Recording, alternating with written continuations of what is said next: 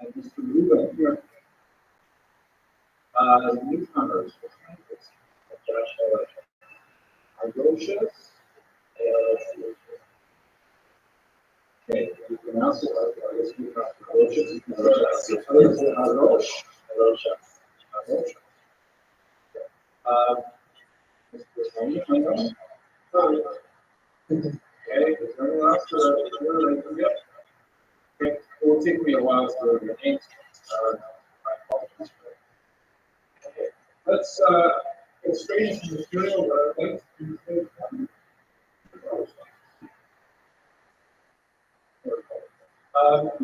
so today's class is really very actually talk about today's class, but we're also going to do a syllabus review. Now the syllabus, let me distribute this.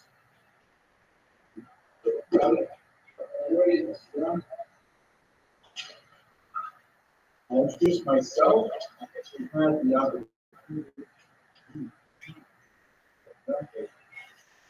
There we go. Just quickly, just taking in this poll just a little while ago. My name is Henry Anderson. I am very pleased to be chosen to succeed in Singapore as the new dean of this campus. I've been with Turo since 2006 in several different campuses, but this is definitely my new favorite. I look forward to a long and hopefully successful tenure here on this. My background is I have a PhD in history at the University of Toronto. I specialize in Eastern European history as outlined on my first published by Harvard University of the Jews in Ukraine. I then afterwards got interested in a few other things, some art history, the history of the Talmud, and there were a few different books I got interested in Scott and the circle I was active there for a while. And right now, my big project, which I've been working on for about 5 years now, is a 3-volume history of the Jewish people. First volume is already with the publisher. I'm working on the maps and stuff, and I'm working on the second volume now. I have the good fortune to study a lot of great universities while they still work great perhaps. Cornell, Harvard, Oxford University. And in terms of my first study, I previously was largely as adults, so most of my studies were conducted around the same time that I was thinking about things. I studied principally at Rothschild, at Detroit, Nancy, and the Toronto as well. Canadian, I feel like people say words like out, about, always, sorry, I am very sorry, I apologize for that. I'm Canadian. Okay, I wrote a few books, interesting thought, and my thanks, some of you might have heard of my podcast on Jewish history, if not me. Be careful with the volume, I guess. It's all going to put up the volume, so that's a good idea. Maybe there's a volume right here. Let's try this volume. Jewish history document is only all the and it's an audacious enterprise, 2,711 short videos, aspect of history, not big document. Sometimes they're in a lot of sense, they're like biographies or places, occasionally events, but sometimes they're just kind of wild, right? Like material, culture, ancient plumbing, whatever happens. So that's kind of like my academic background. I think we have time for a very quick go around.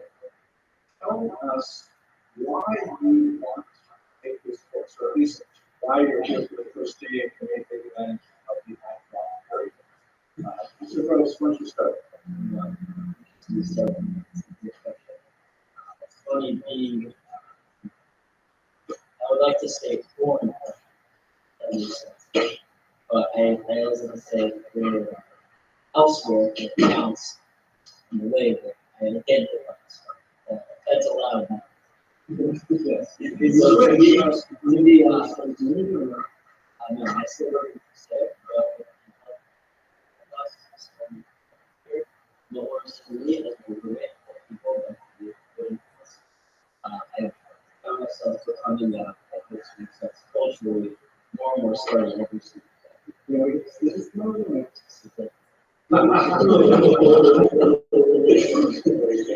and the diet is fascinating. That's not so much yeah, it's not true. We've decided to live with anything else to us. Fantastic. Well done, sir. Mr. Brown. My answer is a little different. I'm here for a better reason. Board class, sometimes understand that.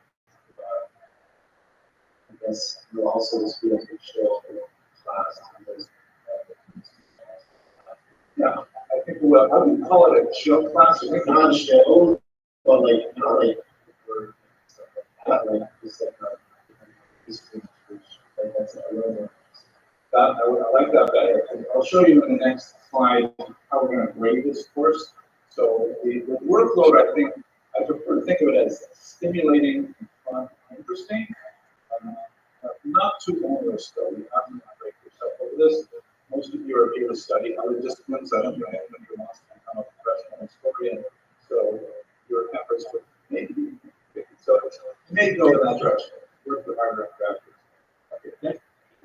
They can Mr. Rubin. Entonces, all the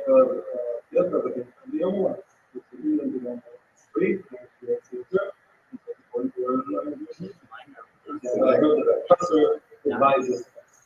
I think it's okay, very nice. Thank you, Mr. Thank you. Mr. Rubin. Rothschild. Please go ahead. With me, and all I know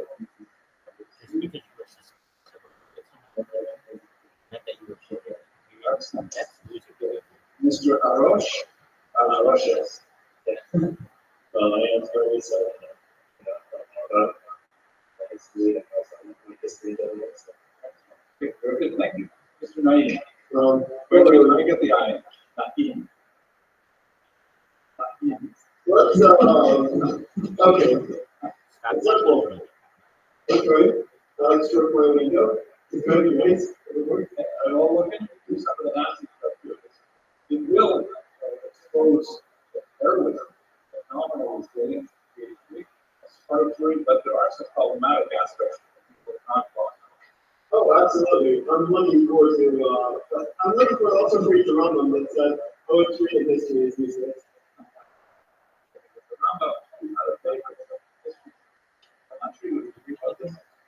email support and Oh, Ruben. the internet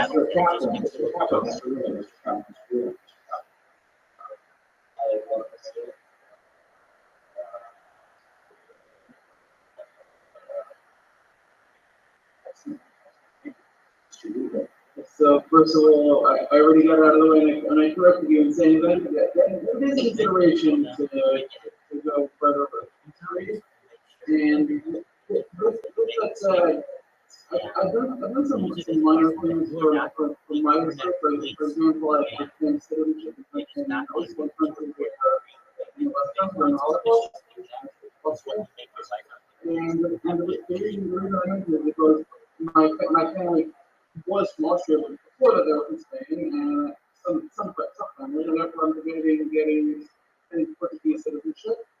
So with Spanish or Portuguese citizenship, Portuguese is easier and they're more lenient about it also. So with that said, I figured I should do something to deserve it. Absolutely. We're going to look at Portugal today. Shows asking, but the time also I really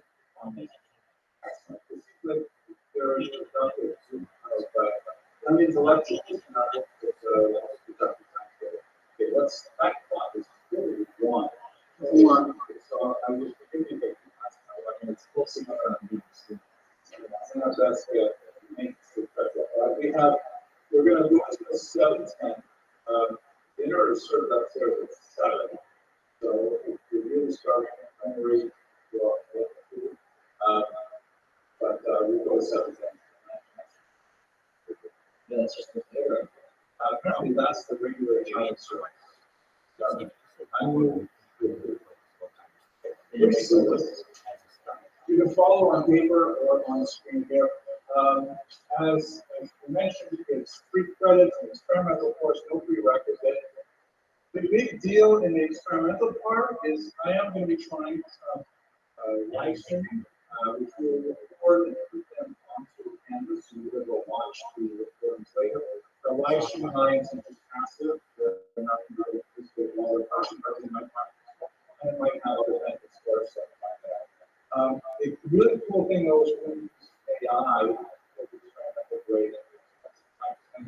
What I mean by that is artificial intelligence is going to change your world remarkably soon. It hasn't already. And one of the big things I have to do as a team here is trying to figure out how to navigate this shift into this world of AI. We're going to look at the whole gamut of scholarly history from the origins of the Jews in the Iberian Peninsula. That term refers to basically Spain and Portugal today. They turned it down to orthodox times.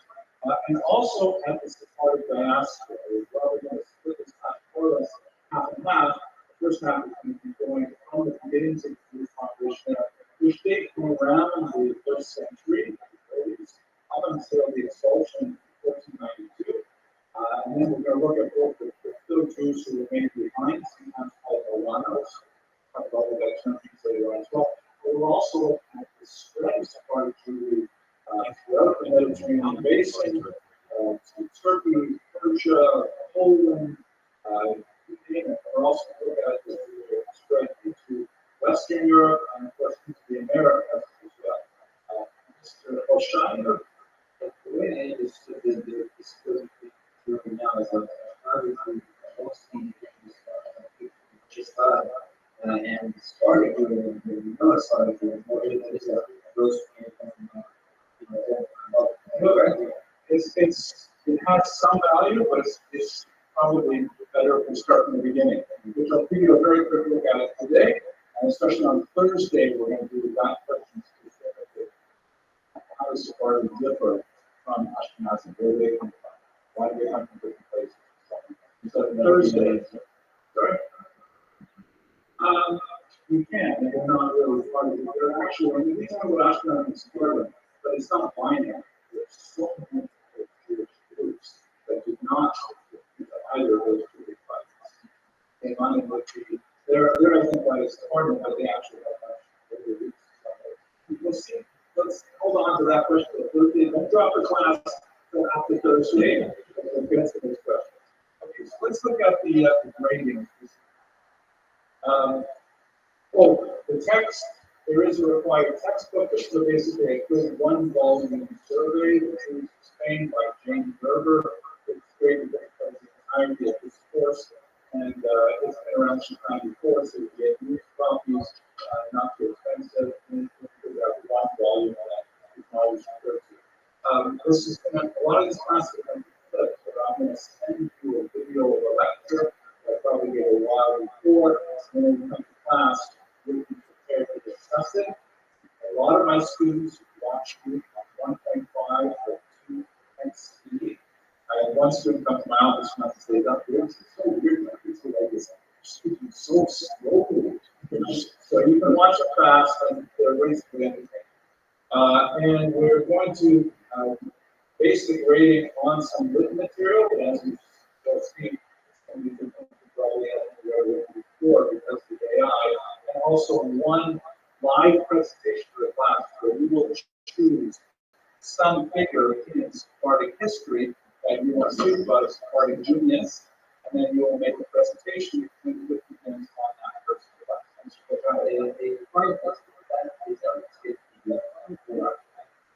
The point is that you should have a one-volume easy reference. I personally like an actual paper copy of a book like this, but PDF would have one. Okay, let's run this here. Now here's the tricky part. We're going to do this with AI. artificial intelligence, as I mentioned earlier, is so big. I'm just curious, how many of you have experimented with AI tools? It's my job. It's your job. We're in IT, absolutely. It's huge. It's massive. And it's the kind of thing that it makes the Gutenberg invention of printing press so small, it makes the picture so small. It's really scary. Right? Exactly. What AI is basing on all those things. Because, I don't understand a lot about how AI works, but it is massive. And people say it's a famous sort of proverb now, you will likely not be replaced by AI, but you will be replaced by someone using AI. And whatever job you intend to do, you're going to be using AI to do it. I can't think of any examples where that's not happening. And you're right at that transition point where you're here for a couple of years in school, and you're going to hit the workforce, you better know how to deal with it. I'm like from the generation that knew Egyptian servitude and wanted to desert for years. So like I was raised in one with her, how do you accept it? I don't like I'm learning this myself because of the original natives, but we're going to engage in it on an experimental basis in class. So this is you'll see the we've gone on, but the most important thing is these work. Yeah, look how this expands. No, well, you'll check out the big green, yellow, red, right, universal symbols. You can use AI for ideation assistance, like to brainstorm, figure out ideas, to plan topics. Also, it's kind of useful for, if you make an argument, you might want to say, what would Maimonides, you can actually tell the AI, pretend you're Maimonides reacting to these critics, right? And you can ask the AI, and it will give us a good answer. Maimonides might have responded to it. It's all based on material that scholars have published. Here, that's really fun. What you can also do in the yellow region is you can actually write stuff, telling AI to write your page. But it has to be with attribution. Now, to reveal what is not your writing. This whole paragraph is taken from AI based on this prompt. And you trust it, which I'll show you in a second. And this is lies like you knows. Unless you're prepared to test it, when we get caught up in slides, so we not acceptable is AI generated content where you just say, write me a 3,000 word paper that will make algorithms happy on article 3, then piece it out and send it to me. That is not true. So we'll read this and we will experiment with different providers and have them use AI. Here's an example of it lying. Okay? This is ChatGPT 3.5. 4.0 is out there. 4.0, by the way, is able to score high enough on the LSATs to be accepted for the Ivy colleges. You can pass the bio AP exam on the first try. It's scary how smart it is. So I'm going to Bordeaux a little later, Bordeaux in France, in late October. And so I want to see, okay, what do you know about Bordeaux? So I asked ChatGPT. So what country is it? I said, Bordeaux, France, Jewish. Not like Google idea. And he gave me this really nice answer, and I thought, well, that's actually pretty good. So you know what? I want to know more about the ancient period. I wanted to know what archaeological evidence has demonstrated Jewish life in Bordeaux, France. And I happened to have read some stuff on it, so I was sort of testing ChatGPT myself. So then I write, tell me examples of ancient. I ask it examples of ancient Jewish presence in Bordeaux. Listen to its answer. One of the most notable examples of ancient Jewish presence in Bordeaux is the Bordeaux Talmud, a medieval manuscript that contains commentary on the Talmud written by Rabbi Ben Yaakov. This manuscript is considered an important example of Jewish scholarship and is studied by scholars for centuries.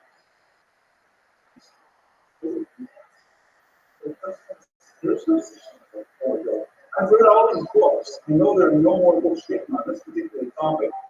Nobody mentions the Bordeaux tunnel. What are you talking about?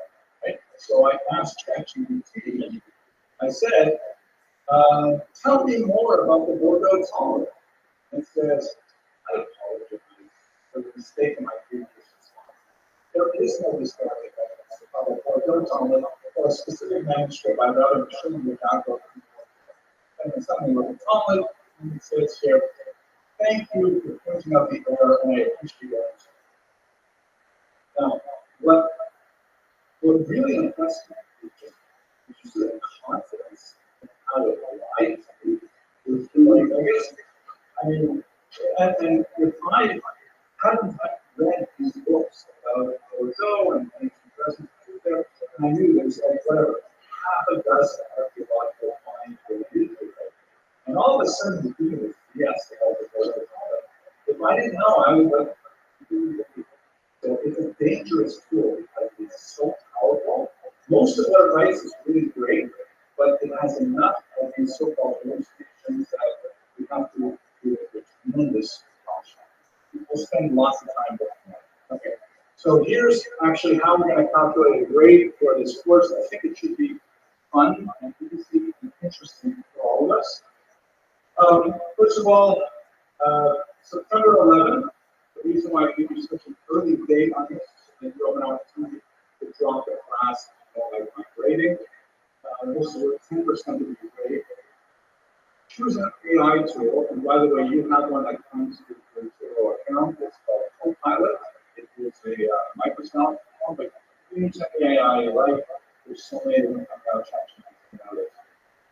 Here's the question: who are the Spartans in 500 words? I would generate an answer and basically copy and paste that answer into a Word document and then write your commentary on it. You think it's accurate, false, misleading, tell me what you think of what the AI says. Because the ChatGPT CEOs, everyone remembers relations several times to get old. It learns so fast. I've asked it the same question several times, and it gives me good it is weird. But someone else, and by the way, be very careful what you put in there because you are contributing to it as well. You don't put it in person. Is it really voluntary expensive? That's all. It depends on the program. Like the Copilot is kind of interesting because it will give you an answer. And by the way, you can also make pictures too. I use it sometimes just creating images along with my screen or whatever. Just for fun, like I have a Guinness on Shabbos on the Rambam Sefer Shuvah, and the last paragraph is all about being sick with love for God. So I told ChatGPT, probably a picture of my Maimonides love song. It's a pretty funny example. But then it gives me little suggestions like put some Hebrew characters in the background. How about a Torah scroll? And what last one for stuff? Here. So that's one of the answers. Yes, Mr. Rothschild. Research after these the words is really appropriate or yeah, this more opinion based, but well, I want you to take a critical approach to this generated graphical text. Right? I guarantee you something like 90% of it is perfectly true. You can come back and say, wow, this is like astounding. And you find flaws in it. You're not going to grade it on your flaws. The point is, we are exploring AI and trying to understand how we can use it effectively in our own research. And first easy assignment is, how do you like the style masters? And Mr. Chapel.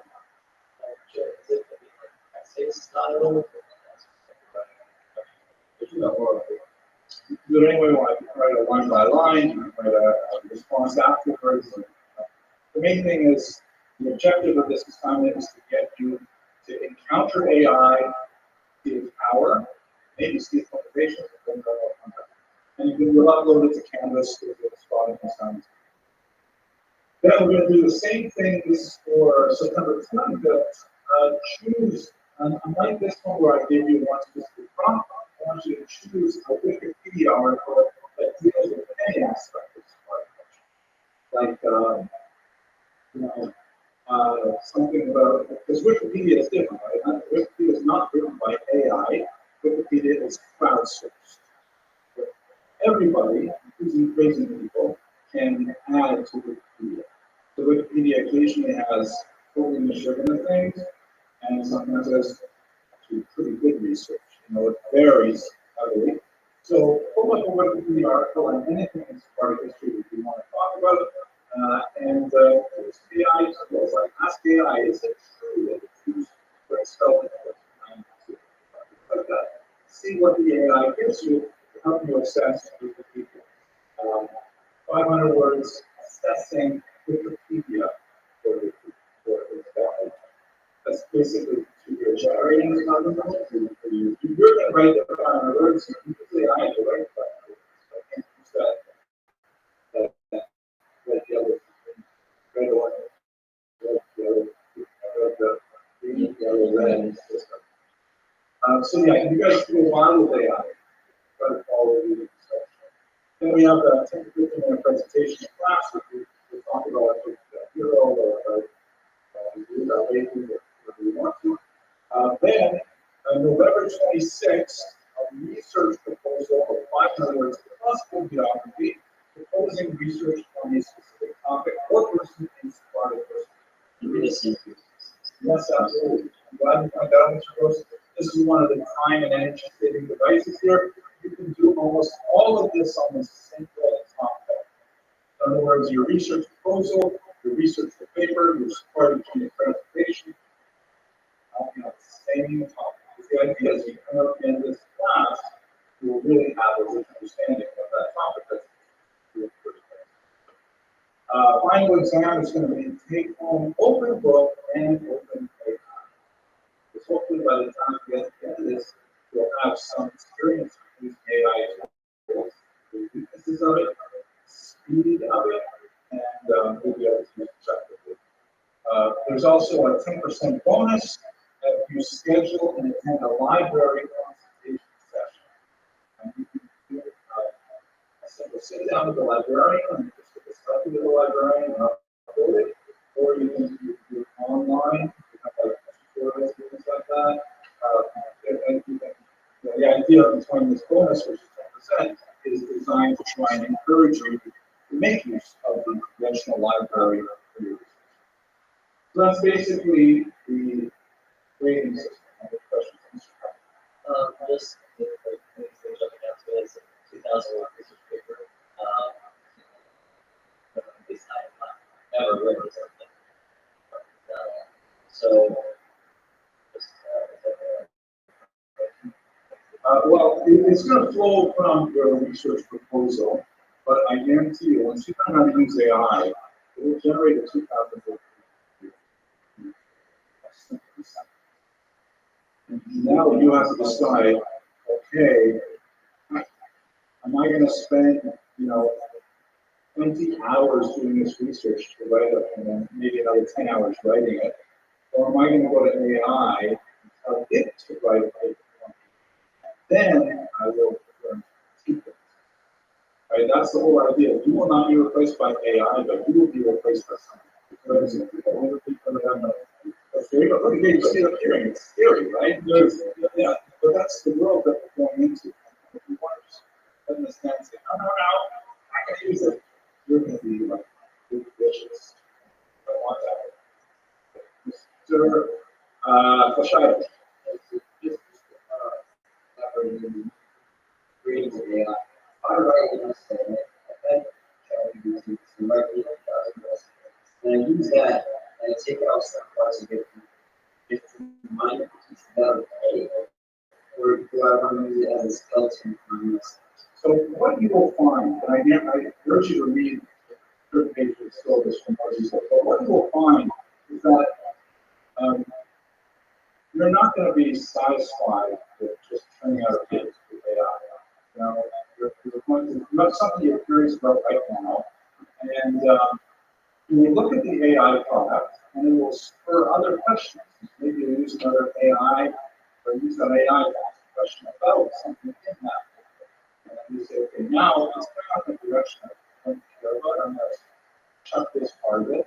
But ultimately, AI is kind of like a massive encyclopedia of all world knowledge. And it is so fast, it's able to zero in on the material you want, that just working with it is like a different experience.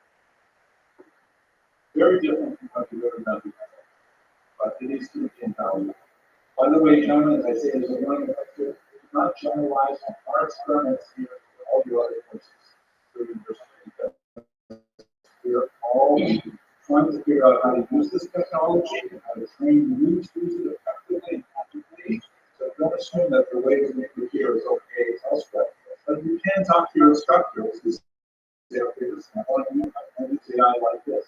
Okay, what does that? So, just a question based on the I would say, let's say, for example, I get checks, any other check, the context, which I would like to reference. I get cuts, I get, this is what I want in introduction, this is the body of the skeleton. I would say, I would just like to phrase structure that is acceptable. Is acceptable, it's called AI assisted, in the sense that you have to go back over it, review it, make it your own, edit it, make sure that you're comfortable. Or, yeah, sometimes I can just get Yeah. but I usually do is what I just said. But also, once taking that aspect, taking content and acting on the nuances. So, yeah, I may not actually do that much writing, crazy structure, but at the end, but I can refine it again and again and again.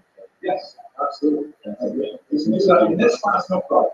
Again, trivially, what some AI tools offer, especially in primary and secondary levels, they have trackers that will log into this particular AI tool, you use it, and then it will send a report to your instructor exactly what you did with it. So the instructor will be able to verify that you used it in an appropriate way. So that's okay if you do it all. There's also one really amazing program that's called Rothschild, if I remember correctly, that allows you to write something, then you can adjust the tone. Let's say, for example, a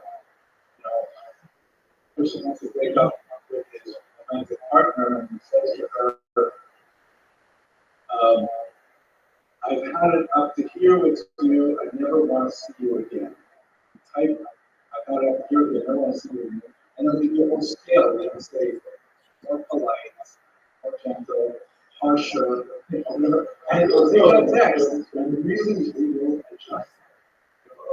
The most amazing way. So AI is just going to change everything and we can figure out how to use it. Mr. Rothschild. The last one, the other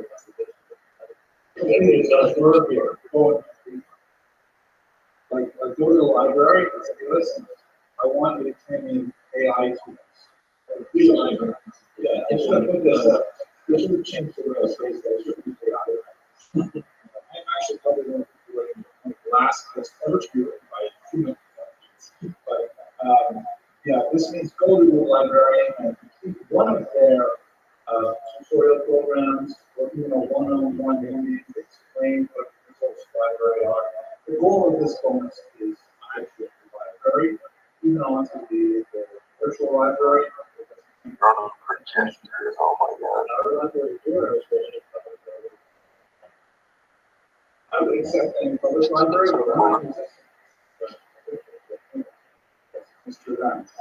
Yeah, that's what I that's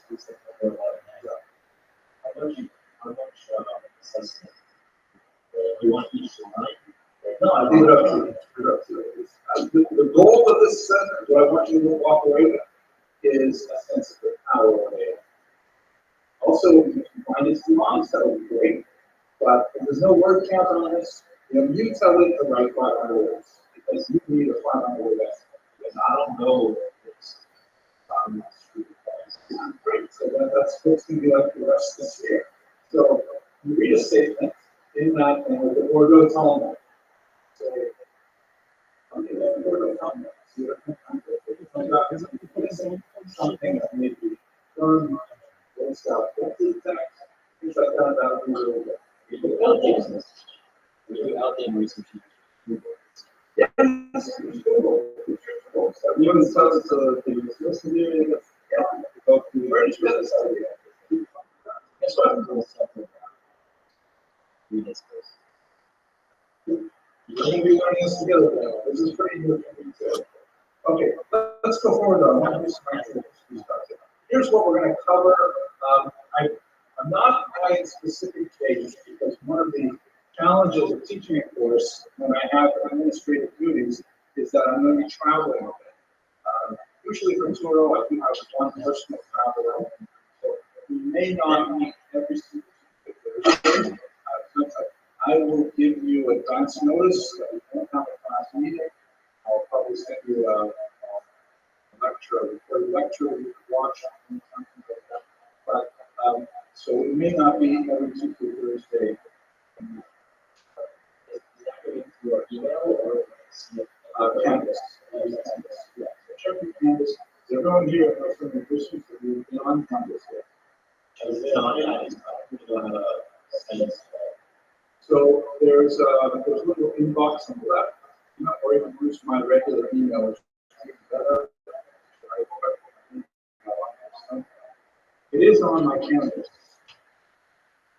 If not, well, it's just henry.abramson.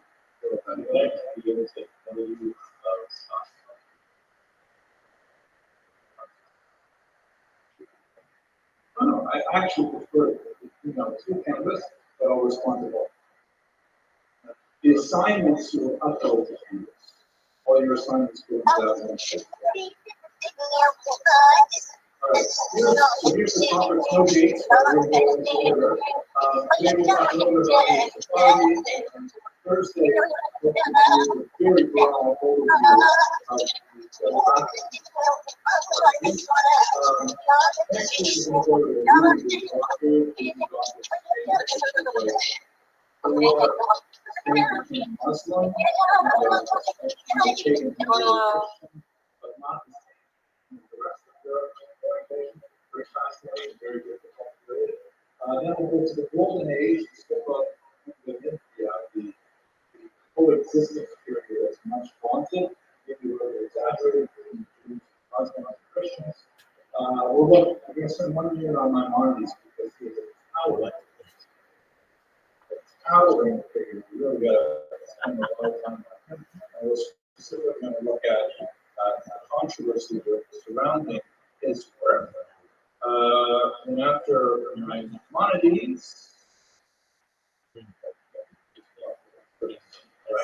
after Maimonides, we go to the Reconquista. Basically, what happens is Spain is first pagan, and called Christianity called Arianism. Then it becomes Muslim, then it becomes Christian again. That's what the Reconquista means, the reconquest. If it's Christian, that is followed by the Inquisition, which is powerful history that lasted for 600 years, actually. And then, of course, it culminates in the expulsion, which is a great moment of the Gaylish Card, where great in the sense of large, great in the sense of good, where maybe 300,000 Jews were expelled. Then we're going to look at Jews in hiding, as particular Jews, particularly in the Iberian Peninsula. And then afterwards, if they have to remain in hiding in any territory afterwards, in 3 different units on the silence as part of the diaspora. Europe, primarily places like London, Amsterdam, Hamburg. We're going to go to North Africa and the Eastern Mediterranean, which have Turkey, Constantinople. We're going to find the spots like that. Explosion of Jewish creativity there. The Shulchan Aruch was there, the Isa, a lot of time there for about 50 years. incredible level of expansion of Jewish ideas, and then go into it. And then finally, when it comes to start aspects in the New World, not only in the Caribbean, South America, and Central America, but also in countries like New York and Canada. 20th century was the Holocaust. Then we look at the so-called Jewish Nakba, where this term, which the Arabic term meaning the catastrophe, is what Palestinians use to describe the displacement of about 750,000 Palestinians. They use that term at the time, but this displacement during the Arab-Israeli conflict that resulted in the creation of Israel. In subsequent years, roughly the same number of Jews were forced out of Arab countries. Most of them were Sephardim, making their way into Israel. That's what we're going to talk about here. And then finally, we're going to conclude by looking at starting in the 21st century, moving to that's the overview of the first. It's going to be like a whirlwind of activity. Any questions about this facility?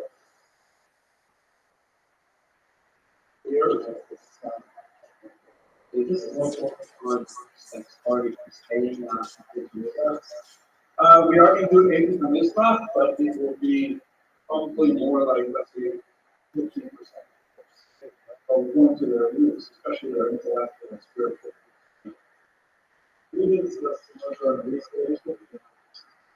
Yes.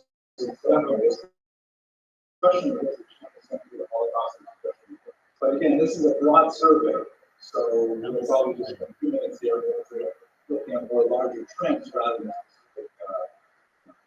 specific, but that's like good topics for research. Yes, very much. The answer is no. But he really liked athletic thinking. He played it up quite a bit. He stayed that line and looking at different things. Okay, so let's do a little bit of actual history with the last hour or so of that class. Okay? So we're going to ask the question.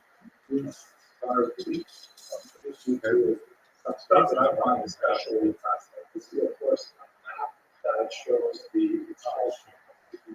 from Spain and Portugal. We're going to spend a lot more time talking about this over the course of the semester.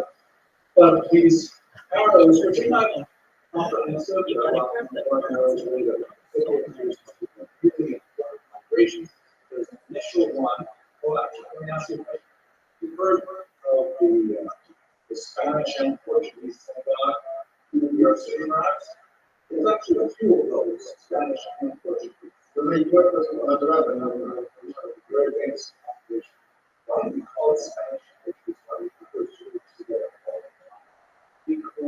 Because in both cases that were started by immigrants, and there was a few and Good argument. Good argument. Any other possibilities? Sure. Okay. Same Peninsula. Why don't they call them like Iberians? Or what? Like 24/7, Not period. especially. If you watch Rabbi's stream, Rabbi will Portugal and essentially do whatever you want. Farad, Just please be sure to tell culture.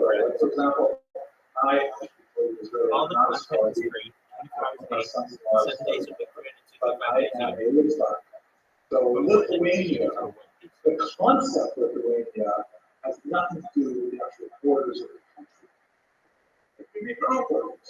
So the Sfarad includes Portugal. Why does that make such a big difference about it? I have no idea. Or you just only very, very briefly and actually only after the expulsion. So here's the basic answer. Now it's one of those things that's kind of like sub rosa for a lot of the discussions. In 1492, Jews had basically two options. What were they? Convert or leave. Exactly. So those Jews who left, like the Abar Banel, for example, they're called called Spanish. A lot of them fled to Portugal, at least 60,000 of them. But the most obvious location, right? Portugal is here on the edge of the peninsula. The similar kind of Romance culture, the concept of citizen Jews have fled there for a long time before our grandfather fled there in 1991. So many of them fled to Portugal. What happened in Portugal? Or is it what happened in Spain? Related with the Jews. Yes, it was delayed. But what about the expulsion aspect? There were massacres in lots of places, yeah, but in this area, it's quickly. Indians who speak English, really probably the young women. Very true, but not the answer I'm looking for right here. The basic thing is that unlike Spain, which gave the convert or leave option, 1496, Manuel the first says to Portugal, it's so valuable. I can't keep you here for personal reasons and political reasons that we'll talk about later. So everyone's converted to Christianity right now. Mass forced conversion. But unlike the Jews of Spain, the Jews of Portugal did not have the choice, and they were immediately made into Christians. There's a lot of questions you'll ask. Well, you know, it's against the will, why does it count? Just go back to Judaism, what's the role of Judaism? Basically, Portugal did not have the Jews to leave. They just made them. Then, over the course of generations, centuries, many Portuguese Jews tried to get home. And when they set up their lives in London, Amsterdam, Sydney, New York, wherever, when it was safe for them, then they reclaimed the Jews within. Often after having lived as Christians for centuries, the Portuguese Jews were very different from the Sephardic Jews, the Spanish Jews, because the Spanish Jews retained their Jewish status with all of its disabilities for hundreds of years, frequently living in ghettos and things like that. But the Portuguese Jews were kind of like the ultimate ballet children. They returned to their Judaism later on, and they had a remarkable impact on the rest of the Jewish world.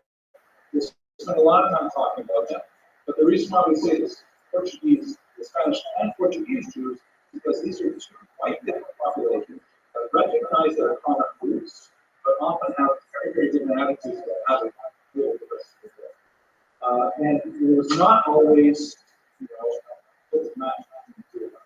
so, and that explains, okay, the red lines are basically these Sephardic Jews in particular, the Spanish Jews. A lot of the blue lines represent the Portuguese Jews who lived as for quite some time. And there's two different centuries here as well. So it's not really Portuguese Jews, but the 17th century where they kept on migrating. But what about all of these Jews way out here? This is like, what about all the Jews who lived in Damascus, that lived there before the Sephardic came up? Don't we call them Sephardic? We call the Jews from Damascus not Sephardic. Revolution. Mizrahi. Okay, very good. And what of course, people as well. They themselves, not how related. Use the term Mizrahi now, especially 21st century. But if you ask them, let's say in the 1900s, they changed themselves. Very, very following the ancient time. And China is good at that. You don't have to modify this question. What I want to say, let me just give you the answer. Okay, it's delicious. There's one to run on the ones to the same on the clothing, which is about Soda primarily doesn't run on the us. They remote these areas and accent program. By the way, this car was one of these Spanish immigrants, right? That we take this way through two concepts all the way down to the slide. So the Jewish majority says we're doing the curriculum. He was 5 years old age. But the influence of Sephardic thinkers on these populations was so huge that many of them simply adopted the sack of the Schopenhauer. In fact, that's what Rabbi Yosef has to say about it. I want to take you into one specific issue to give you a sense of, here's a chart that I think you'll find very useful, especially for the land I think this earlier. What is this chart we're looking at here? Right? Guess what this is? Another company going still. Excellent, very good. This is actually measuring the size of the exposure. Where they live.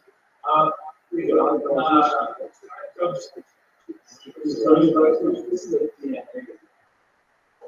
This is a chart of a particular chromosome on people who identify as DNA. How do they get this is done by Doran Behar and other scholars. This is pretty amazing stuff. So this is basically Jewish history measured in DNA. You have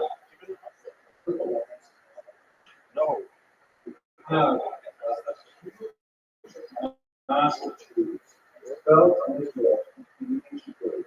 Josephus, very important historian of the first century, says that maybe as many as 100,000 Jews were shipped away from Israel by the Romans at the end of the Great War. Most of them, were shipped up here to Italy, which is the home of the Roman Empire, and they were forced into servitude, and within a few generations they managed to become much more well established there, and many of them went around the 9th century up to the Rhineland in Germany. We actually have lots of really good DNA evidence.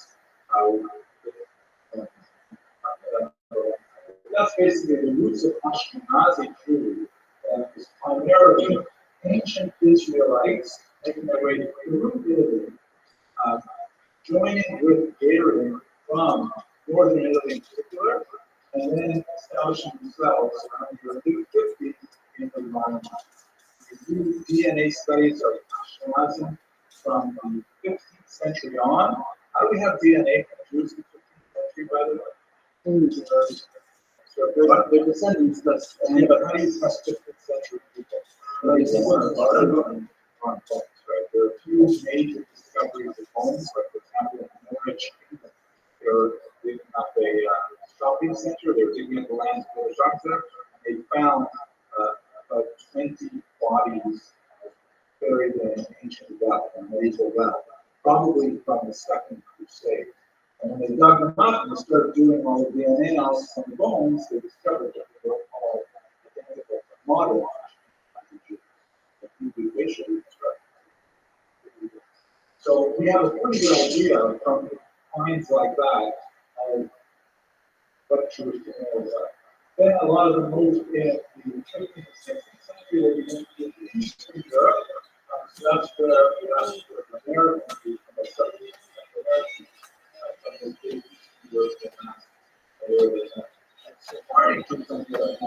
A lot of them made their way, also expelled and migrated, making their way into the island. There was a significant amount of time mixture with other Ashkenazi groups that came into the island, but they have a different path taking them to Spain. This is based on scientific evidence, as it is combined with DNA. When you look at Sephardian today, you have comparatively little Italian DNA, whereas Ashkenazi Jews have between 35 and 70 Italian DNA, which explains a lot. Right? That's very valuable aspect. And so when they migrate to Europe, it's a lot of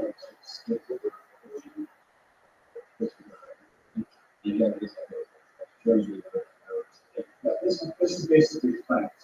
But Germany is right next to it. The Rhine line, the Ashkenazi is specific to the Rhine.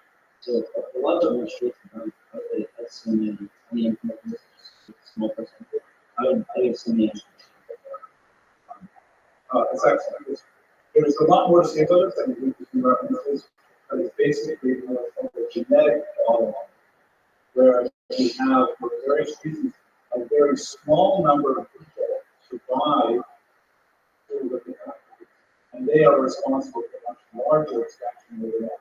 One of the weird things about Ashkenazi Jews, they are 46% of them are descended from just below they were not in the 11. So I'm actually grateful for that.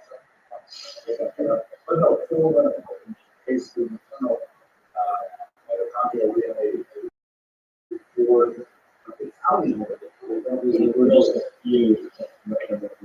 At some point, they still feel that they must have had to pass through. Yeah.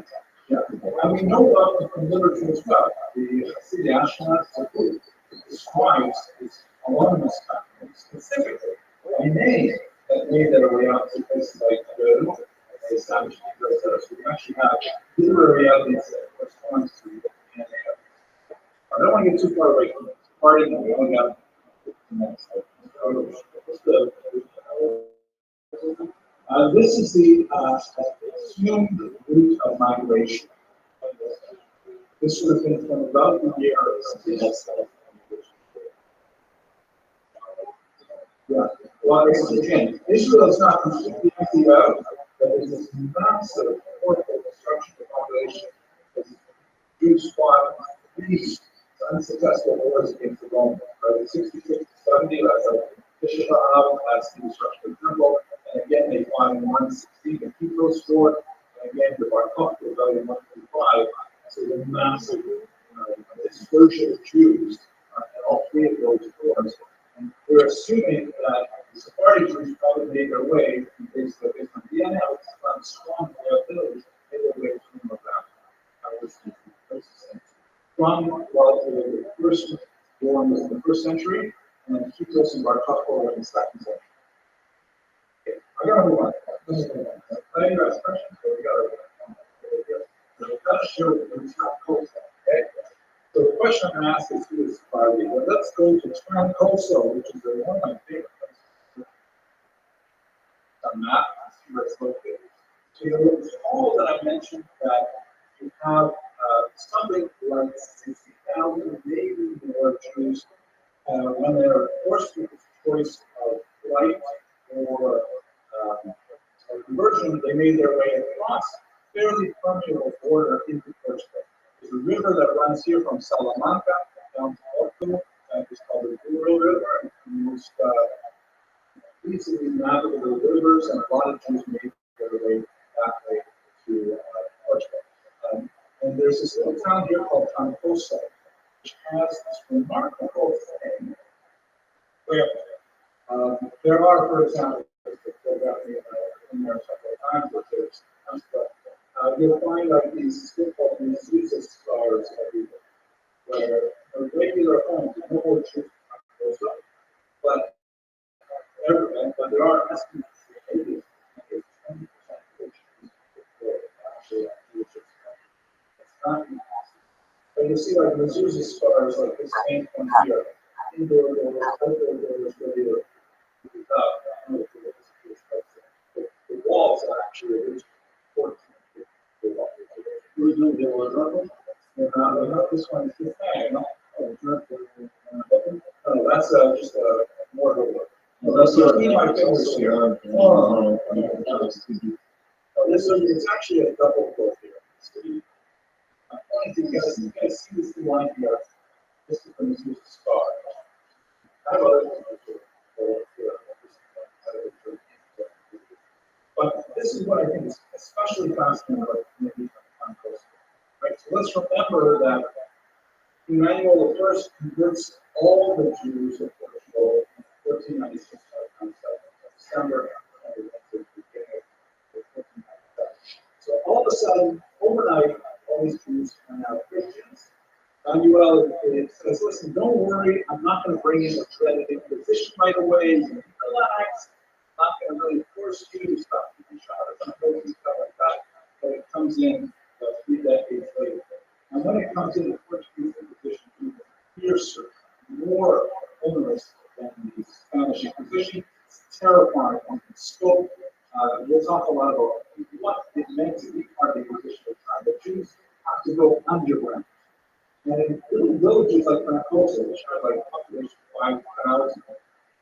There are dotted around known Jewish neighborhoods about 250 bizarre inscriptions. And I'm asking you about who think they mean, because there's a lot of theories, and no one has really come up with, I think, a convincing one. But these are all inscriptions primarily in the old Jewish quarter. Some are outside near the city walls, and they look like this. This is like where the mezuzah would be.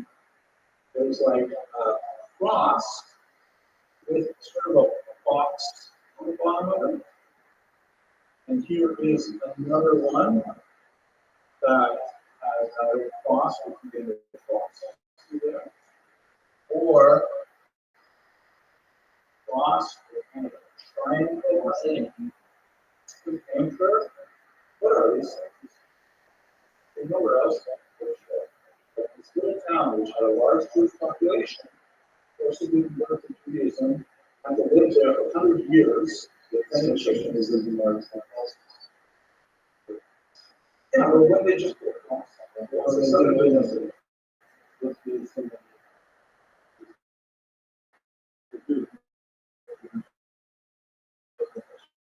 That's one theory. There's also something else.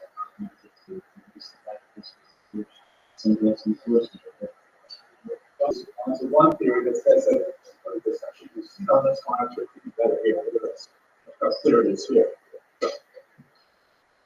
So one of the theories is that these were Jews who were marking their houses as Christians, the cross, which is great.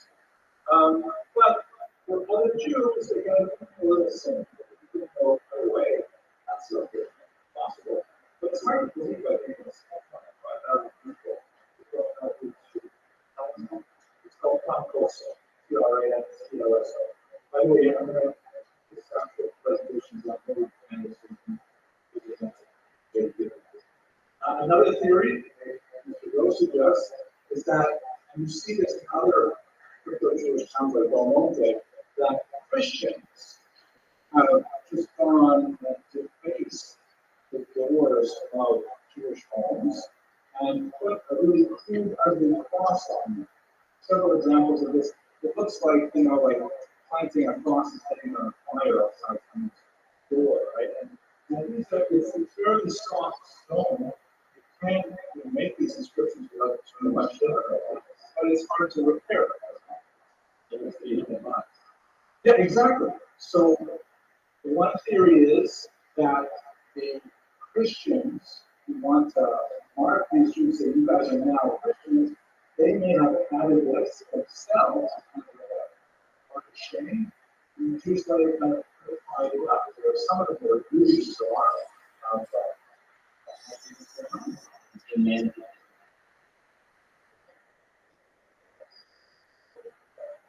Possibly. So it could be a little bit like a prophylactic measure, like maybe the Jews themselves put up there saying, hey, don't bother us, we're Christian now. And probably to know we were Jewish and like one generation ago, we didn't need pork, but now we love pork with us. We put this on our walls. That could be too. A lot of questions, no answers. But there are so many of these that it's hard to dismiss.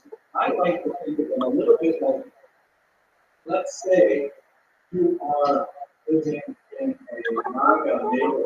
I'll tell you things about Naga, your red hats, stuff like that. Right? And so if you put a kind of a poster up front of your house, when you're asking, you're in trouble. You know, like, help yourself out. So maybe you'll choose I think a kind of sign. It doesn't say however, maybe it says, maybe we should all have like national goals. Maybe you'll choose something that's a little bit calmed down, so you signal to people they want MAGA, but not willing to like expose yourself to the other. That's my favorite theory, but it's not entirely right. By the way, if you want to use your AI to try to figure out what these controversial things, hey, I spoke to experts in Portugal about it. Some say it's a total fake, just for very hard to date.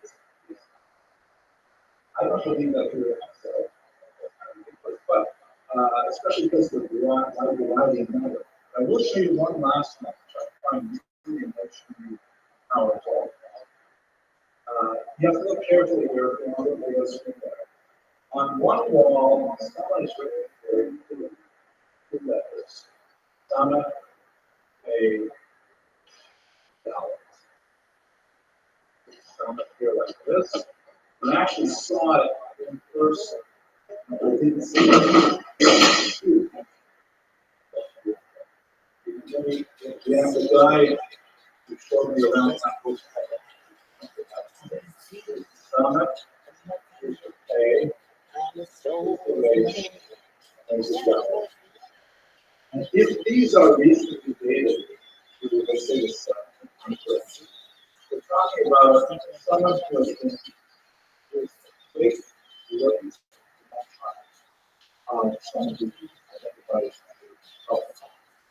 we'll call 4 or 5 generations living as Christians is still ultimately yes. Not today. Let's give you one example.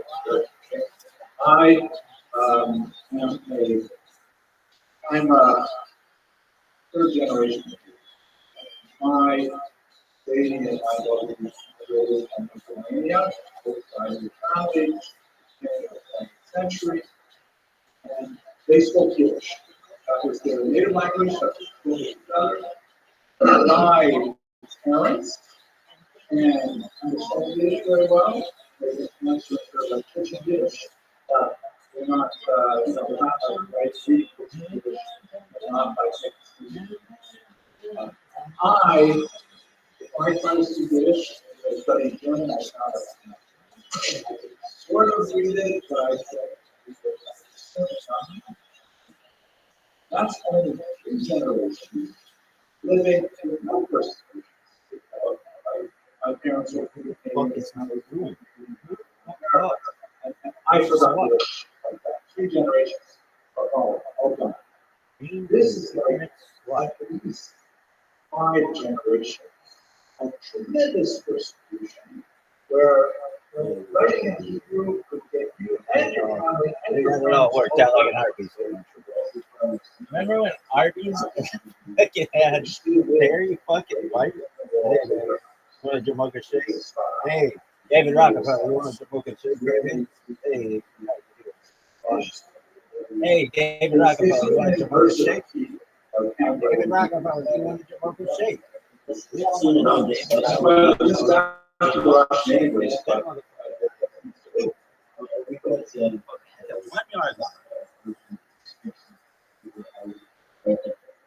I didn't plan on it, so we're going out there.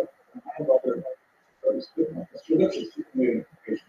Yeah, we're learning other pieces of this part of the family. This is simple to other things.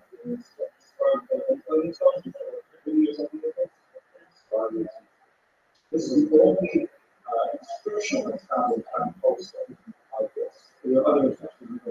Yeah, and there's also literature, especially the other Jews speak accounts where Jews could live in the ghetto, for example, and then they have to be published their memoirs and we can start. How were they able to do this essentially? Because how is the expanding that from earlier generations? The dating is based on guesswork and evidence.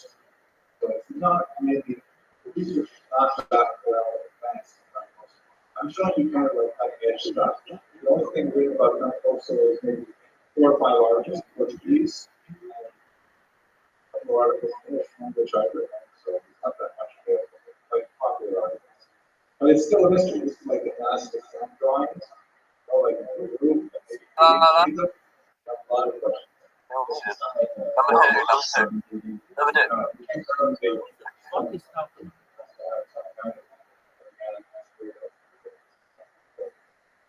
Okay, so bottom line though, we asked the question, who is the star of Rabbi?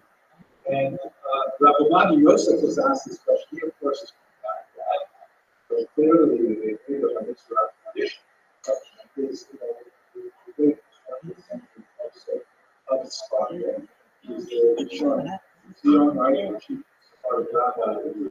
Well, really inclined. His answer on this topic was anyone follows the river.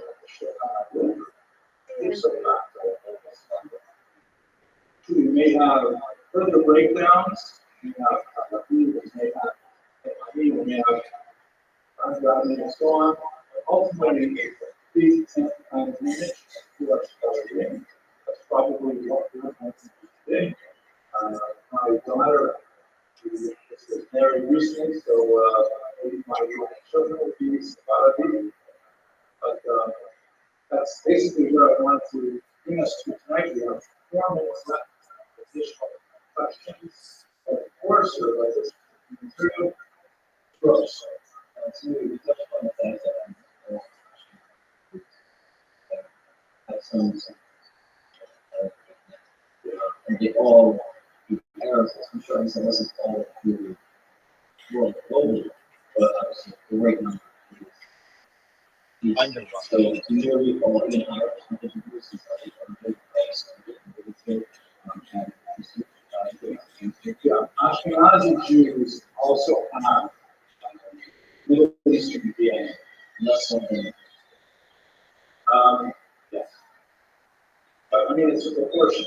When when you do studies, where we have the best information, like you look at the Y chromosome, or the fact that in home, after renal progression, everyone tends to get a color.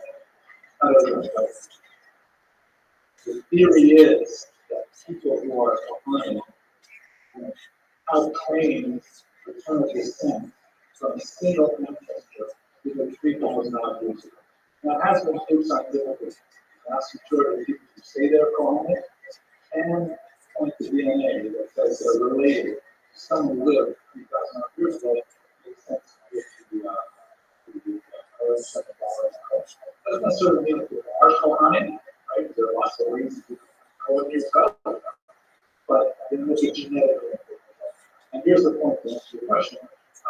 Studies in places like the beach of Tel Aviv, where they would like just walk along the beach and ask guys, are you a Kohen?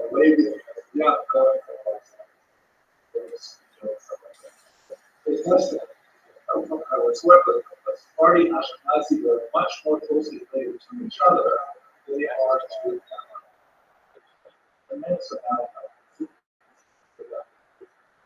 So answering the question, even though Ashkenazi Jews have much more Italian DNA, you see it in our skin tone and our hair color, things like that. We have a tremendous relationship to start our soul. The skin color, things like that, is very superficial.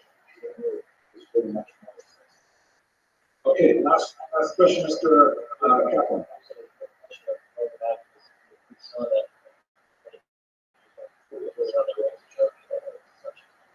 The Italian communities that stayed in that Rome. They're kind of their own group.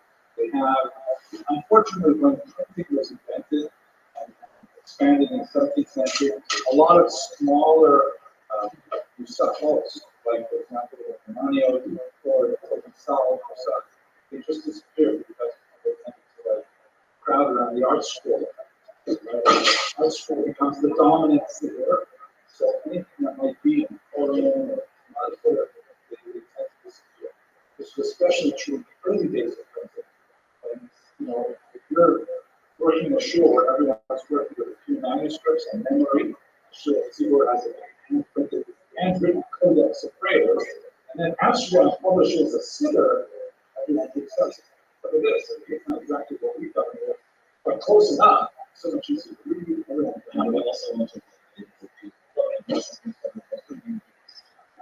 Okay, well, so it's 7:10. Thank you very much for learning to take. God willing, on Thursday, we will continue with the history of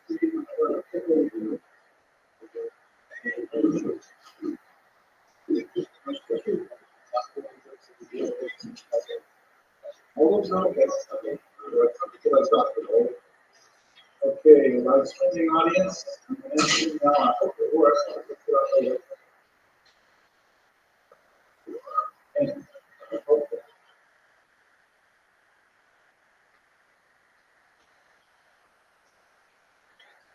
our goal for today is to do a massive sweeping overview of the entire course chronologically because it's complex, right? We're looking at almost 2,000 years of history with tremendous changes over those periods and really ones that deeply affected Sephardic Jews.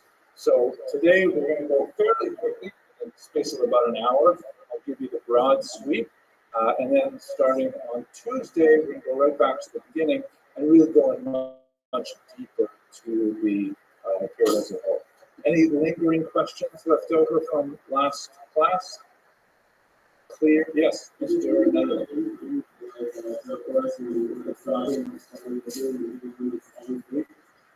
Well, I start on time. So if you guys are late, I mean, it's on you. Right? Yeah, that's good. I gotta beat myself if I don't do it right. No, I like to start on time because I think if you wait till people show up, you're just rewarding people who are coming late.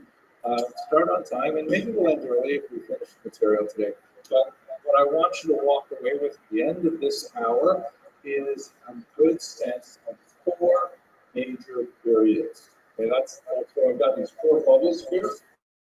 The first period is the ancient period. The term ancient typically does not go up to the year 711. It's a technical term, ancient, sometimes referred to as antiquity. So antiquity generally ends around the year 200. There are different ways in which you can measure it. Christian historians tend to look to the fall of Rome, which is like in the 400s. That's at the very end of antiquity. And of course, it starts all the way back once you have written history. Before written history, like, Stone Age, stuff like that, that's called prehistory. So we don't have a prehistory that we know of. We definitely have ancient history, and that's where we're going to start. I'm going to go a little bit into the early medieval era because we're going to take us up to 711, the key dates. Not too many dates as a whole in this class. Well, I'm done. No one knows. Why? Even know what happened in 711? It's really famous. They named the whole chain of stores after this event. Muslims conquer Spain. Exactly. Really important date because it represents a huge turnover from Christian Spain to Muslim Spain. So, I'm sorry? There's no connection to the story. I just like to say that. But I have no idea why they call it 711. I highly doubt it's because of the Muslim conquest of Spain, but it's an easy way to remember it. 7 a.m. to 11 p.m. That's great. That's like or maybe it opened on July 11th. Okay, so that's the first period. Okay, we're going to look at the ancient period. That means from the origins of the Sephardic Jewish community, which is just, as we shall see, basically first century, up until the Muslim conquest of 711. So this technically is a little longer than the ancient period, because the ancient period at its furthest extent goes to the fall of Rome in the 400s.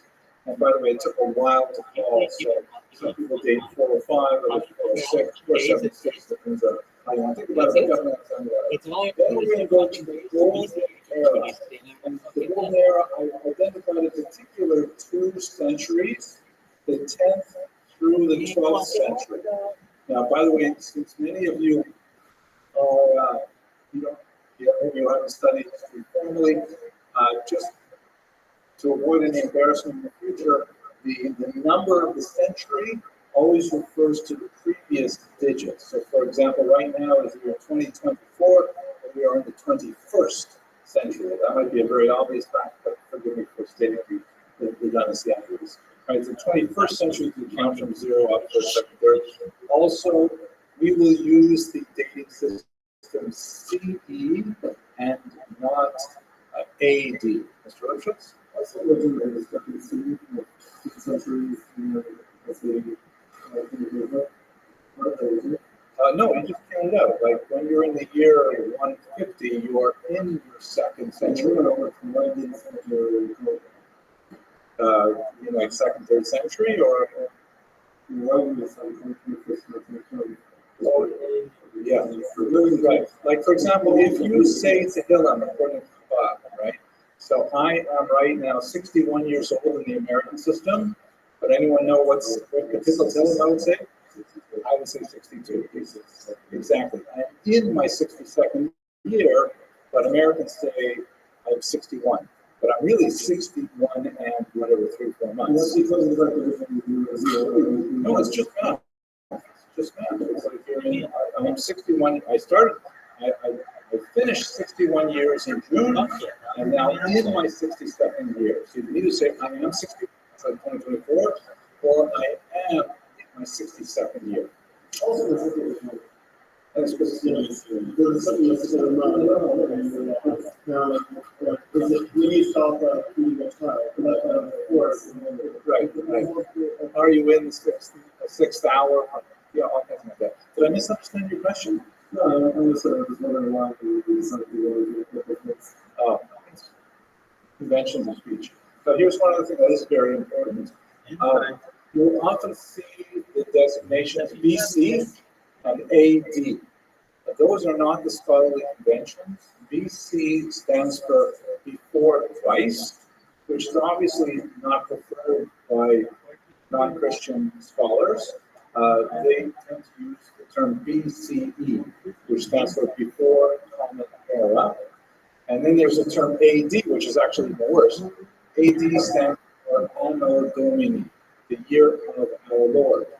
And so that's like, it's not just a statement of fact before Christ, but saying the year of my Lord, that's kind of heavy. So we use CE, Common Era, as opposed to AD for the user in that. Yes, exactly. We just use the same numbers, but they change the ending. So by the way, it's not just Jews, it's the secular world, that's a scholarly convention now. Okay, so we're talking about the 10th to the 12th century, that means the 900s to the 1100s. That means we're going to span the entire era, but these are the 2 centuries that are especially associated with the Muslim Jewish golden era. Right? This is an era that includes, luminaries like Jehovah's and Levados, Yehuda Halevi. The Rambam is really at the end of this period. He's one of the last of those great luminaries, and we will have plenty of time to figure out what exactly was so special about this period. Was it quite as golden as people say it was? The term that's often used is convivencia, which means the period of coexistence, which is a little bit exaggerated, but it really represents a unique period of time. We will spend lots of time discussing why it was so golden, but then it goes into decline, and that's what we're going to study in the 3rd level here. This is a period when the disputations happen. Those are like staged debates between Jews and non-Jews. Perhaps the most famous of them is the Kuach of Ramban, who was forced to debate the merits of Judaism versus Christianity. And these things always had a predetermined ending and so on. But that's what happens really from the 1200s on. And ultimately, it morphs into the Inquisition, which we'll spend a lot of time talking about. The Inquisition was absolutely horrific and an incredible period of Jewish persecution. And then finally, the expulsion in 1492, which kind of draws a sharp line. Right? So 3 periods so far: the ancient period, the medieval period, which has a couple centuries of high points, and then the decline from 13th to 15th century. And then finally, because the 15th century represents technically the end of Sephardic Jewish civilization in Sepharad itself, you have the diaspora afterwards. The word diaspora means scattering, it's a Greek word, and it refers to all these Jews being kicked out, forced out, fleeing, refugees. It's a little bit of an exaggeration because there are many Jews who remained behind as hidden Jews. There are a lot of different terms for them. You've probably heard the term Marano, which means someone who's pretending to be Christian on the outside in the street, but at home, to varying degrees, they're absorbing or they're living a Jewish life. The term Marano used to be the scholarly accepted term, but it fell into disuse in the last 20 years or so, largely because it's a Spanish word for pig. It's an insult. And so many people saying, why do you keep calling those Jews Maranos? That's the term that was appropriate, that was used for them. So other terms used include, I prefer crypto Jew, which means like hidden Jew, converso, which means convert, because many of them had already been forced to convert to Christianity. Novo Christals, or new Christian, that was the term used as a term as well. So there's also a crypto-Jewish population in the Iberian Peninsula, but the dominant experience in the last 500 years has been that of diaspora, all across Europe, into the Eastern Mediterranean, and into America as well. Yes, please, Mr. Rubin.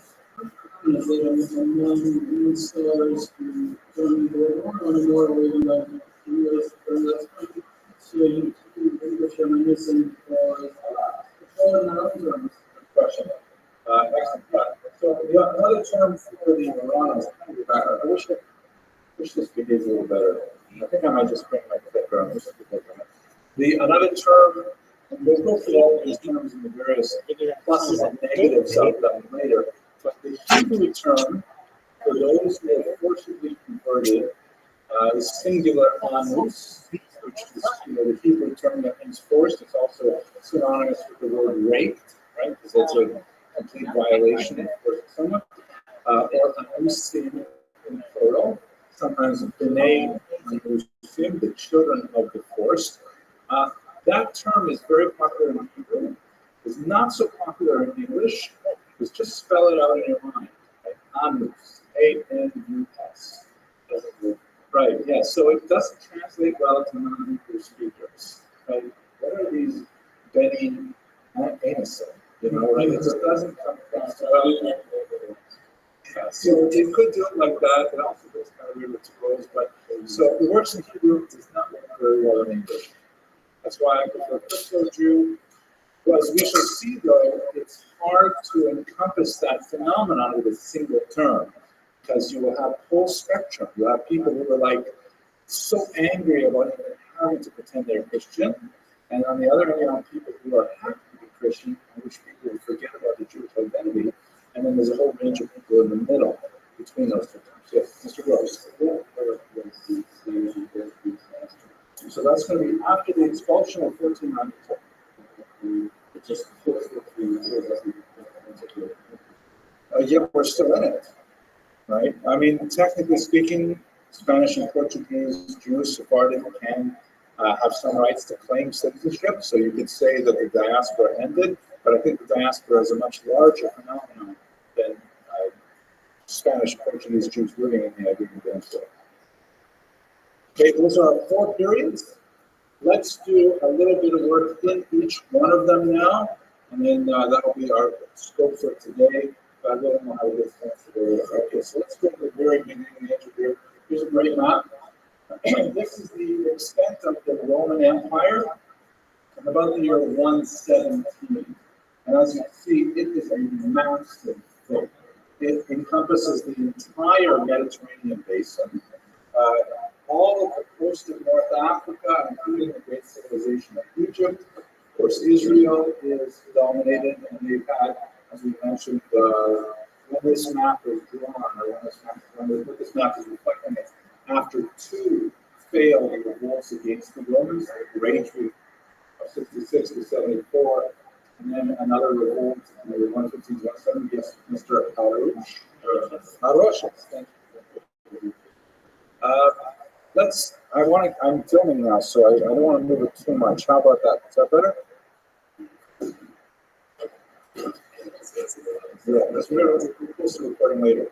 Okay, so they got a fair bit of control of the Eastern Mediterranean. They managed to have finally in the Parthian Empire. This is the whole Talmudic region here. Oh, here's some others in the actually, I'm not sure I'm happy with this map. Because it's very, very nominally under Roman control. The party of the Sasanians is going to defeat them in just about 75 years after this. A little bit longer than 75 years, about 100 years after this. So this will be under Persian control shortly thereafter. All of Turkey and so on, a good chunk of the Black Sea, and then most of Europe, right up until you get to the really weird Gulf parts up here, and half of England, half of Britannia, all under Roman rule, and of course Hispania itself under Roman rule. Then we've got, as we saw that map last week, this huge dispersal of Jews from Judea after the first revolt, with maybe as many as 100,000 Jews shipped off across the Mediterranean into the Italian peninsula here. And as we discussed on Tuesday, a smaller number of them make their way through the north, pick up lots of culinary habits, and eventually settle in the Rhineland and form the core of the Ashkenazi population.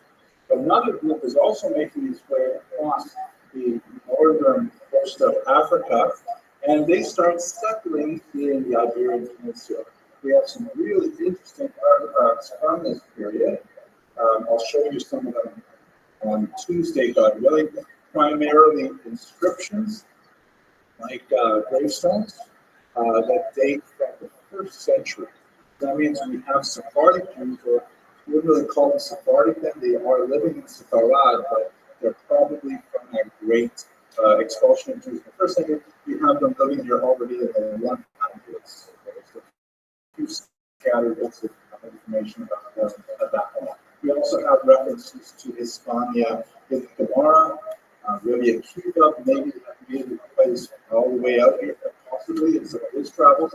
So there's definitely some interaction with Hispania, but no great Jewish community. It's just scattered, individual Jews. We start by Rothschild.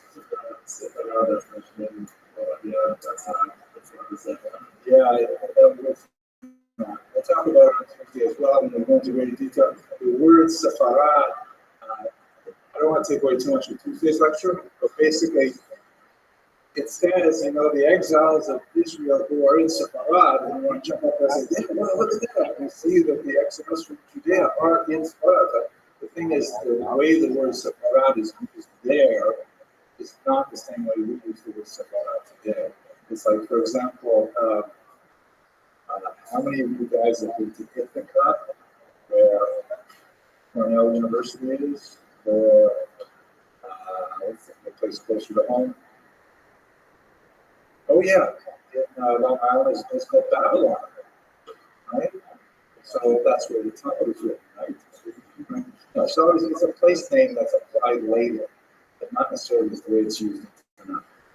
So font is like that too. A lot of place names are unreliable in comparison to others. Mr. Gross. Cuba was the word that we still have before the Yes. No, this is actually about 15 years before Rabbi Akiva's death. He was killed in Atheonic persecutions, probably around the year 136 or 137, and this is 117. Yes, Mr. Wait, I know. Mr. Cuffin.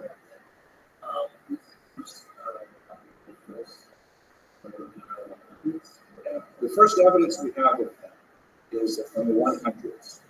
Not too many. Tuesday we'll go in great detail about this specifically. But let's talk about what happens after the Roman Empire falls. Because remember, the Roman Empire is going to collapse in two different stages. The first stage, the Western Roman Empire, which is basically, this is Constantinople here, which is now called Istanbul. Back then it was called Byzantium. It's the same town on the Bosphorus, which is a little, strait between the Black Sea and the Adriatic Sea. So this is how you get out of the Adriatic. It's just called right next to Greece. But not this is the Adriatic, the Aegean, thank you, the Aegean. So there's some really important strategic spot here, the Bosphorus, that's in the strait. The eastern part of this is going to stay Roman. It's going to be called the Byzantine Empire.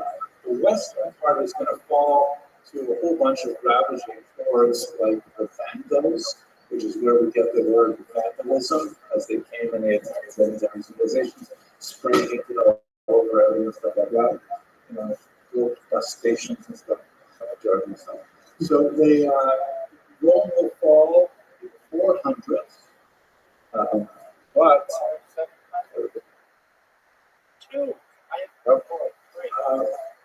what's going to happen to Spain is it's going to be taken over by some of these groups, and they're called the Visigoths. That's a good map of the Visigoths, hopefully. Yes, here we go. So this is what it looks like. This is in Latin, Regnum Visigoth Forum, the kingdom of the Visigoths. Were these people, we'll talk more about them again on Tuesday, but basically, they were part of these, marauding bands of nomads that made their way across Europe. These are the Western Goths. There's also Ostrogoths and the Eastern Goths. They're going around pillaging, raping, and taking over territories. They sacked Rome. They may have been the ones who took away the menorah. There's a discussion about the menorah, the Kalim of the temple. But the Vandals, the Ostrogoths, the Visigoths, they all had turns at sacking Rome and taking away all of its treasures. And the Western Goths settled in the Iberian Peninsula. So this is about the 400s until 711. They're in charge of this region here. And this happens to be, it's not this. That's what we call it. So they originally actually from what would be Hungary today, and they made their way across the coast of Europe. They came down here. As soon as they got here, they put chandeliers up. They covered all the sofas with plastic. Very Hungarian. Mr. Kaplan knows what I'm talking about. But this was a really bizarre time for Jews. Specifically, the Visigoths, like most Europeans over the course of these centuries, adopted Christianity, but Christianity had not yet solidified into what we would call Catholicism today. Like they didn't necessarily recognize a public Rome. They had some really different theologies that would later be called heretical. In particular, the Visigoths adopted a form of Christianity called Arianism, which is spelled with an I, A-R-I-A-N-A-N-S-M, Arianism. And what they believed, distinct from Catholics, is they believed that the founder of Christianity was not the Son of God. He was like a prophet, he was a holy man, but he was not like metaphysically different from regular people. This would later be crushed by Catholicism as a heresy, but for several hundred years they were Arians. This was actually good for the Jews because they were a little bit more relaxed. These be the Jews until they became Catholics and they began absolutely incredible persecution that we will look at in greater detail on Tuesday, Mr. Catholic. A-R, here we go. Just right. What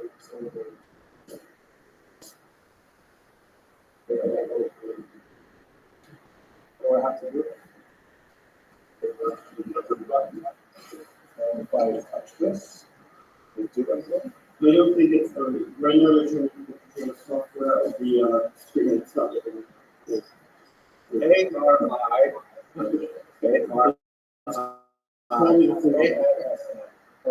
the three dots? I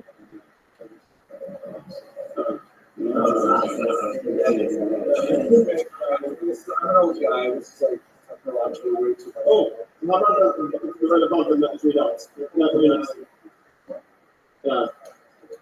Check it out. Right, nice. Check it out. Let's go. I will talk more about this on Tuesday. We're going to focus on ancient data out there. You're back. Yeah, very well. So we've got Jews living here, and we have a certain amount of really cool archaeological evidence. I'll show you, but I'm going to show you one from over here, simply because it's not part of Spain, but it is part of this document, and it's pretty cool. This is a gravestone that's probably from around the year 600. And it's in a place called Narbonne. actually have a very significant Jewish population in southern France today. It's an region called Provence. What stands out about this thing is being Jewish? I mean, it's written in Latin, right? And you know where Mr. Hoshaya? What do you see? I mean, no, there we go. Anything else? It says what? It's all last. Is Productions, you found it? What does it say? Yeah, there it is. And I think it's here. It's very hard to read though. That's definitely a shin. I think this is going to be Shalom. I think this is what so this is not really high quality resolution, but I think that's what they say, Shalom, which is a pretty serious giveaway, right, Mr. Richards? Is it like you have to do something what's the latest? Excellent question. A little bit of a tangent, but I'm happy you asked it because I find it right. So this is also a Chabad question too, right? Like when you look at the Chabad menorahs, they're all like straight up like this, and they base it on a manuscript of the Rambam. Maybe in his own hand drew a Chabad style menorah. However, when you go back and you look at the earliest representation, so that would be 12th century, but if the Rambam wrote it. But if you go back to the earliest representations we have of menorahs, for example, on coins, we have some coins that were minted by King Agrippas. Mr. Tribes, right? Right. The arch. So you might want to discount the arch. You might want to say, oh, it's a Roman artist. We don't even know for sure if they had the menorah. Maybe they just put it on the arch of details of the sign. Maybe, but we definitely have Jewish coins, and we definitely have some graffiti that was discovered in Yerushalayim of a menorah, and in both of those cases, they have gently sloping arms.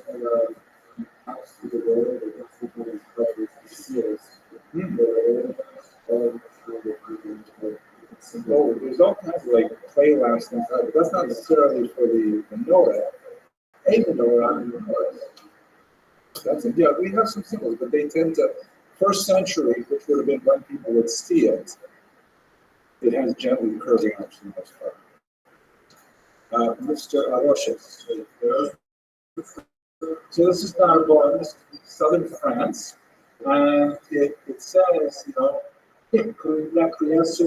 here lies in pace, in peace, good, in glory, and in memory, and then it has all these various names, which are not necessarily Jewish names that stand out, but the menorah, the Hebrew, is a giveaway to this. Now, it's interesting though to note that this is how is this different from, let's say, what we might see on, let's say, today in, let's say, Queens? This is probably done by the archivists. Now, it does not have a date on it. We're just guessing the dates, right? What else do you notice? Like, if you went to a basic house today, what would you typically see on the gravestones? Star of David is not really a Jewish symbol until about the 1500s.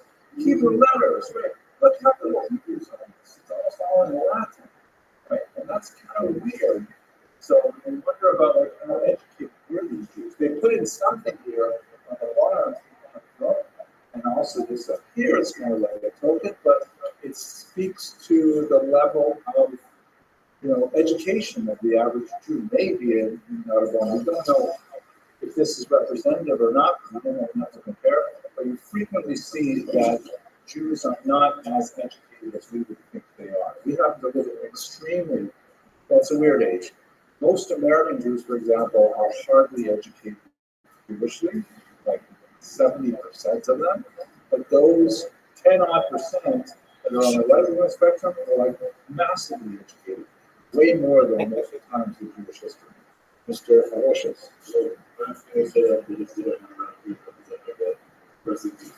Oh, we did write some in Hebrew, right, yeah.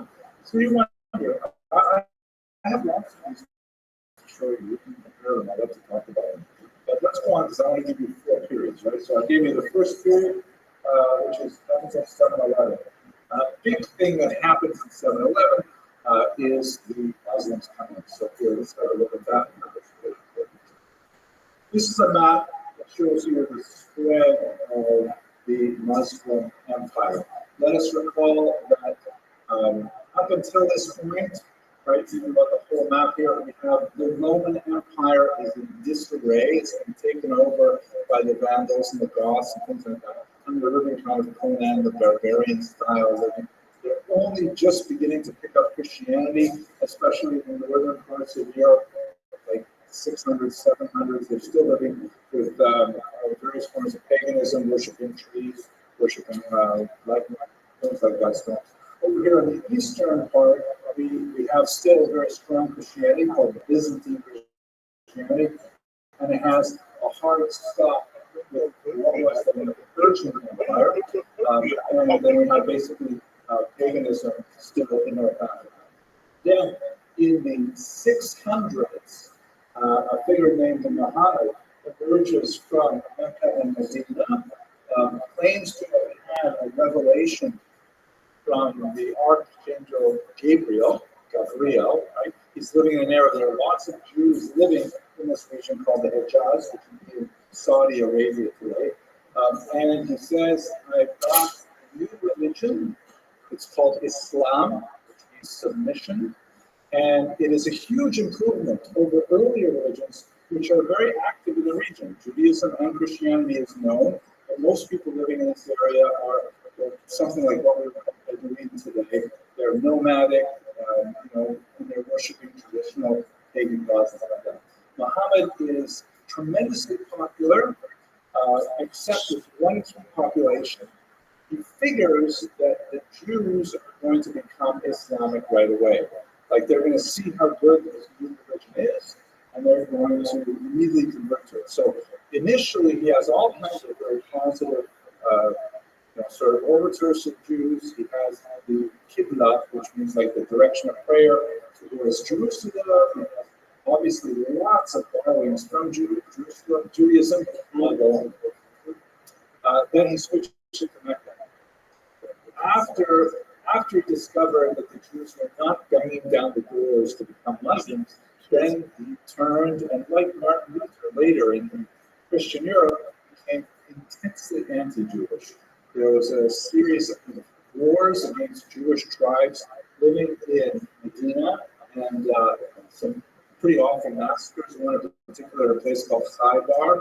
You hear about, extreme extremist movements today. They'll say things like Yahud, remember the Khaybar, remember what we did to you at Khaybar. Pretty nasty stuff. So that changes a lot of Islam at that point. Although you can still see there's a lot of stuff that is kind of like Judaism plus, like Jews davening 3 times a day, the Muslims now davening 5 times a day, right? They're always trying to add something to it. But anyway, it's like a hugely popular ideology. It's like way more interesting to the pagans than either Christianity or Judaism was.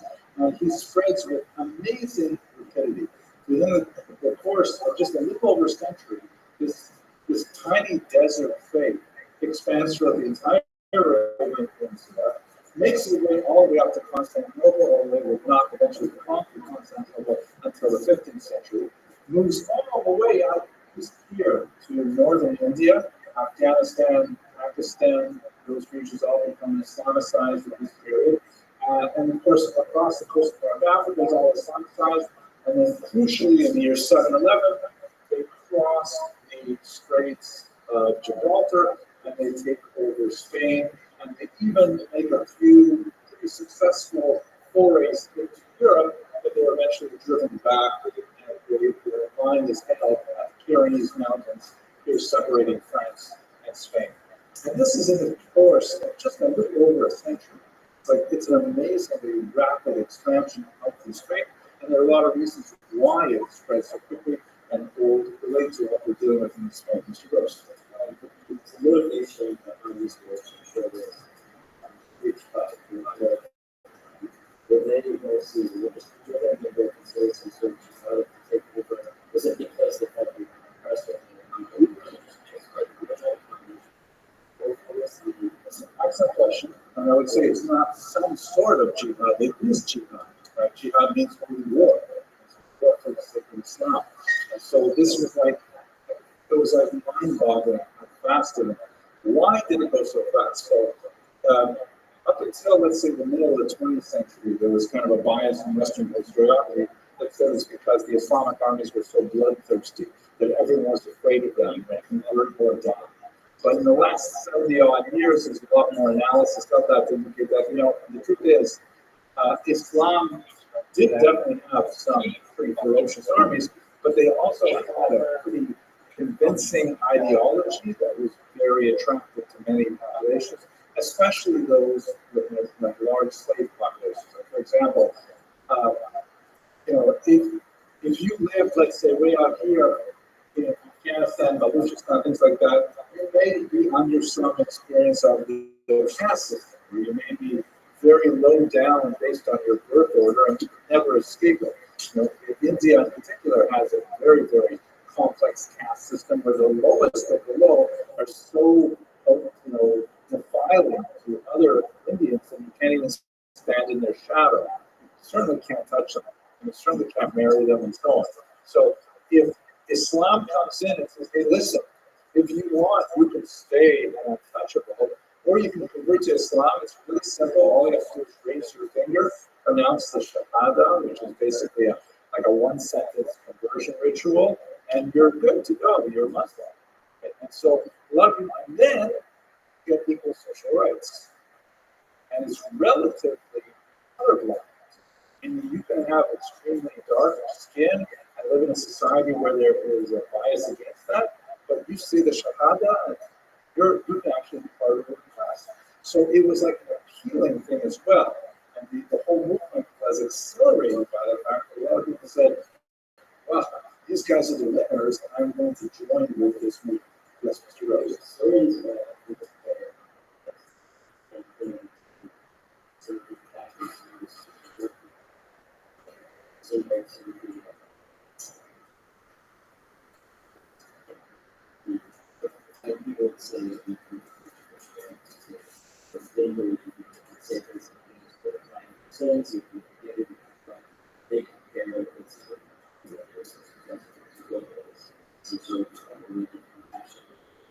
Definitely, there's a lot of similarities. There's a hard sell, convert or die, and there's a soft sell, like, hey, we have this thing called the afterlife. That, if you become a Muslim, you hold the 5 pillars of Islam and so on, then you'll have this amazing eternal life, which is, forever blissful and all kinds of sexual pleasures. So it's a, people say, well, I want some of that. What's my choice here? I can convert or die, or live in an extremely debased state of my society, or I can just do this Shahada thing, and then I have all these benefits. So a lot of reasons for this rapid spread. Let's look, though, in particular, how this relates to the Jews. And this is very important. We'll spend a lot of time talking about this, and we'll get to this pretty later. The Muslims had a special carve-out in their requirements to convert or die, which was exaggerated by there. A lot of people who did not convert and still did not die, even though they were not Jews or Christians. They called these two faiths, Christians and Judaism, Christians and Jews, as dhimmi, or protected people. The reason being because one of the things that Muhammad argued was that God had attempted to communicate with humans on numerous occasions, and people had picked up the revelations, and then they messed with them.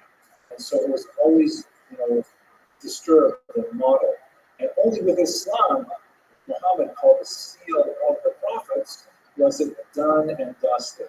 Kind of like, Windows, Microsoft comes out with Windows, and it's a little buggy, so then we're going to get a patch, and then eventually we're going to get a new version of Windows 95. You guys remember that. And then after Windows 95, then we have Windows Millennium or whatever. Finally, we have 98. Vista 7. Oh, I remember some of those. Then I switched to that. But eventually, you have the perfect software, Islam, that no longer needs any updating. And so what do you do with these people beforehand who received earlier updates? Well, you know, we invite them to update. But if they don't choose to update, we still didn't make that product. They still didn't come from God, revelation. So therefore they said Christians and Jews in specific, and later they'll include other people as well, as long as they agree to live within certain, subjugated things, like they can't build their synagogues higher than mosques, and they can't ride horses, for example, and they can't carry weapons, and they can't wear certain colors. As long as they agree to these things, they won't pay a special tax, by the way, then we will tolerate them and they continue their faith. So that was a huge bonus for Jews, because they could say, hey, we can live in Muslim territories, which is one of the great things for Jews in Spain specifically. Mr. Kaplan. Dhimmi, Dhimmi. Do this. Oh, it's Christmas. Dhimmi. Protect the people. There's a sound, I don't make it very well in Arabic. That's a kind of like a hard D. Dhimmi. I can't say that. Okay, there we go. No. Okay, so here we go. Jews in Islam, Jews in Spain are especially important because what happens here is that the Muslims come in here with rapid, strike force cavalry in particular, small numbers, right? This is a whole, massive peninsula. How are they going to conquer this entire area that was still got lots of Christians in it? It's true, there are Islamic Christians, their attachment to Christianity is a little bit weird, but they've got to master this population. The Jews step in, and the Jews are there and willing to help the Muslim conquerors who are going to extend to them all kinds of privileges and protections and rights. So the Jews partner with the Muslim conquerors to rule the region. And Spain becomes the only territory in the entire map here which is basically triangular in nature. What's going to happen over the course of the rest of the century is that Europe, aside from Spain, is going to be basically Christian, overwhelmingly Christian, with a small Jewish minority, other smaller pagan minorities that are disappearing. And the rest of the Muslim world is going to be overwhelmingly Muslim, with a small Jewish minority. But in Spain, you have a relatively, not exactly evenly, but you have good proportions of Jews, Spains, and Christians living in a triangular culture, which changes politics dramatically. Okay? Questions about that? Let's jump ahead to the next period. And what happens next? Oops, here we go. So this is when you have this golden age, where you have a triangular culture. The Jews are not the only minority. There's like kind of wiggle room between Christians and Muslims. It ends pretty dramatically with the Crusades, which is this pretty bizarre attempt that started in 1095, and at the end of the year, Pope Urban II says, how is it possible that the Holy Land, of course, Israel is holy to Christians as well, that the Holy Land is controlled by the Muslim entity? We really shouldn't tolerate that. So let us get together a whole bunch of Christian armies and let us make our way down either by land or by sea, through several different crusades over the course of a couple centuries, and we will take Jerusalem in particular back from the Muslims. And this triggers the first real geopolitical war of the entire continent. Because with the Crusades, which were incredibly bloody affairs, you have a very, very sharp divide between Christianity in Europe and Islam in North Africa and the Middle East. And basically, we are still living in that period of conflict today, 1,000 years later. When the Americans invaded Iraq in the 1990s, Americans were called by the Iraqis crusaders, because that's what the Muslim world remembers, really, for the last 1,000 years of Christians coming into it. It also represents a very important change for Jews, because Although Jews are a minority and are experiencing persecution in many lands, they do have a carve-out both within Islam, which we discussed briefly, and also within Christianity under a different thing called the doctrine of witness. So it means that Jews, for a period of a few hundred years, are the only people who can travel in both Muslim regions and Christian regions. So just to say that one person. So they're very much active in diplomacy, also very active in trade, right? Because Muslims cannot easily go to Christian lands to trade, but Jews can.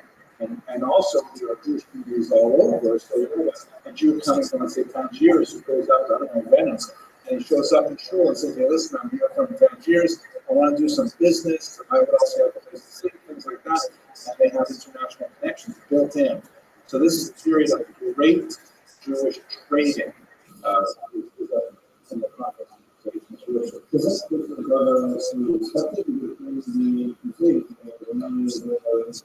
So there's so much more we can say about this carve-out, which is called the doctrine of witness. On the whole, it was respected, but there are many punctuations where it was totally disregarded, including many Muslims. But the Jews never were subject to an outright genocide until the 20th century by largely pagan Nazis. That's it's only when religion was totally weakened that you could have outright genocide. Even though there's lots of anti-Semitism, the Christians are still bound by the Ten Commandments, at least theoretically. And thou shalt not kill is one of the commandments. So there's like a moderating factor. But once people don't care about the Ten Commandments, you know, they stop.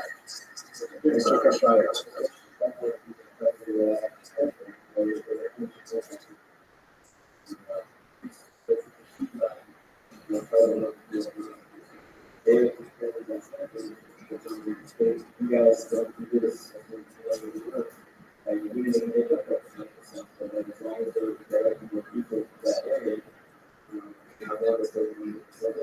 You are right. Absolutely right. This Mr. Arosh, the doctrine of witness. This is more Christianity. And we'll come back to it again. Quick overview. The Muslims had something very similar called the Act of Iman. And basically, these are terms and the theological justifications for the products. But we're not going to kill all of them because they're allowed to live within certain parameters. I really like this. I wonder if I would like to do different colors. Hospital colors. This one, I like this. This one, I don't like. This one, no.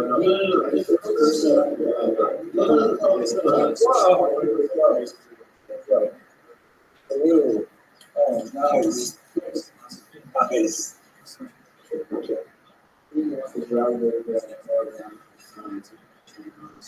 Yeah, that would expand the no, really.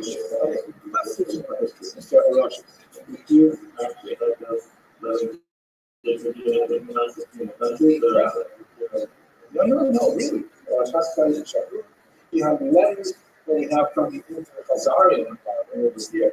You know, they're really successful. And don't forget, there are a lot of sort of cultural biases, cultural tics of the Jewish world that make us excellent diplomats. We have international connections and experience. We tend to be multilingual. American Jews are weird historically, where they only speak English, and maybe not even that. But historically, Jews speak multiple languages. Just go back, your own family, I'm sure, if you go back 2-3 generations, they normally speak 3-4 languages. Yeah, that's it's America. Yeah, Mr. Rothschild.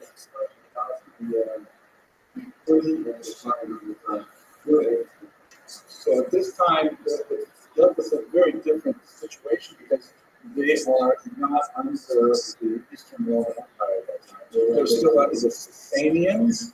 Oh, and then, I'm sorry, to go up, they were conquered by Islam as the time Islam comes into the Persian region, the Bukhara region, that's when we're already very, very into the Gemara and into the Saraya, and then eventually the Gaon, and we move the great yeshivas up to Baghdad. That's very much within Arabic culture. Okay, Mr. Rose.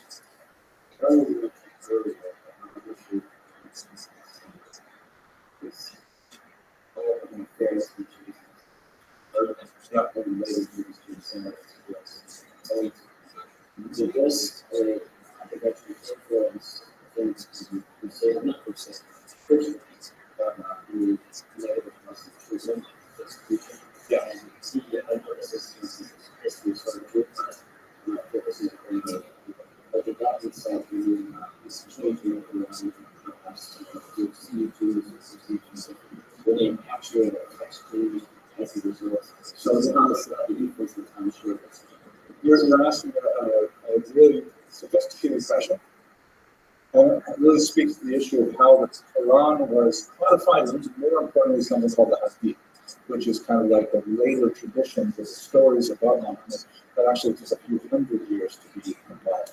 So those definitely reflect that changing attitudes. And there are many scholars who will look at the Quran and kind of zero in and say, yeah, this must have been during the we like the Jews phase, and this was written during the we don't like the Jews anymore phase. So definitely, you're right. Okay, let's go on. We've got to do 2 more periods, right? So keep the schematic in your head. In each period until Islam, right, the Visigoths, then we have this remarkable period. I haven't told you any reason why it's remarkable, other than the fact that it's triangular, but we will be amazed at what Jews were able to do during this period. Really rivals what we're doing in America today. Perhaps I should say today, up until, let's say, October 7th. And then we go into this new period where we have a rapid Christianization region. This is the Pablo Photograph, which is kind of an interesting one. This is Francisco Padilla, La Rendición de Granada, painted in 1882. And this is a famous painting of the last surrender of the Muslims of Spain to the Christians. This is Ferdinand Isabella, the victorious king and queen who expelled the Jews 10 years after this event's happened in 1482. And here is the Muslim general. They're all saying, okay, that's it, you're leaving, as you Christians have now conquered the entire peninsula. And these two were actually really religious fanatics, ideologues, and they loved the idea, which would later become very influential in Europe, of making a territory ideologically uniform and pure. Very much like what we should discuss. Even the Nazis wanted to make Europe free and completely free of Jews. The other area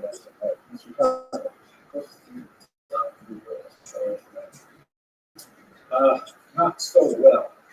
The doctrine of witness says that Jews are allowed to live as long as they live in a subjugated state. If you want, next week we can talk a little more about what the ideology behind these.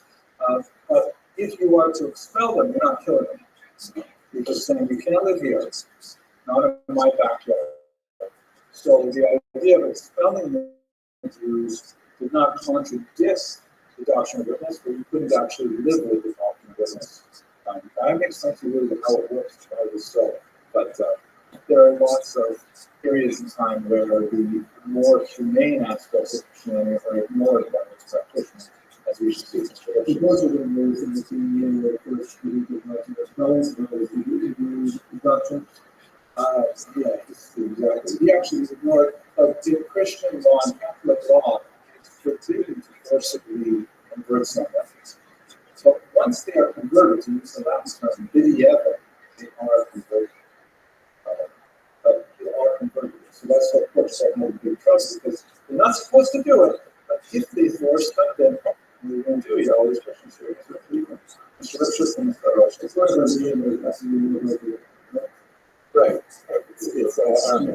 the right. I remember once. But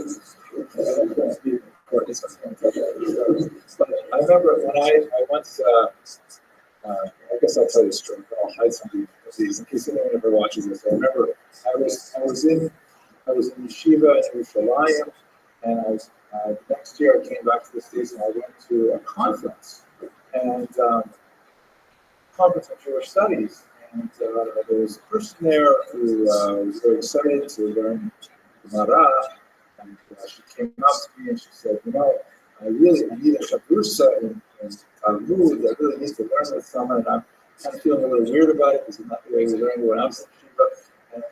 But she's talking to me and learning, and then she uses the word diavad. I had no idea what she was saying until I realized she was saying diavad. Of course, a lot of you guys, Sephardim, would you say diavad? Yeah. So, My name is Hebrew from we never learned, maybe this is the I love you, but I speak just joking. Yeah, you're right.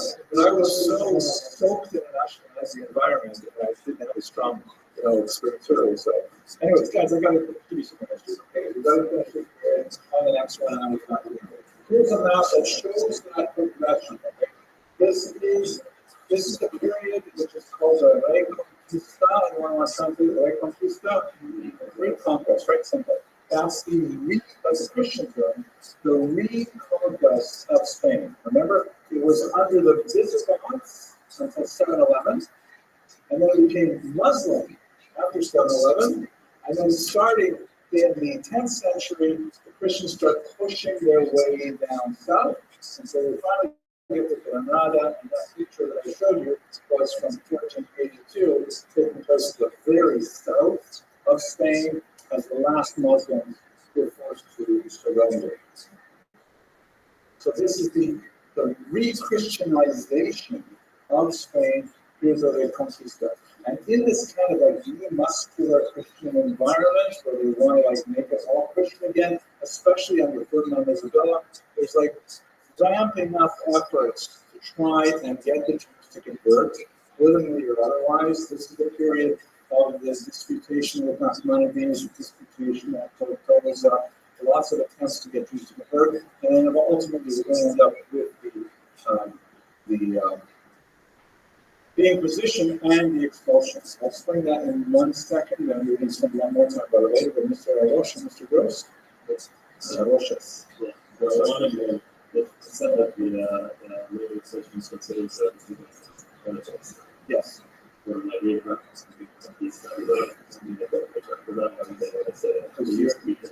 you're forgetting about the Muslim period in the intervening, right? They're reconquering Christian. I forgot to mention that.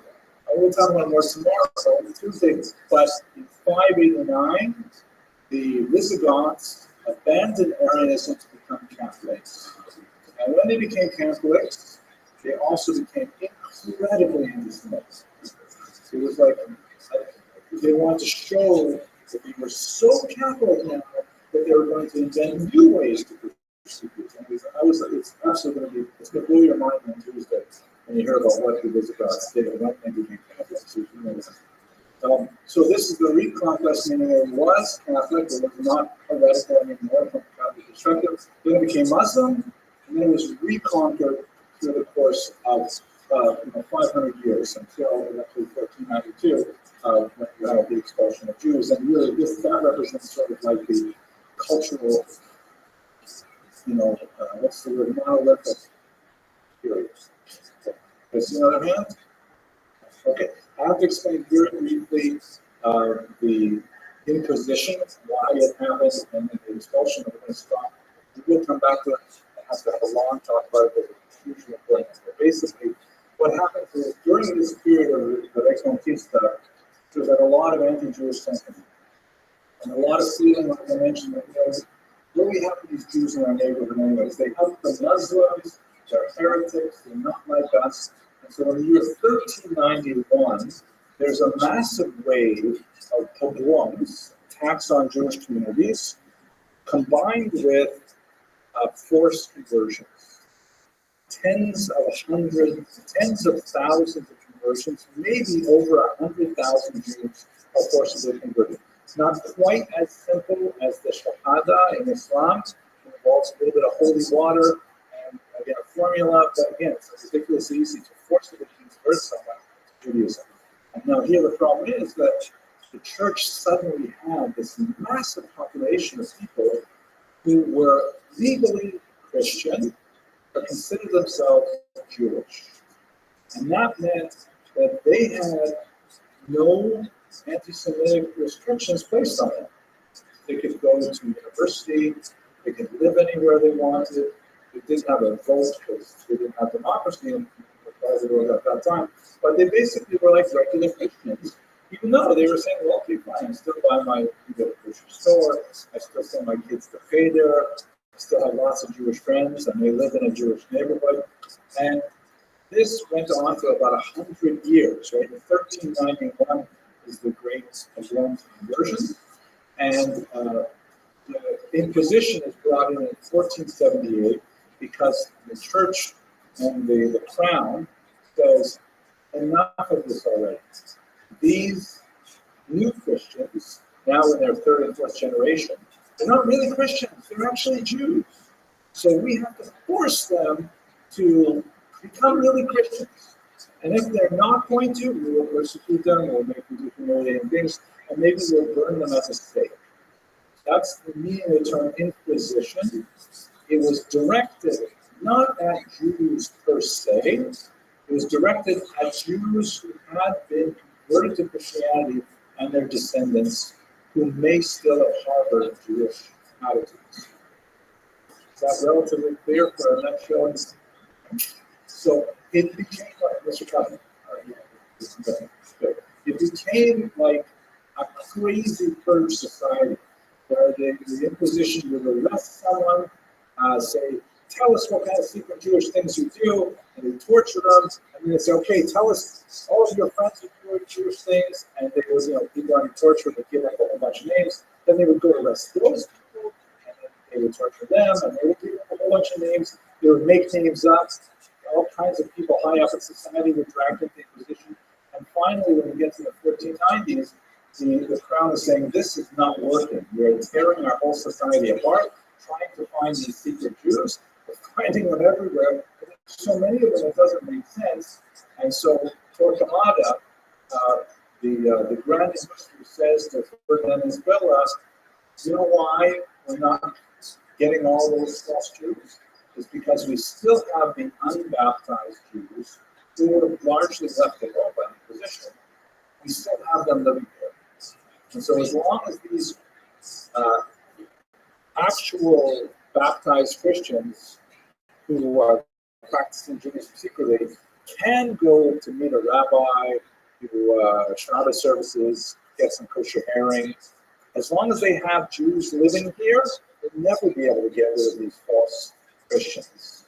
And so that's what was the impetus to expel all the non-baptized Jews of Spain and make it completely legal. That's at the end of this period, 1792. Okay. So remember, now we got, let's just see the whole picture again. Right? Three big areas, the ancient period, Visigoths in particular, up until the Muslims in 711. Then the Muslim era, which had at least 2 centuries where it was really good. On the whole, really good. We'll talk about why it was so good and why it stopped being good.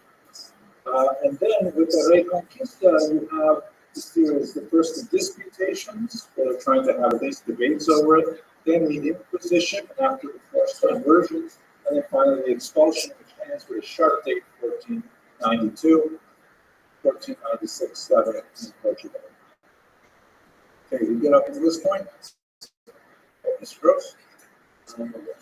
This is something we're going to cover all of this. The whole year is so I grew up with very, very consistent showing the idea of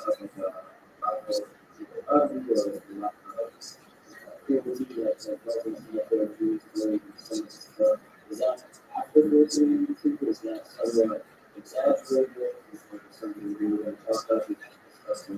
Well, we can discuss it, I think, when we get to this period. Well, Jews, Christians, and Muslims have been around since 632 together. And Jews have lived under both Muslims and Christian rule for whatever, 1400 years. One of those interesting debates is Was it better for Jews in Muslim lands or in Christian lands? And we'll explore the parameters of that debate. We'll just talk about that. Mr. Wait a second. I'm holding on our time, so it's Mr. Ram. Still rated by the Yeah. And it's really one sense here. So I'm going to read the report is going to be posted. So we looked at this map actually on Tuesday, right? This is a period of the great expulsion and also flight. Because a lot of those Jews we mentioned now is that the Portuguese Jews who are, you don't have a choice, they are all converted in 1497, and it takes them sometimes up to 300 years before they're able to escape to more country places like Amsterdam, Rotterdam, Naples. But this is the period where you have the massive spread of Sephardic people, and more significantly Sephardic influence. That's when you have all these Sephardic Jews coming out to the Middle East and really becoming leaders. And you know, they had such a mastery of Jewish texts and such a rich Jewish culture that they were able to say to people in Syria, Persians, that, hey, you guys are doing some interesting things, interesting nuggets. I'd like to give them. Here, you've got to try this Shulchan Aruch. And people was like, wow. And so there was a huge adoption of Sephardic thinking, in particular, among populations that were not necessarily ethnically Spanish or Portuguese, but they're adopting the culture. And that's why the Spanish influence extends so far out into the West. Also, you've got lots of these, besides Europe and the East, you've got lots of Jews making their way to the Americas. Because don't forget, Spain and especially Portugal, massive imperial cultures, setting up all kinds of populations in India and in South America, Mesoamerica, and North America. So a lot of Jews say we're going to follow the Portuguese travels and we're going to set up shop, and then maybe we'll be able to slowly adopt our Jewish identity again once it's safe for us. And that's representing the last 500 years, right up until this day, where you have Sephardim living in Queens or in Dayton, places like that. Mr. Naeem. So, let's go through an hour of all this history. Are they still under Well, that's an excellent question. The Zohar would be traveling through this area, really, at least from the 13th century onwards. But I think the big influence, which we'll spend a week on, is what happens in Tzfat in 1500s. In Tzfat, right? Because Tzfat, what the dates, right? Expulsion 1492, and the Tzfat explosion begins in 1522. So basically 30 or so years after the expulsion, got these refugees and their children, right? They got people born in Tzfat, and their parents are still speaking Portuguese and Spanish, and they're saying, oh, we used to have such an amazing culture, and we live in this amazing place and so on, but it's far away, and their children are inspired, and they end up becoming those phenomenal promulgators of Sephardic culture in a very different environment.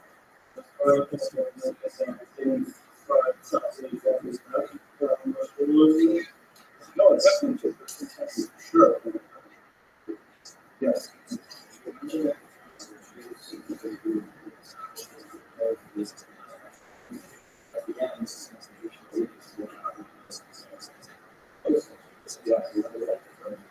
10th century, right? That golden period. That's when all of a sudden Jewish letters, and what's amazing as we shall see, you know, our vision of Jewish creativity, especially in the film world, is, you know, Shas and Holster. But in this period, you've got like poets and philosophers and artists, and they're like mind blowing. Look at some of them, Shmuel kids, phenomenal, and a tremendous range of expression that was still considered part of the regular fabric of Judaism. If you read Yehuda Halevi's poetry, my gosh, you know, you could not sell it in certain parts of Brooklyn today, but it is phenomenal stuff. Mr. Aroshi. You know, this is why this is a part because of the Spanish, that's a part of Jews, that's all Jews, and some of the Jews in the Middle East, because of the educated and think the island, or I would probably unpack that a lot more. I've never thought about remember that much, but I would say that's probably it. It's also kind of like, why is Lakewood so much like Eastern European Haredi culture? Right? Because you have these educated Holocaust refugees coming to this place and saying, we're not going to just, become Americans. We're going to take the shtetl and bring it here. And they recreated what they had in Eastern Europe in the shtetl. And it's like, it's powerful, it's convincing. It's like, wow, look at all this Jewish stuff. I didn't know anything.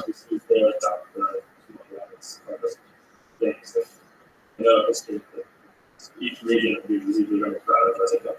Usually just influence them.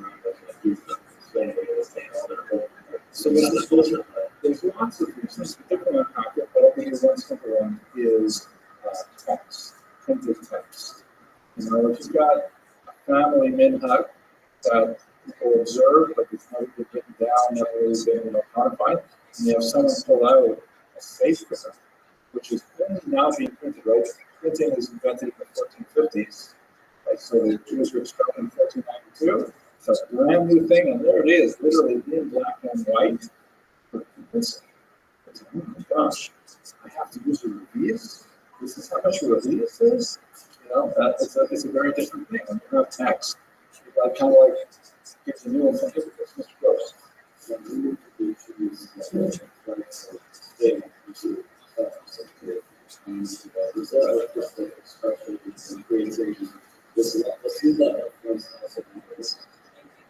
Yeah, definitely. Yeah, no, that's Jews don't generally live completely impermeable bubbles. We do, right now we're speaking English, right? And I'm using my computer, and I'm like, I might look weird on the street in New York, but I'm conversant with New York culture, and there's no reason to think it's not like that for most Jews. So, okay, Lakewood. Lakewood. Oh, you are. Okay, so again, gentlemen, the takeaway is 4 periods, right? To be intelligent, the rest of this course recognizes 4 distinct eras. Tuesday, I really will go back to focusing on the ancient period. It's mind you. Thank you for your attention. Have an amazing Shabbos.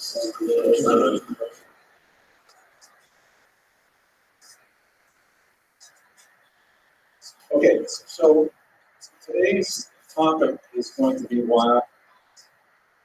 And I don't know how much you've studied the history of Christianity, specifically its connection to the Jews. We're going to be spending a lot of time this course trying to understand how Christianity relates to the Jews on a theological level in order that we can understand how those theological principles were translated into policies on the ground. So, warning in advance, fair warning in advance, we're going to do a lot of Christian theology today. We're going to return to, actually, we're going to do some Muslim theology, not too much, but Muslim theology, and then we'll go back to Christian theology and we get to the Spanish Inquisition as well. I hope that will not freak you guys out too much. I'll do my best to limit the amount that we're going to really discuss, but there it is, that's what we're going to discuss. Any last questions before we dive in?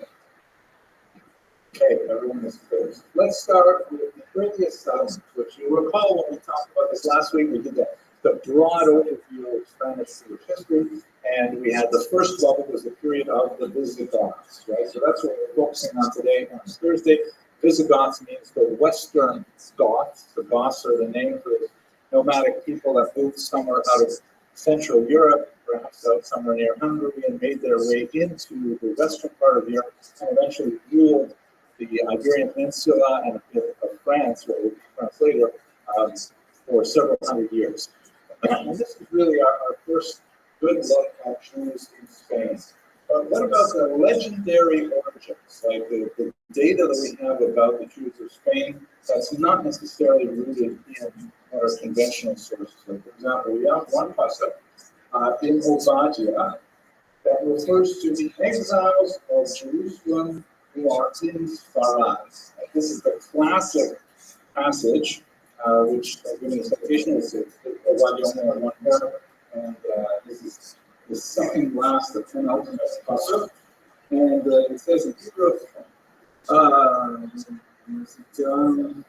V'gavus ha'chil hazeh v'bnei Yisrael asher ma'anim ad tzarfas v'gavus Yerushalayim asher b'sfarad. Right? So you have the Jews who were exiled from the lands of the Canaanim into the region of Sarfas, which the commentators generally equivalent or make equivalent to modern day France. Right? Rashi says about that. Galus Ashrahu Bnei Yisrael Shegalim Aseres Hashvatim Ba'eretz Hafnanim Ad Sarfas. So it doesn't actually say it here. Where does it say that? Yeah, he says in the next line, Sarfas Hu Malchus Shepurim Francia. This is the kingdom that they call Francia. And then, of course, the finest relevant for us is the Galus Yerushalayim Asher B'Sfarad. And Rashi, the Targum says here, Targum Jonathan ben Zeal, which is, of course, rooted in antiquity, probably sometime in the first century before the Common Era, they have the phrase, the Galus Yerushalayim, Dibe Aspamia. The word Sfarad is translated as Aspamia. Aspamia is the Latin name for Spain. So that word that is in the Pesach in Obadiah, which was written, of course, hundreds of years earlier, was translated to Spain by the Roman era. Remind me, Mr. Ram. What are you about to say? Right. It means Spain in modern Hebrew for sure, and that's what we have here from the Targum. But is there any problems with this equivalent if we'll see? Mr. Gross.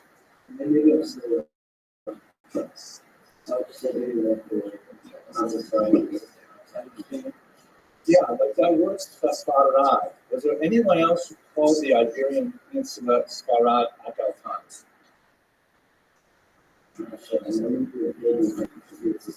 Yeah. The answer is no. Like, nobody knows what people call the Iberian Peninsula at the time Obadiah was written. So in other words, the layering of Targum Onkelos, it's not Onkelos, sorry, it's Targum Yonson ben Uziel, was written hundreds of years after Obadiah, and he's asserting, and then the various medieval commentators, Rashi, the Radak, everybody follows Rashi and follows the Targum here, that this place is identical with the period of Asmania. Many other secular scholars identify it with Asia Minor, which would be the region of Turkey, because we have some Babylonian inscriptions that refer to it as Safarad, which sounds a lot like Sfarad. And that seems, like, at least in terms of geographic distances involved, more reasonable.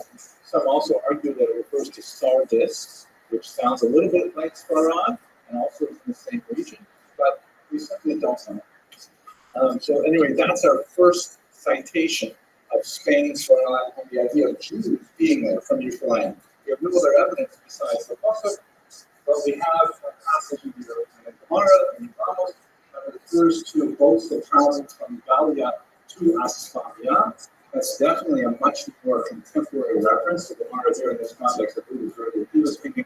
That's also the Roman era. It's definitely this idea of commerce with Asfania because it was part of the Roman Empire. We've got Jews getting out there at least in the first century. If we go a little further, we have this really interesting inscription that is unfortunately lost. The next two inscriptions are not. Inscriptions basically mean, by the way, like things written on stone. Most common version of things written on stone. Epitaphs, excellent, right? Stuff written on gravestones, not sables, right? Now, most of these things are on sables, but we have other things too. So we do have an interesting seva that was found by Rabbi Moshe Rabbi. Unfortunately, he recorded this in the 16th century, and it was found in a town called Rothschild. Unfortunately, the original is lost, and all we have is the description of the inscription. And the inscription apparently read, "This is the grave of Abu Iran," who was mentioned in Sefer Malachim, if I remember correctly, servant of King Solomon, who came to collect taxes and died here, i.e. in Spain. So if we take this inscription, which is, again, we don't have the actual inscription today, we take it at face value, it means that Shlomo Melech had his empire reach all the way across the Mediterranean to Spain, and that's where he actually sent out one of his official tax collectors. Kind of a stretch to imagine it historically, because we don't have any other supporting data, certainly not in Tanakh, but it's an interesting kind of thing. But we're less kind of wondering because we don't have the inscription. All we have is a 16th century reference, and we don't even know how much he said it saw it. Maybe he heard of it, maybe someone was trustworthy, we don't know. We finally get a good, a fairly reliable inscription, which is unfortunately lost as well. But Juan de Mariana was a much more reputable scholar of the 18th century, so he always into kind of modern period of collecting data and so on. And he made a transcription, meaning he wrote down what it said on this grave marker. And let's read this together. What does that say? You notice about it. Sorry, go ahead. Mr. Rubin? Very good. So first of all, we got 3 dots, meaning the inscription is broken up, right? The stone is not intact. Or when Juan de Mariana saw this, we have these 3 letters, Mania, which is probably the end of a female name.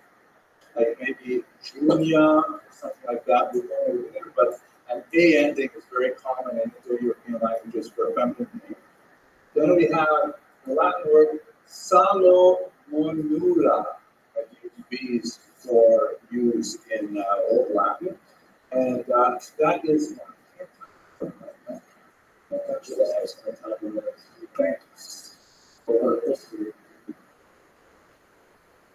don't know where it is.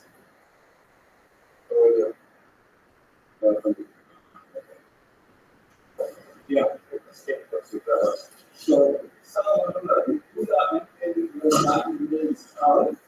so this is Solomon's Nia, wherever Nia was.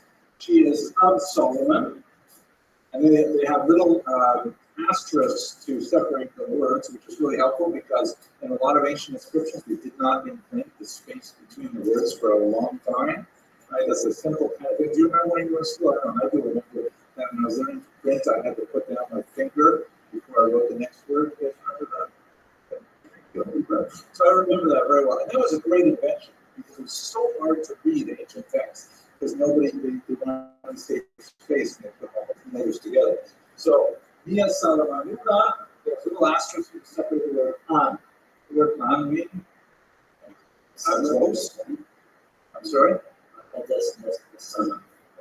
Well, Mia is definitely a feminine name, but an, anyo, here, right. So, Mia Salamanula, here, men, harder. Men's means month. And what do these 4 lines mean? Right, 4th month. So 4 months. And then you have T, what does that mean? Close. But year, month, day, excellent. 1. And then look at this last word here. Day. What does that mean? Jewish girl, female, right? Judea, Jewish girl. So this is an inscription, a tombstone that reads, translation here lies, right? That's not good to say it there, but soon. Someone named Nia, daughter of Solomon, age 1 year, 4 months, and a day, a Jewess. Did I hear that? Yes, it is very poignant, isn't it? But what does it say to us about the settlement of Jews in Spain? And this is, by the way, a 2nd century marker, that means the 100s. That's not right. Right, very good. There definitely was at least one Jew there named Solomon who had a young daughter who unfortunately died very young, and he buried her. What does it say about the status of Judaism? What does it say about their community? What does it say about don't know anything. Maybe Solomon's the only guy there. Yeah, let's see, hired a professional, but he was paid. Most likely there's something of a community, right? He probably has a wife with him, right? Hard to imagine he's totally out there on his own. In 2nd century, not possible. What about the fact that he decided to write the word Judea? Do you go to gravestones here and see where it says Jewish? Could be a like David, maybe a menorah, maybe hands up like this, right? But to say it in English, Jewish, or Jewess, that'd be kind of weird, right? You only say that if they're mainly non-Jews, and you want to let them know that this is a special person. This is Jewish. I want to say it to other Jews who might see it.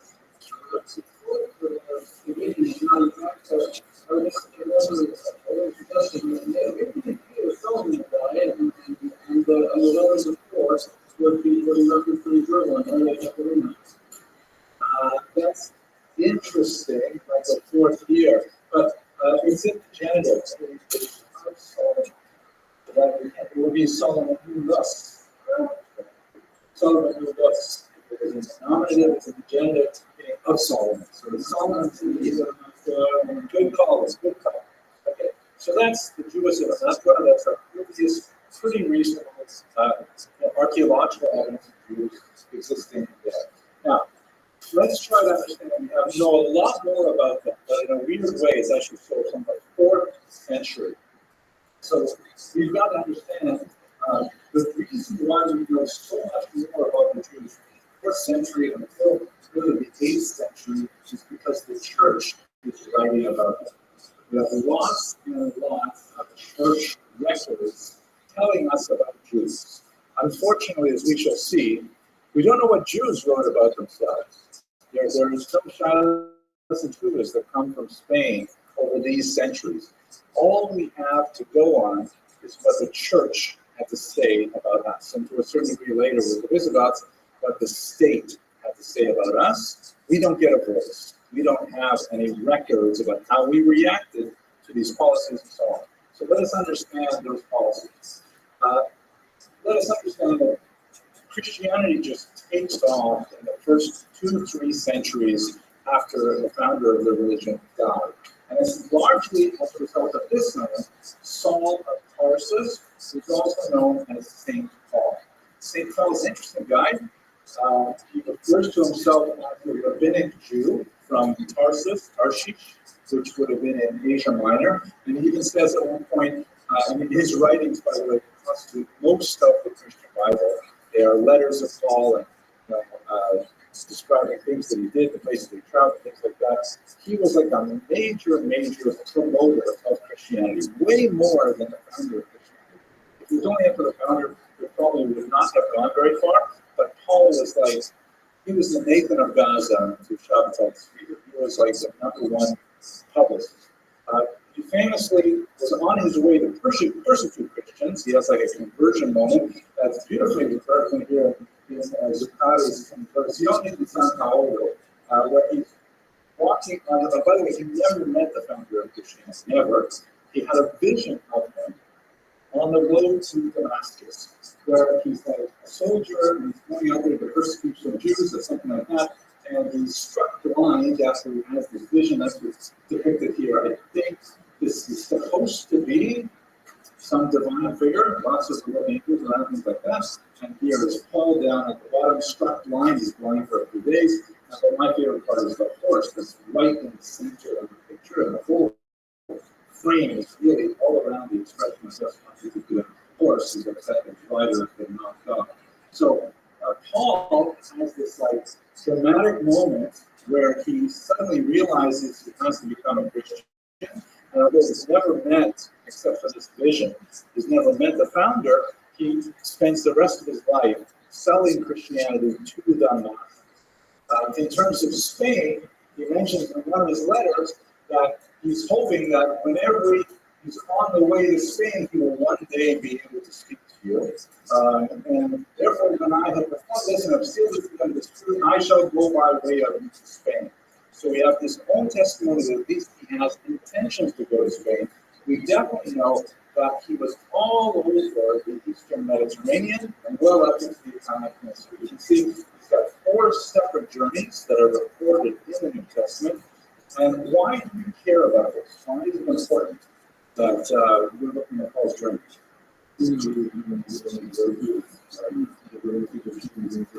Excellent insight, Mr. Lipschitz. It's not just Mr. Lipschitz.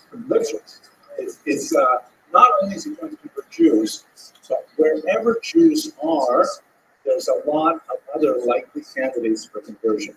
Jews themselves are sometimes hard to convert, but wherever Jews go in the Roman world, they never know. A lot of well, they're not Christians at the time; they're pagans, right? But they are like, yes, there are like Gentiles who are like just regular pagans, and then they have God-fearers, how they're referred to. These are people who are like intrigued by Judaism. We would call them maybe Noahites today. They're like, really, Judaism is so cool. First of all, they have this great idea, life after death. Wow. Like, Roman life after death is like Hades, right? It's really dark and miserable and nasty. And they have this idea of like one invisible God actually listens to you, but you can actually talk to, like, what kind of peace the gods. They're always omniscient, omnipotent, ubiquitous God. It's like a whole different ideology than anything the Romans were selling. And so wherever the Jews were, there were always like surrounding populations who were interested in Judaism. What kept them from becoming Jews outright?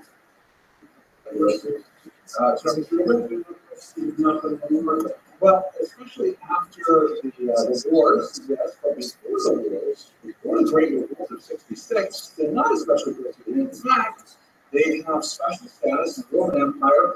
Judaism was a religio religiosa, which means a legitimate religion. It was a recognized religion. The Romans were actually, up until the war, were actually pretty generous with Judaism. They didn't understand it as a religion, but they said, fine, you do you. And they even gave Jews exemptions from all kinds of public requirements. Like, it was considered perfectly normal for all Roman citizens and Roman subjects, including slaves, to like offer annual sacrifices to the emperor, to bow down before idols, as a show of, kind of like respect, as the emperor was sort of like a divine figure. It would be a lot like, imagine going to a ball game and not standing for the national anthem. Right? That would like be really offensive. Can you imagine? I refused to stand for the national anthem. I mean, of course, we did have that, right, with the football player. Yeah, right. So that was a lot of Americans were very upset about that, right? And so it's fun. We all have. I'm not making a value judgment. I'm saying he did it specifically because he wanted to send a message. But the idea is the Jews, because the Romans said, fine, you guys have this crazy shit. We don't quite get it. It's a physical God, fine. You guys go ahead. You do you. We are going to exempt you from all these requirements, which was actually pretty lenient for them. So Judaism was not actually persecuted at the time. This was actually a pretty good period for Jews. So Paul is traveling all around the ancient world, trying to reach out. That's what I forgot to mention. The Jews were actually actively proselytizing. We had a ban on proselytizing that meaning actively trying to convert people to become Jewish. We just gave that up during the period of wickedness, which was about 100 years before, 150 years before the period we're talking about. We still have a really, massively effective Hebrew movement that was more like if you want to join us, fine, here you go. The main barriers, that's why I got to this, Mr. Rubin, I got it off on a tangent. I asked the question, what were the main barriers? Why didn't people just become Jewish? It's such a cool ideology, so competitive, why not become Jewish? Yeah, mitzvahs, anything in particular is kind of difficult? Circumcision, wow, that's a big one, right? What else? Shabbos, right? Although Shabbos was like high. One of the problems that we see over and over again is that when Jews had slaves, versus a period where slavery was common, slaves have to rest on Shabbos too. You can't you can't make them work on Shabbos, right? So if you're a slave, you get like maybe a day off a season, and you say, I don't want to be a slave to this Christian or this pagan guy. I don't want to be a slave to these Jews. Because one day in 7, I can totally chill. And also the rabbinic rules about what slaves get and so on. So the ownership of slaves is going to be a perennial irritant for the church. So you don't want Jews to control Christian slaves in particular, as we shall see. But it's a thing that a lot of slaves want. They would be tracks. One mitzvah is where we choose honestly Shabbos. Well, Jewish history is always filled with a spectrum, where you will have Jews who are, totally wearing black hats and dark clothes and shadels, and that you always have that segment on one end of the spectrum, and you'll always have Jews on the other end who are more lackadaisical about things. The basic set are the same set we have today. So I wouldn't say there's intrinsically different. There might be a difference in how many Jews were less observant than there are today. I would argue that we have probably a far greater proportion of Jews who are not observant. But basically the same set of mitzvahs as we have today. Okay, so here we go. So Paul is traveling all over there, and he's trying to sell to Jews with very, very minimal success, but he's especially selling to his God-fearers. And he goes to the Jewish communities because the God-fearers are attracted to them, and they are sort of like primed for Christianity. Because when a guy like Paul comes and says, hey, we can give you all the upsides of Judaism. You like that personal deity idea? Excellent, we can do that for you.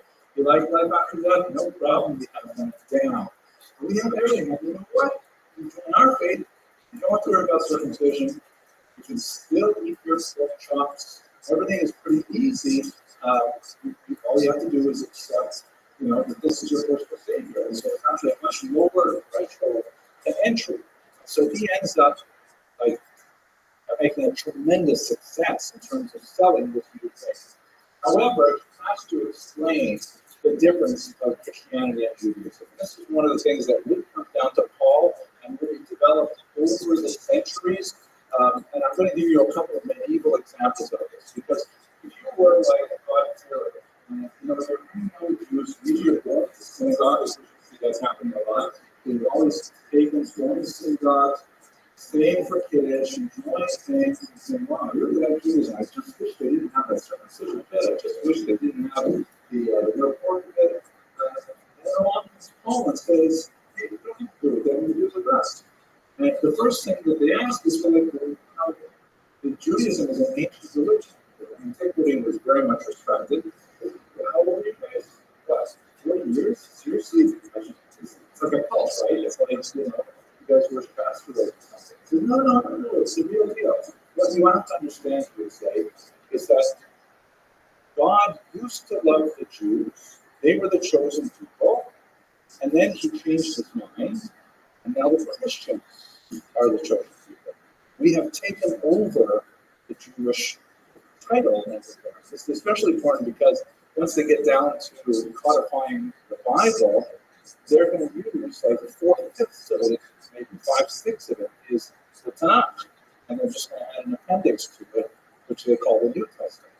So it's all based on Judaism. So you have all this stuff where Tanakh says, we need the Holy Testament, guys are, all these things that they have to deal with. How do you explain it?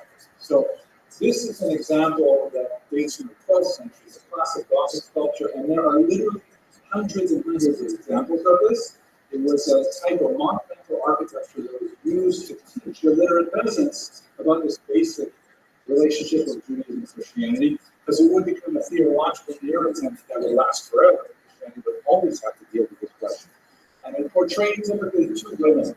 Always on the left-hand side, you have a woman representing ecclesia, or the church. And as you can see, she's got an upright staff, which indicates, the temporal power. She's got a crown, authority.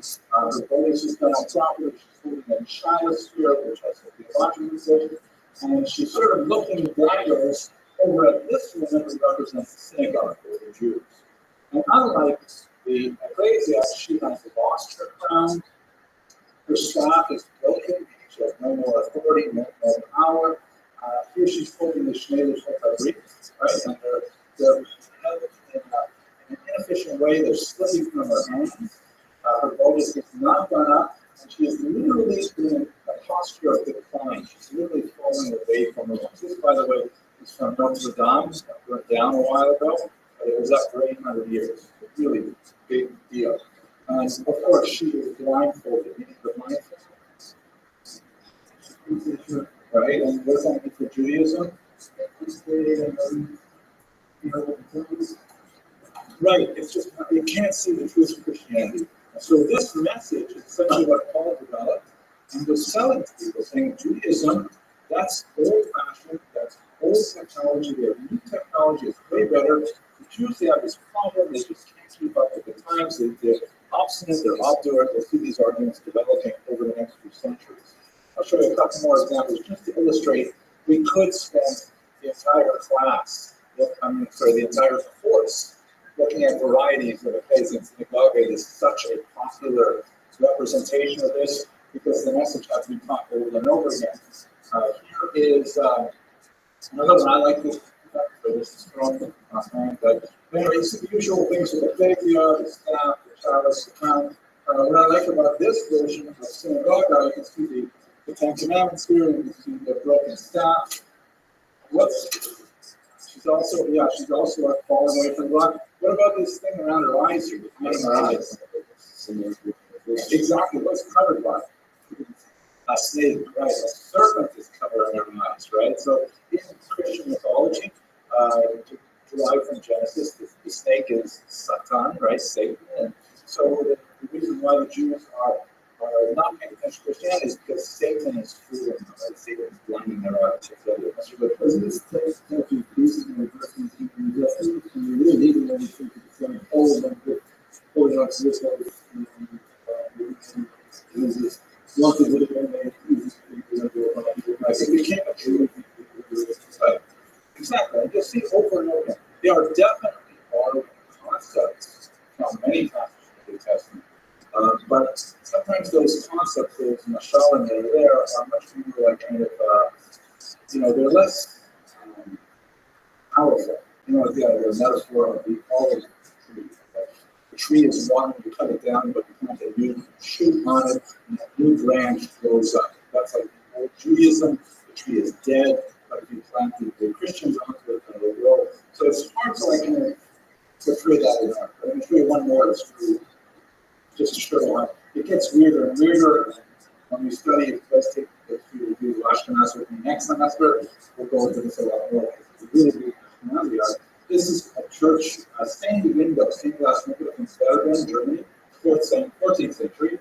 And here you can see on the right, the left, it's always on the right of the cross here. And that's why there is, the staff, the chalice.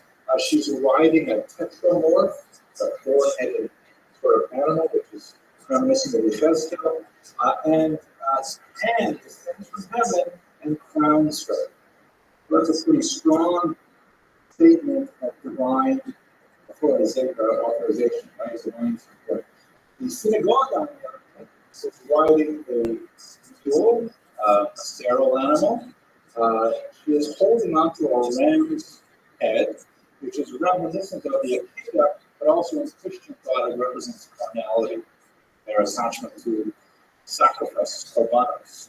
Christians are more spiritual and feel those things. Broken staff, crown off her head. Check this out, mindful. A sword stands from heaven to the top of her skull. So that's a really strong statement in a German church saying that this is how God feels about the church, this is how God feels about the Jews. You can see crowns falling out. The sword is even bloody, which is so close. Can you imagine seeing this? She's holding a round staff. You can see with the white.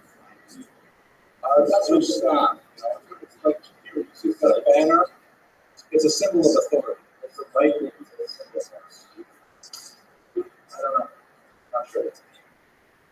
These things are analyzed over and over again. So much to say about that. Mr. Ocean. Yeah, it's like for a lot of Western art, we have the motif, right? So it's repeated over and over again. Women represent ideas, concepts, abstract, as opposed to men who are like individual actors. So they frequently represent, the virtues as men, female characters and so on. Also, the grammatical form of the words is crazy against and God. So this is how the church is feeling about the Jews, right? This is what's going on at the times theologically. By the way, we do have a connection to this. We got governments every day, right? We get the meeting, which is discussed with the office, where the Chacham, following Shmuel HaKatan, said we need a bracha. It's really a klala. We need a statement so that we can be sure that any Jews, this is now not in Spain, of course, this is principally in Judea, around the time of the Horrible bias training, that we need a clear litmus test to make sure that Jews aren't wavered. Because within 2 decades of the death of the founder of the religion, there were a lot of Jews who were joining on with this growing movement. And so the Chacham said, we're going to add this bracha, which is a pretty extreme measure, and add this bracha to the race. And when Jews are called to come from the Amud, they have to do Chazar Shabbat and to pronounce this out loud, then we will know if they are holding true to traditional Judaism or if they are with this new Christian movement.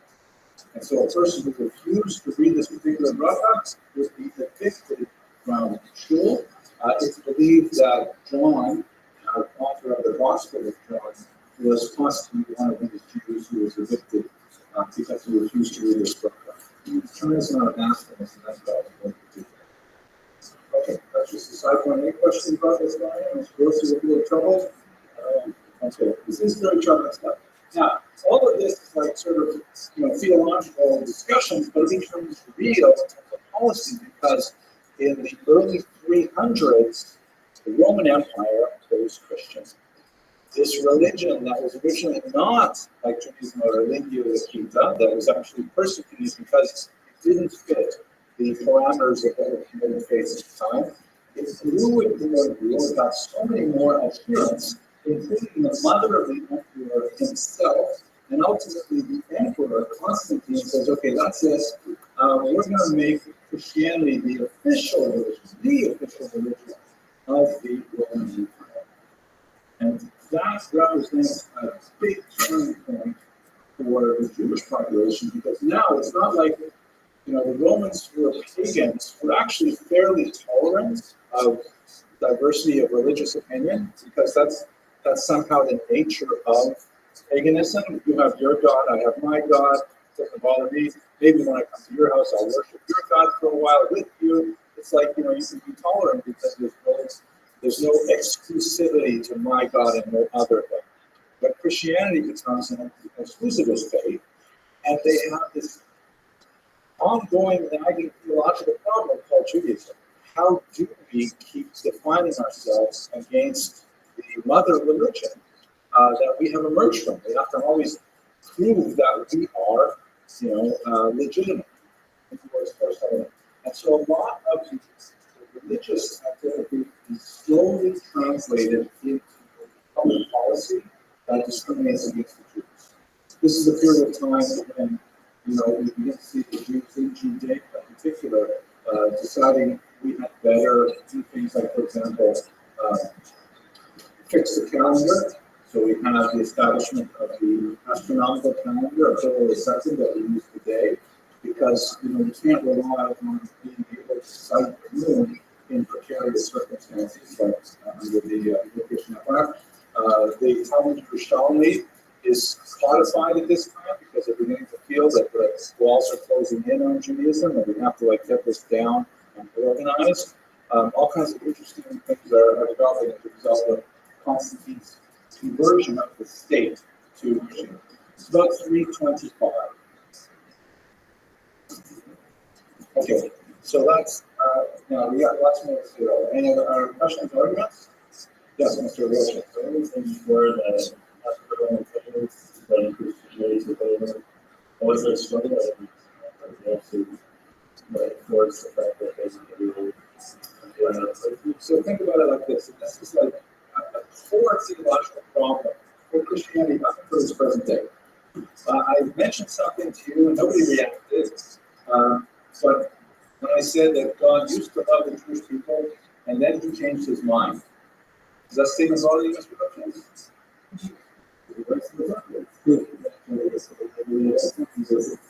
Yeah, exactly. I mean, how do you imagine? I mean, imagine a parent saying, "Oh, I love you so much, no, I don't love you." That's even for a human parent, that's jarring.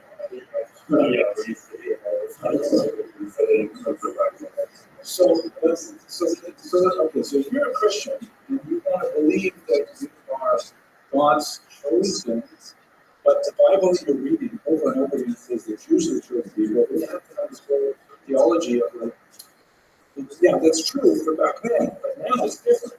And they have to say to ascribe to God that God has made a mistake choosing the Jewish people. It's very challenging. Yeah,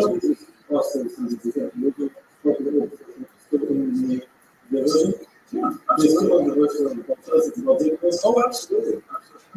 They have the same text. Where they change those? Well, not really. They have the same as we do. The only changes they would make, they invented the numbering system. Again, kind of made me think sort of like putting your finger down. But they remember the chapters and the verses, that was a cool thing. But no, they have our text. Yeah, but they're not reading it the same way. Like they're all of it is kind of like suspended. Right? This is also part of Paul's teaching. It's like, oh, don't worry about that future stuff. It's true, we're keeping in the books our historical value, but you don't pay attention to it. They did, absolutely, it's still there. Mr. Rose.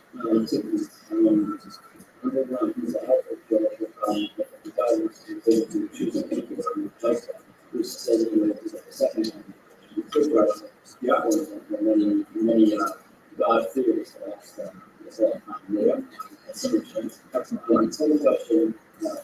Well, also to the point, it's just not the same God we're talking about.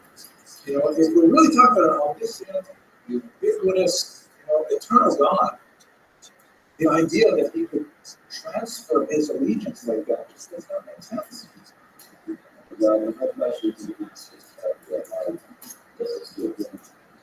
idea of convergence of choices that happens present before it all.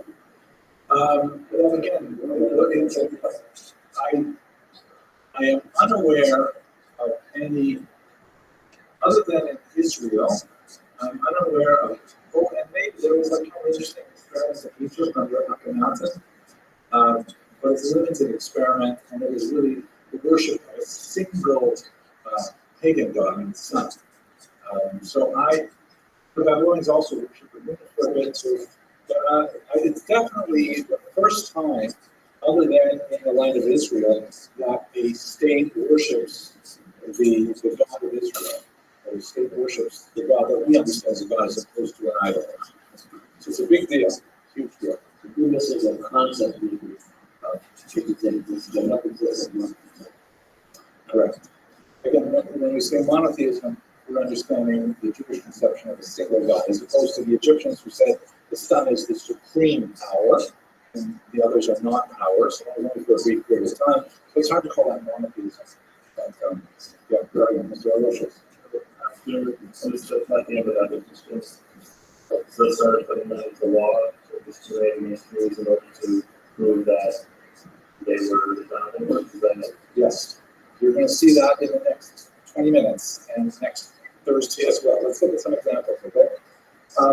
First, I'm going to just do a little bit more of the theory, and then we're going to look at the laws to see how the laws are an expression of this theological concept. Let me just give you one more metaphor too. So theory and Judaism presents for Christianity theological.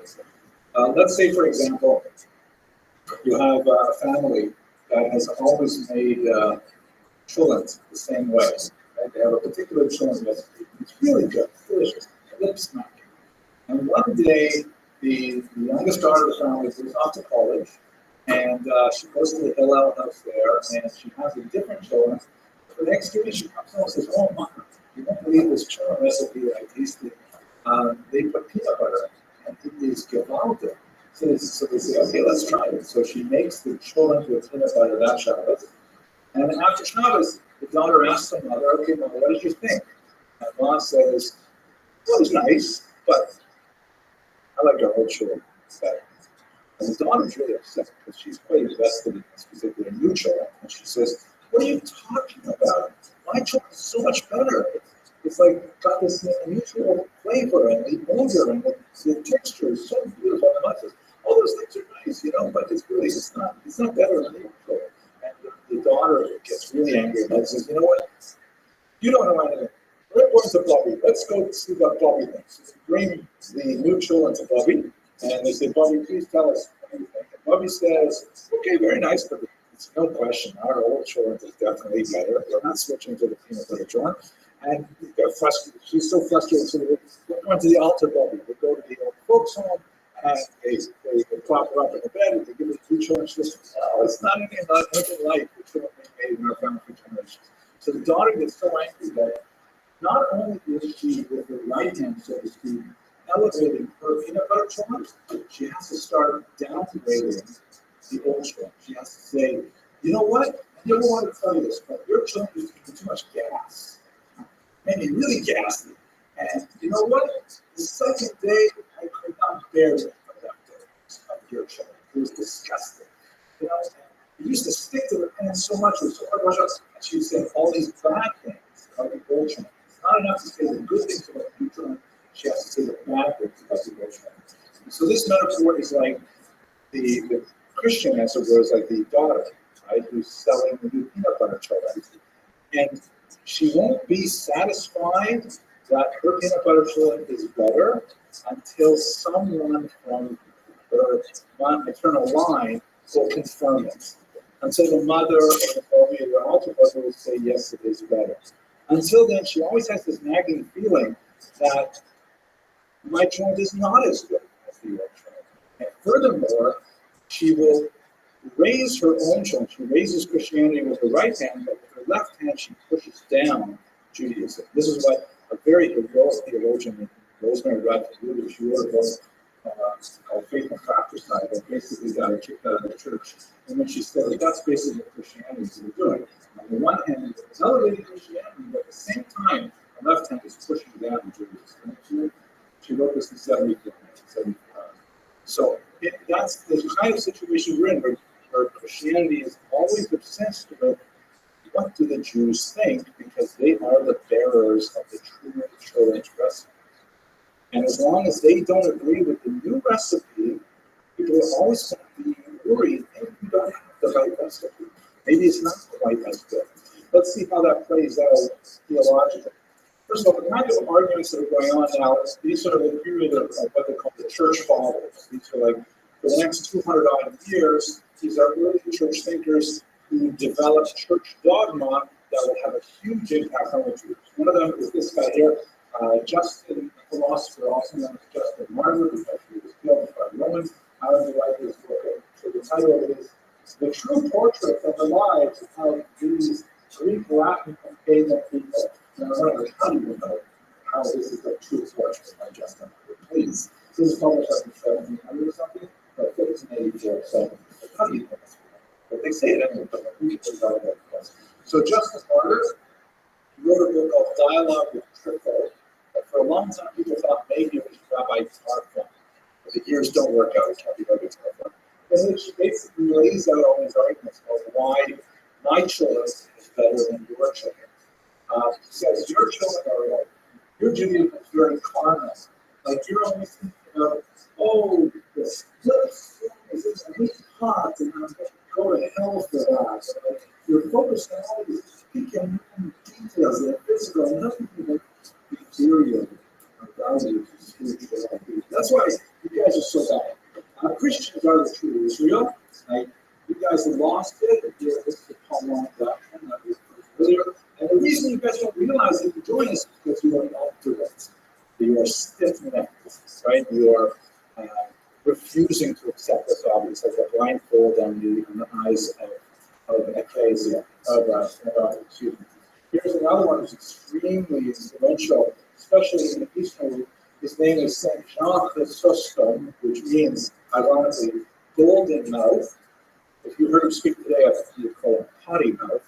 Because he was like such a nasty, nasty orator, and he just lambasted the Jews whenever he had the opportunity. And he was very much part of the period that we're talking about now in the later church fathers. And he coined a genre that would later become very, very dominant in the literature about Jews in the church called Adversus Judaeos. Can you try translating the Latin here? Adversus Judaeos.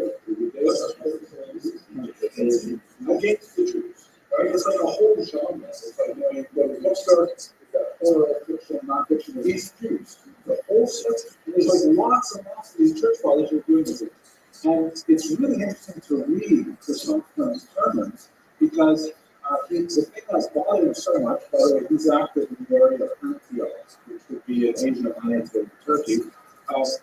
He's really angry that Christians and pagans are going to synagogue. So, what are you doing? Why are Christians going to shul? It's the year 350 or so. Why are they going to shul? I'm sorry? Well, imagine that you're a Turkish pagan, and you said, hooray, I'm now a Christian. I love Christianity. I think it's great. What do I do? Yeah, so they had churches, few and far between, but they didn't have like developed rituals. They didn't have like ceremonies. They didn't have a calendar. They're following the Jewish calendar at this time. It was in the year 325 when they finally said, okay, we are now going to separate Easter from Passover. You guys can no longer, and by the way, Shabbos was the worst, because Shabbos is such a big deal for Jews, right? It's like the anchor to the week, and it's fun, it's enjoyable. So everyone else wants to enjoy it. And the Christians are saying, you guys stop going to the synagogues. It's true they have a really nice Kiddush with herring and everything, but we gotta stop doing that. And they literally moved their Sabbath to Sunday in order to try and make more of a distinction. It's largely the work of St. John Chrysostom himself. He's upset that Christians are, going to school on Saturdays and are working on Sundays. They're giving each other gifts on like Purim, that's upsetting to him. They're eating matzah on Pesach. Who said we're supposed to eat matzah on Pesach? They're saying, the Last Supper, that was a Pesach Seder, right? Aren't we supposed to say, no, you guys, stay away from the Masheres. Feasting and fasting with the Jews, even helping the Jews in the Shabbos Goy, who was frustrated with that, and that they would pray, but they're saying it's the same God, isn't it? You say that you guys the same God, what's wrong? And of course, they changed the holiday of Passover and Easter to make sure that they were disconnected. So the Easter holiday is always calculated according to the Gregorian calendar as opposed to the solely lunar calendar that the Jews were using. So these are the kinds of public policy things that once the state became Christian, all of these ideas were then expressed. This is the most important one. I'm glad we have 20 minutes left to talk about this guy. This church father, as church fathers go, he is definitely my favorite, and we owe a debt of gratitude to his theology. It's not that he was a great lover of Jews, but he articulated a theological position that allowed the Jews to live. I'm going to say it again. It's really important. This guy, St. Augustine of Hippo, which is in North Africa, he articulated a Christian theological position that allows Jews to live. So remember, think about this for a second. You're a church father, and it's so irritating that Jews are still around. I mean, why don't they just go away? Why don't they just let Christianity move on? As long as they're still having their shuls and they're popular, and our people are going to the synagogues, things like that, and we all rabbis have these nagging doubts, maybe their cholent is actually better. Wouldn't it be better if they just, God forbid, were all killed or died, faded away?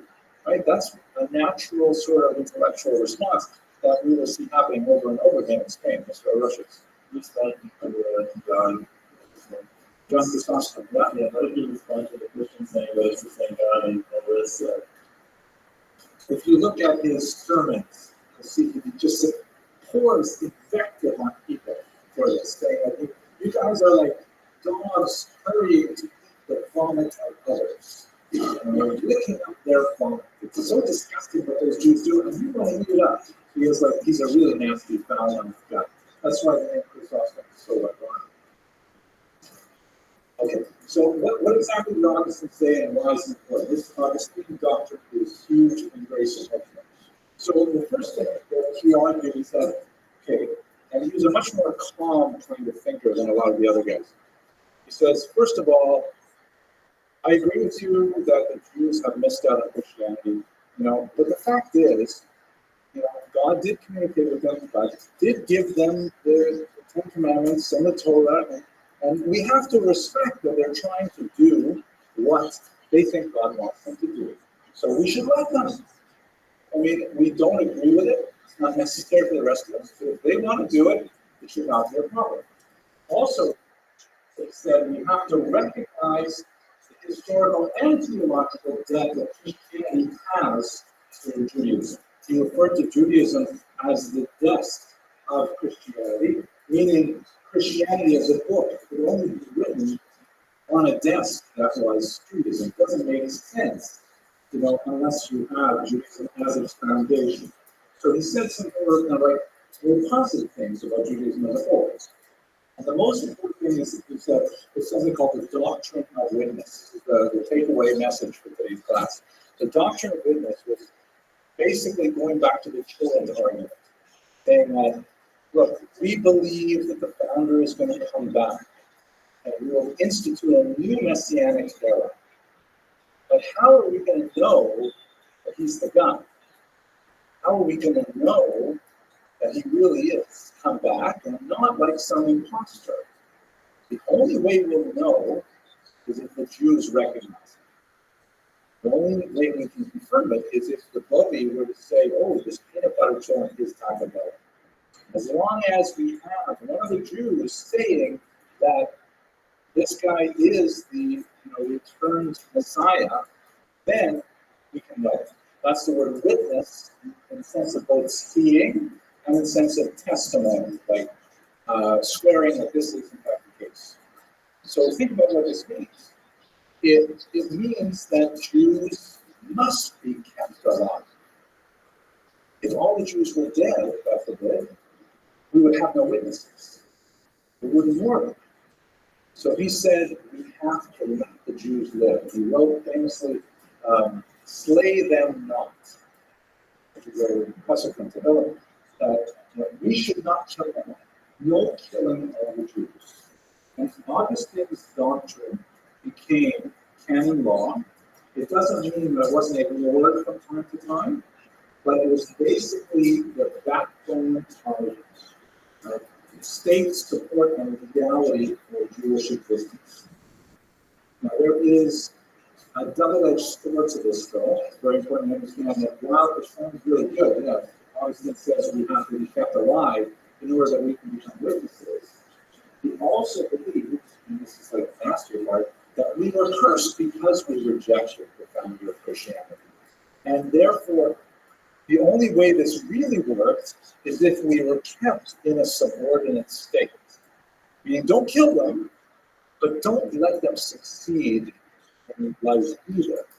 So let's say, for example, you're like an impoverished peasant walking around in dirty, bare feet and eating, hard, rye bread for your meals every day, and you see this beautiful, carriage pull up, and the Jews get out, and they're like wearing furs and diamonds and gold, and they're eating delicacies and stuff like that. What are you going to think about Judaism versus Christianity? You're going to say, wow, those guys are cursed. I'm blessed. It doesn't feel like that. It feels like the other way around. And so Augustine said, we we should impose restrictions on them so that they should always be felt as second class, and that Christians should see them as lower class. Don't kill them, but don't let them be first class either. And this is basically what's translated into church policy and ultimately state policy for the entire medieval period. That's why we had the ghettos instituted, that's why we had the badges instituted, that's why there are restrictions on employment, there's restrictions on education. It's because of Augustinian doctrine that on the one hand is very good, keeping us alive, but on the other hand, very repressive. Mr. Gross.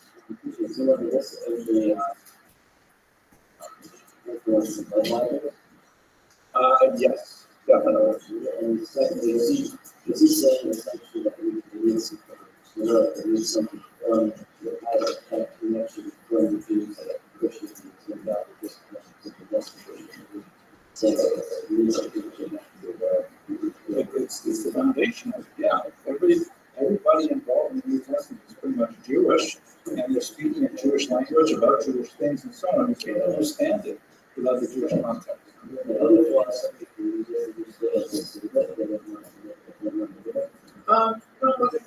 it's understood the problem of, well, the New Testament comes from the Old Testament. Yes. It's a branch off. Certainly, I'm sure Revelation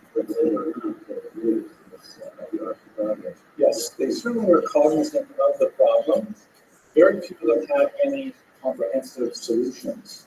Augustine actually laid out a doctrine that made sense, that they could live with, that the church could say, okay, we'll accept it.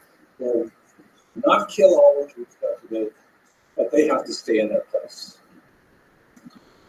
So it's very important, yes. Meaning it possesses the sense of the foundation.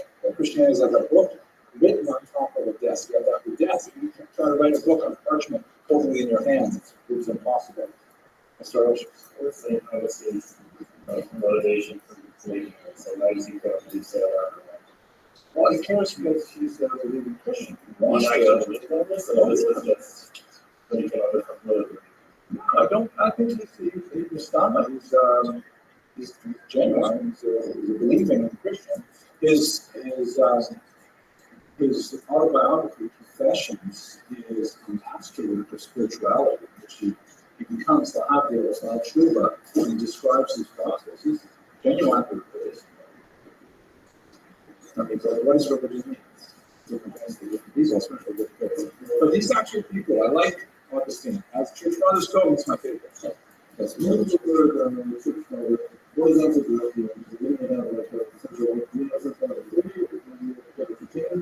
They didn't have centralized authority. The term is used to describe about 20 odd thinkers whose ideas have survived antiquity. And they are frequently quoted as, early church. Let's say use the philosopher is not quite precise, but early church theologians were very influential.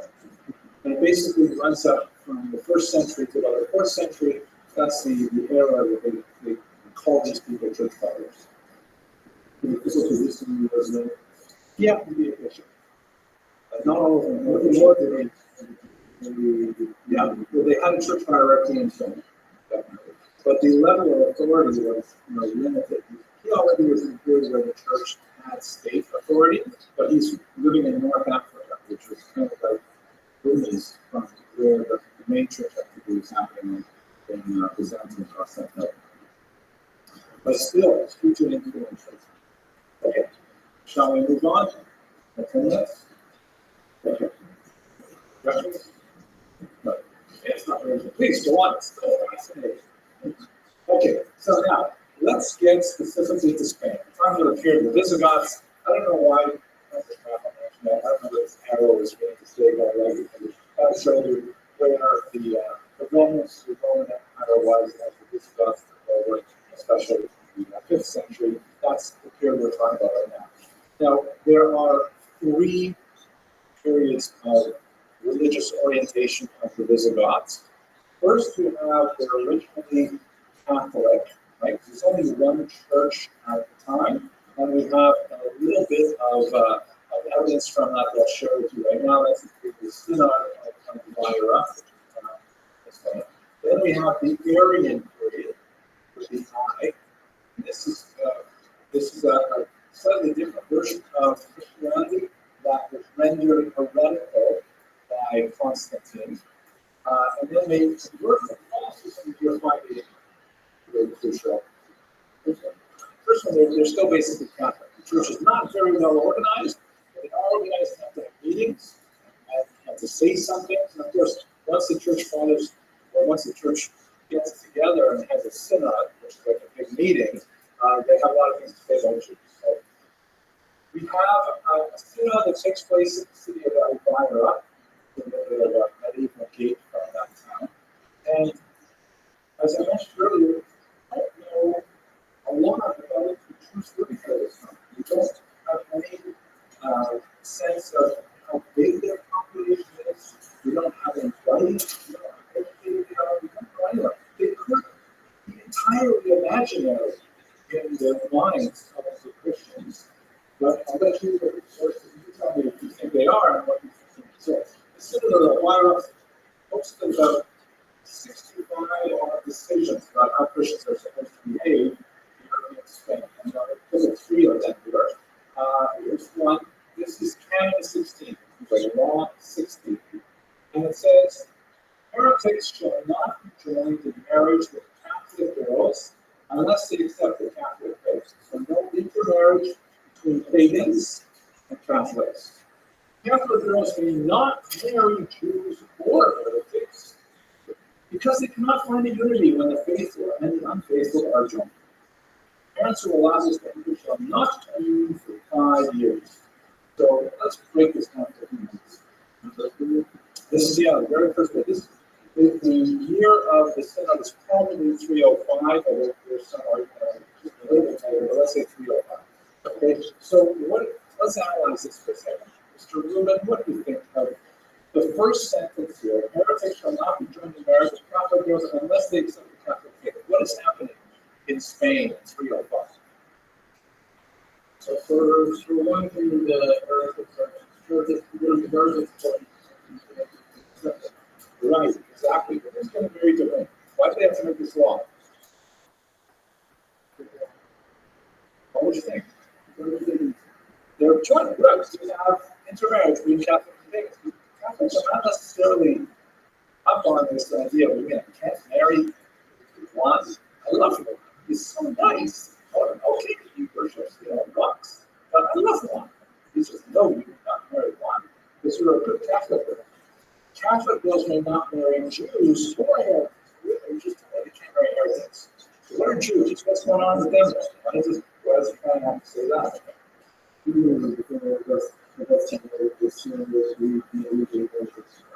Exactly. Don't forget, Augustine's it's not like the internet. You put out an email and everyone knows. Yeah, he's after it anyways. But you might have the Havamina. Oh, Estabella. You might have the Havamina. You're not going to marry Juan. You want to marry Shlomo because he worships one God. So I'm going to marry Shlomo. No, we're counting Jews like heretics there. And what about this last part here? The second last part. Because they cannot find unity when the faithful and the unfaithful are joined. Yeah, I think I would agree with it. But why do I have to say it?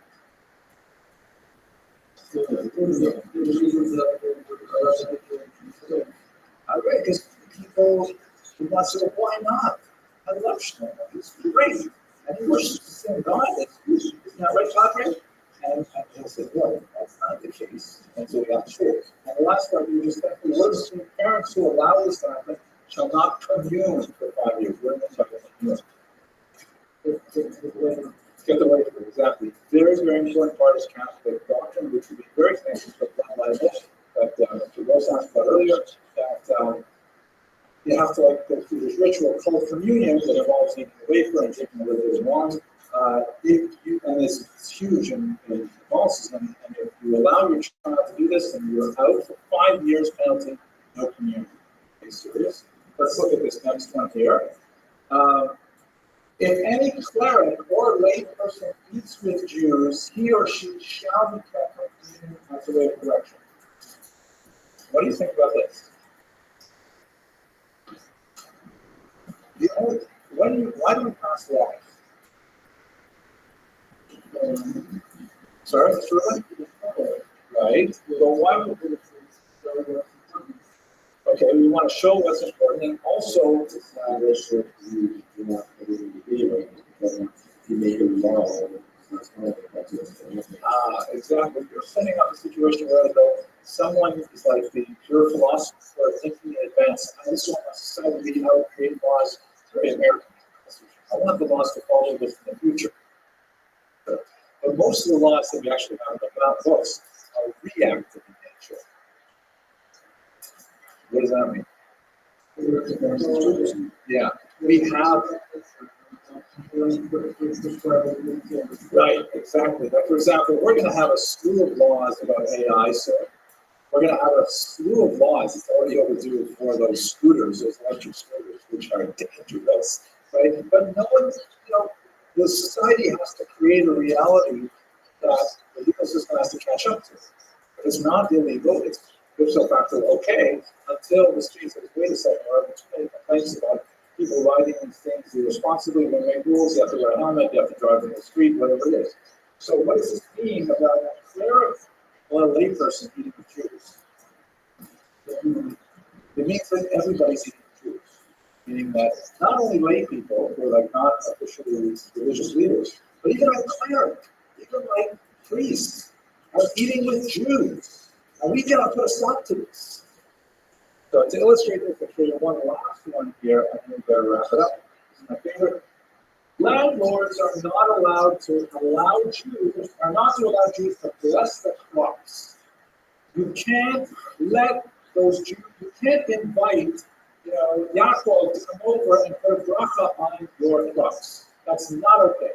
Now, they're not making that up. The feeling is it must have been happening. The church authorities must have said, this is so bad. Do you think the Jews are going to give you a bracha to the crops to grow? No, you can't allow the Jews for these things. It undermines all our faith, and we got to do this. Listen, I think this is too offensive. Such an actually our blessing. You don't like our bracha? You have to go get the Jew to do it? Come on.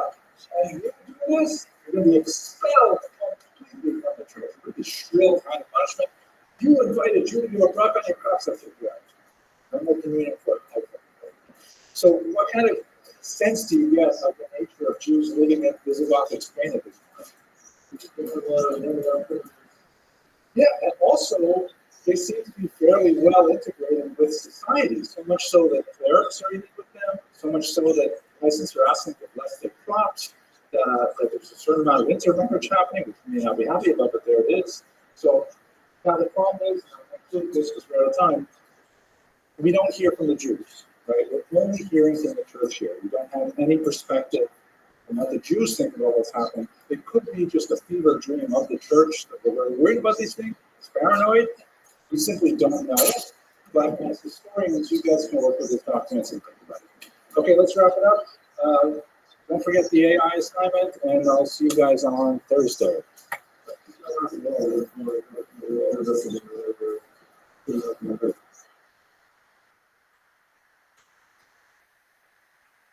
We recall the synagogue of Lyra, which is great, because it illustrates in its church records a degree of antipathy to the Jews living in Spain at the time, but by reading, as they say, against the grain, like, when you have grain in wood, like on a standard, has like patterns, the natural grain of the wood, and the inclination is to kind of read things flowing smoothly, but if you read them against the grain, like perpendicular to the grain, you get some new ideas out of it. For example, reading that any cleric or layperson is truth here should can't be kept in as a way of correction, which suggests to us against the grain that you wouldn't need to pass this rule unless it was a problem, unless there were clerics, priests, and lay people actually having this review. That's why the law is there. Another way to look at it is this no longer makes that kind of sense in this part of the world, but it used to be that every few years there would be another law against marijuana. over and over again. You have so many laws restricting, regulating, criminalizing marijuana use. Why so many laws against marijuana? Because it was being, the word abused in itself is already a value statement, but it was being used. Meaning the laws were being ignored. It's like if they put on 150th Street a sign on every corner saying jaywalking is absolutely forbidden. You may not jaywalk here, you may not cross through other lights. Why do they have to put out those signs? Because people keep doing it, keep ignoring the laws. And so these kinds of laws, moving against the grain, suggest that there's a social issue going on. This one, of course, is my favorite. The landlords are not allowed to bless the crops. Right? Do not let those Jews bless your crops, because it's just insulting to us Christian priests. So, okay.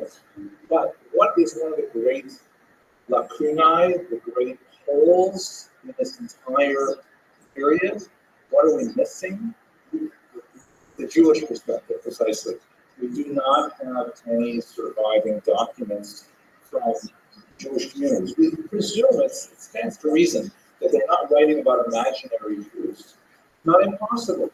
We do find societies from time to time, parts of Japan, for example, are very, very enamored with the protocols of the elders of Zion, and there's like, I think, less than 5,000 Jews living all in Japan.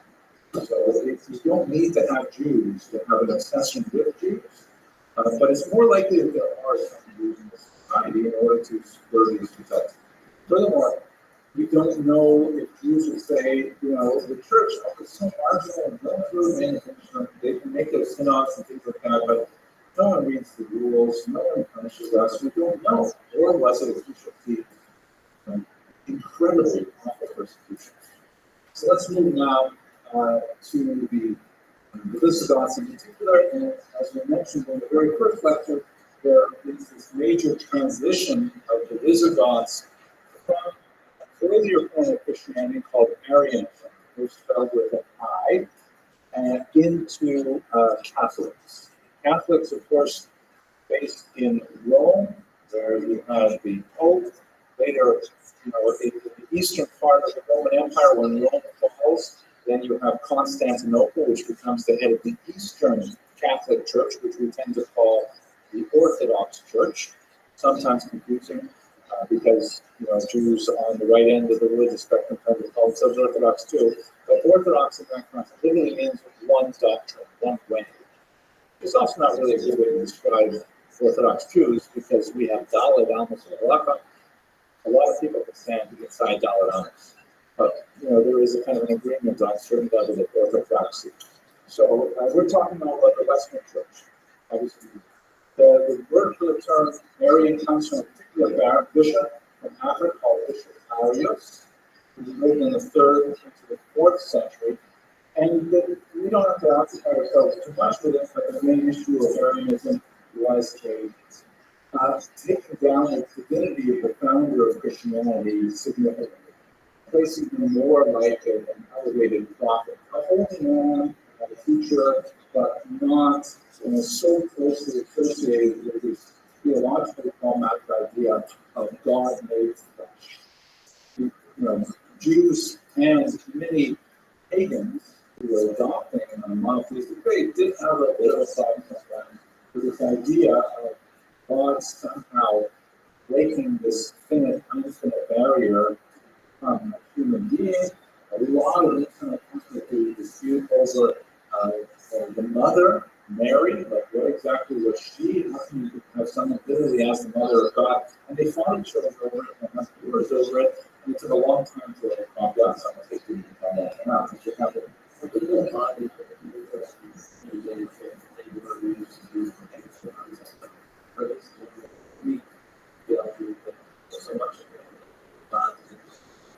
So that kind of question you can only discover by reading the sermons of preachers or priests reading those against the grain.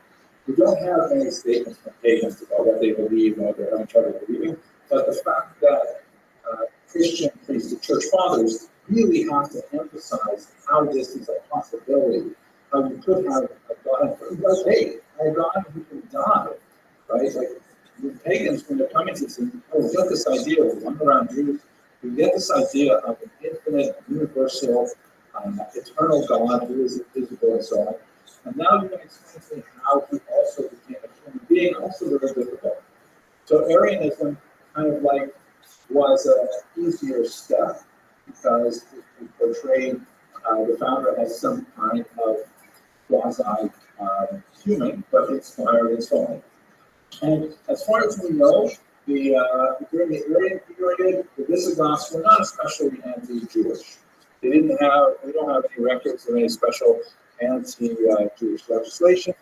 The Roman legislation, much as we tend to think about, the cruelty involved with the 3 wars that we fought from 66 to 135, and there was incredible cruelty, especially after the Patriotic Revolt. But generally speaking, the Romans actually had a pretty good place for Jews for much of our history.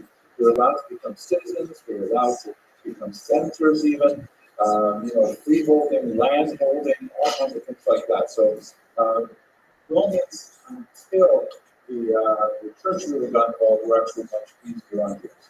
Now, what happens though is this is really important. In 589, here's about the king here named Rabbi. Actually, one of the things I like the best about the Visigothic kings is they have really cool names. Like Recared, Sisavut, Wamba, they're really cool names. You can see them in good reading a whole list of really interesting. But anyways, Recared, as you can see here, he's got this remarkable land, which he's got this, sort of ethereal look in his face up into the sky. This is his moment when he still hits to the Catholic Church. You can see he's got his hand on the Bible here with the priest underneath him, and he's saying, okay, that's it. No more Arianism. We are now going to be Catholics. Conversion to Catholicism. I don't know who this is. I assume that is Queen. She probably was so proud of him to become a Catholic. And it's a big moment because one of the things that happens when the Visigoths become Catholics is they also decide to really double down on persecuting the Jews. And it becomes like a mania for them. They just, in many ways, that 120 odd years when the Visigoths were Catholic were among the worst in the 1,500 years of Jewish experience from a perspective of legislation. Anti-Jewish legislation of the Visigoths in many ways set the tone for much of Spanish history, and even one might argue, even modern history, including that of Germany. Part of the reason for this is this phenomenon of the zeal of the convert. For example, I'm sure you've heard of the Gemara, it is Nida Daring Sakafas Ministrario, which translates as, where's it from?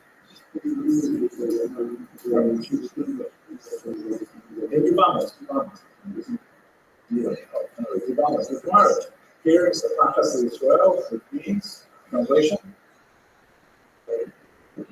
converts are they're like a skin disease to the Jewish people. Now, what does that actually mean? So you translate it 2 ways. One way is it means that they are like, you don't want them. You must be there often. You don't want converts or like a hero throughout kind of thing. It can also mean that one of my Shavuos won't point out to himself in here. He says that no, converts are irritants to the Jews that they're always scratching. Like, the convert says to you, did you vanish? I didn't see you vanish. How did you actually vanish? Excuse me, isn't what you're saying Lashon Hara? I mean, how can you say that? So the converts, because they have converted to Judaism, they adopted as an adult, and they are enthusiastic about it, they can sometimes be more punctilious about the rules than born Jews who are used to being, it's okay, to me about it, it's not right. Whereas here in the Sapafas, an irritant to Israel. And this is the phenomenon for the Visigoths is the thing of, okay, how am I going to prove that I'm a really good Catholic now? I got an idea. I will persecute Jews. That will demonstrate my bona fides better than anything else. I will show that I'm so Catholic, I held Catholic to Catholics when it comes to persecuting Jews. Montesquieu is a very famous French philosopher from Brazil. He wrote all the maxims, all the principles, and all the perspectives of the Inquisition. Meaning everything that we see almost 1,000 years later in the Inquisition really are embedded in the first experience of anti-Jewish persecution in the Visigoths. And I'm going to take you there, and I think you may agree with Montesquieu in this regard. It's basically 122 years of concentrated legislative anti-Jewish activity that lasted from Rothschild's conversion in 589 to the Muslim invasion in 711. Really intense period. Okay. So let's look at some of those things right now. One of the things that was especially prominent among Visigoths was Jewish baptism. And you should understand this. The church has a series of what they call 7 sacraments, 7 specific acts, which are like especially holy. And one of those really important sacraments is called baptism. It comes from John the Baptist, who was a first century figure, very active in the land of Israel, and he was big into anybody know which mitzvah? Tefillah. We loved tefillah. We loved the Tobel and the Jordan. We loved going to the mikvah. That was a big deal. And he felt that it was like a chassid. Everybody has to go to the mikvah. That's so important. And so that's why we call him John the Baptist. And he was a precursor to the apostle himself. So when a person is baptized, and we're talking now about Catholic theology. Protestant theology was developed in the 15th century, and we'll have a slightly different take on this. But for the ancient and medieval period, it's all going to be Catholic. When a person is baptized, even against their will, they then become Christian. So the baptism basically involves a dunk in the water, in some cases just a sprinkling of water, pronouncing of a formula, and that person is in fact now Christian. There are horrific stories from medieval period of like hooligans. It doesn't have to be a priest to do the process. Hooligans capturing Christian children and dumping them in a ditch and pronouncing the formula over them, and they emerge Christian. Jewish children. No, I'm sorry, Jewish children. And that's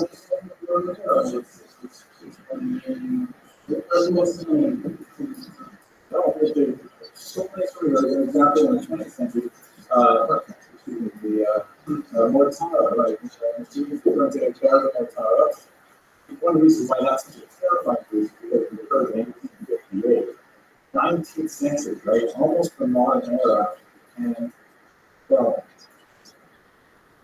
I don't want to take us too far, but let me tell the story very quickly. It is something really worth studying, and in fact, Steve Spielberg is going to make a movie about it. When he was in young age, he was 3 years old. He was very, very ill, and his family, the Mortara family in Bologna, Italy, had a non-Jewish nursemaid. She felt terrible for young Edward, who was very in charge, and she was worried that he would die without the sacrament of baptism, which would, consign him to heaven. So without telling her Jewish employers, she took the child and simply had him baptized, just in case he would die, and he should not go to heaven. Then the child got better, and everyone was happy. But he turned out, when he was about 6 years old, this little very peasant, nanny happened to be talking at the groceries with other people, and one word got to another. He eventually got to the Vatican. The Vatican police, I don't know, police force, said, well, how is it possible that you have a Christian child living with a Jewish family? And they went and they arrested the 6-year-old kid and took him away from his parents. And it was a massive hue and cry. There was an international protest. Moses Montefiore, they had a protest here in New York City. This was 1858, right? Protesting this incredibly, how can the Pope be so backward? The kid was like 2 years old when he was baptized. He certainly did not consent to it. And the Pope insisted, he said, forget it. This child has been baptized. This child is now a Christian. It is not acceptable for a Christian to be raised in a Jewish home. and he kept him for the rest of his life. Mortara ended up growing up, becoming a Catholic priest. He spent his career proselytizing Jews, trying to get them to convert to Christianity. He even visited New York City. He was roundly criticized by the Jewish mayor for residency, but he eventually retired to a monastery in Belgium. He died just a few months before the Nazis invaded, and they would have killed him if they had found him because they considered him Jewish, but the Pope did not. And that's exactly an illustration, a terrible, horrific story of how the church regards baptism as permanent, regardless of consent. Now, many great church fathers who were, had varying degrees of anti-Jewish sentiment, but generally were very permissive or let's say tolerant church fathers, and early popes like Gregory the Great, for example, 7th century, said it is forbidden to baptize people against their will. You can't do it except with your own child. You can't baptize someone else's child. That's illegal. Christians are not allowed to do it. But B'diavad, so to speak, because the baptism happens, the person's not Jewish, which is a huge problem for Jews who are places here. So when Rhetoric says forced baptism is going against a lot of the more modern texts in the church, but he gets it done. He says originally that it is for children of mixed marriages, later for all Jews, which is remarkable, and many Jews end up fleeing Visigoth territories. You recall it, this is most of Spain and into southern France. Some we assume converted, but what's fascinating is that this kind of rule is repeated so many times that we assume that the rule did not take a lot of effect, meaning they're baptizing Jews, and Jews say, okay, we're just going to ignore what you say, we're going to continue living our lives. Then they get accused of being Judaizers, meaning being Christians who are imitating Jewish norms. And that invites more persecution, more forced conversion, and so on. It becomes a really nasty cycle. You also have a tremendous amount of legislation. We spent a phenomenal amount of time talking about this in their legal works, that even when the Jews are baptized, we can't trust them. Not surprisingly, because they may have been baptized against their will. But, for example, the institution of special oaths that Jews had to take, this is something that lasted right up until the 19th century as well. That if a Jew was called to court, he was not believed the same way a Christian was. They had to usually impose some kind of humiliating ritual, like standing on a big skin with your shirt off and announcing a long list of implications called the More Judaico, the oath of the Jew. I said, no, I really swear on the Holy Torah and Moses and so on. You go through this whole list and say, I will not. And only after these humiliations can you be required to testify in court. Leniencies with consumption of pork, like, okay, if you eat this dish in court, then we will believe you.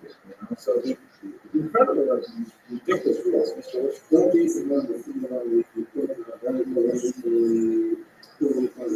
That particular one, it's like 17th century that I think of it specifically. I don't know if they have I'm not sure. I have to go back and look at some of the primary sources.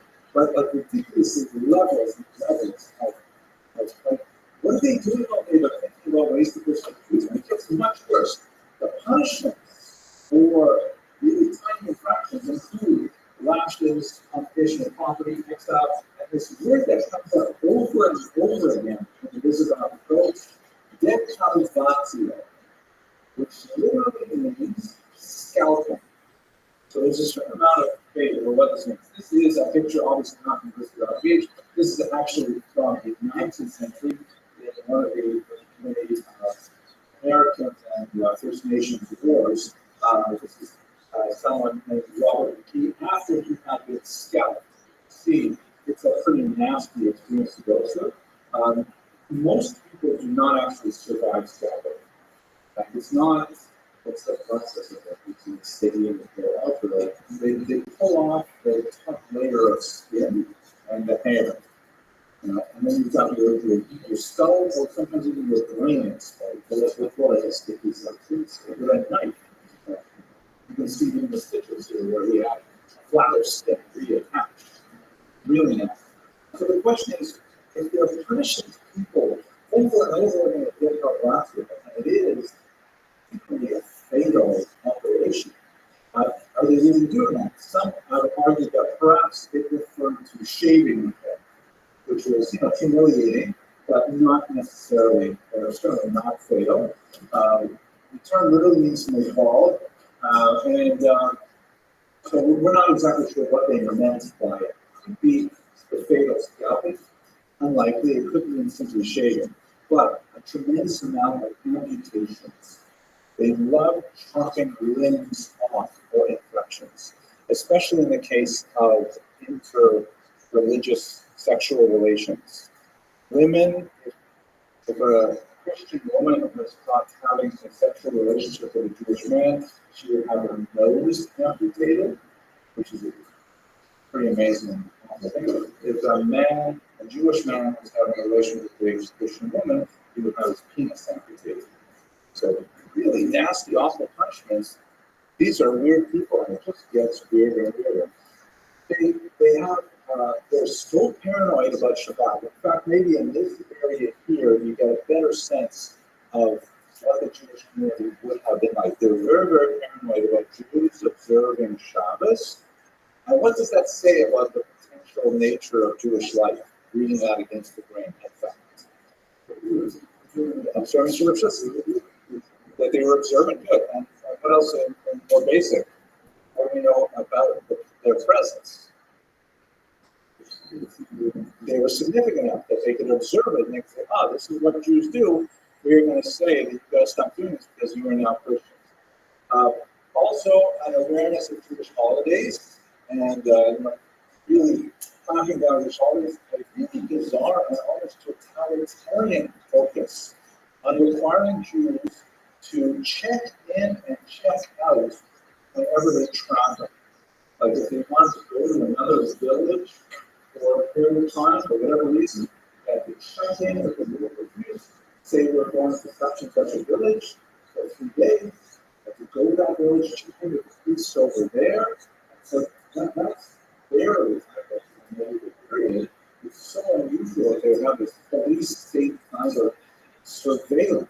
And in many cases, these are actually Jews who have been forcibly converted. So technically, they're actually Christians, but they don't trust these Christians. So I should mention, this is another element that we see in the Visigothic period that is characteristic of the later Inquisition. The creation of two statuses of Christians. The born Christian, who is called simply a Christian or an old Christian, and the so-called new Christians, or also called conversos, or in a negative sense, the term marrano. Okay, you can't become an old Christian. You can only be another generation of new Christians. And so kind of a quasi-racist society would be established. We would definitely see lots of evidence in the Inquisition period in the 1400s and onward. Here we are again kind of struggling with the fact that we don't know what the Jews had to say about this.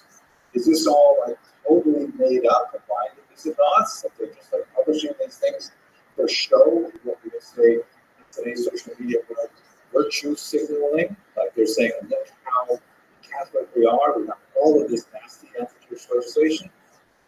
Or is it actually resulting in a lot of punishment of actual Jews? The laws are frequently repeated, which is a widespread indication that they are not being followed, right? Jaywalking example, marijuana example, and so on. And new laws are added for Christians who help Jews. It's also interesting to read against the grain because it suggests that Jews were very well embedded in society if they could have enough people who would be helping them along with their lifestyle. So this, think about this, 122 years ago, basically like 4 odd generations of persecution. Your grandparents would know it, parents, you would know it, your children would know it. It's like an intense period of persecution during an entire period. Here's the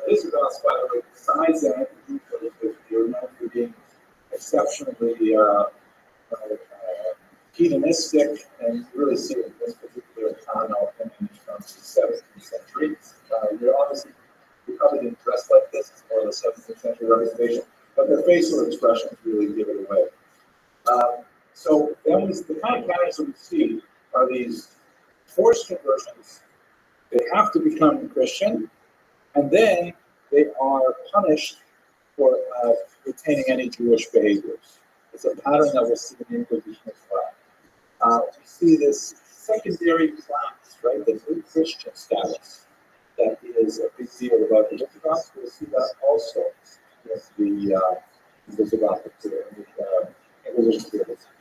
The bizarre police state surveillance, right, the check-in, check-out, special kinds of oaths and things like that, also had an Inquisition. In other words, we saw as one speak at the beginning of the hour, a lot of the kind of methods and the mechanisms of the Inquisition were prefigured by the Visigoths. It seems like pioneer this unusual state and its desire to supervise its Jewish minorities. There's some debate. There's not a lot of research on the Visigoths because we don't have a tremendous amount of time to necessarily work with them. It's not intrinsically fascinating to many scholars. But there's one particular historian named Dr. who actually writes that in many ways we should not understand this as a religious mania, but as an economic. Economics, for example. I'll explain this to what happened in terms of Inquisition. So, one of the big debates about the Inquisition, which, again, I know you don't know a lot about it yet, but I'm going to give you a little bit of a heads up. There are many scholars that tend to view the Inquisition as essentially a religious mania, like the Catholic king and queen of Spain wanted to make the Iberian Peninsula unifying, no Jews whatsoever, monolithic, uniform, indivisible, and Catholic. And that most of their actions were motivated by that religious chauvinism. Other scholars, on the other hand, say that is simply a veneer for an economic incentive. In reality, what they're more interested in is channeling the wealth accumulated by Jews into their own comforts, either through taxation and persecution or through expulsion and confiscation. But the religious thing is just a red herring, it's a distraction. It's really about the money.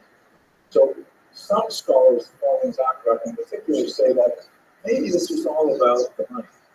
Maybe all of these religious rules were designed to keep the Jews in place, but to squeeze them for whatever value they could get out of them. Zachariah is the scholar's name. The whole system of Visigoth and Jewish persecution, the argument is essentially economic in nature. You see it when you get to the Inquisition. There's a great scholar named Netanyahu, who's the father of our today's Hebrew Netanyahu, who's actually a great historian, and he wrote a more traditional history of the Inquisition through Rabbi. And then there are modern scholars like Weinhardt who say, too much emphasis on the religion. It's really about the money. And it's a great debate. In my humble opinion, I believe that, like most historical debates, the truth is somewhere in the middle, that there were religious and economic elements to it, but one can argue that there's principally religious or principally economic nature. But a lot of these elements here will be just taken as if they were patterned after them into the Inquisition. And one of the things that a great Holocaust historian named Rabbi did was, when I first read this, I thought he was office Walter. But as I got older and I realized the maturity of his thoughts, there seems to be a lot of value to it. He believes the Nazi regime was really rooted in the systems developed in the Spanish Inquisition. And the Spanish Inquisition has a lot of its systems rooted in this Gothic period. This whole paradigm, the status, the persecution, the police state elements, and so on. But once again, we are handicapped by the fact that we don't have Jewish sources. all we are reading is about what the Visigoths had to say about the Jews, and it's awful and terrifying to imagine that what they were saying was actually put into practice, but we simply don't know how evident that is. We just don't know how she is. Mr. Rothschild. At that time, but not in that place. There are no Jewish authors whose books have circulated. Perhaps you will discover them in the Guinness archives or something like that. But right now, we don't know what they say. Searches. So there's some in Oxford and St. Petersburg, and there's some right here in New York City. Jewish Theological Seminary has a nice collection of Guinness about this. Even better, you can go online. Does anyone know what Guinness is? It's a massive amount of shamans that was collected over hundreds of years and discovered in a synagogue in Cairo. And it tells us so much amazing stuff about Jewish history and actually about world history. There's hundreds of thousands of fragments. This is all garbage. They threw them away, they rotted, they broke apart, parchment, vellum, papyrus, all kinds of documents, paper.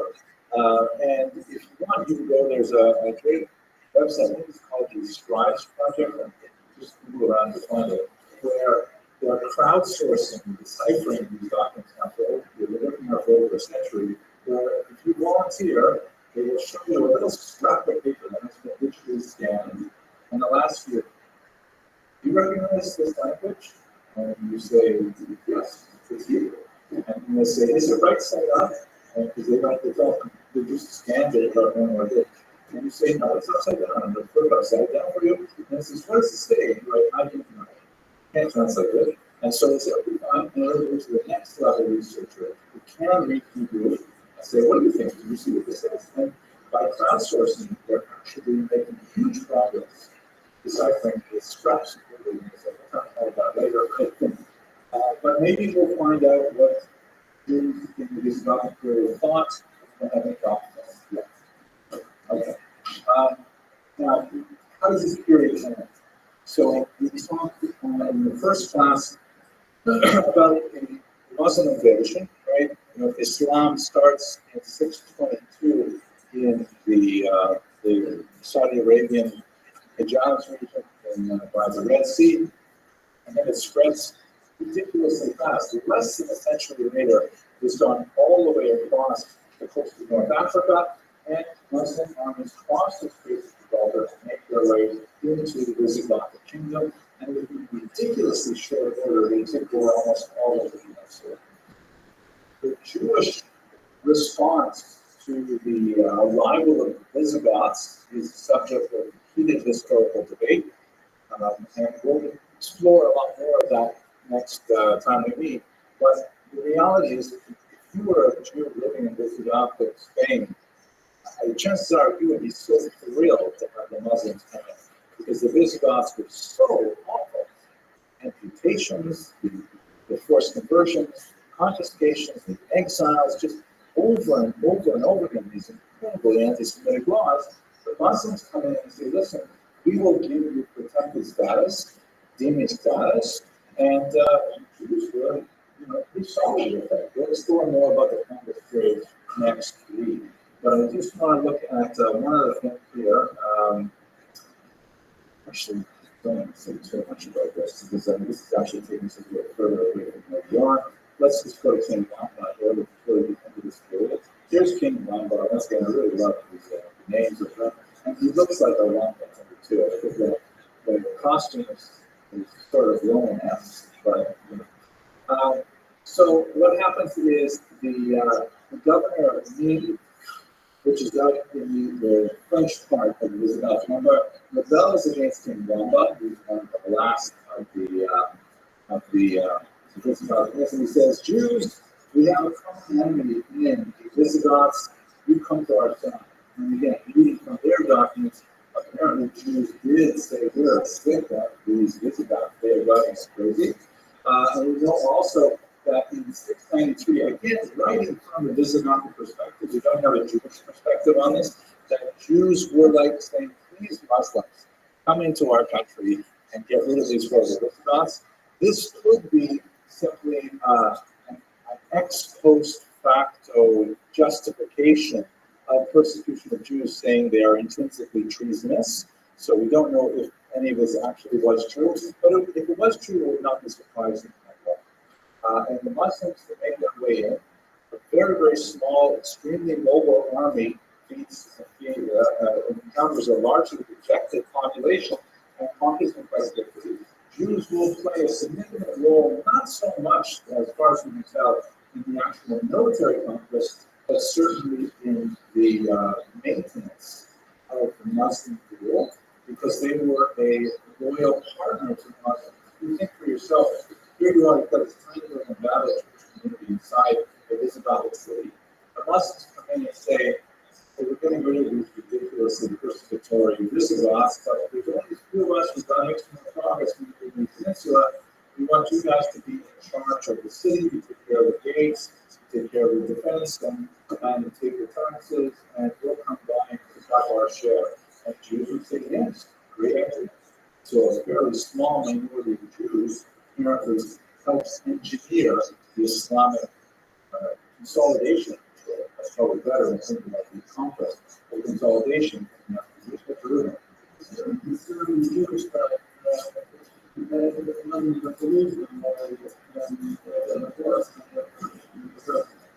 You would think that, but what do we know?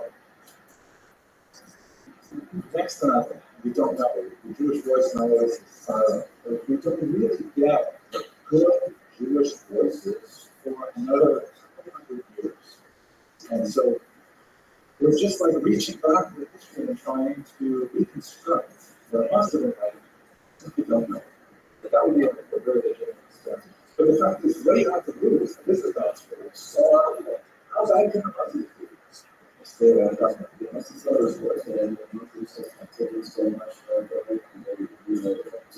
Yes. Yeah, I would think that's what okay, let's just do some last reflections here and being some precedents here.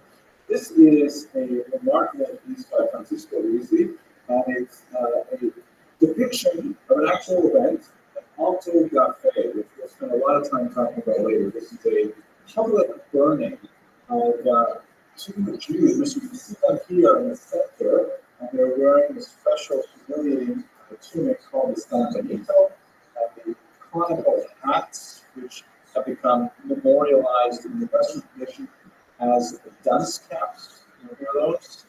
Yeah, my father told me he had to wear one. The conical hat. And it was meant specifically to ridicule people. That's what my father endured. In my generation, they didn't do that anymore, but they literally hit us. Like my teachers literally hit me over the knuckles with rulers, like yardsticks. I looked this up. And I have witnessed with my own eyes, teacher pulling down a bull's pants and spanking him in class, right? But that would not happen today, but that was back in the day. But the dunce cap was originated from the Spanish Inquisition, and I wanted to San Benito as like an article familiar with clothing. And look at this rock star concert kind of environment. Here they have, this is where the burning is going to take place. And like there's all these dignitaries, the finest clothes, all come here to witness, the possible confession, which would, by the way, if you're at this stage in the process, confession would get you one thing. It would strangle you before you were burnt at the stake. If you refuse to confess, then you would still be burnt at the stake, but without strangulation. So the big sense. But look at the environment. Look at this depiction of all these people coming for this huge party. The richest people get the best seats to watch this whole thing going on.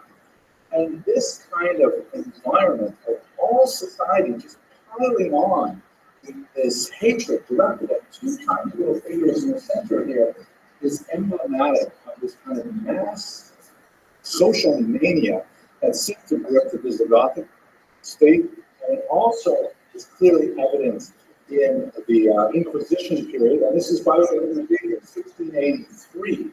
This is the Inquisition lasting for hundreds of years. It was in Madrid. Okay, we have examples are also in Peru. You wrote because they have these kinds of things everywhere. It's huge. And I would like to also suggest for your consideration, gentlemen, if this, I'm going to close my formal remarks. I think we're living in this time today.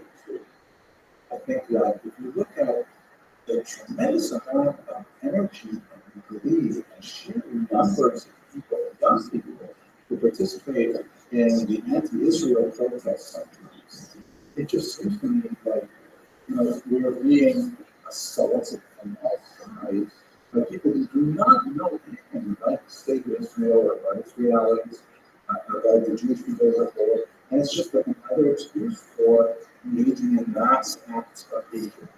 And it's terrifying. This particular Shabbos, I'm speaking about one individual named Rothschild. I'm not going to talk about him on this later, but he was someone who was born as a new Christian, meaning he was from a family that was baptized 100 years later, right around this time of this particular auto-da-fe. And he was a very successful doctor and writer. He was famous. He was known for being with the rich and famous everywhere in Spain. And then one day, while he was a professor, I believe at University of Rothschild, he was called to participate in auto-da-fe. He had to go in his full academic regalia with all the others to watch this happening. And he looked around and said, "My gosh, what am I involved in? Why am I sitting there in the stands watching two innocent people being burnt at the stake?" And it just turns him around completely. It was like an incredible moment for him. He dropped everything. He left Spain, left his wealth, left his career, left his fame. He made his way to the ghetto in Venice. He lived in a tiny little square that housed the Jewish population where he could at least identify himself as a Jew. And I think that's in many ways comparable, not only to the Spanish period of the Inquisition, but also the Visigothic period in our own day. Thank you for listening to this mini drasha, gentlemen. Let's take questions when we wrap up. Mr. Rothschild. It's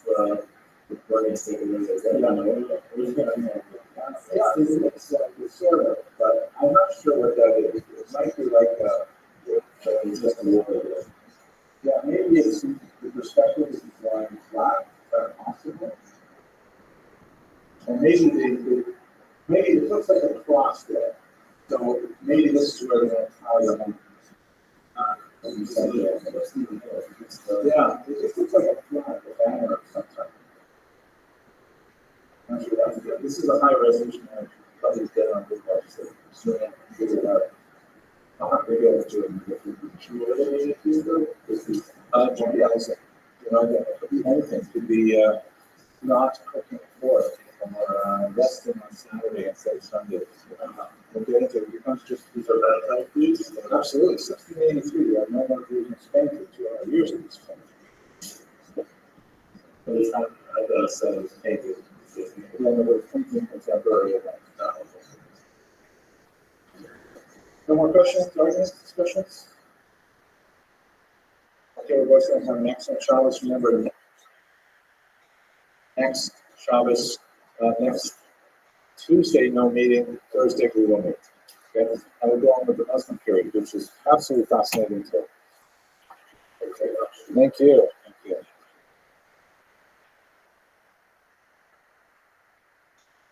Okay, we are recording. Okay, gentlemen. So our goal for today is to begin to discuss the amazing history of Al-Andalus. This is the Spanish equivalent of the Arabic word for southern Spain in particular, which was the heartland of the Jewish Golden Age. The map that I have on the background here is actually not from the Golden Age or one from a little later in the Golden Age, not precisely the Golden Age, but it's 15th century and it's a Christian era, but nevertheless it is an amazing map made by a phenomenal Jewish map maker. It's called the Catalan Atlas. I'm going to return to it later. I just like the background, so that's why I chose it for this lecture, even though it's not chronologically relevant. But we are going to be talking about these concepts, so we can switch a little bit so we can see this a little better. Al-Andalus is the southern part of the peninsula in particular. You recall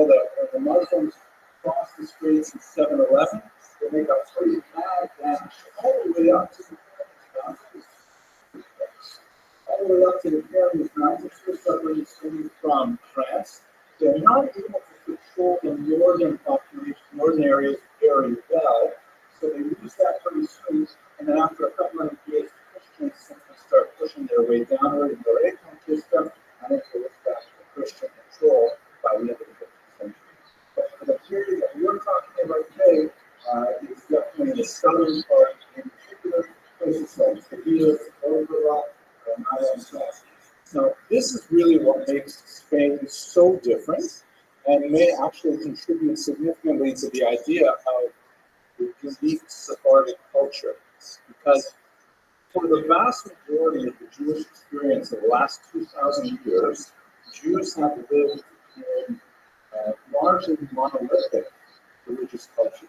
I mean, Jews in Ashkenazic lands overwhelmingly live as minorities in the overarching Christian cultures. In other words, the vast majority of people are Christian, but most of it predominantly Catholic, and then a tiny Jewish minority. And in the southern part of the Mediterranean and the eastern part, you have an overwhelmingly Muslim majority and a tiny Christian majority. The difference is that Spain, because of this unique mix of the original Visigoths, who of course converted in the late 6th century to Catholicism, and then the advent of the Muslims in the early 8th century, and then they're being driven out, at least politically, by the 15th century. You have three populations.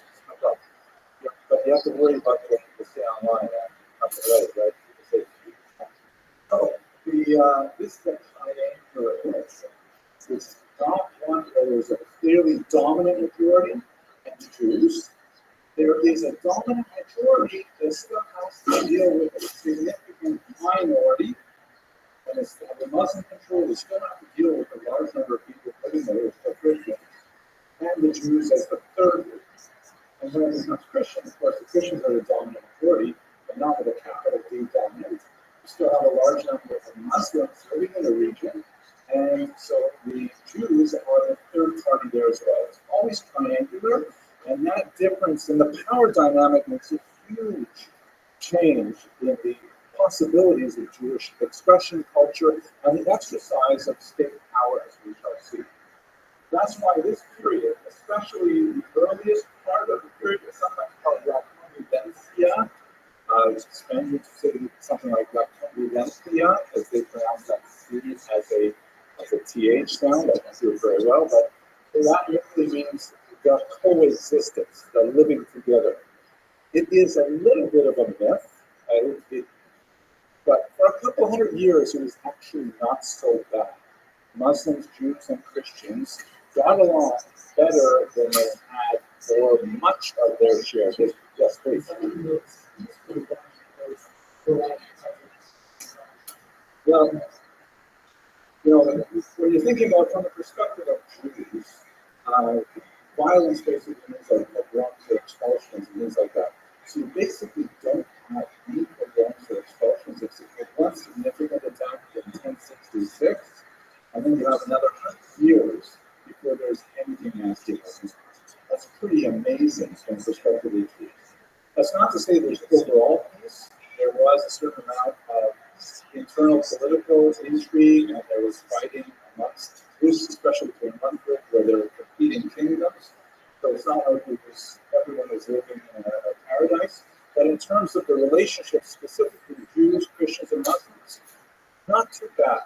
And over the course of today's lecture, and also when I come back to this on Tuesday, because we're going to finish today, you can judge for yourself how expensive the convivencia really was. But I think it is definitely worth talking about.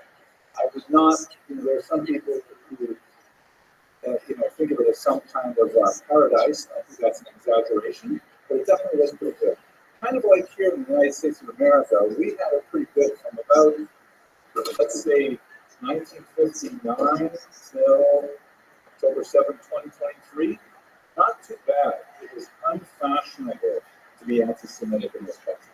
There were definitely crazy people who were still, hiding in their basements with Nazi paraphernalia and occasionally marching the streets. But most Americans regarded them as being in the fringe.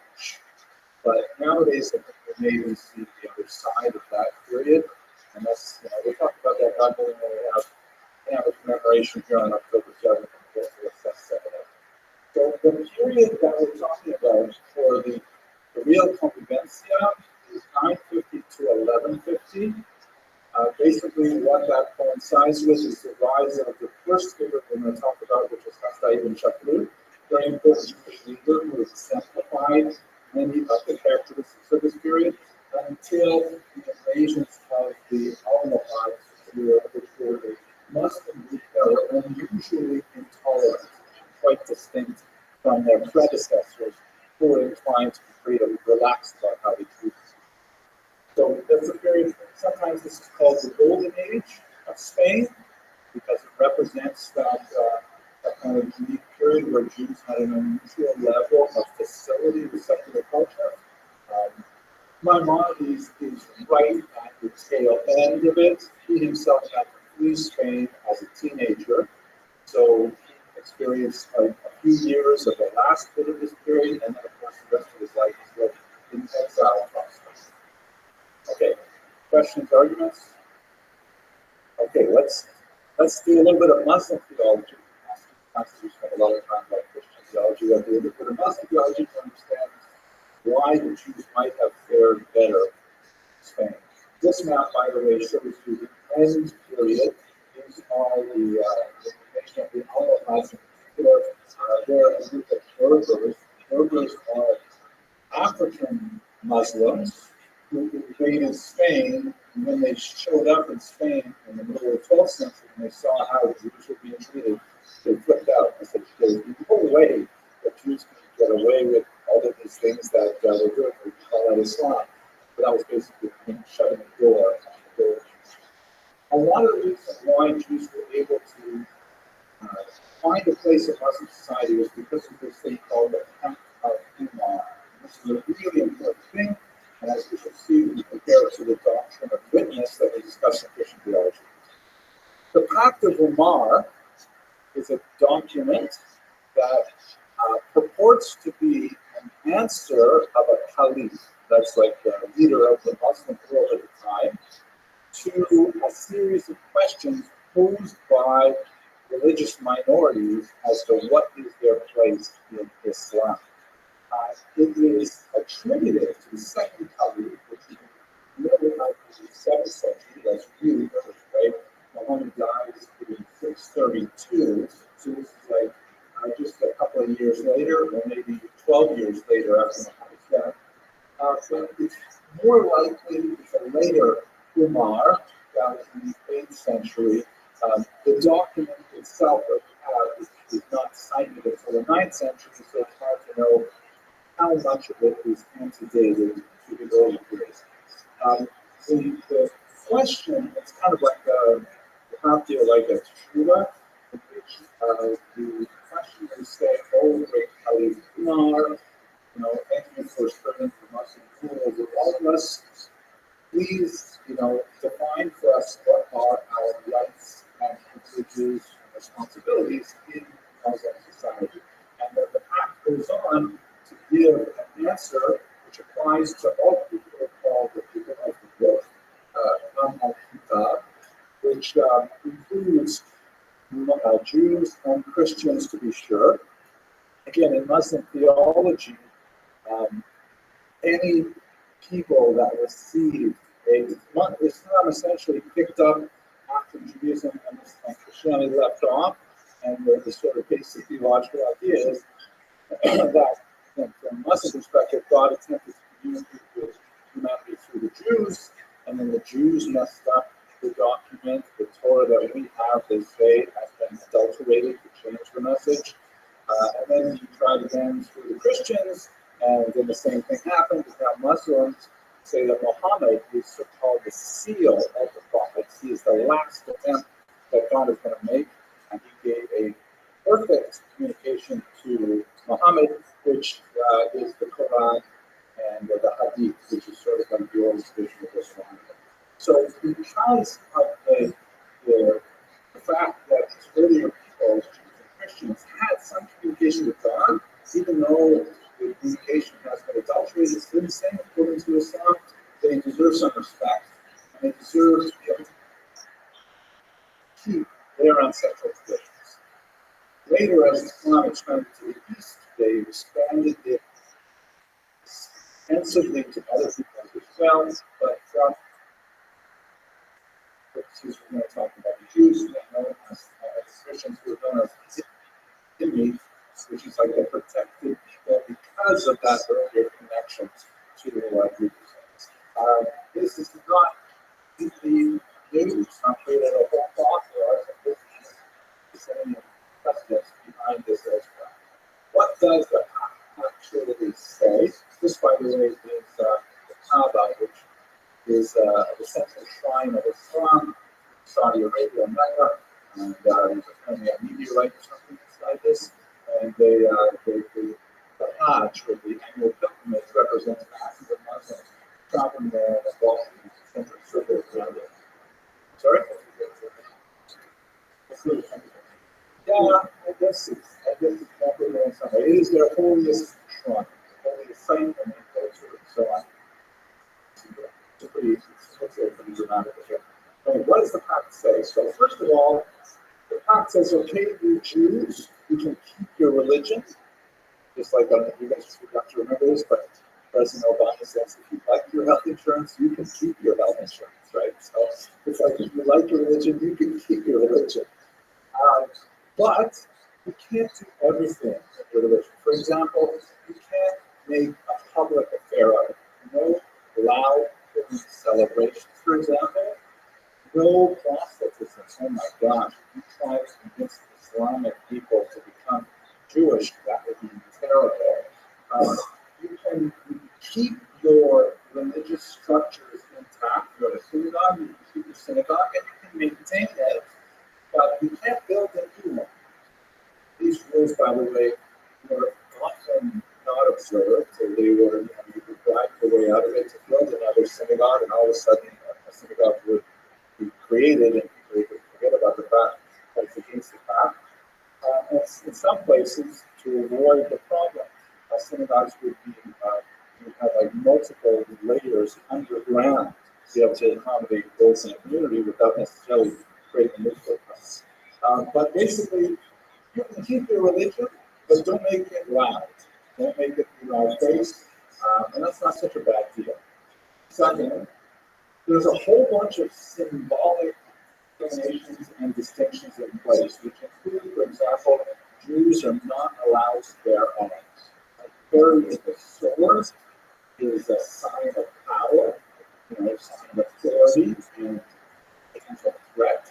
And so Jews may not bear arms. Once again, for much of the period that we're talking about, the Pact of Lamar was an interesting legal document that in some places was interpreted very strictly, but for the most part, it was people would, if you wore a sword, no one was necessarily bothering you as long as you paid the right flag to the person who got everything. Distinctive dress, Jews were supposed to wear the color yellow. Again, it wore in lots of places, but there was a distinctive color. Yes, Mr.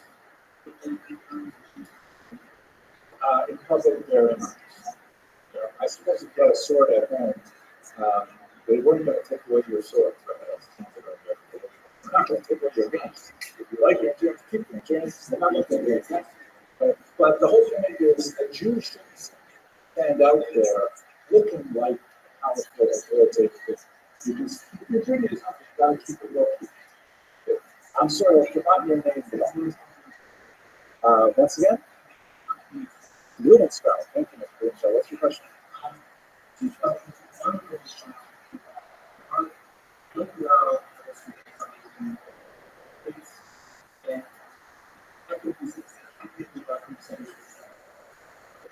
Well, it's attributed to the second covenant, but maybe dated 9th century.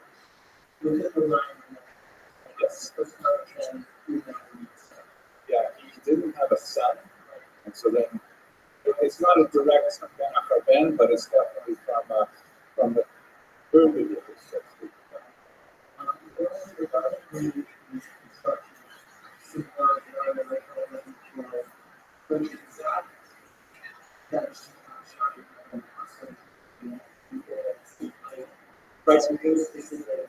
Exactly. In fact, specifically, synagogues could not be larger than mosques. They couldn't have a higher elevation, and they couldn't be expanded. They couldn't build a new one. They could only keep the other one and have down the end of it. Churches. Good question. I don't know. There is yellow as a popular color for Jews in medieval Christian world, largely because of its association with gold and money lending, and the coins with which the founder of Christianity was portrayed. Why yellow would be associated with Islam, I don't know. I know green is kind of like the holy color.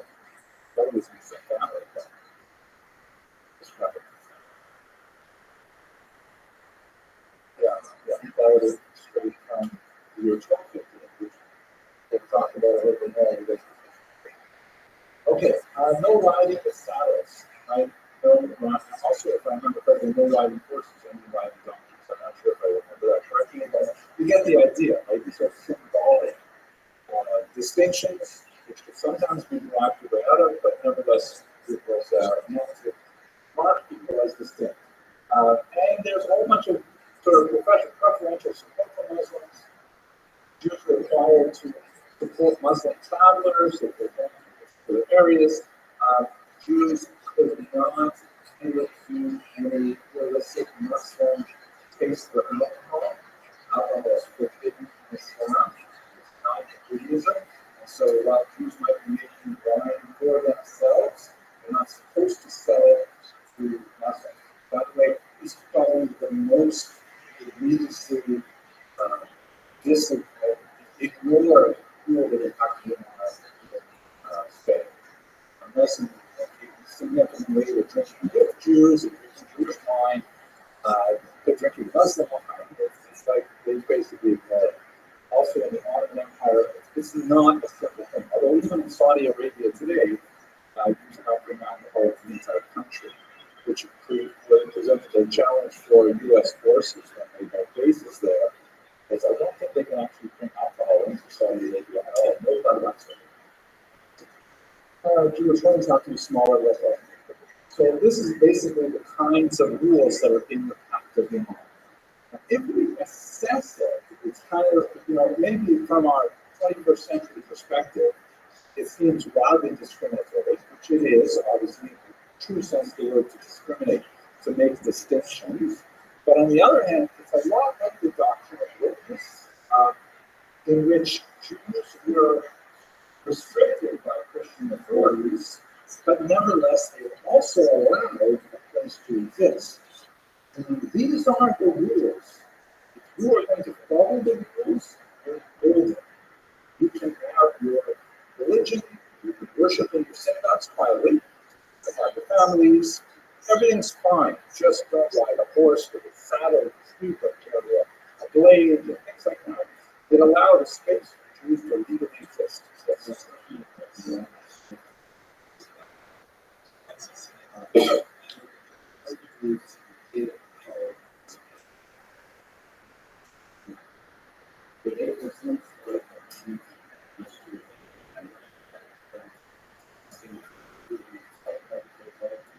Generally not.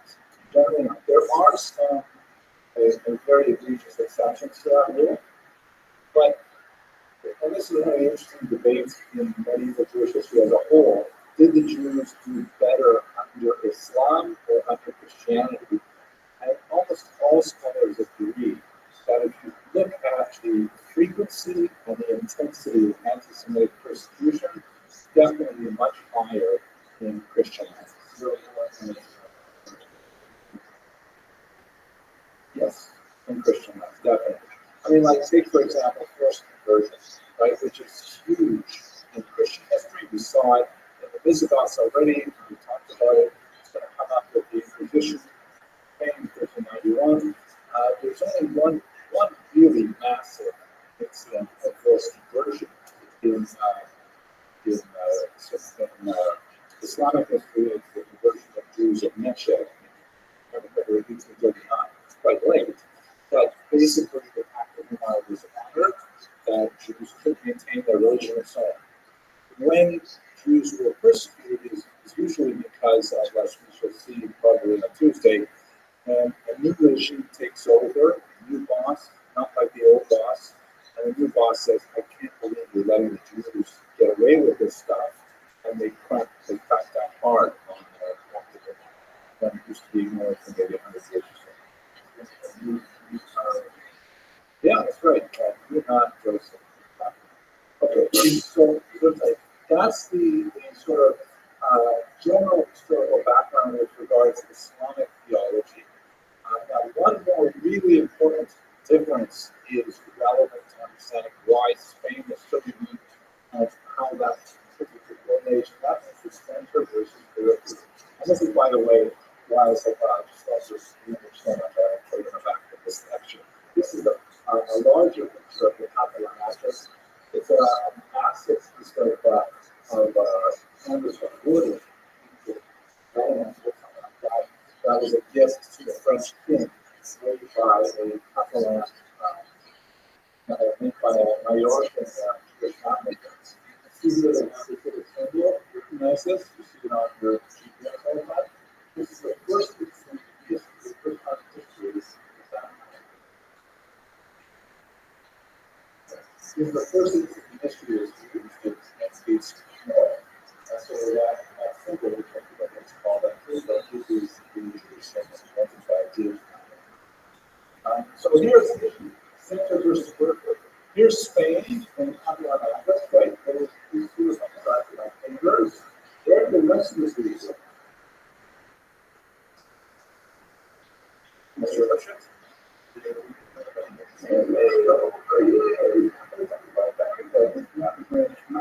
Scale, but something like over here. This is where, well, actually, over here. This is like where the Massachusetts. What about Islam? Where is the center of the Islamic world? Also, in fact, that was the 8th century. No, Mecca is still in the time. The Caliphate is actually in Baghdad. Mecca is the holy place, but Baghdad is where all the scholars and the administration government. In other words, letters or other communications traveling from Baghdad to Spain and back might take as long as a year. And we're talking about very low communications, definitely not the internet age. So you have the center over here, and then you have the peripheries way out here on the edge of the continent. And how do you think that would affect people's behavior way out here in Vegas, so to speak? But Mr. Richards, you're smiling? What happened?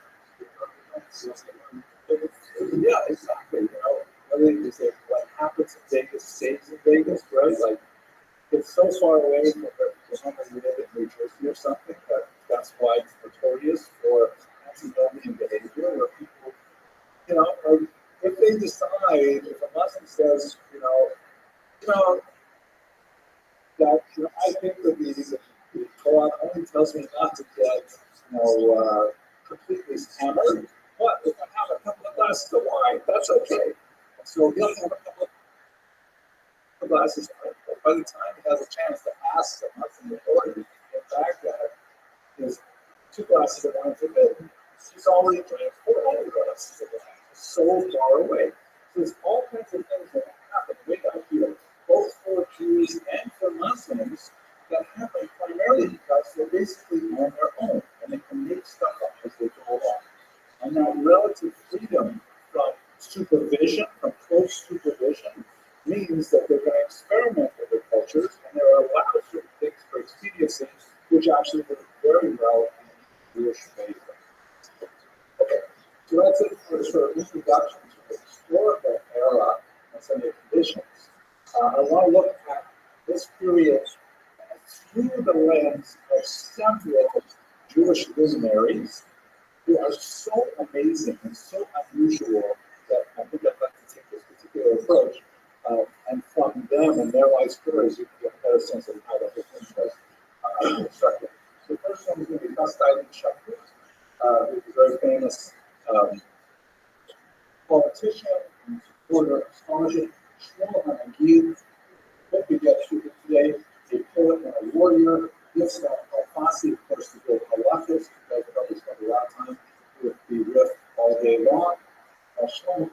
literal philosopher and poet Rothschild, and through that emphasis on the Jewish, Rabbi, a philosopher and a poet as well. And this kind of rounds out perspective of these remarkable 200 years of Sephardic Jewish history. Okay, any questions before we do last time?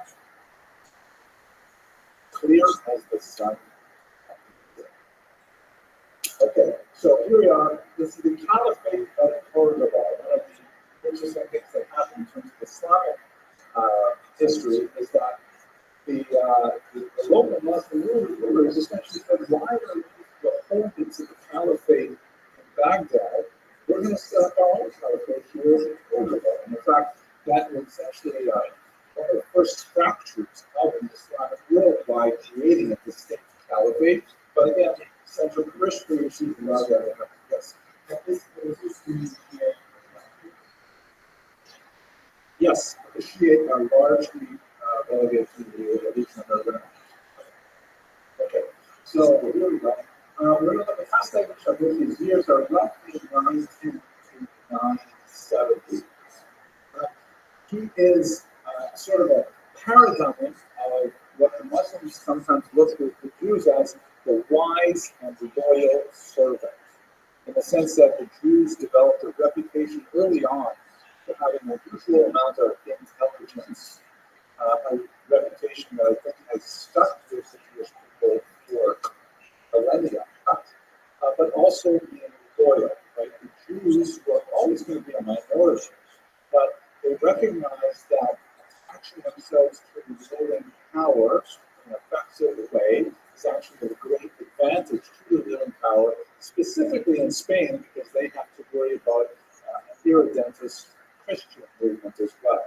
And if a Muslim ruler would be saying to some Christian intelligent person, hey, you become my finance minister, my foreign minister, my royal physician, whatever, that Christian has a lot of allies in the countryside who could conceivably be the source of a revolution.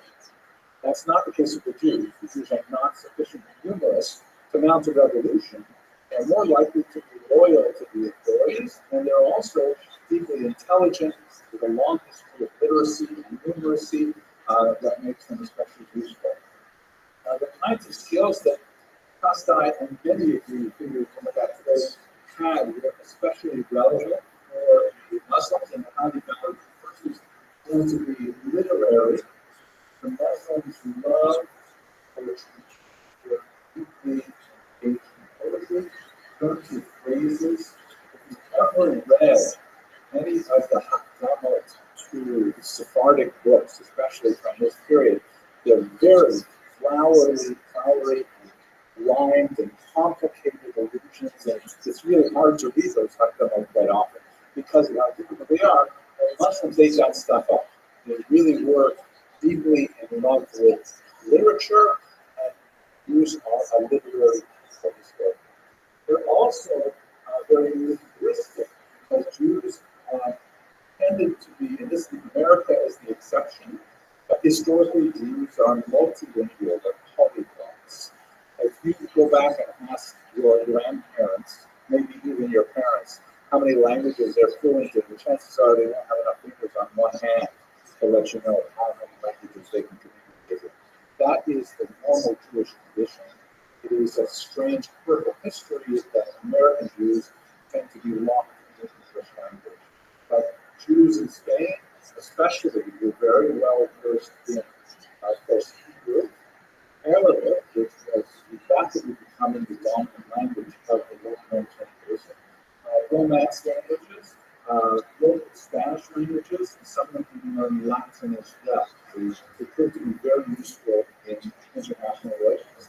And that, of course, leads to the diplomatic skills, because they often were employed in communications with foreign powers, often hostile powers, like Christians. We'll see that with our hostile church, please.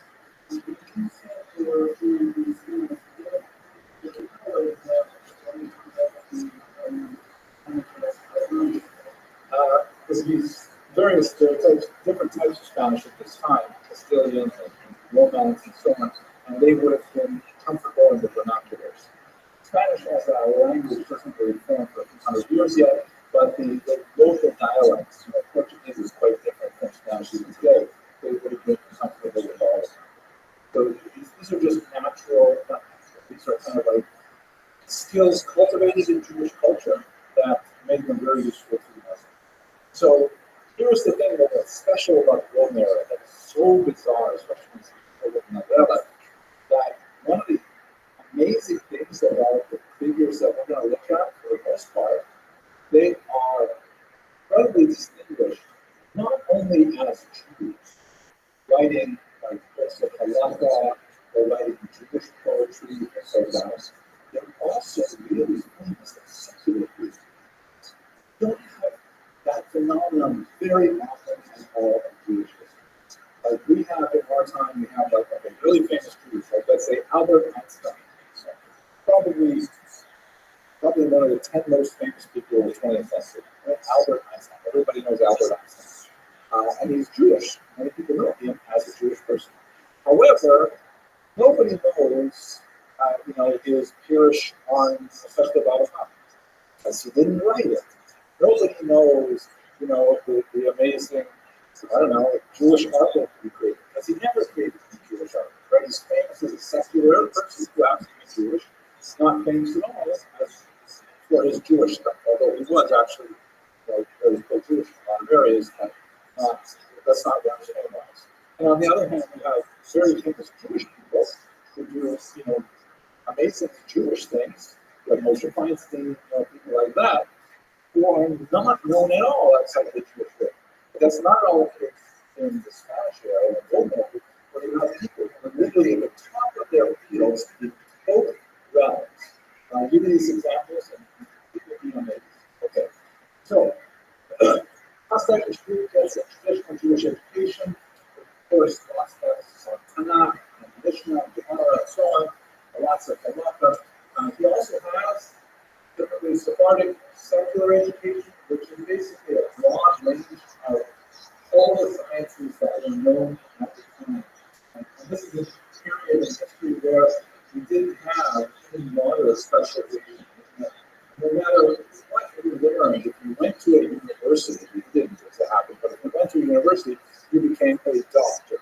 Because medicine was lumped in with astronomy, was lumped in with literature, we just knew everything because that was a state of knowledge and we didn't have high levels of specialization.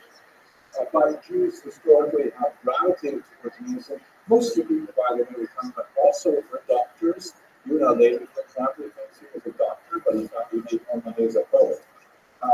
But John Hastag, so I know it's so strange, right? He will tell your future unlock. I appreciate that, but I really think that was not really a poet.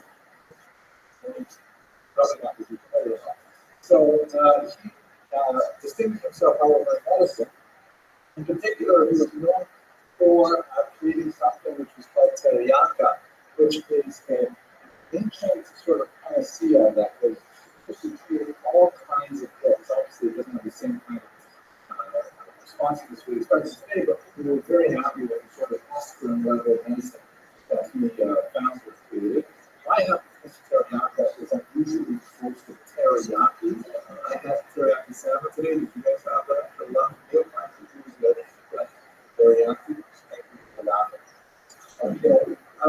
But beyond his medical things, especially in our Jewish faith, more supporting scholarship. There's a great story about an Italian scholar who was shipwrecked and he was sold into slavery and he was redeemed by Hastag Ishbut. His name was Moshe ben Chanoch, and he established an early yeshiva in Spain as a result of his being redeemed from captivity.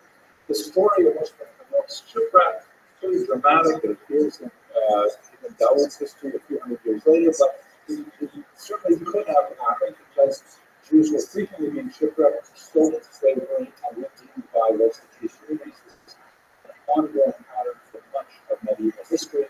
Pidyon Shmuel has long been a very highly regarded mitzvah, and this is what Hastag Ishbut used his wealth for. He spent a lot of time investing in text, which remember is far away from the center where the libraries are, where the Sofrim are, and the Spaniards are working with this part of working with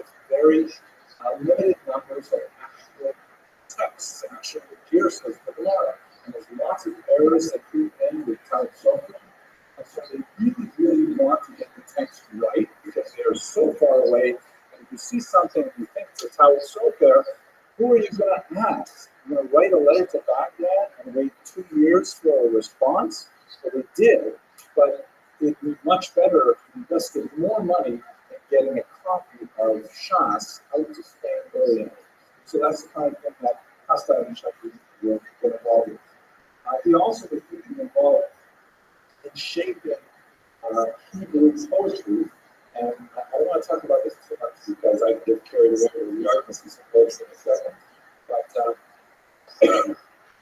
there is a unique development in the era of Hastad Shakti over how to calculate meter in poetry. I don't know if you guys study meter, but basically it's the amount of time that each syllable takes when you pronounce a phrase. So in the Hebrew poetry that was written at the time, which was especially referring to Menachem ibn Saul, you'll see him, by the way, in the Pirish Rashi, they counted one beat for every syllable, no matter what. But the way Hebrew vowels are constructed, you're aware, you have the Shva, which has two different vocalizations. You can have a Shva Nach or a Shva Na, which, do you count the Shva Nach as full beat, and it doesn't take up any space phonetically. A long time, Nash, even Rabbi from Baghdad, he says, no problem. We'll just pretend it's like Arabic poetry, and we'll count the Shva Nah as half a beat either. And all of a sudden, Hebrew poetry just busts open. Because with the adoption of Arabic meter, all of a sudden you can compose very, very different songs and very different poetry that became like Elvis Presley, Rolling Stones to rock and roll. And the young people love to mention about that. And the older generation said, this is not poetry. You can't do this about it. They literally, I'm not making this up, they literally had fist fights in the streets over whether to use the old style of, Ibn Saud types of poems, or listen to the Guinness Ibn Labrak version. And by the way, you know which way this went, right? Who won in the end? Guinness, exactly. The word Yikra is a great example, right? Who doesn't love the word Yikra, right? I think the dude Nefesh is also, it's not his composition, but it's his meter. We just said, let's use the other people that's actually pretty cool. And massive fights after listening to both sides. Hastad Shakti is undoubtedly the leader of the generation. He abandons his old friend Menachem ibn Saul and says, we're going to go with Guinness and Jewish poetry to this one of the same. Now,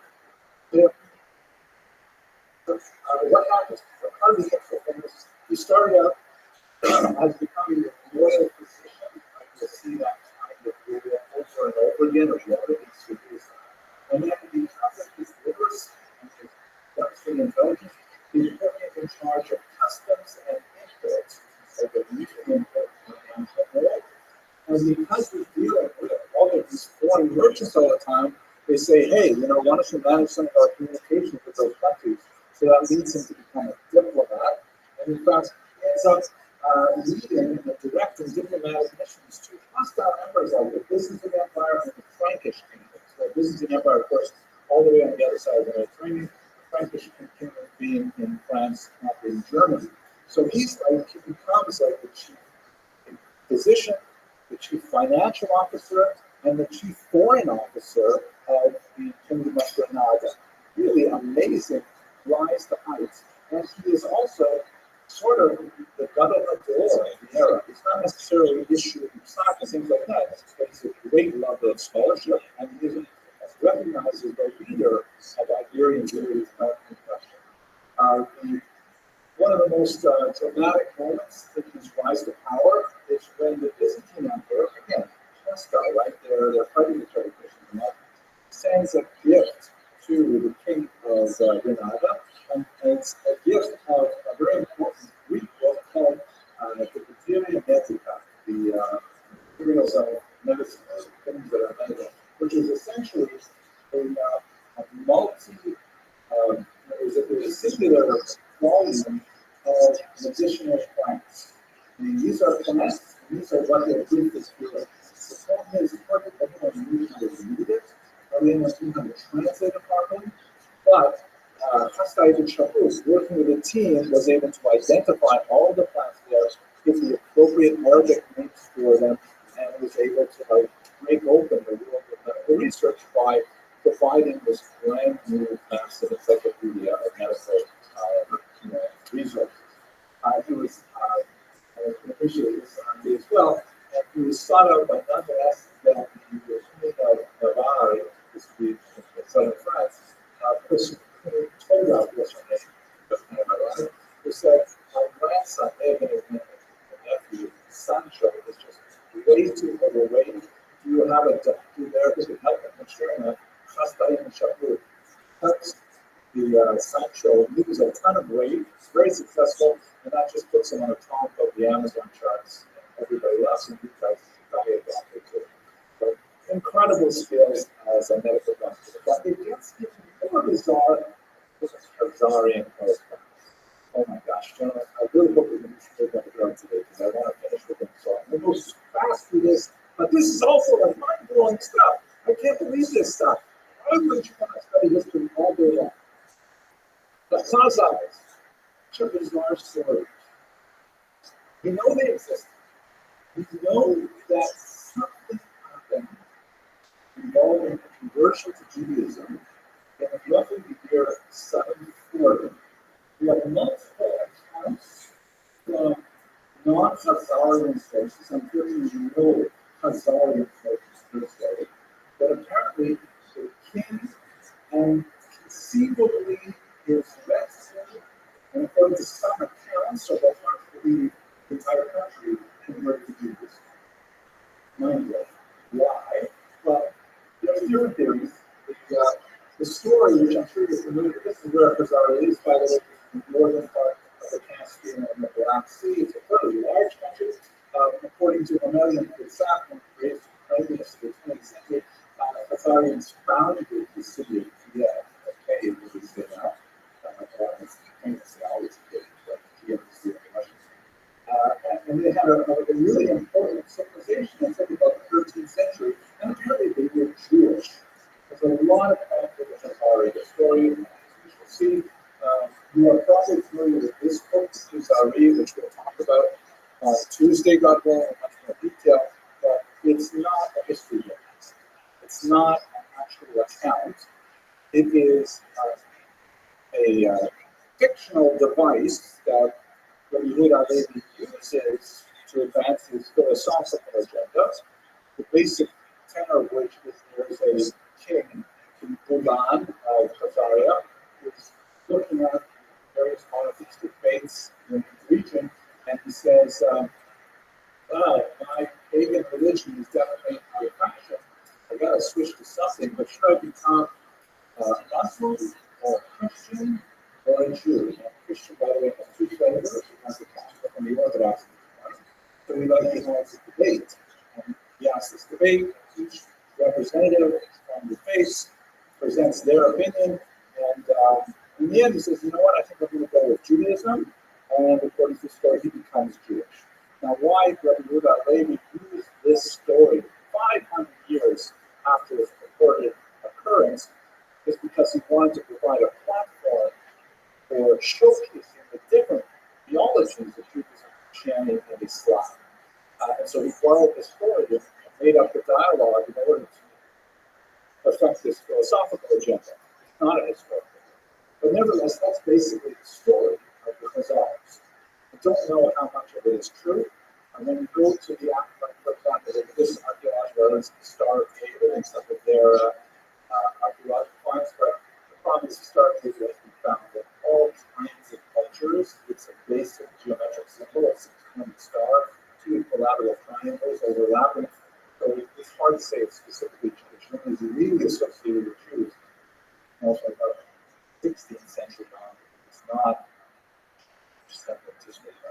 The collection of lots of books from Salkel, which is an important Khazarian site, but maybe that looks a little bit like Menorah, but nothing else really see anything specifically Jewish here. However, we do definitely have evidence that there were some Khazarian Jews. Like, for example, this is one of the most amazing documents regarding Khazaria. It was found in the Cairo of Giza. We'll talk a bit more about that later. It is a etek for a shula. And this is a document that was written for a person to collect tzedakah in Cairo. He went to Cairo with this document. It's not a Kiev, okay? And the doctor says he's a good guy, we like him, he fell on hard times to help him out. And it is signed by the various authorities in Kiev, meaning these Khazarian authorities, including this unit description which says we have led Phyllis, which means that whoever this leader is, obviously this leader knows to sign his name in Hebrew. So how often do you get a contact saying, give tzedakah to this guy and it's signed, Bob, right? That would be a kind of a red flag for me. But nevertheless, it is the strongest evidence of the 10th century that indicates there was some kind of Khazarian Jewish. Anyway, how does this relate to Khazarian Shepherd? Well, in 947, one of the Chastai's employees gone up to Byzantium, right? That's way out to Istanbul today. Tells Chastai, no, I heard about this Jewish kingdom to the east. And Chastai says, amazing. You're everything about this. And he invests a tremendous amount of energy. He sends lots of letters out there saying, get these letters out. I want to know everything. There's a Jewish kingdom out there. I want to know, how did they get to be Jewish? And how powerful are they? And do you know when Jesus is coming? All these really important questions. And so there's actually a whole Jewish kingdom living out there. And what happens is that the messenger and Yitzhak Natan can't make it all of the way. He gets stuck in Constantinople, which is still quite distant, which is Turkey, Istanbul. He gets stuck there, and he has to come back. He says, listen, I was not able to get out of Caesarea, but I did meet with people there who told me stuff, and they brought me letters. And he gives those letters to Caesarea Shepherd, and we have them. This amazing correspondence. The problem is, most scholars think the letters were probably forgeries.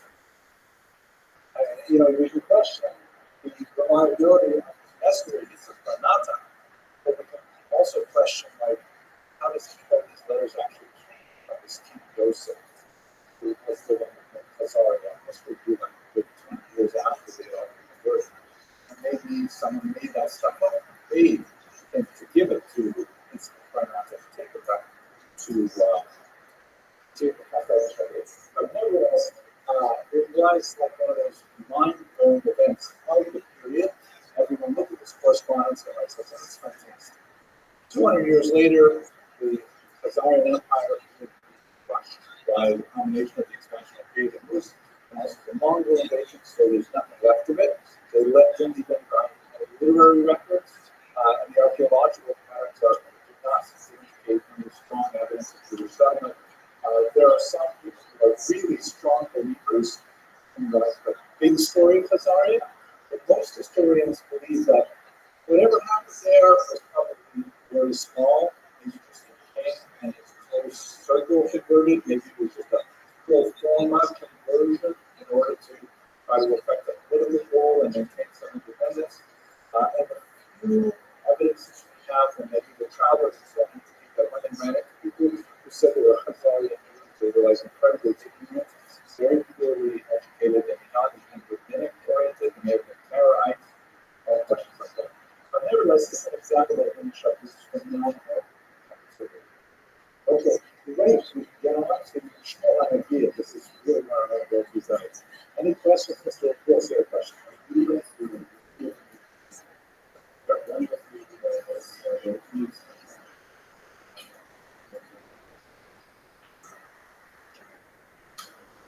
Yeah.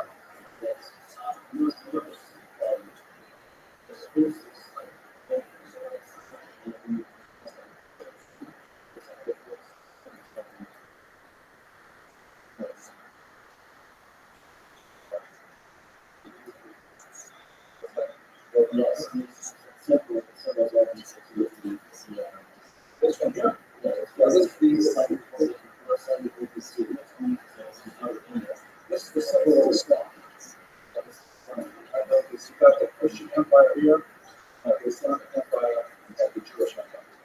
They look almost like years.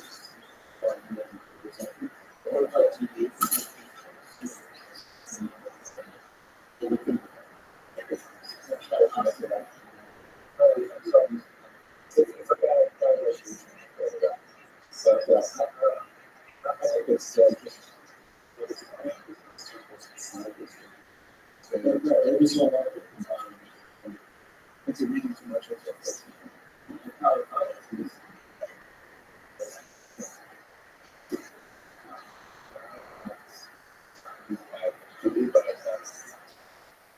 Okay, let's go to small ideas, especially as I was so this is like a basic story. We have practice on all stories.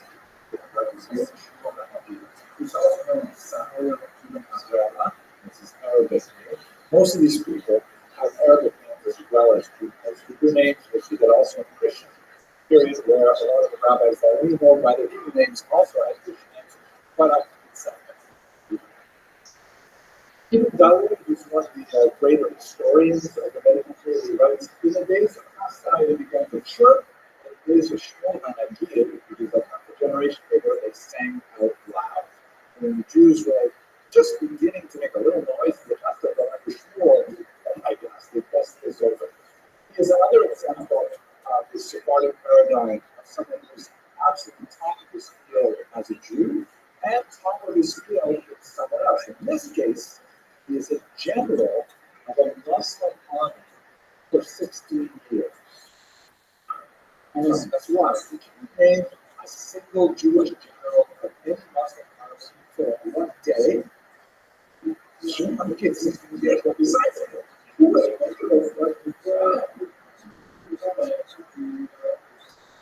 okay, yeah.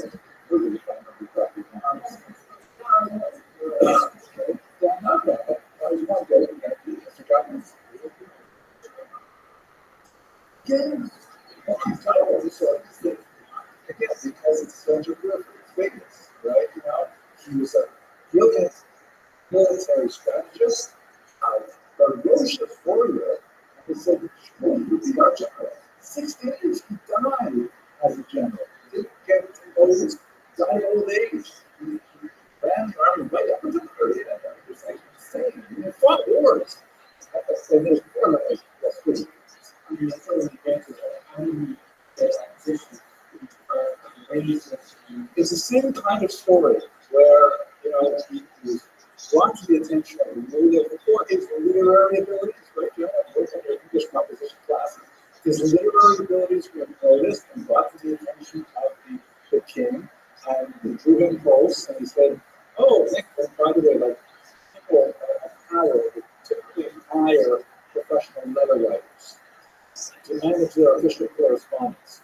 And so, you know, it would be like artificial intelligence against natural intelligence. The king would say, I want you to write a threatening letter to the neighboring kingdom and tell them to stop crossing the border. And then he would, you know, write it, and he said, don't make it stronger. But he made it stronger and so on. And he was recognized for his intelligence, in terms of things like that. And, you know, bit by bit, he's getting more and more authority until he says, you know what, you should be running the army. And in fact, he ran the army for basically 16 years while writing a major commentary on halacha. Like, well, this book is still published today. I have a copy of it later in slides. And writing this incredible, just make sure I show you. That in itself is a big deal. You know, I don't include in this lecture. It's called Rothschild, and it's a collect. It's a major early analysis of halacha. So much so that he was called Gaon by Chai Gaon. The Gaonim of Baghdad calling Muslim army general Gaon himself just has not happened in years. Just an indication of how phenomenal he is as a result of his activity. I really want to focus on his poetry, because I think that's what's especially in the late 19th century. Bialik, the famous poet who wrote The City of Slaughter, about the 1920s, but wrong, the National Poet of Israel, in other words, the collective of some, they published the Diwan, which means the collection of, it wasn't called Diwan, he was called Nabi, he was called like the Prince, he was called the Great most famous. The Diwan is essentially the not you, yeah. I mean, my mind is just it's like a big you don't give away. And his poetry is just such an insight into his soul. And according to the way he describes it, he would write his poems on the battlefield, and he would send them to his son Yehoshua by carrier pigeon. And his son Yehoshua would collect these carrier pigeons with their messages on their legs, and he would write out the poems, and they were collected and preserved and discovered in the 19th century. Really amazing. He wrote 3 books in particular, which represent 3 different ages. Ben Gurion, which is like, he calls himself, by the way, he did not suffer from false humility. This is part of the culture, as we shall see. But he called himself the example of my age. And like King David in the ancient period, he was a warrior and a poet. I also am a warrior and a poet. So Ben Gurion is like the work of his youth, which is very like exuberant.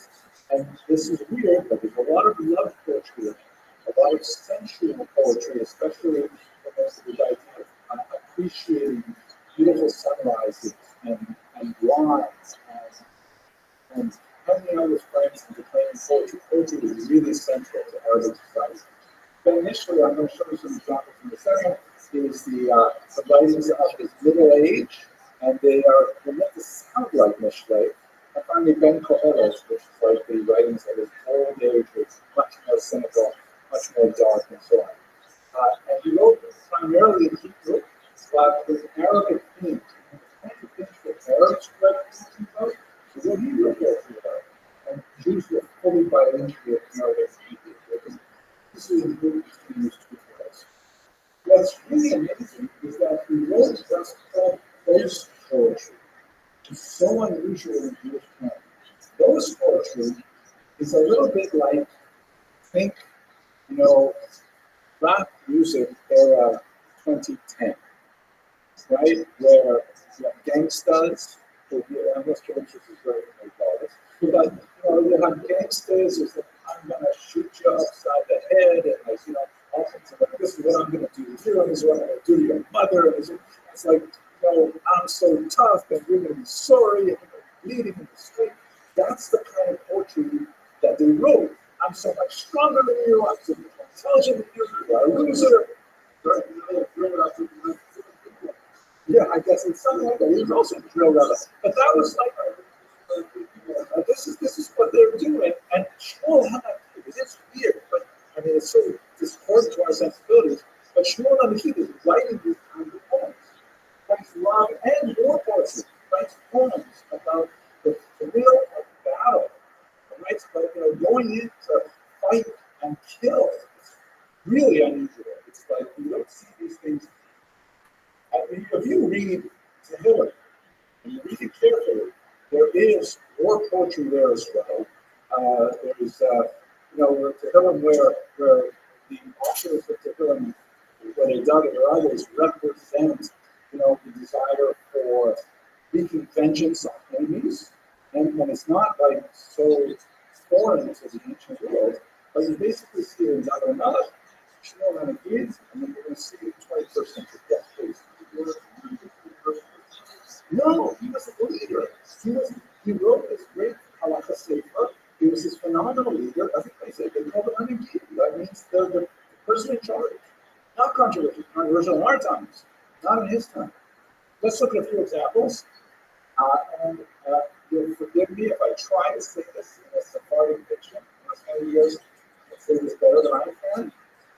This is because sense of 30 years of some use. Listen to with it, right? If you're not sure enough about it, I show you about the kind of study. A person who works and acquires books. And books are very expensive things, right? High status, high expense. But even when I feel on the right way down, but his heart in them is empty, completely empty. Right? Meaning that he buys all these books, but he doesn't read them. I mean, notice this is not right, but I come.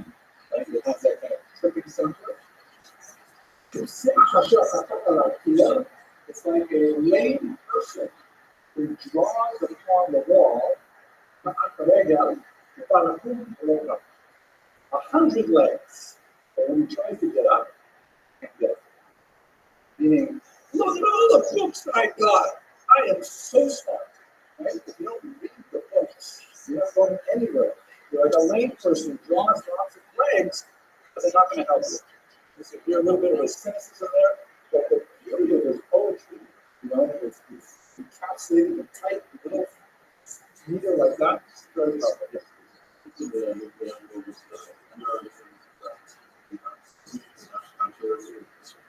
So we'll just say, that's the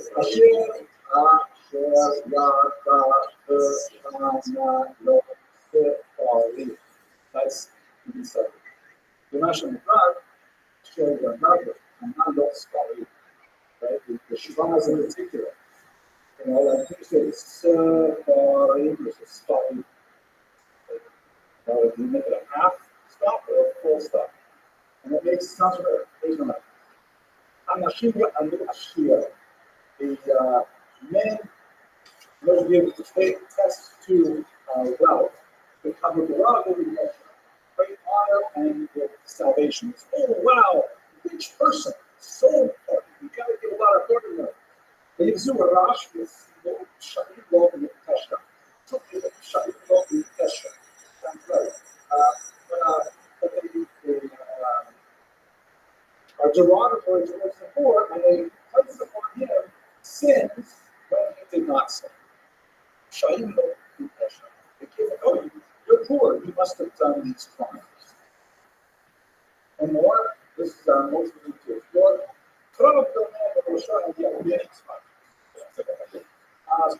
More appears at the beginning in its beauty. That every man wants to play with her, like personified as the support cannot only stop. In the end, she's like the disgusting little woman.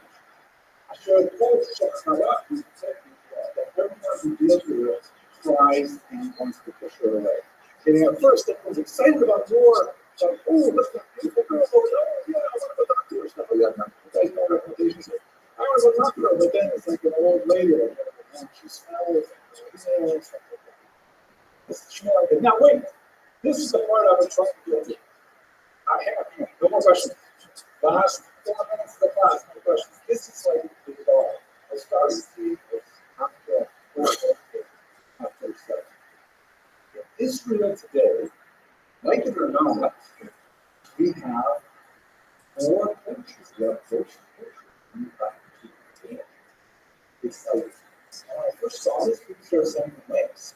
I said, oh my gosh, Jews are not even parents like this. Whatever you think about, I had an argument with one of my friends who more of a peace with you saying that it's disgusting, it's terrible. But it is Jewish history. Jewish history is not always like convenient. So these guys here, there was a song how to die. We were actually brought from the United States, which is essentially a rap song that's all about, we are going to snap from our stand. It's a really strong, very catchy song. They're celebrating military aggression against the enemy, which Jews have done. Forever. I was arguing with my husband over this. Michael, you watch this. I have to start this now, but I'm only talking about it. But, he was saying, look at the wars of 67 and the wars of 73. And I said, there's nothing like this thing. Right? That usually shows the how. You compare this to that. This is totally true. Good or bad. And this other one here, which I find actually deeply moving. I was actually moved to tears by it. subliminal but not fair, right? And maybe it's on this language, this is all responsibility. And just look at the imagery. I've got a few screenshots of it. Look at the imagery here. The guy is when he turns around, you see, he looks like a rapper. He's wearing a black talus, right? Strong religious imagery. Star of David, not missing it there, which is also kind of like an IDF sort of religion too. The feelings of revenge in constant. Don't have that in much culture. Since more than like you. Screenshots. I'm sorry? No, I don't think you tried. The other ones did. But I'm total race. And he total race. I have a predator. Where did you say you're a predator? Right? It's so contrary to much of our culture, but this is essentially the channeling of 1,000-year tradition that has been dormant since Shmuel. Y'all are probably little Jew, giving me too, that sense of, this looks like they say, I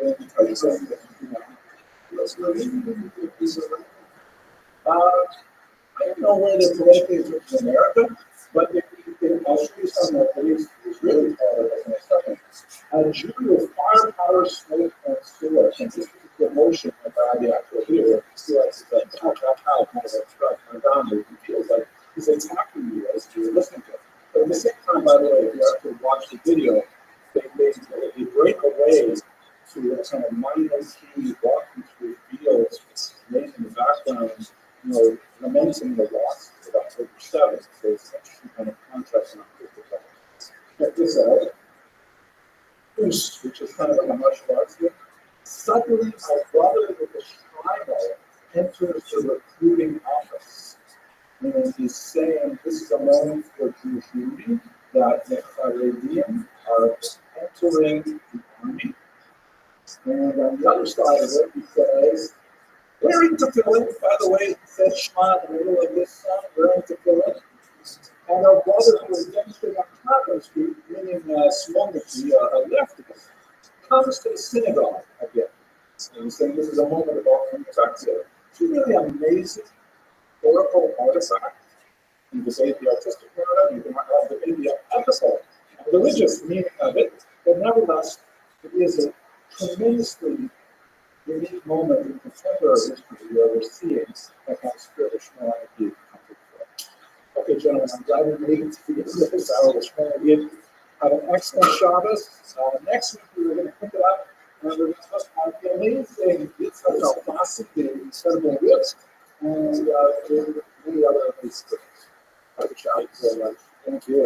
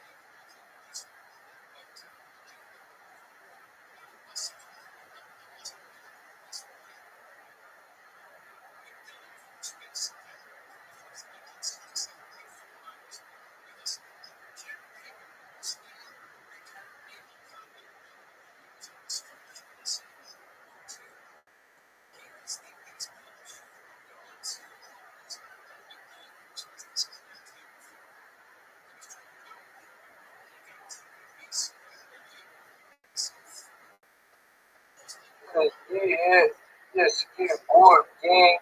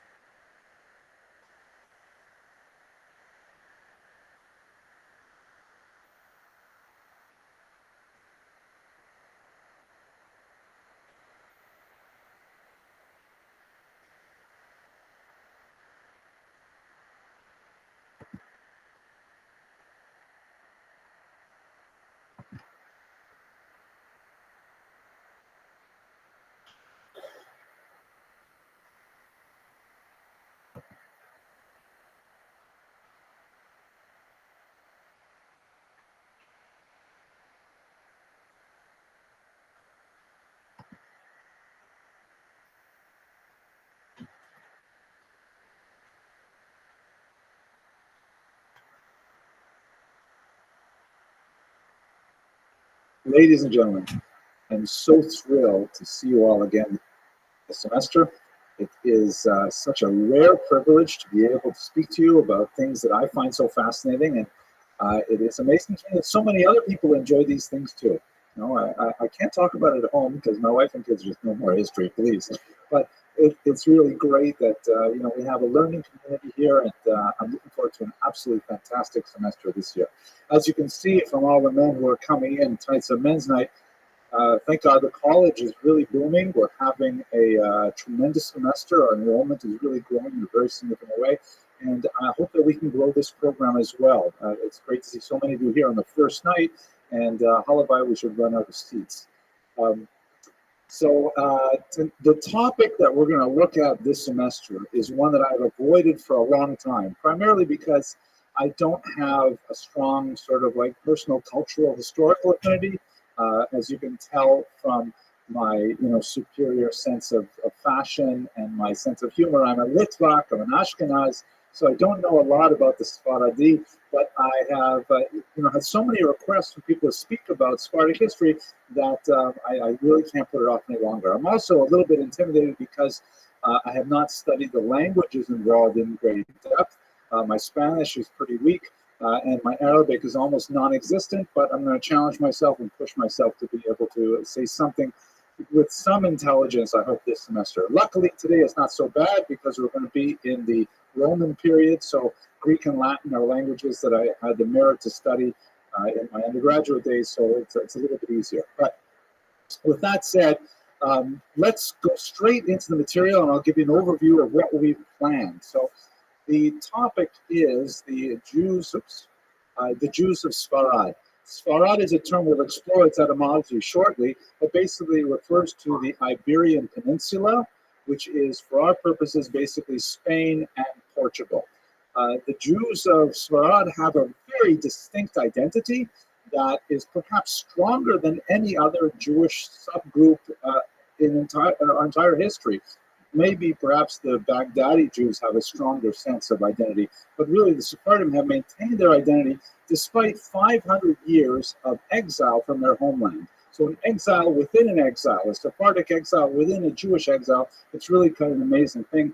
And so what we're going to do is, over the first half of this academic year, the fall, we'll look at the history of the Jews of this region up until the Great Expulsion of 1492 and the Portuguese events of 1497.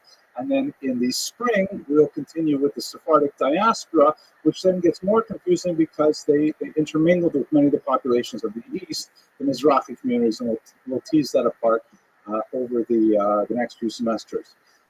We are very grateful to our sponsors, the Jewish Pro-Life Foundation, who donated this lecture in memory of David and Dorothy Routman. And to let all of you know, but of course to let the internet audience know, which by the way has grown significantly. We hit the 1 million views mark a few months ago, and thank you. And we're encroaching on 10,000 subscribers. That number really sounds good, so I'm looking forward to hopefully hitting that number, and I'll share it with you. But the point of all of this, the reason why we do this, besides the fact that it's really fun to talk about Jewish history, is that we want to raise funds for our undergraduate students. It's all, well and good for us. We're all adults and we have some free time to spend studying these things, but we have to give our young people the wherewithal to be able to complete their degrees and achieve enough disposable income to be able to get away for a Monday night. So our scholarship has raised so far $7,096. I have a goal of $100,000. It's a little bit away, but don't worry, we have a few weeks to hit that goal. You can certainly donate online. Sponsorship of a lecture is $250. Your presence here is sufficient sponsorship for me. I'm very grateful to have a live audience. But if you'd like to help out our students, that's really very worthwhile for all of us. Okay, so as I mentioned, the fall lecture series is going to be associated with the Jews of the Iberian Peninsula, the Jews of Sfarad, from the earliest times, which is going to be our topic today, until the expulsion of 1492. Just to give you a sense of this period, we're going to concentrate especially on the Jews of the Muslim era. And by the way, I should also take note that tonight, of course, is the anniversary of the terrible attacks on this country of 9/11. We live in very heightened times of great tension between most of Western civilization and Islamic civilization. And, we're so wrapped up in many of the political conflicts that are so brutal and so vital even today in the Middle East and even here in America, that we lose sight of the larger historical picture. Ironically, as we'll discuss more towards the end of today's lecture, but certainly in coming lectures, we're going to be studying a period of remarkable friendship and amity between Jews and Muslims, a period of great coexistence that allowed the Jews to flourish in a Muslim environment in a way which really, we only saw glimpses of this in ancient Babylon and perhaps in modern America. So we'll explore that. We'll also explore the roots of the discord that will develop and eventually rise in great violence in the 19th century in particular, but that's going to be for the second semester. But we're going to concentrate on the Jews of Muslim Spain, Al-Andalus, which goes from the conquest of 711 to the full expulsion of the Jews from Christian Spain in the 15th century. Just to give you a sense architecturally of the feel of this culture, this is the Gate of the Lions. It's a plaza inside the Alhambra Mosque, which is associated with one of the greatest Jewish figures of the period, Shmuel Hanagid, also known as Samuel ibn Magrela, who is one of these remarkable figures, unique in Spain in many ways, who achieved excellence both as a secular individual active in politics, active in the military. He was the commander of the armed forces, and at the same time, a Talmud Chacham, person who was regarded as a great Talmudic scholar as well. And he's associated with this particular plaza of the Lions that shows some really beautiful Arabic style architecture. Here's another view of the Lions themselves. You can see that it's really quite a distinct and beautiful culture that has lasted. This dates back about 800 years. Just gives you a sense of the beauty and power of this unique Jewish Islamic civilization that we will be exploring. The plans for the spring, of course, are going to be quite different, because then we'll be looking at the Sephardic Jews in exile as they were dispersed from the Iberian Peninsula throughout the Mediterranean basin, into Central Asia in some cases, and then, of course, up into Northern Europe, places like Amsterdam, where they had a huge impact, people like Spinoza and so on, and also out to the New World. We'll look at crypto Jews, we'll look at the Jews of New Mexico, and the all kinds of fascinating consequences of this 500 years ago event. So that's basically what we're planning to do for the entire academic year. Any questions or arguments at this point? Not yet. Good. I'm really excited. So let's get straight to the material. So why is there an exception for the Spartans? Why is there an Iberian exception? I don't know. Hopefully by the end of this term, we'll be able to determine some thoughts for ourselves. But let us understand what is unique about Sephardic Jewry. I would like to, at this initial moment, point out two very distinct things about Iberian Jewry that make them stand out in high distinction from Ashkenazic Jewry in particular. Shown here, of course, is a statue in Cordoba of the great eagle, Nesher Agadol, the Maimonides, who was one of these uniquely Sephardic figures who was elevated to a position of world fame for his philosophical thought. Also at the time, of course, he was a very famous physician, serving to the royalty in Cairo at that time. But his roots were in Spain. He referred to himself as As-Safaradi, the Sephardic one, because he was very proud, like many Jews for hundreds of years, of his Sephardic heritage, even though he was exiled as a result of a brief but powerful period of Islamic extremism. So he's an exceptional figure, but he's not exceptional within Spain. Why is that so?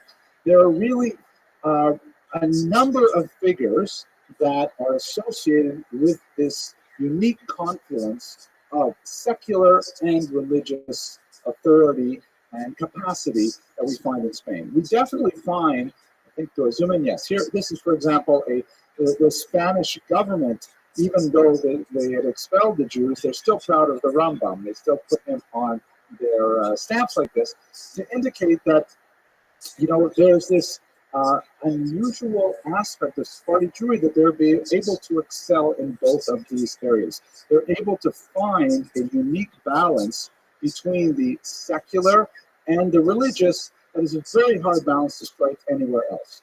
In Ashkenazic lines, you do find Jews who excel in the secular, particularly when you get to the early modern period, the Enlightenment. Then you find an explosion of Jews who are very prominent in the sciences, in all the humanities, the arts, and so on.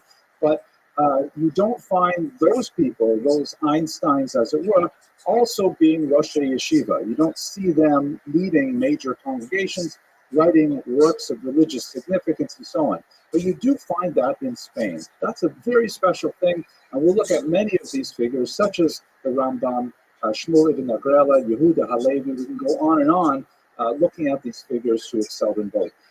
And it's also interesting and not so well known that sometimes their exploration of secular culture was quite surprising by religious standards. For example, the aforementioned Shmuel ibn Agrela. One of the things, by the way, in Islamic Spain, poetry was something that was valued with tremendous status. Like today, we tend to value movie stars, right? Matt Damon, his face. Will Smith. I mentioned Will Smith because a lot of my undergraduates say I have a striking resemblance. But there's a, we respect these people as creators of high culture. In Spain, it was all about poetry. And the poetry was culturally part of the mainstream to a degree that it's hard for us to even imagine it. They would have poetry slams. They would have parties where they get together and they would have challenge poems where they would see who could make up the best poem on the spot. They would commission poems that would be written and recorded and retold for the benefit of the masses. And Jews were deep into this poetry, Arabic language poetry, which they innovated using Hebrew meter and rhyme, and vice versa. Hebrew poetry was also, significantly advanced by its encounter with the Arabic. And sometimes the subject of those poems, to finish my point, extended into areas that you would be very surprised with. For example, here's Shmuel ibn Agrela, who's writing commentaries in the Talmud, and at the same time he's writing drinking poems and writing love poems. Now, this doesn't happen in Lakewood. You don't have the Rosh Yeshiva writing love poetry, right? So it's a very, very distinct kind of feature that is not at all unique in Sephardic history. It happens over and over again, where that's considered the mark of excellence, to be able to demonstrate, being a leader in both the secular and in the religious world. Secondly, and perhaps related to that, what is the contrast between Sephardim and the other major ethnic group in the Jewish world, the Ashkenazim, is the degree of insularity as a value. We could look at different points in Jewish history to try to find the origins of this distinction, but for sure there's a vector for Ashkenazic Jews that looks inward, whereas for Sephardic Jews it looks outward. And perhaps the key date would be 1096, the horrendous Rhineland massacres associated with the First Crusade. In those massacres, which occurred in northern Germany, the heartland of what is Ashkenaz, Jews chose, under duress, quite often to commit suicide and even kill their own families, their own children, rather than submit to baptism. And this was kind of like a turning point, as many scholars have identified, Robert Chazen first among them, as, this is a cultural marker for Ashkenazi Jewry, that when stressed, we will go to the max, even to the point of giving up our lives. Horrible chronicles from that period continue to be remembered in synagogues today. We read the Av HaRachamim prayer every Saturday, which memorializes those martyrs of the 1096 massacres. So Ashkenazic Jewry, certainly from 1096, but one could arguably say earlier, begin to look at the outside world as fundamentally toxic, as dangerous, and that all things of value must be inward focused, and that Ashkenazic culture begins to fold within itself, writing commentaries upon commentaries, so that we look sort of like as an inward turning helix of something. That's a bad metaphor, but maybe I'll edit it out of the internet version. Sephardim don't do that. Sephardim, on the other hand, when pressured, and their pressure was to an extreme degree, they begin to find ways of accommodating that pressure. They say, rather than giving up our life, we will find ways of persevering in hiding. And of course, the greatest example of this is the Inquisition, which ultimately, found its endpoint in the expulsion. This is a picture of a Jew in the Inquisition being forced through a ritual of humiliation, wearing the San Benito and the large dunce's cap, which was a hat worn to humiliate people who were accused of Judaizing. We'll obviously have more time to speak about this towards the end of the term. But for Sephardic Jews, the idea was, when we're pressured like this, to commit suicide would be a complete denial of all of our values. We must find ways to cope with the threat by becoming crypto-Jews, by hiding what we need to, by maintaining perseverance for generations upon generations, a tremendous level of spiritual heroism in its own right, but that's a strategy of coping with the outside threat. And that's a way of mimicking the outside world, of disguising one's true identity in order to adapt to the threat, whereas for the Ashkenazi Jews, it would be martyrdom or nothing. A very different kind of direction that Ashkenazi and Sephardic Jews took. So there's just a couple of ideas behind the Iberian exception. What I'd like to do over the course of this class is, I forgot one more detail. Sorry. Another difference that is extremely important to remember when we're talking about Sephardic Jewry is the fact that for most of its history, Sephardic Jewry was on the periphery of the Jewish world. And there are a lot of things that you can do when you live on the periphery that you can't do if you live in the center. So what is the center? Obviously, in the ancient period, the center would be in biblical Israel. But shortly after the exile of the first century, the main center shifts over here to the region between the Tigris and Euphrates rivers, here in what would be lower Iraq and Kuwait. That's where the great Talmud academies are, Surah, a little bit higher up, and Gedisa. That's really the main axis around which the Jewish world moves intellectually. Other major centers, of course, would be in Alexandria, later in Cairo, a developing center in Greece, and in North Africa. But primarily, the center of the Jewish world is over here and even further to the east. Spain is way out here at the other end of the Mediterranean. It's a long sea voyage, an even longer and harder overland voyage. And so Spain, even though it's quite an ancient community, as we shall see today, it nevertheless is very far away from the center. And as a result, the method of adaptation to threats, to opportunities, it can be quite different from what happens in the center. One of the telling stories of the 12th century in particular is Spain's intellectual self-emancipation from the rest of world Jewry, as Spain finds its own voice and its own unique way to identify its Jewish heritage, and begins to express this in the so-called golden age of Yehuda Halevi and others. So we'll explore that later on in the term, but it's very important to remember that for most of its history, Spain was in the periphery, far away from all of the activity in the rest of the Jewish world. Jews evince a remarkable degree of consistency. The legal code is, it's hard to say universally maintained, but nevertheless universally respected throughout the entire Mediterranean basin. But if you have a shaila, if you have a question, and this is a few years before email was invented, you have to send a message.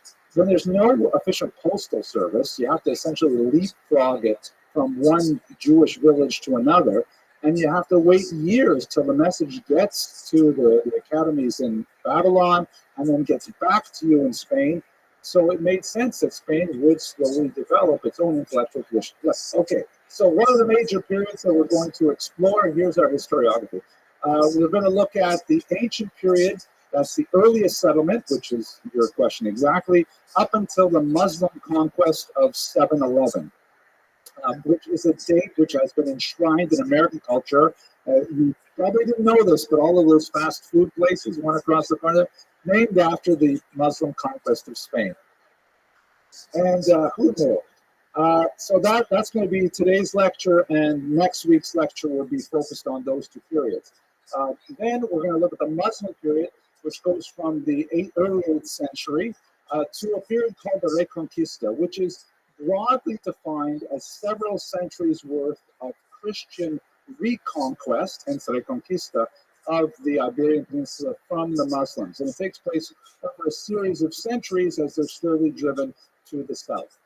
And then we're going to look at the Christian period. We're looking at the Jews primarily in northern Spain from the 13th century, when the Reconquista really gets moving, until the expulsion of 1492.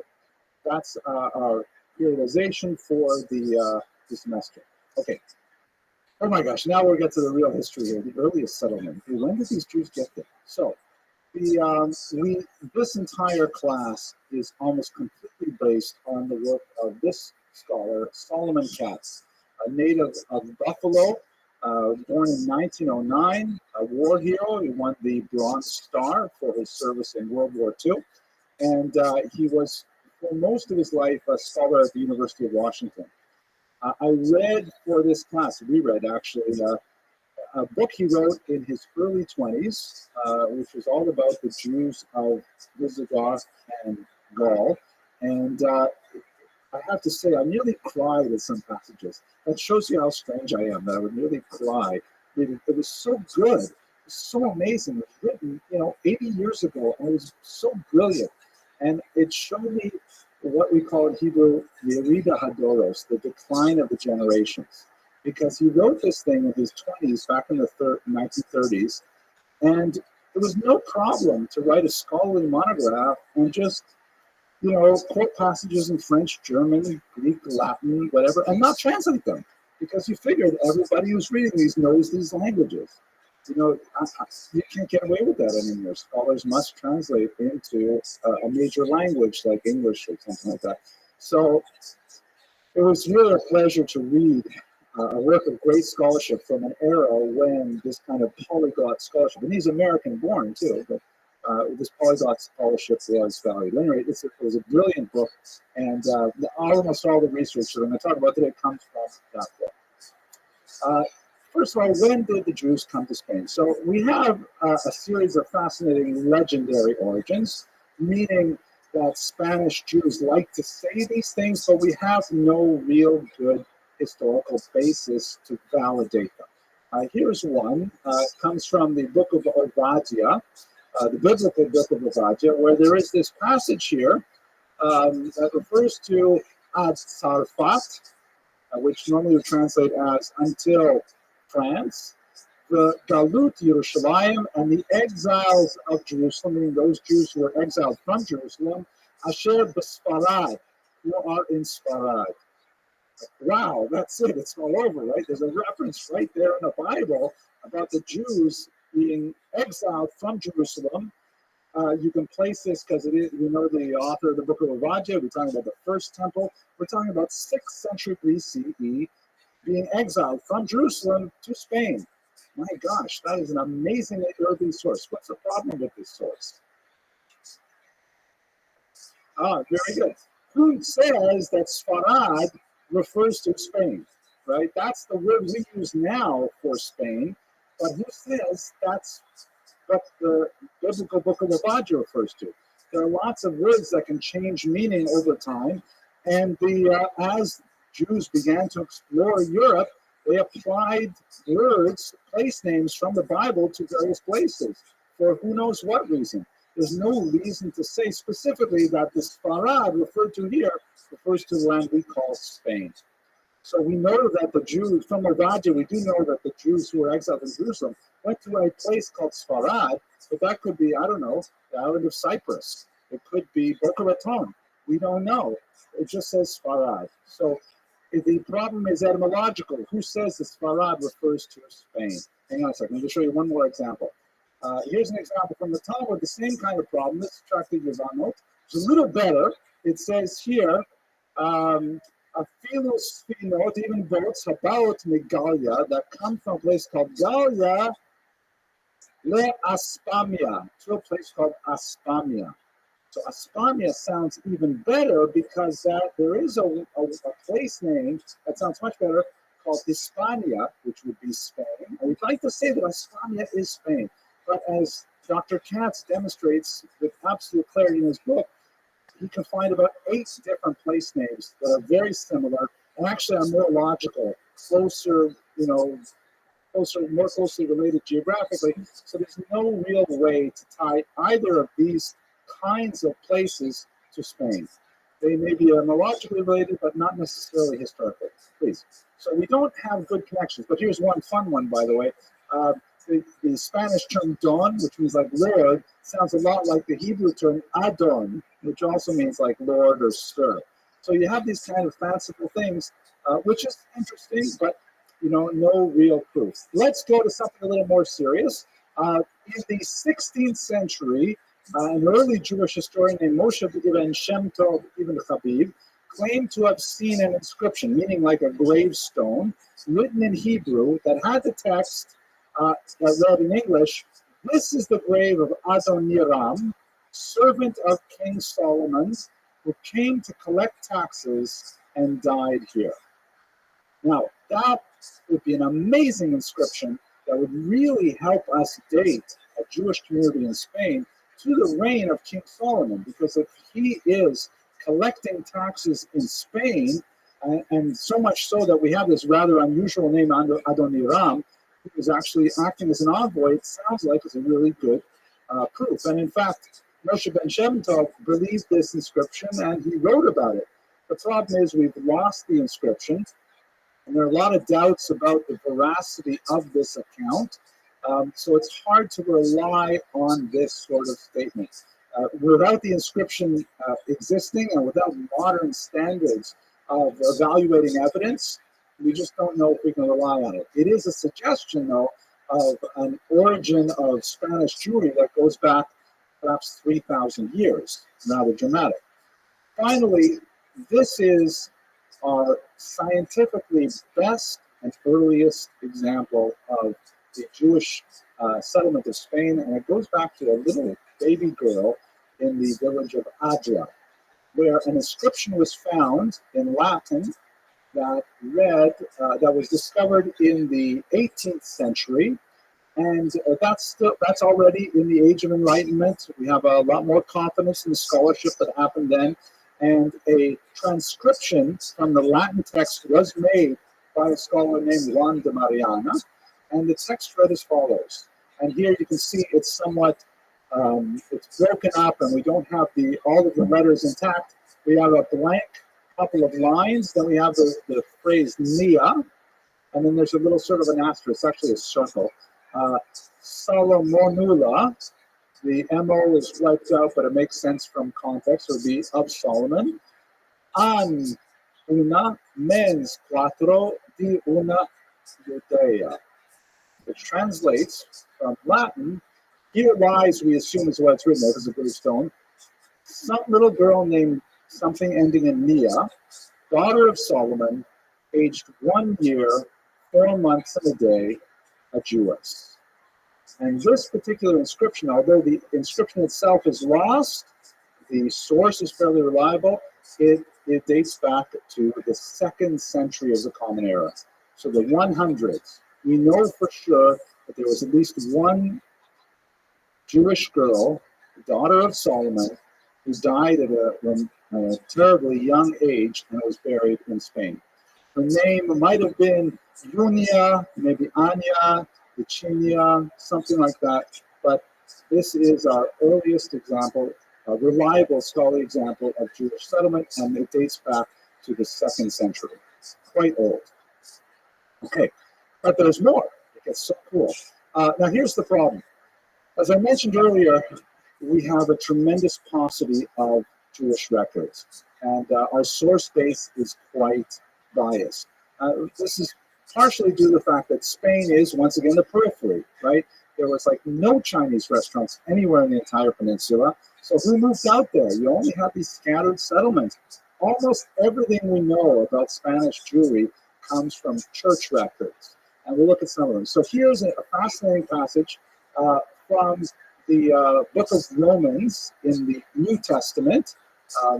That's, if you're not familiar with it, if you go to a hotel room, you open up the drawer in the bedstand, you find a book there, you flip this, it looks like a Tanakh, and then there's something added at the end. That's what that is. So St. Paul was famous for traveling throughout the Mediterranean basin and winning converts to Christianity. He has a letter that he writes from Corinth, which is in the Peloponnesus in Greece. He writes a letter to the Jewish Christian community of Rome, Jewish-Christian, because in Rome, in Paul's day, there was not a clear distinction between who was Jewish and who was Christian. There were Christians who were born as Jews and continued to observe the Sabbath and Kashrut and things like that, and there were Christians who were born as Gentiles who adopted more of these early Jewish Christian practices, and it was something that would only really be teased out over the next few decades. But anyway, he writes to them. He says, look, I'm sorry I haven't come visiting in a long time, and I really, really want to come, and I will do it whenever I journey to Spain. And he clearly says Spain using language that was common for that time. And at the end, he also says, therefore, when I have performed this and have sealed to them this fruit, meaning I have talked to them about the value of Christianity, I shall go by way of you to Spain. So let's think about this for a second. What does this say about the possibility of a Jewish community in Spain? It doesn't mention Jews in Spain. Okay, so we know there were definitely enough Jews there that we saw that young girl's inscription. But why would he be going to Spain in the first place? To convert Jews to Christianity. That was his big deal. That's much of what he did.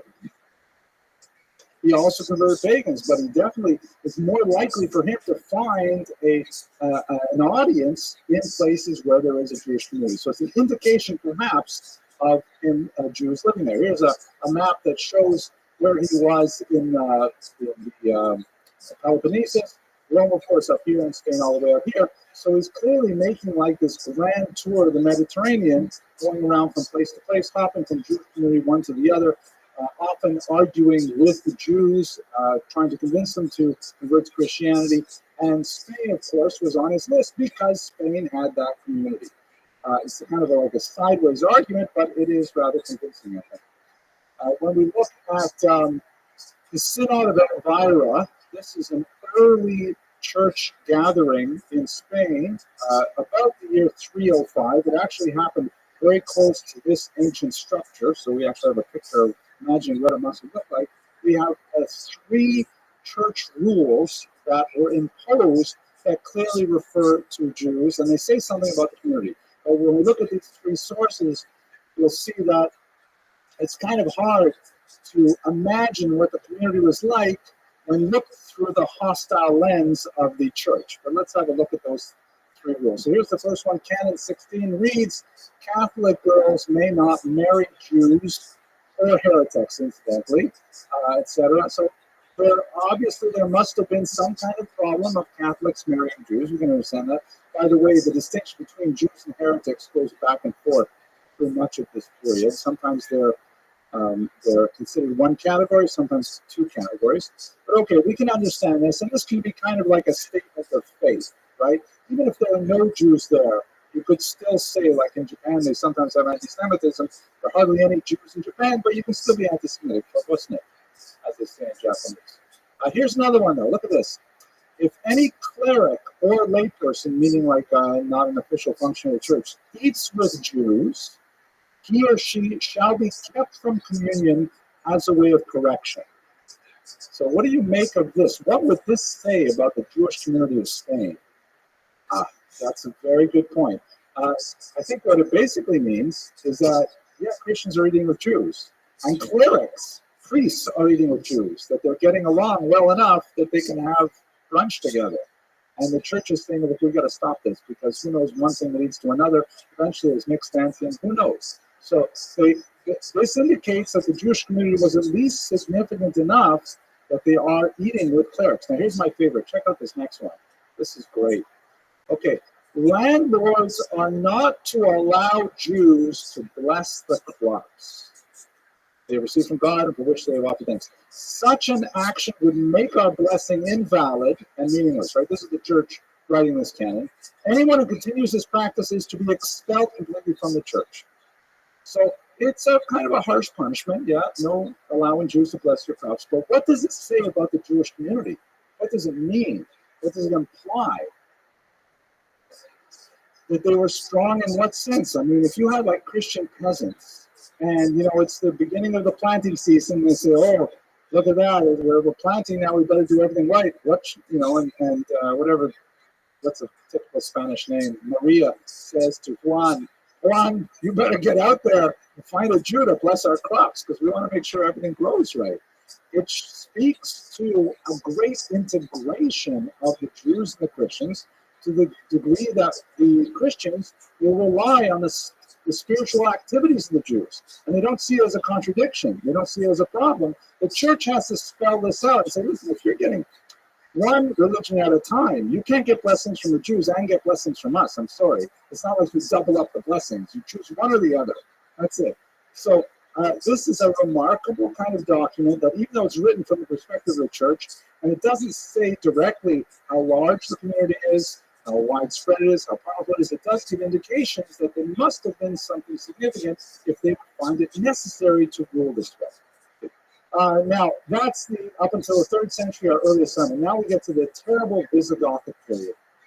And this is a period, I have to say, that, I mentioned that I read Cats and I cried. I actually cried for two different reasons. Sometimes I cried because I saw how scholarship had changed so much in 100 odd years. But I also cried sometimes because this is a very, very sad period of Spanish-Jewish relations. And in fact, we shall see that one of the reasons for the beginning of the rapprochement between Jews and Muslims was primarily because of the absolutely incredible persecution that the Jews suffered under Visigoths in the 7th century, as we shall see. So what exactly is the Visigothic Empire? Spain at this point was part of the Roman Empire, but Rome was falling apart. You'll recall that Rome is sacked in the year 405 by the Vandals, and they spray painted all over the Colosseum and things like that. That was a joke. Hardly anyone laughed. Thank you, Ms. Rothschild, for laughing. But there are also other groups related to the Vandals, such as the Ostrogoths. Those are the Eastern Goths, and the Visigoths were known as the Western Goths. The Visigothic Empire was related to the Roman Empire, related to its downfall, and based primarily in Spain and in Gaul, as you can see here. And in 476 is probably the high point of the Visigothic Empire, and they go through some of their own changes which have a dramatic impact on Jews. It's important to recognize, however, that although they were Christians, the Visigoths were originally not Catholics. They were Arians, spelled with an I, not related at all to like the Aryan nation. It's not a Nazi concept. It goes back to a bishop named Arius. The Bishop Arius from North Africa argued a different relationship between God and Jesus than the Catholics did. The Catholics wanted to maintain that they were somehow united in a Trinity together with the Holy Ghost. I have no idea what this actually means, but the Catholic doctrine was very much wrapped into the identity, meaning the unity of these things, whereas the Arians wanted to say, no, there was clearly a hierarchy. There was God the Father and Jesus the Son, and this made a big difference to them. So while they were Arians, the Jews were actually fairly well treated. It was considered a heresy by the Catholics, and in 325, at the Council of Nicaea, Arianism was officially decried as a heresy by the Catholic Church, but Jews did fairly well under the Visigoths. We have no instances of any specifically anti-Jewish legislation recorded by the Visigoths, who basically maintained Roman law. So to the degree to which Roman law has some anti-Jewish discrimination, and that will be a larger discussion than we have here, we have time for here, but the Visigoths essentially just kept the same legislation. So Jews would not have been treated differently in Spain than they would have been treated, let's say, in the Italian peninsula, because they were under the same body of law. But things change dramatically when the Arians decide to abandon their heresy and become Catholics. And that happens in the year 589, when Lecaret I, shown here in this 19th century painting, decides to convert to Catholicism.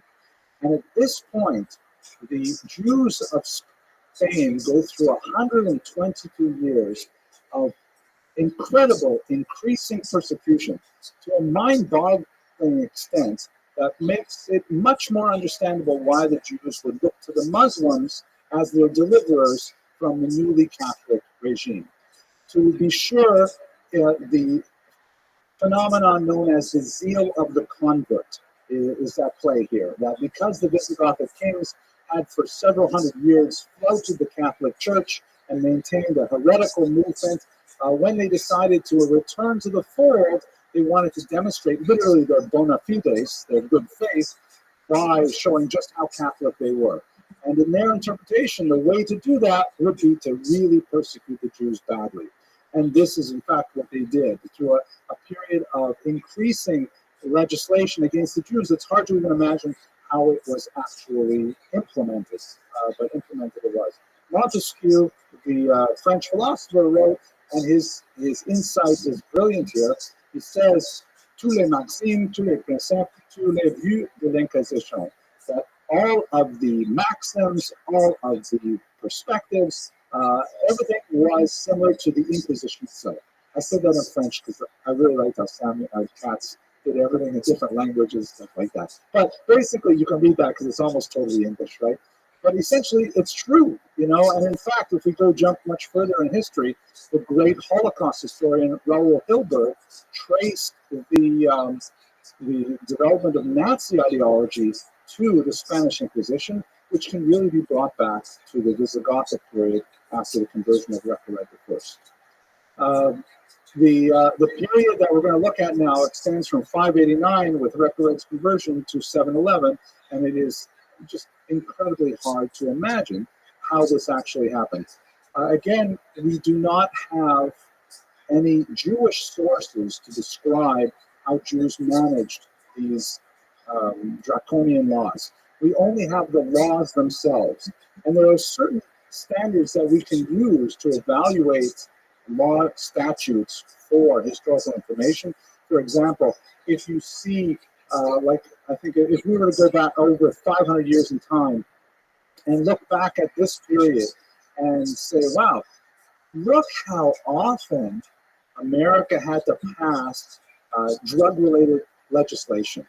Look how many times they had to reiterate extreme jail sentences for people who abuse drugs. What would you say about the legislation? If you didn't know anything else, didn't read any newspapers, didn't get any social history, all you had was the laws on the books, what would you say about drug use in America? That it was exploding, right? That they had to keep reiterating these laws because people were flouting them. So we see from the laws some sense of how society must have existed.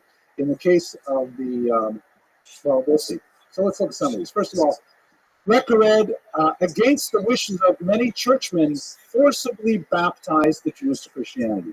Now, many churchmen, Gregory the Great among them, for example, indicated that it was against church law to forcibly convert Jews to Christianity. And in fact, it defeated the whole purpose of the existence of the Jewish people in Christian thought.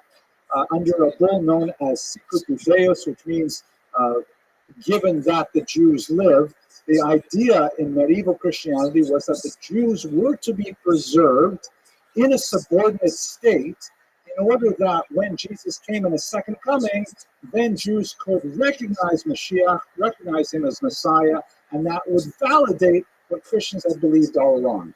If all the Jews were to be killed, God forbid, then there would be no one around to validate that, to act as a witness. So it was also known as the doctrine of witness because the whole point of allowing the Jews to live was to preserve them from a later period. That's just a theological argument. There are, all, of course, social and economic and other arguments. But basically, for most of Christian history in Europe, Jews were tolerated as a lower class population, persecuted from time to time, but never the subject of genocide, and rarely the subject of mass forced conversions, because it contradicted church law. There's a lot to say about this, but we don't have a lot of time. Rothschild, however, broke from this, and he insisted on forced baptisms of Jews. Originally, he only insisted on the children of mixed marriages, which also shows that there were mixed marriages, probably involving women converting to Judaism. But later, he extended it even, under his successor, Sigismund, it was actually extended to all Jews. But all Jews were forcibly converted. We know that many Jews fled to nearby Gaul, which would be in the region of what we would say France. Others, though, decided to, like we see with the Inquisition, decided to convert because they hoped that this would pass and then they would be able to practice their Judaism secretly. If it was just a conversion in name only, how serious could it be? So you see already the presaging of some of the patterns of response to threat that we see later in space. But once, and this again sounds like the Inquisition, once the Jews were baptized, they were not trusted to be real Christians. Reckeswint, and by the way, one thing I do like about the Visigoths, the kings have really cool names. I will give you a few really cool names. I have to like that about them. But Reckeswint, he instituted oaths that, for example, if a baptized Jew, who technically should be a full Christian, is called to court, Note he had to take an extra oath because he could not be trusted as a true Christian. But they did have leniencies because these newly Christian former Jews did not enjoy eating pork, so they actually had laws in the book saying that these newly Christians don't have to eat pork because they don't enjoy it. But the fact that they have to say that they don't have to eat pork means there must have been a significant number of them. Punishment for a series of crimes, such as being caught lighting candles for the Sabbath, or not working the fields on Saturdays, or things like that, arranged. There was lashes. Typically, the number would be 100 lashes. Confiscation of property, exile, and then this mysterious term, recalvatio, which scholars debate what this exactly means. According to the literal translation of the Latin means to make bald. So some theorists think that it must mean scalping, as this individual from the 19th century was scalped, which was practiced in North Africa, not by the Visigoths, but by the Berbers. But scalping in North Africa was not called decalvatio, and it was quite often fatal. Whereas in Visigothic Spain, it's people who suffered decalvatio tended to survive, so it might have referred to shaving the head as a kind of a humiliation, or perhaps pulling the hair out of the head. We're not sure. It's certainly not a nice punishment, and it was meted out several times to the same individuals, so it could have been merely shaving, or it could have been something much more violent. Punishment for conversion to Judaism, however, is pretty stiff and terrifying. Typically, conversion to Judaism happens in the relationship with marriage, and the punishment for such a conversion for males, to use the term that Solomon Cass refers to, would be amputation of the virile member, and for females, it would be amputation of the nose. So very horrific kind of punishments that were imposed to try to stop mixed marriages. I think there are a whole series of bizarre laws that are passed talking about forbidding the observance of Shabbat that required Jews, again, who are technically Christians now because they have been forcibly baptized, but these new Christians had to report to a priest prior to the onset of the Sabbath, and then during the Sabbath to make sure that they were violating the Sabbath.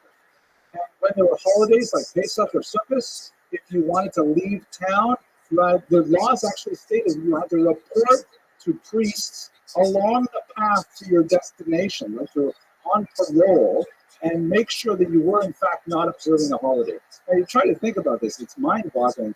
Was it actually enforced? It's hard to imagine that it would be, but one indication of the reality of it is other laws that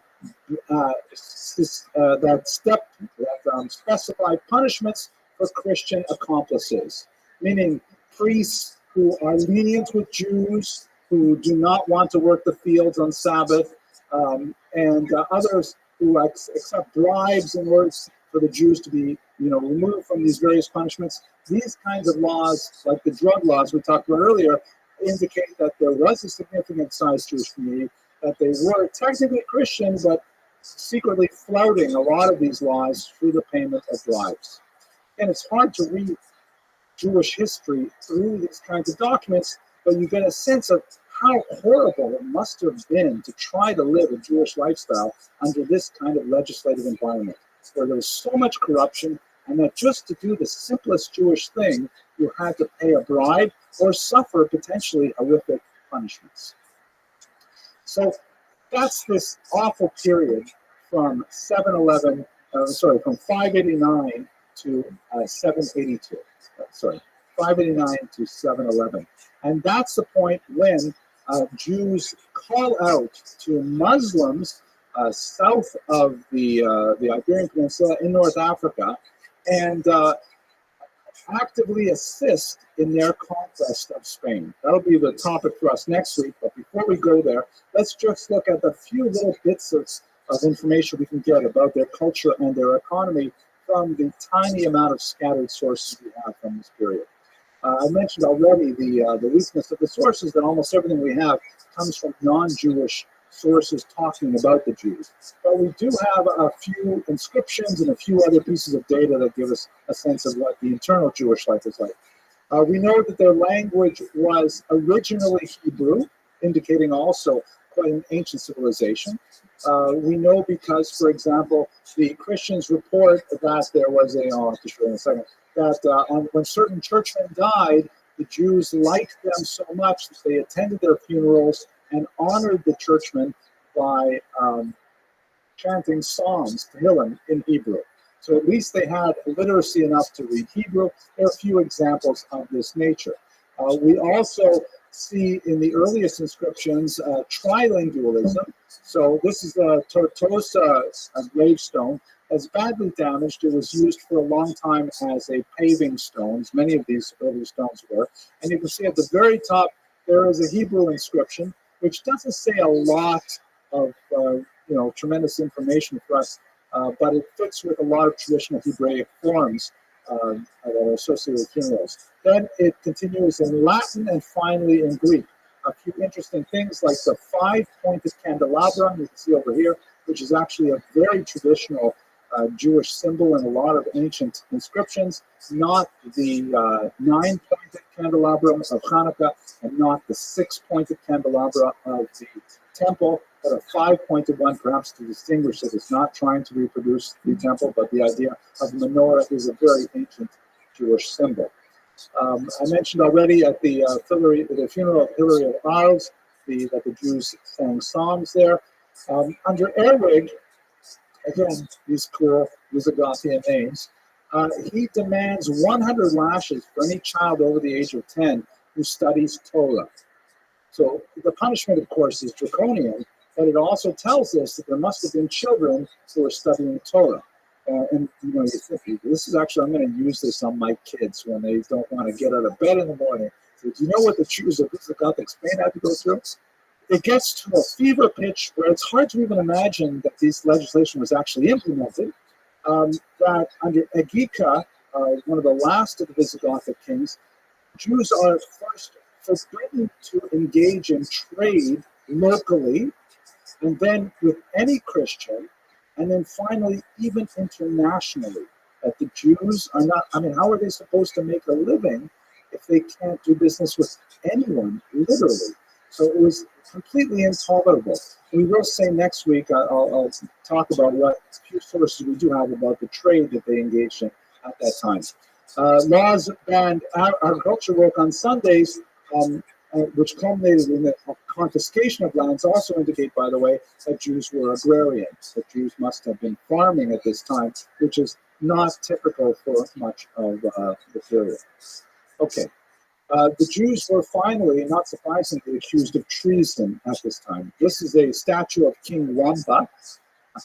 And apparently this is not a very accurate depiction because Wamba, according to Katz, is probably not his real name, but is a diminutive. Wamba means pot-bellied, and he looks pretty buff here in this 18th century statue. But under King Wamba, Hilderic from Nimes to the north tried to mount a rebellion against Wamba and the Visigoths, and Jews, when they heard about this, they fled there hoping to join his side. Unfortunately, the rebellion was unsuccessful, and the Jewish plan to overthrow Wamba was foiled. In 693, another similar rebellion was put down. Once again, Jews now looked to the south, trying to get Muslims to join them in overthrowing the Visigoths, once again put down. It was only in 711 that we finally have the Muslims coming across the Straits of Gibraltar into the region where they were welcomed by Jews, and it was the Jewish participation in that conquest of Spain is something that we will spend our time on next week. But once again, ironically, on of all days 9/11, when we explore a period when the Muslims actually came to the rescue of the Jews, and the Jews lived for 500 years in relative stability with them in Spain, it gives you just a sense of the scope of Jewish history and that we should try to understand things within this larger culture. I thank you very much for your attention and your endurance, and I look forward to a fantastic semester with you. Hello, everyone. I hope you enjoyed that lecture. I myself had a fantastic time preparing the research for it, and it was great to see so many of you in the live audience again after the hiatus of the summer. And for all of you out in Internet land, I hope you found that a very satisfying intellectual experience.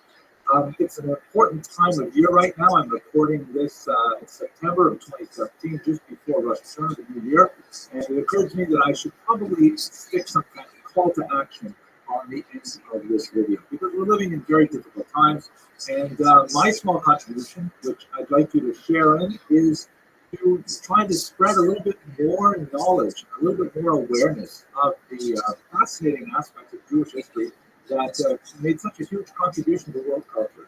I hope they're useful for you and useful for your friends. So here's 3 quick ideas how you can take this to the next level. The first is, don't keep this video to yourself. I mean, I assume you're watching it on some kind of social media, so please hit that share button. And more than that, why don't you just write a little, blurb at the top that says something like, "This guy is such a jerk, but I love his comments," or something like that. But say something, share with your friends, and let them see it. Maybe it'll help spread goodness in the world, or at least knowledge. Second, if you are in the greater New York, New Jersey area, why don't you come on down and visit us at the live audience? The lectures are free, open to the public, and love to have you in the audience. You can ask some really hard questions. I may not answer them, but I'll probably edit them out of the internet version.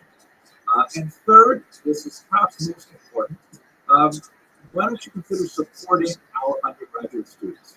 A big part of the reason why we give these lectures is because we want to try and promote the study of Jewish history here at Torah College, and we need your help. So please click on the link that's provided and consider donating to our scholarship fund so we can make it easier for our students to attend college here. And I guess that's about it. I hope you all have, as the reading goes, a Ksiva L'Chaim Tova, and may you be written and sealed for a good new year. And I look forward to speaking to you next week. Take care.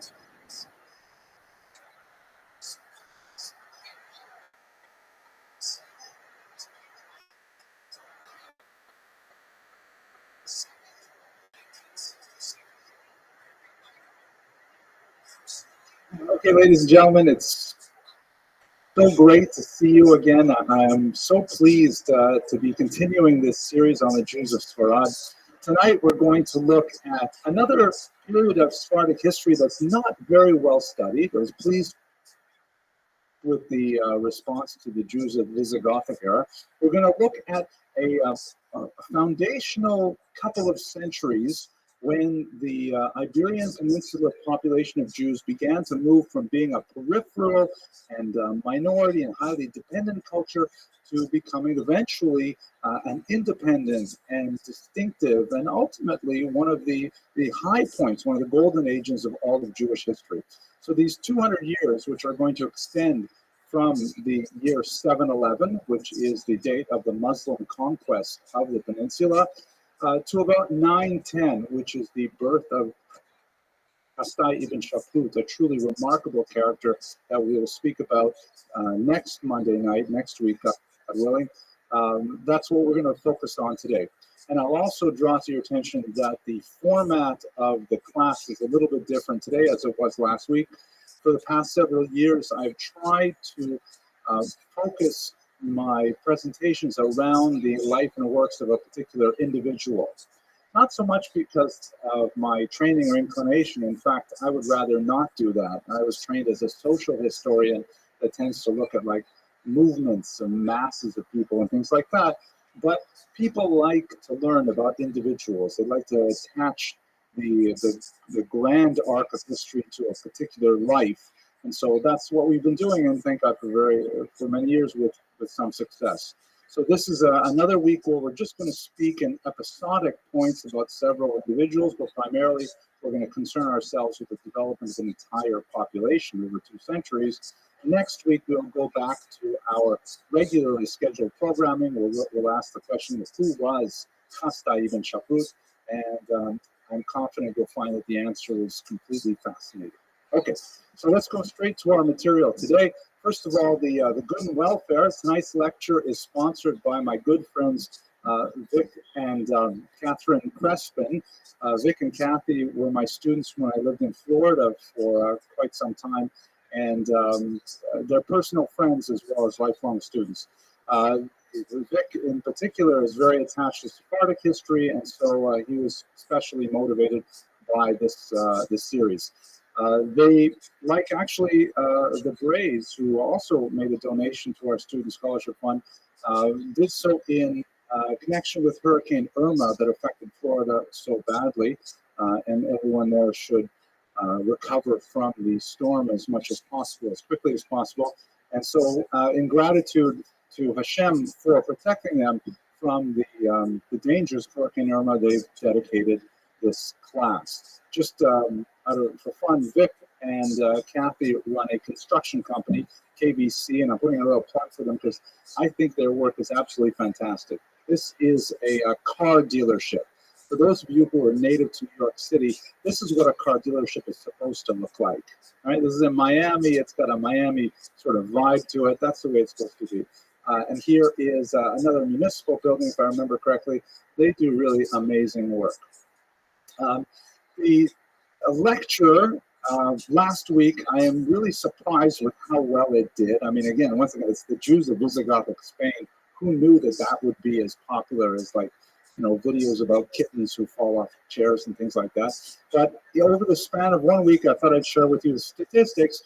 We got over 1,800 views, 99 likes, 50 shares, and the average watch time, which is usually a measure of the degree of penetration you have into your audience, was over 20 minutes, which is about 5 minutes longer than my videos on average. So it really turned out to be a topic that captured people's interest, and I'm very grateful that that is finding some resonance. And as I mentioned, the real benefit is to our student population. We raised $2,000 over the past week. We're now up to $9,000 and $96. Still a little short of my goal of $100,000, but we have a few more weeks yet to go. Almost all of the lectures for this semester are already sponsored. We have a couple of them left. Otherwise, I'll have to make up something else. Maybe we'll give away fridge magnets or something like that. Okay, let's go to the material itself. Tonight's lecture is going to be reliant very heavily on the work of Eliyahu Ashtor. There's not a great reservoir of scholarship on the 2 centuries between the Muslim conquest and the life of Chasdai ibn Shaprut on the Jews specifically, and he's certainly one of the primary sources. He was originally born in Berlin as Edward Strauss and earned his PhD from Germany. And then he emigrated to Israel, where he became associated with the library at the great Hebrew University. There he wrote some very lyrical studies. It was an entirely different generation of scholarship when history had to be entertaining. And so even though he's doing deep academic work, he has these amazing passages where he puts you right there in the scene. He describes the weather, he describes the clothing, and there's no way, he's just making that stuff up. But it reads really well, and he's a very great popular historian. His Jews of Muslim Spain is available in 2 volumes. You can see it's really a 3-volume story. It's quite a significantly thick book, but definitely worth reading. So we're going to rely very heavily on his research tonight. Okay. So let us begin, first of all, with a sort of a reset on our thinking about Islam, because the relations between Jews, especially Israelis, and Muslims over the past 200 years has been increasingly fractious and difficult. The reality is that much of this is occasioned by the nationalist movements that first arose among Eastern Europeans and Jews among them, and were ultimately expressed in Zionism, which is fundamentally a nationalist movement of the 19th century, even though it obviously has roots going back to the biblical period. And then in the 20th century, the burgeoning Arab nationalist movements as well, which naturally came into conflict with Zionism. And we're not going to, in this semester at any rate, go through the dramatic and often tragic moments in that history, but there's no question that over the last 200 years, Jews and Arabs, especially Israelis and Arabs, have gotten along atrociously. When we take a broader historical viewpoint, however, Jews have actually fared, on the whole, much better under Muslim lands and under Muslim control than they have under Christian control, for a whole series of reasons that I'd like to explore over the next 2 slides before we get to Spain. So we have to understand that the period that we're going to be discussing today, and in fact for the next few weeks, is a period when Muslims and Jews were actually quite close. Not to say that, you know, they were beloved of each other and that they were tolerating each other's differences without the occasional punctuation of violence or polemic, but compared to the experience of Jews in Christian Europe, it was actually much, much better and allowed for the flourishing of Jewish culture at a few key points in Spanish history in particular. Let us examine some of the factors that would lead us to this conclusion.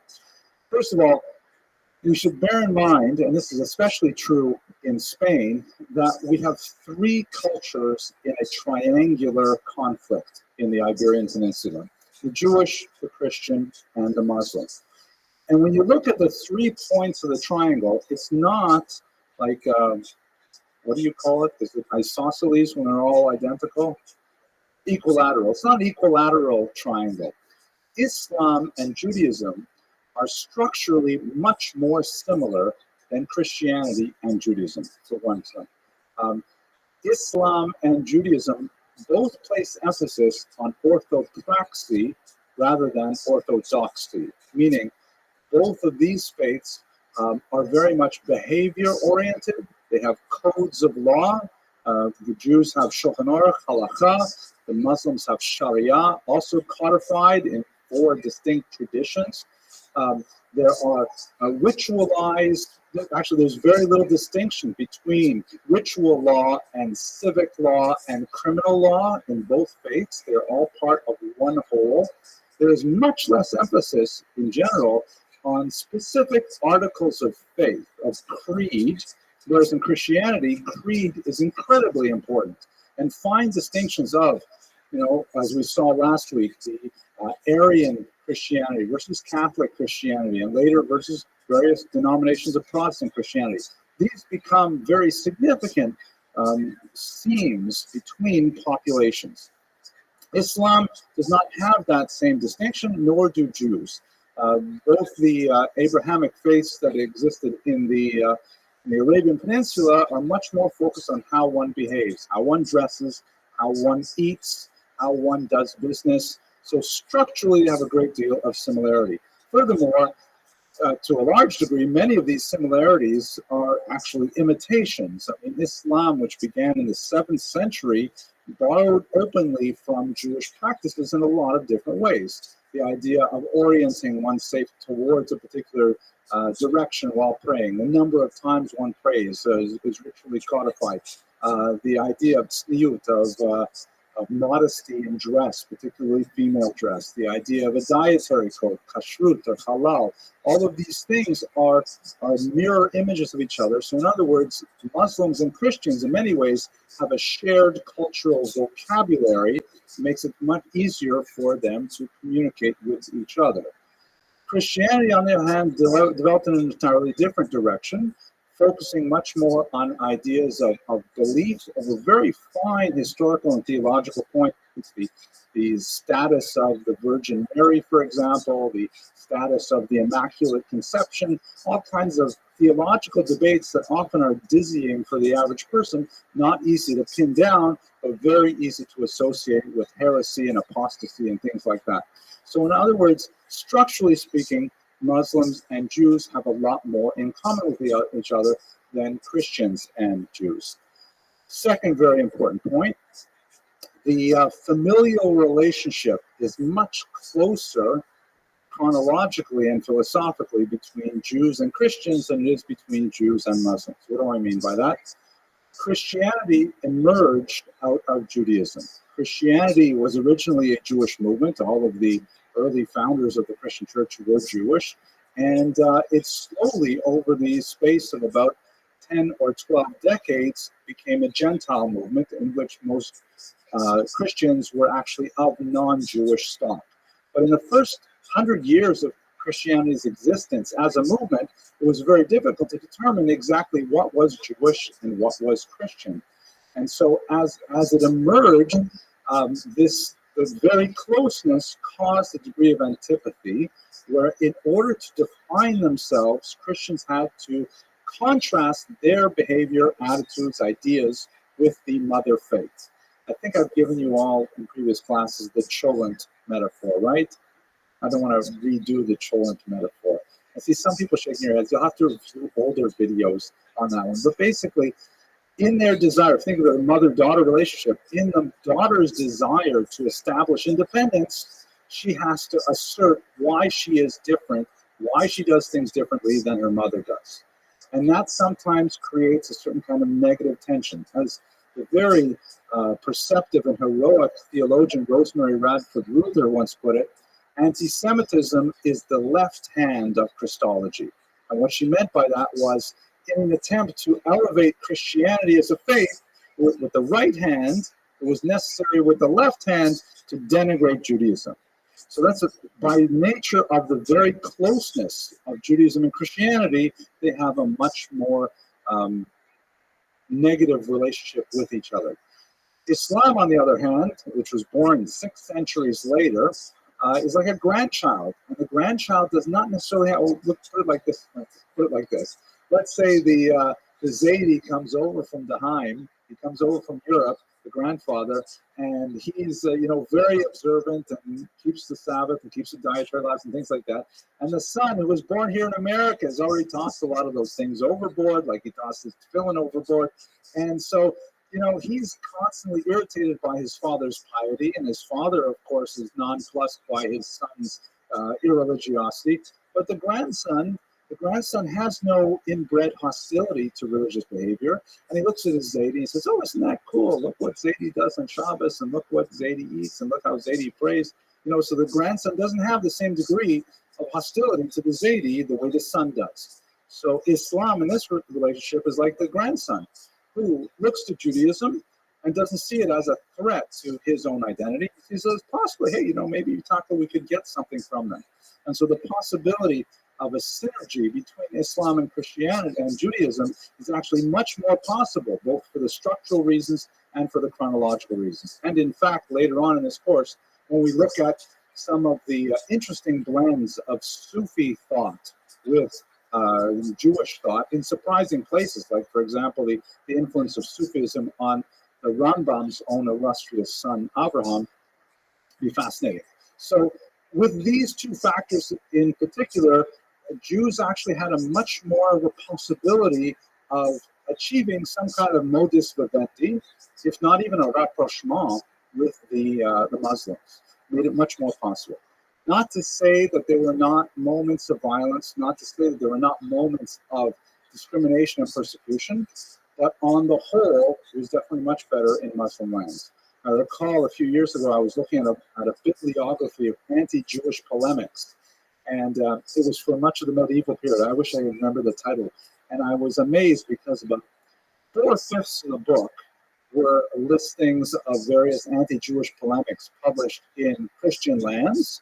And the remaining 5th was the index, the table of contents, and a tiny little section on Muslim anti-Jewish polemics. It was just not a big industry. They didn't have the readership. They didn't have the same kind of appeal.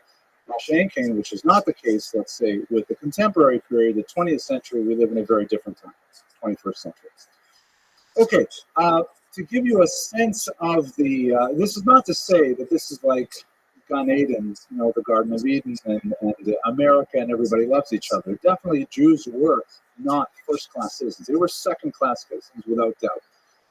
But much of that relationship was outlined by a document known popularly as the Pact of Umar. Umar was one of the early caliphs of the 7th century, shortly after Muhammad himself. And according to tradition, he answered a series of questions posed to him by non-Muslims most likely Christians, about, well, okay, so now Islam is the dominant religion and we live in Muslim lands. How are we supposed to behave? Umar answered in such a way that outlined a series of abilities and disabilities that Christians and, by extension, Jews would have to live under, and that kind of set a legal standard for that. Now, it's quite likely that the Pact of Umar was actually authored much later and was used to kind of justify the status quo, which pertained anyways. But for the sake of argument, we can understand it as something that that pertained in the 7th century as well. Basically, the argument of the Pact of Umar was that Jews, as the al-Kitab, people of the book, as a monotheistic religion that had received, according to Islamic theology, at some point communications from God in the form of prophecy, they were to be tolerated qua Jews. In other words, Judaism was a protected religion within Muslim lands, as was Christianity, later for other reasons Zoroastrianism as well. But basically, Jews were allowed to practice their own faith within Muslim lands. There were limits. They were not allowed to practice their faith in such a way that it might attract Muslim converts. Same went for Christianity. For example, they were not allowed to, have too raucous celebrations for Purim or Simchas Torah. They are not allowed to build their houses of worship to be taller than the mosques, and in fact, widely ignored. They were not allowed to rebuild mosques, they're not allowed to rebuild synagogues once they fell down. In reality, Jews and Christians would just simply pay bribes, and they would be able not only to repair their synagogues, but in fact to build new ones. Although that was not universally true in some places. Well, I'll get to that in another class. At any rate, they were to be maintained in a second-class status at all times. At some points, there were discriminations in terms of modalities of dress, of occupation, and things like that. Sometimes irritating symbolic discrimination. But for the most part, it was something that Jews could live with. Christians also were known as. They were known as dhimmi, or protected peoples.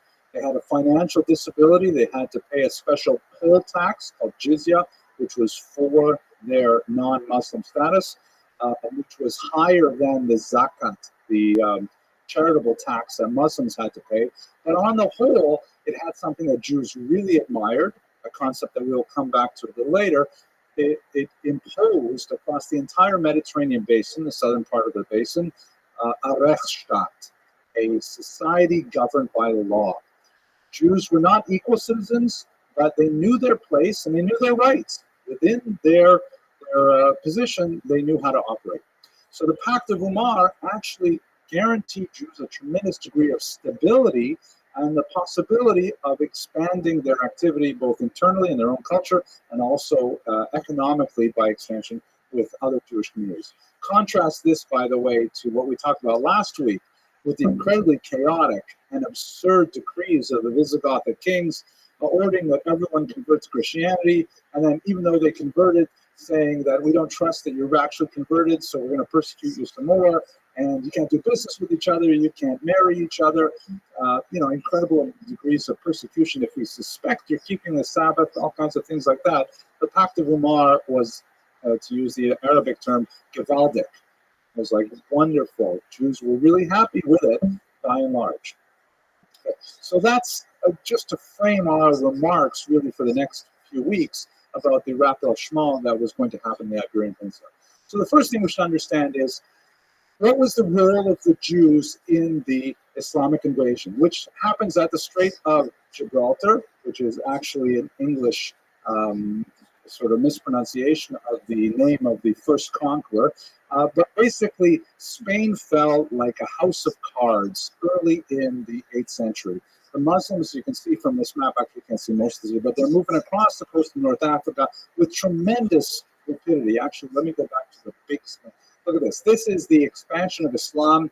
This is where it starts out in the first half of the 7th century. Then it expands to this region here between 632 and 661.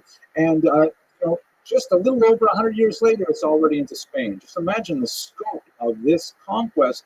It was overwhelming. There are many reasons that we could point to for this rapid conquest, but clearly one of the things was that most of these societies were very poorly constructed, had very limited ideological underpinnings, and so they were ripe for conquest by the Muslims.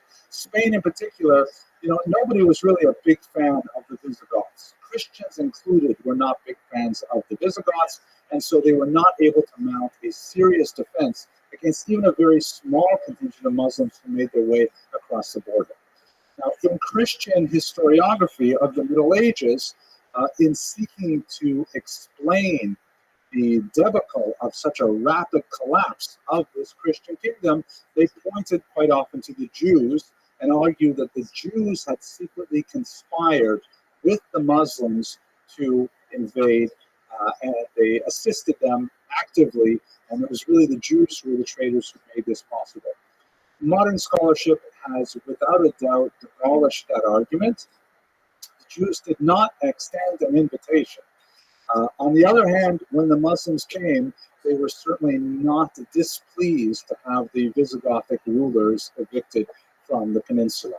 The maltreatment that the Jews had experienced at the hands of the Visigoths was so extreme that the Muslims were a very welcome change, and Jews actively assisted with their conquest of the peninsula. We'll describe exactly how that happened. But the real invitation was actually the Visigoths themselves. One of the last kings was named Witzia. I love those names. And Witzia, whose profile was shown here in an early, actually it's not a profile, that's his visage. I don't know if you can sort of make it out there, it's kind of blurry, but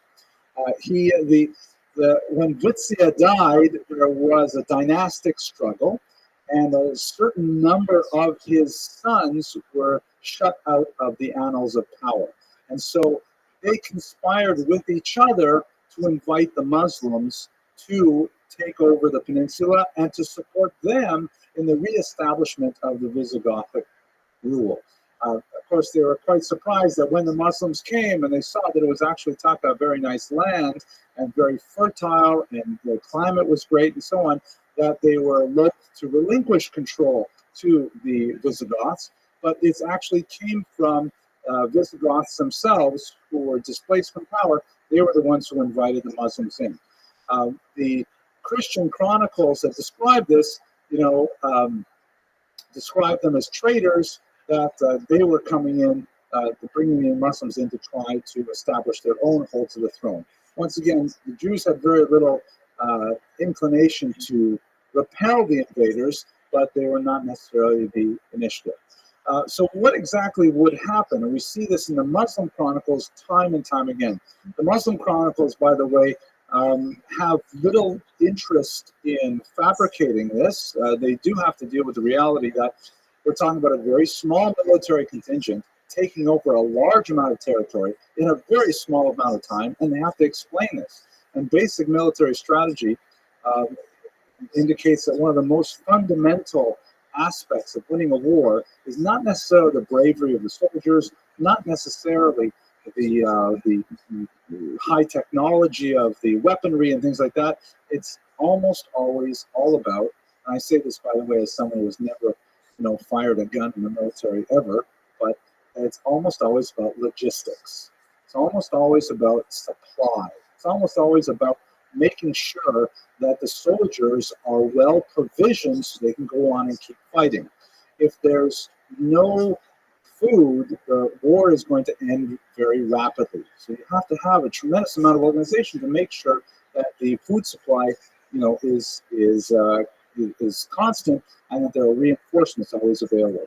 So basically, if you have a very small amount of soldiers invading the peninsula, and you've got to go from city to city, how are you going to possibly maintain this? Especially if you have to leave behind soldiers to guard every single city that you go through.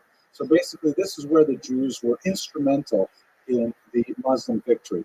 what would happen is the Muslims would come up to a city, which was typically walled. This is the city of Avila. The walls here are constructed a few centuries after our period of time, but they do give us some sense of what it must have been like to approach a walled city. And the Muslims would have to somehow gain entry. They would use various engines of war that were portable, such as battering rams, catapults, things like that. They would take advantage of local vegetation, trees, to try and launch themselves over the walls and things like that. But once they were able to gain entry to the city, and according to the Christian chronicles, perhaps with the assistance of the Jews living inside the walls themselves, then they would have to take over the city and then move on to the next one. How can they retain control of the cities they conquer unless they have allies and assets that will maintain the new Muslim status quo? So the Jews were very happy to act in this capacity. Jews who are highly urbanized peoples in general. We have to live, as I like to say, within walking distance of a synagogue, walking distance of a mikvah, walking distance of a Chinese restaurant. So there are lots of Jews in these urban areas. It always amazes me that people laugh at that joke, no matter how many times I say it. But so the Jews are urban. They hate the Visigoths. The Muslims come in. They've heard rumors about how the Muslims will give them dhimmi status, and they have to pay a little extra money, maybe a couple disabilities, but they will otherwise be protected. And so they essentially act as the loyal guardians of the city for the Muslims as they go on in their conquest. And so this catapults the Jews to positions of municipal power, allowing the Muslims to continue their conquest, guaranteeing their loyalty to the Jews, and it really works out really well for both the Muslims and the Jews, not so well for the Christians. Let us also remember that Christians, even though they may be, struggling with the Visigothic yoke, if they don't like what's happening in Muslim lands, they can always appeal to Christian populations on the other side of the Pyrenees. Jews, on the other hand, are a minority everywhere. It's not like they can make a short boat ride or take a short hike and they can find other Jewish communities that will come and rescue them. Jews are very much invested in the stability of a country, and so they tend to support the ruling authority, even if that ruling authority is slightly discriminatory, as we shall see. So the role of the Jews in the conquest is not so much in the invitation, but definitely in supporting the logistics of the Muslim advance. Another map of looking at the Muslim expansion. There's also another major internal development that happens in the latter part of the 7th century.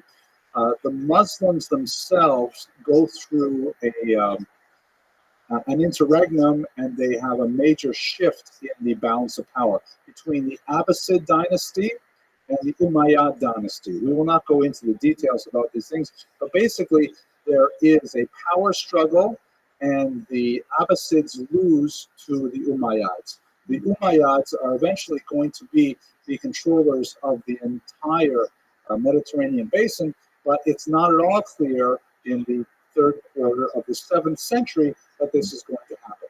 But it turns out to work out very well for the Jews, primarily because of this man, Abd al-Rahman I. And there's an interesting story that connects him specifically to the Jews. Al-Rahman was one of the major players in the Umayyad dynasty, and he was forced out from the capital of Baghdad in one of these, internecine conflicts.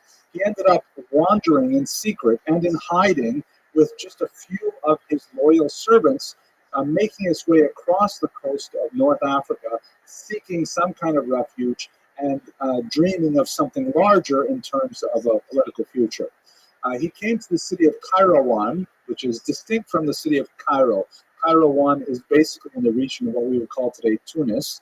And while he is there, he meets up with another man who ironically had the same name, Al-Rahman, but we won't try to keep them from being confused. This Al-Rahman, who lived in Kairouan, was a powerful figure there, and he had a Jewish fortune teller. This story, by the way, is told by the servants of the Umayyad Al-Rahman shown here. So we have it with a great degree of credibility in the sense that it comes from a non-Jewish source about a Jew acting in a positive capacity for Muslims. And this Jewish soothsayer, it's hard to imagine exactly what this person was, some kind of fortune teller or advisor or something. He tells the local ruler, Al-Rahman, that, that a man named Al-Rahman is destined for glory. And Al-Rahman says, great. And he says, it's not you. It's someone else with the same name. And you will be able to recognize him because of his distinctive hairstyle, which I have to say, I was very disappointed. I looked all over the internet. I could not find a picture of this distinctive hairstyle, but it involves side locks. Apparently, he grew his hair long at his temples. I know that sounds a little spooky for Jews, right? It sounds like Payas. But apparently, this Al-Rahman had very distinctive side locks. So the Qayrawani's Al-Rahman says, okay, well, I guess that's what it is. And this new guy from the Umayyad dynasty comes into town, and the first Al-Rahman recognizes him, and at first he wants to attack and kill him, but the Jew says, no, you can't, because it's destined by God. You will have no power over him. So he says, all right, I guess I have to make my peace with him. And he shelters him, and he gives him support. And ultimately, the second Al-Rahman, the one shown here, goes on to cross the Straits of Gibraltar and conquer Spain and become the first Umayyad emir, meaning ruler or king of Spain. So what's really important here for our purposes is that one of the early envisioning of the Jews in the idea of an Islamic Spain is of the Jew as a loyal servant, as a moral advisor, and we'll see that over and over again as a kind of trope in Muslim historiography of the period. When he established himself in Spain, he was really quite a brutal individual, engaged in putting down rebellions. Don't forget, there are still Christians living in Spain, and they're not entirely happy with this new Muslim rule. So he was very brutal and definitive in putting down these rebellions. But at the same time, he established something that Jews tend to love, which is this term I used earlier, Rechtsstaat. Let's just take a quick moment to explore that idea. The word Rechtsstaat is German, and as I say it now, I realize, it's such a guttural Rechtsstaat. It sounds like you're about to spit, right? But Billy Crystal says famously, Yiddish is German with phlegm. Anyways, a Rechtsstaat means a state, Staat, governed by law, Recht. And this is something that Jews desire tremendously. The worst thing for Jews is anarchy. Right? It says in Pirkei Avos, you should pray for the welfare of the government, for if it were not for the fear thereof, people would swallow each other alive. The idea is, since Jews are perpetually a minority, with the exception of biblical times and, of course, modern times in the state of Israel, the worst that can happen to Jews is if you live in a state where the rule of law means nothing, where there's no predictability. And in fact, Jews tend to prefer to live in states as long as they are Rechtsstaats, even if those laws discriminate against them. You can look at, for example, South Africa, beginning of the 19th century. You could look at certain parts of Quebec in Canada up until, let's say, the 1950s. In many, many countries, Jews are very happy to live, even if they have some disabilities, social or otherwise, as long as they know that, nobody can break their store window with impunity. That a Jew can sue a non-Jew in court and expect the laws to be applied fairly to them. Even though they have disabilities, legally and civilly and socially, as long as it's predictable and you can live within those boundaries. So essentially, that's what happens. The Abd al-Rahman sets up something which is fundamentally a Rechtsstaat, and that allows for a tremendous flourishing of Jewish culture. Spain is a Rechtsstaat. All of a sudden, you have this new phenomenon that takes place over decades, that Jews start migrating to Spain. Think about the tremendous reversal here. Jews are being expelled from Spain in the Visigothic period. Nobody wants to live in Spain. And all of a sudden, it's slowly picking up more and more Jews who are moving through North Africa from the Middle East, and they're making their way to this pioneer frontier country. It's kind of like, if you will, Florida after air conditioning was invented. And I mean that, half seriously, more than half seriously, because Florida is kind of like way out there and it's a peripheral place. And yeah, there are some Jews who were settling there, especially after World War II, because there are a lot of Jews from New York who were stationed down there with the army. And then all of a sudden they say, Taka, it's pretty nice here about, 10 months of the year. And so you have a bit of chain migration in the 1950s, and then once electricity air conditioning is universal, and oh my gosh, there's a Jewish explosion in Florida, because who wouldn't want to live in Florida except during hurricane season? So Spain is like that too. Spain is like this crazy, awful place to live under the Visigoths for hundreds of years, and then with the Muslims, all of a sudden, there's a tremendous amount of potential there, and so Jewish population begins to grow. As I mentioned earlier, this trope, this theme of the Jew as the wise and loyal servant, as iteration after iteration in Muslim literature at this time. And historically, we know of quite a few individuals. I'll just illustrate one of them who's extremely important. There is a court musician in the late 18th century whose name is Abu ibn Nasr al-Mansur. That's a Jewish name. He's a Jewish court musician. And it happens that in one of these disruptions that happens in Baghdad, a musician, a non-Jewish musician named Ziryab, is wandering through the region. When al-Mansur hears that Ziryab, not a Jewish musician, is available, he immediately urges the emir to bring him into his court. It happened that the emir at that time agreed and then promptly died, but the al-Mansur's loyalty to the advancement of culture and even caused him to argue this with the new emir, and so they brought in this person Ziryab. Now this is remarkable on many levels, but one of them is that he would naturally have a rivalry with Ziryab. I mean, if you were the court musician, why would you invite another musician to the court? And especially when you've done your job, you would convince the emir, but then the emir dies. Why would you do it again with another emir? And the Muslims, who at this time are great lovers of poetry and music, and we will explore this much further in the next two lectures, they were amazed with al-Mansur's dedication to the sheer genius of this man Ziryab. Ziryab, as it happened, was actually a genius who made a tremendous impact on the Muslim court by bringing a lot of Baghdadi influences to Spain. Everything from modes of dress to etiquette in gatherings to how food was eaten, literally how food was served and how food was consumed. These are all innovations or introductions from Eastern culture that Ziryab had brought to Muslim culture. And the Muslims, they actually have a very strong historical memory, and they refer back to al-Mansur as the person who brought Ziryab to America, to Spain. I was just thinking, it's like if you were to say, for example, that some professor at Touro College was the guy who brought Einstein to America, right? That would be a huge claim to fame. Not as big as Einstein's, but nevertheless, being the guy who brought Einstein to America, let's talk a pretty good thing. So this over and over again, this idea of the Jew as someone who cares about the welfare of society as a whole and acts on behalf of the society is something that you see over and over again during these 200 years. At the same time, we have to contrast this with, the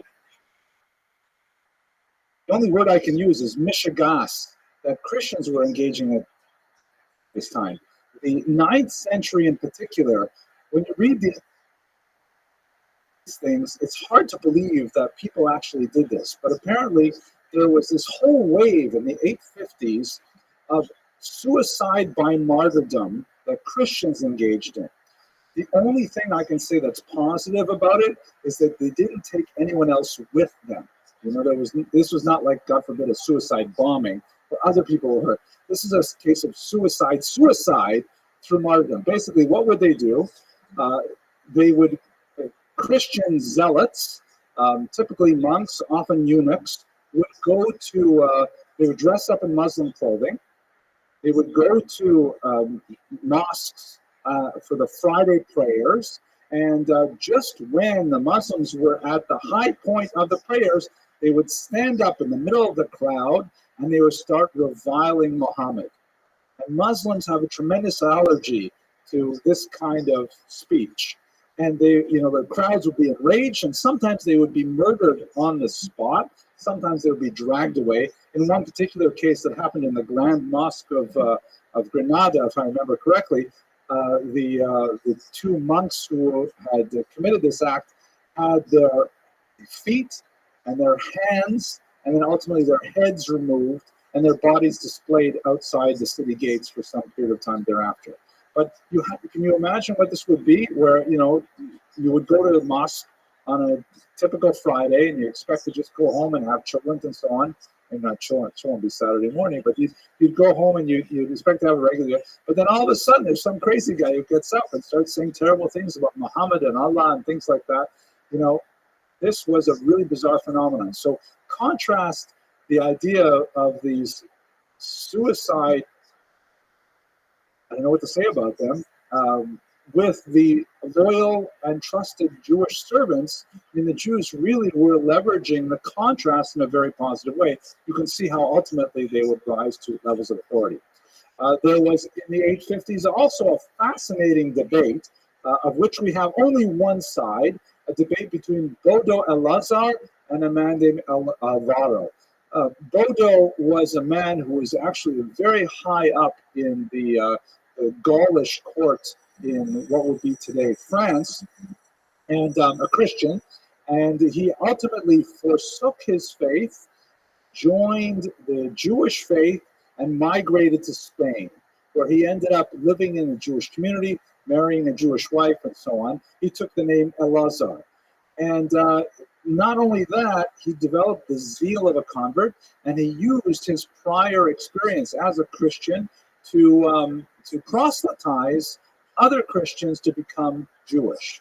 He ended up engaging in a dialogue with a man named Alvaro, who was a Jew in Spain who converted to Christianity.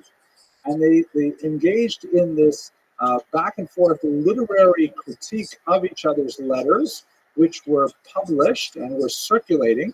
Unfortunately, at some point, a Christian reader edited them, and all we have are Alvaro's responses to Bodo.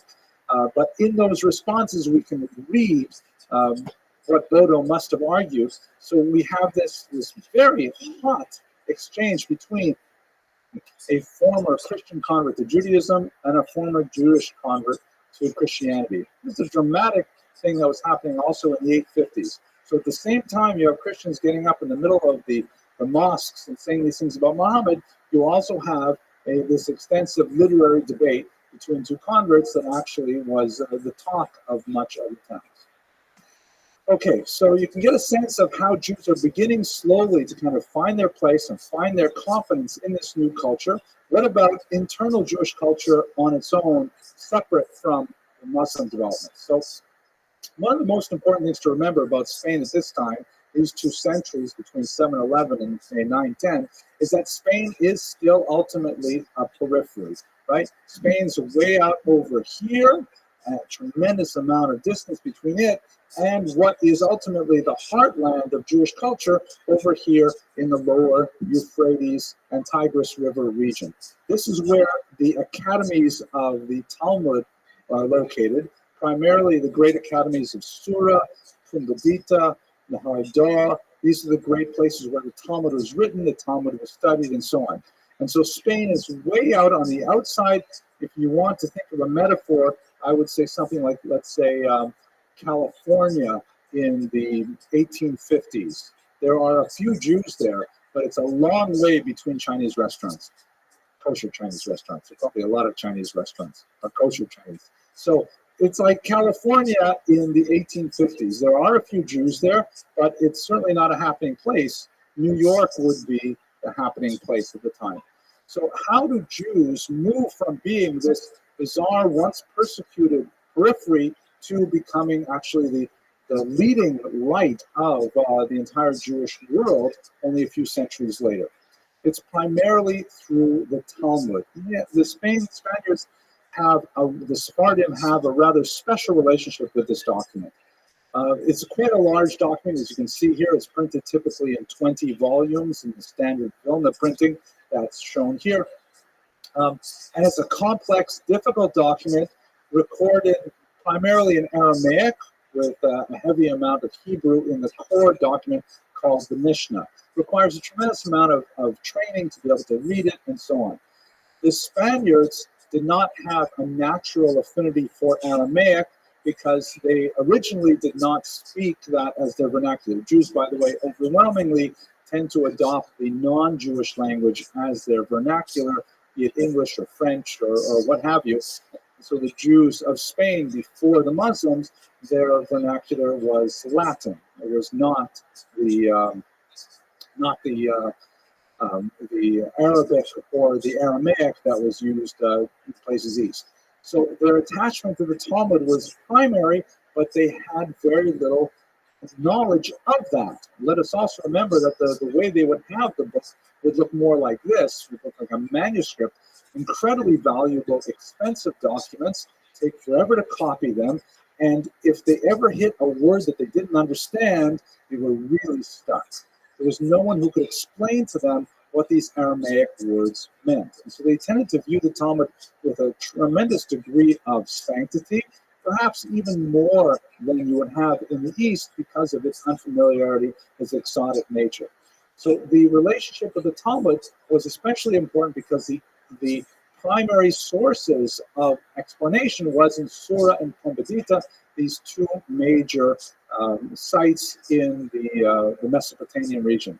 And Spain's original relationship with them, especially immediately after the end of the Visigothic period, when they're able to engage more freely in correspondence, is asking questions of the Talmudic experts in Surah and Pumbedita.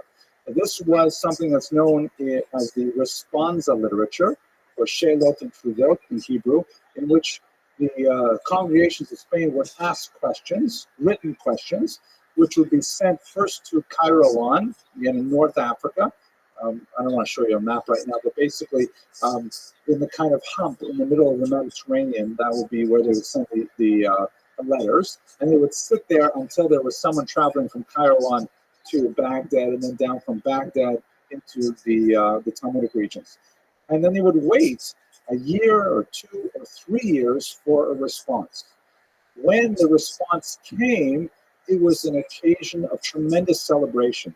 And Ashtar describes with tremendous detail how the entire community would gather and they would sit cross-legged on the floor and they would wait as the letter would be brought in, and it would be held on a special silk pillow, and then the head of the community would take that letter and everyone would be silent as they would open it up, and they would read with tremendous zeal what this letter said. And it could be the answer to a question like, if you shech the chicken and the gallbladder is unusually green, is that chicken still kosher? And for years, they had been wondering, can we eat these chickens or not? And now finally, here was the answer. Or more seriously, it could be something like, this woman's husband went off on a business trip. He said that he'll be back in 60 days, and he hasn't come back yet. Can we declare him dead so that she may remarry? And it could be extremely important issues like that. The chicken is also important, but the Naguna issue is incredibly, important and painful. And so these missives coming from Surah and Pumbedita would be like occasions for huge celebration. They would typically read it very fast the first time because everybody wants to see what exactly is in the document, and then afterwards they would pore over it for years and years and years. And in return, of course, there will be an economic relationship with Surah and Pumbedita, where they would send sums back to the yeshivas for charitable purposes that cemented this long-distance relationship in an economic as well as religious manner. But it was clearly very dependent. The Spaniards did not have, the Spartans did not have the local talents to be able to read the Talmud properly, to be able to decipher it and interpret it, and so they were heavily dependent on Surah and Pumbedita. The kind of questions they asked also tended to be ones that push comes to shove, they could wait for the answer, like the chicken question. They would typically not be able to ask rulings on civil disputes because they could not wait that long for an answer. If there was a dispute between Reuven and Shimon over, some property damage, they couldn't wait 2 years to decide who had to pay. So they would have to sort of judge based on local standards. So they really needed some local talent to be able to do these things. That local talent appeared for the first time in the person of Natronai Bar Habibai. Natronai was someone who was from the Tigris and Euphrates region, and he was considered for the position of exilarch. Exilarch is a fascinating role. That's a translation of the Aramaic term Reish Galuta, the head of the exile. The Arabs, or actually it goes back even further, the Babylonians would recognize as a titular head of the Jewish communities of the world, hence Reish Galuta, the exilarch. The archos means ruler in Greek. So the ruler of the exile, all the Jews in exile, they would recognize one person as essentially the king of the Jews. He had to be from the Davidic dynasty, and he had to have some level of support among the Jews, but he would be recognized by the non-Jewish government as the official head of the Jewish community. This is something separate from the heads of the academies, the Gaonim, and occasionally the exilarchs and the Gaonim would have disputes over one thing or another. But basically what happened in this particular story is Habibai was backed by one particular supporter named Malka. It was a man, it's not a woman's name in this case, to become the exilarch. And in fact, he did become the exilarch for a very brief period of time, and then Malka died, and he was usurped from his position and forced to wander. So like Abd al-Rahman that we saw earlier, he made his way across the coast of North Africa, and he ended up in Spain. There in Spain, he met with tremendous welcome because here was someone who knew the Talmud. And in fact, he wrote down the Talmud for the Sephardim by heart. He wrote down which is an incredible intellectual achievement. He's not the only person who has been associated with this skill, but you can imagine 20 volumes of material. It also speaks of the oral quality of the Talmud at that time. People would quite literally memorize pieces of the Talmud. I will tell you very briefly, I hope many of you may have heard this, but there are certain people, my own Rabbi is one of them, who had this unique ability that you could put a pin on one word on one page at the top of the Talmud, and he would close his eyes, and he would tell you every word that pin would pass through on the way to the bottom of the book. Tremendous what they call an eidetic memory, where he's able to visualize the page. And there are people with this kind of talent. Some of my own study partners would memorize pages and pages and pages of Talmud. I myself, I didn't have the zitzfleisch or the intellectual ability for it, but at any rate, he came and he gave them the Talmud, and they were so thrilled to have someone local who could actually work with these texts.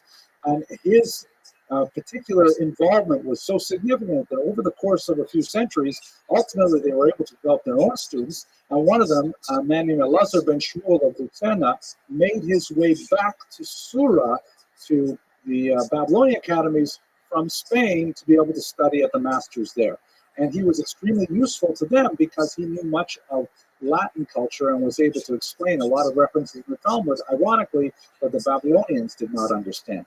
So by the end of the 8th century, you slowly begin to see, the 9th century, you slowly begin to see the Spaniards developing their own Talmudic studies, initially quite limited, but you see the trajectory is going to be positive. And that's going to come to a culmination next week when we get to Chastai ibn Shavuot. And I'll just give you a quick teaser here.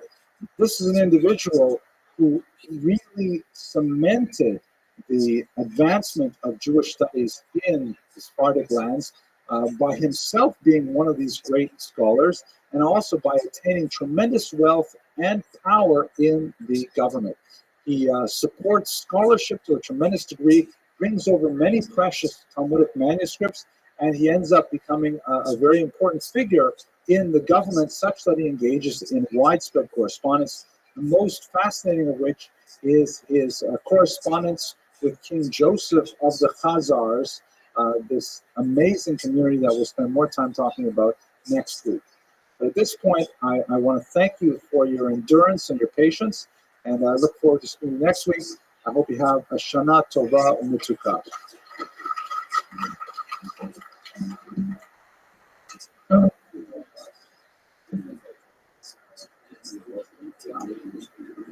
Hello, everyone. I hope you enjoyed that lecture. That was really a lot of fun doing the research, and I'm especially looking forward to next week when we're going to get into the more traditional structure of our topics with Rabbi and Shapiro. I just wanted to offer a small call to action and wish you the best for the new year. The call to action is like this. Last week's lecture got shared so many times and really got a lot of attention, and it makes me feel so great to know that a lot of people were enjoying learning about the history of the Jews in Sfarad, and wow, I just think that's great. In terms of the comments, most of the comments were great and very supportive, and I enjoyed them, and I learned a lot from the comments. I made a few mistakes, and people pointed them out, and that's always very helpful. So it's always a good idea to scan and find out what I did wrong from the comments. But I just want to kind of lay out there my sort of rules for commenting, because I do have some power to delete comments and even to ban users from the channel, which I rarely do in both cases. I love it when people disagree with me, as long as they do it in a benchless manner and a scholarly manner with the kind of conventions that we expect in the academy, where we can have a free and open debate and exchange of ideas. So, for example, if you feel the need to put on a caps lock, you're probably not commenting nicely. Okay, caps, all caps make it feel like you're yelling, and nobody likes that. And then I got this great one that I decided not to delete because it was just so unusual. But another problem that I don't like comments that are ad hominem, meaning they attack me personally as a human being, or if they attack other people on the site who are commenting on the videos. That's just not nice. Nobody wants that. You can argue about ideas, you can argue about interpretations, but let's not argue about people, about what kind of character a person is. So here's one that says, Henry, you have the chutzpah to, there's a comment I made. And he says, this is akin to the petty officer on a ship who finally got to pilot the vessel, at night no less, and indulges in a swig or two of gin while cruising the Strait of Malacca. I feel cheapened and used. I have been playing Felix under to your Oscar Madison. So I'm really sorry that person feels cheapened and used. I would like to suggest that they watch some videos about kittens or puppies, because that's going to make me feel better when I'm not feeling good. But just to help to everybody, let's leave some positive comments on the website, or at least, substantive comments that are useful for us to talk about. The second really important thing I want to offer here, and it's not exactly a call to action, but it's best wishes for all of you. We're going into the Jewish New Year this week, and it's traditional to offer blessings of good health, happiness, and abundance. And I hope that all of you who enjoy these lectures continue to grow in your knowledge of this period of history, and that you continue in all of the positive aspects of your life, both spiritually, materially, and really grateful that you continue. Okay? Have a blessed new year. Thank you very much.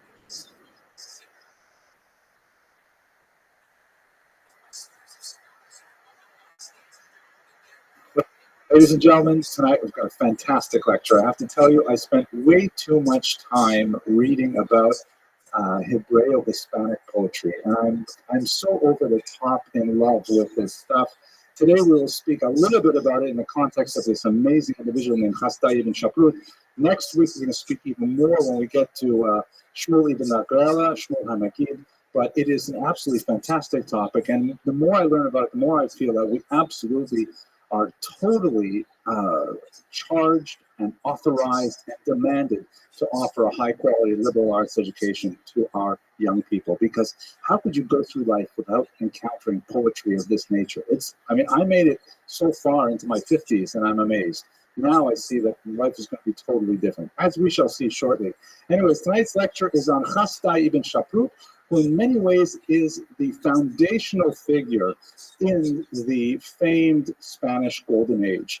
Chastai ibn Shaprut himself was not a great creator of literature or of scholarship, but he set the motion, he set the pieces in motion to allow for this efflorescence of culture that would take over the entire peninsula and in fact would inspire Jews for centuries to come. So his role is pivotal in understanding the development of the Golden Age, and I hope to outline for you the various ways in which his activity was so important. So let's start, though, with some of the good and welfare information. We have some cool things for tonight. First of all, tonight's lecture is sponsored by a major in the U.S. Armed Forces, the Navy, the Air Force. He prefers to remain anonymous, so I'm not going to divulge his name, but he's long been a fan of these lectures, and in particular, he is moved by the fact that my eldest son, Alexander, has decided to become a Chayil Boded, a lone soldier. He's gone to make Aliyah. He lives in Israel now to join the Israel Defense Forces and to do his part for the Jewish people there. So he calls himself in his pseudonym this major in the U.S. Air Force, the Chayil Boded Arkansas, which is where he's stationed right now. Here's a picture of Alexander on one of his lone tours here. He's at Mitzpeh Ramon in the south, and he's going to do great things in his life and in the military in particular, protecting the people of Israel. Another cool thing is that as of just about 2 hours ago, all of the lectures of this series are sponsored. Thank God we received the last sponsorship just a few hours ago, so I will not irritate you anymore, and those of you on the internet, asking you to sponsor these lectures and support our students. Now I would just irritate you asking to give money to the scholarship fund for our students and not connected to any specific lecture, but thank God there's been a really positive response. I want to share with you this chart, which YouTube sent to me the other day. This is the number of likes I received on my most popular lecture in the last 6 months over the first week.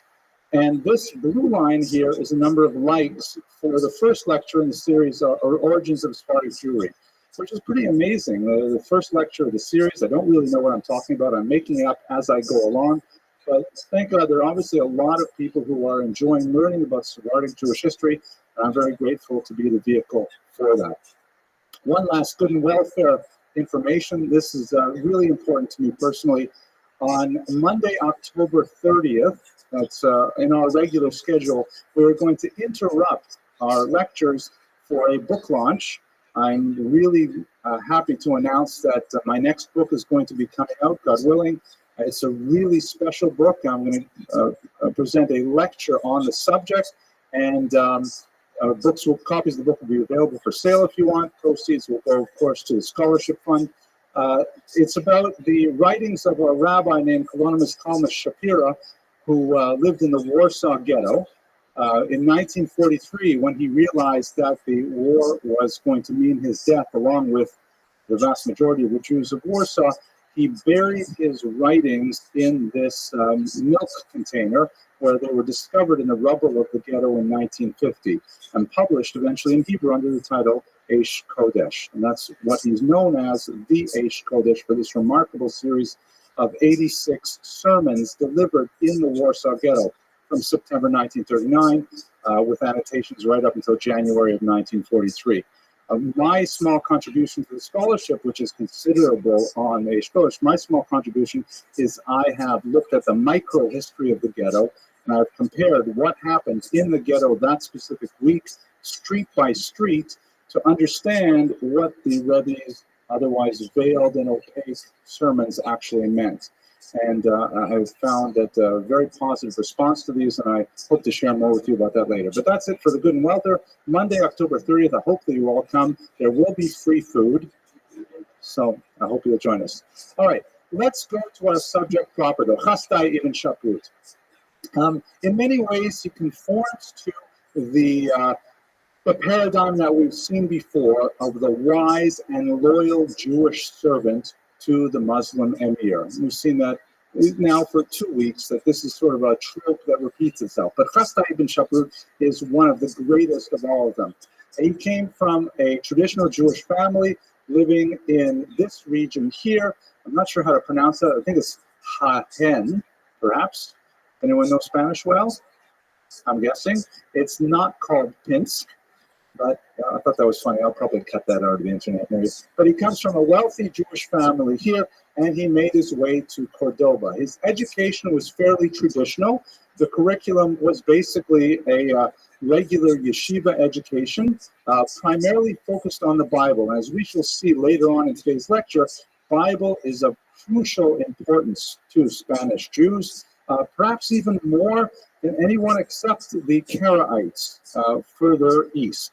The study of Bible is paramount and has a tremendous influence on the development of Spanish grammarians in particular.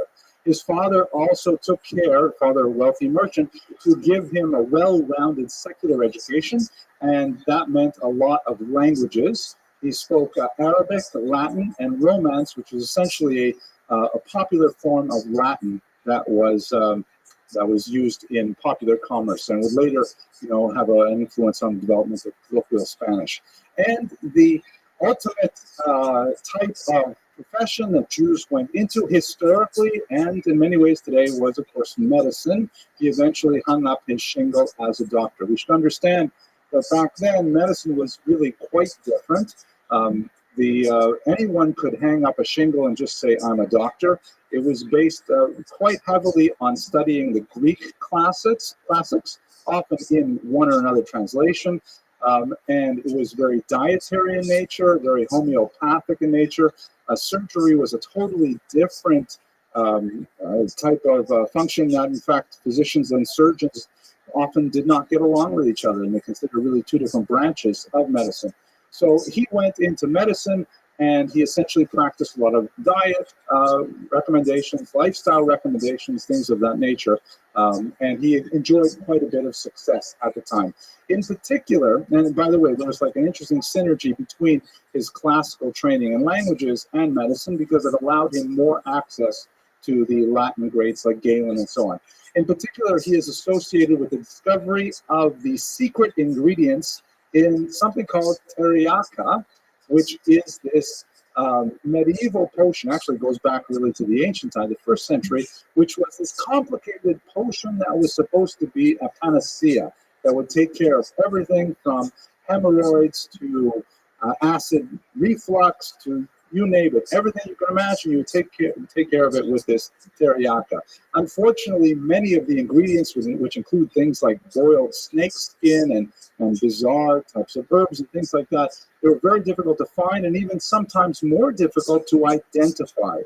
But he produced a potion of this nature that had quite a bit of popularity, and as a result, he rose in stature as a physician, and as you would probably anticipate, this happened to many Jewish figures throughout the medieval period, he ended up serving the royal household. He was brought in to the court of Abd al-Rahman III, who ruled for quite a long time, from 912 to 951. I have a feeling I got that age wrong. I think it might be 961. But for a very long time, one of the things about having a single ruler for such a long stretch of time is that it tends to mean both very draconian styles of rulership, very brutal and often militaristic and coercive style of rulership, but at the same time generates great stability. You can see that throughout history. You look, for example, at Stalin, very, very long rule. Many people were very unhappy under Stalin's rule, but at the same time, the Soviet Union did have a remarkable degree of stability, even throughout the war years. Slow decline, to be sure, but stability. Roman emperors and so on. So we see this under Abd al-Rahman. Very hard on his enemies, very brutal, crushing Christian rebellions throughout the region, but at the same time, really allowing for a great deal of stability, which is the main element that Jews as a minority really value when they live in a society. The worst enemy, as we mentioned many times, the worst enemy of the Jews is anarchy. That's what really destroys the society and does not allow the Jews to participate actively. He is appointed to the royal court and he ends up doing very well, of course, as we would anticipate. But he didn't leave it right there. He was eventually, because he showed so much intelligence and his sagacity, he was appointed to oversee customs and imports. This was not the prime government position. Typically, Jews who rose to the top of government would become minister of finance, but it was still a very important position in the government. And it also allowed him lots of commerce, literally, with foreigners who were coming to the Iberian Peninsula with various goods and services. So that allowed him even more contact that would eventually morph into a diplomatic career. He eventually would play roles for Abd al-Rahman III in far-flung diplomatic trips, both on his own and also through envoys, who would engage in negotiations, especially with Christian kings out in the Byzantine Empire and also in the European kingdoms as well. Let us recall that this is a period of time where there is slowly escalating conflict between Christians and Muslims, which will come to a tremendous flashpoint at the end of the 11th century with the Crusades. But Jews actually have fairly free passage in all of these kingdoms because they are not viewed primarily as the other, the same way a Muslim would regard a Christian as an enemy or a Christian as a Muslim as an enemy. The Jews were a minority that were non-threatening.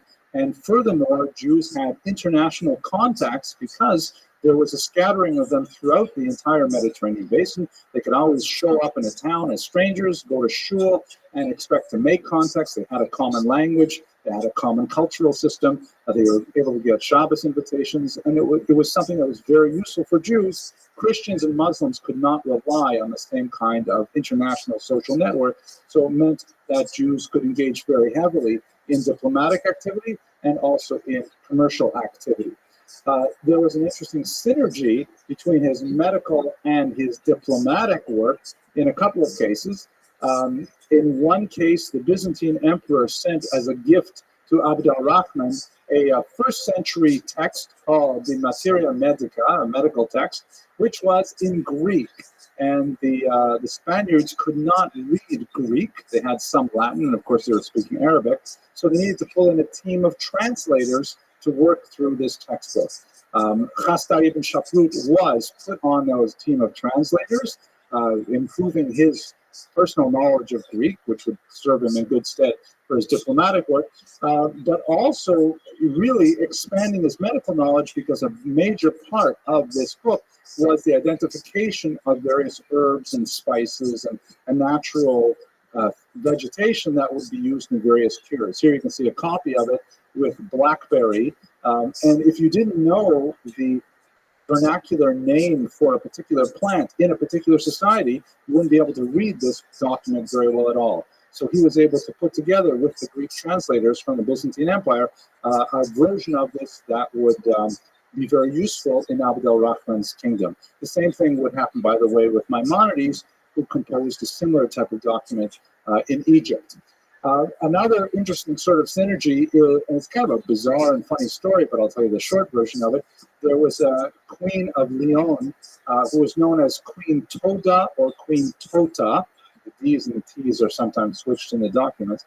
And she was displaced from the throne, and she wanted to reintroduce her grandson, Sancho. In other documents, he is her nephew. But Sancho has a lot of problems making his way to the center of power. Among them, he has very poor health because he's extremely overweight. And Queen Toda is like beside herself trying to figure out how to get Sancho to lose weight. She's tried everything, bright line eating and keto and everything, nothing works. And so she takes him to, and this was a tremendous diplomatic coup, because here is a Christian queen, who is seeking out a Muslim ruler's help because he has a really good Jewish doctor. And in fact, that's what happens. She brings down Sancho to Cordoba, and Chasta ibn Shaprut treats him, and Hitaka loses a lot of weight. And she, in return, gives 10 fortresses from Leon into the hands of Abd al-Rahman. So this is another kind of personal victory that was an interesting combination of his diplomatic and his historical talents. Fascinating kind of individual. And that's basically describing his rise to power. He definitely reached some of the heights for Jews at the time, but if this were the end of the story, he would be like dozens, maybe even hundreds of Jews in many of these principalities. The rest of the story is really what makes Kastai ben Shaput so special. First of all, he took tremendous care to use his position for far-flung Jewish communities who are often under distress, often oppressed by local rulers. And we know a lot of this because of the amazing documents that have come out of the Cairo Geniza. I would like to take a brief minute to talk about the Cairo Geniza. For those of you who have been to my lectures before, I apologize for the repetition, but this is like one of the greatest finds in medieval history that we have worldwide. It happens to be a Jewish find, and it is so incredible that it really deserves retelling.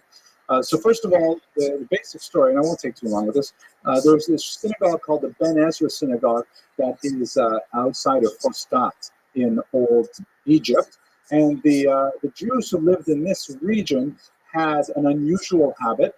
Anything written in Hebrew characters, which would include, by the way, Arabic, because Jews are writing Arabic in Hebrew characters, or anything with even a throwaway mention or allusion to the name of God, such as the phrase Baruch Hashem, which heads many documents, even secular documents, religious Jew might put at the top, Baruch Hashem, meaning blessed is God. These documents would be preserved out of fear of transgressing the commandment not to take God's name in vain and not to destroy the name of God. These documents are called Shemos, which means literally names, because they refer to the name of God.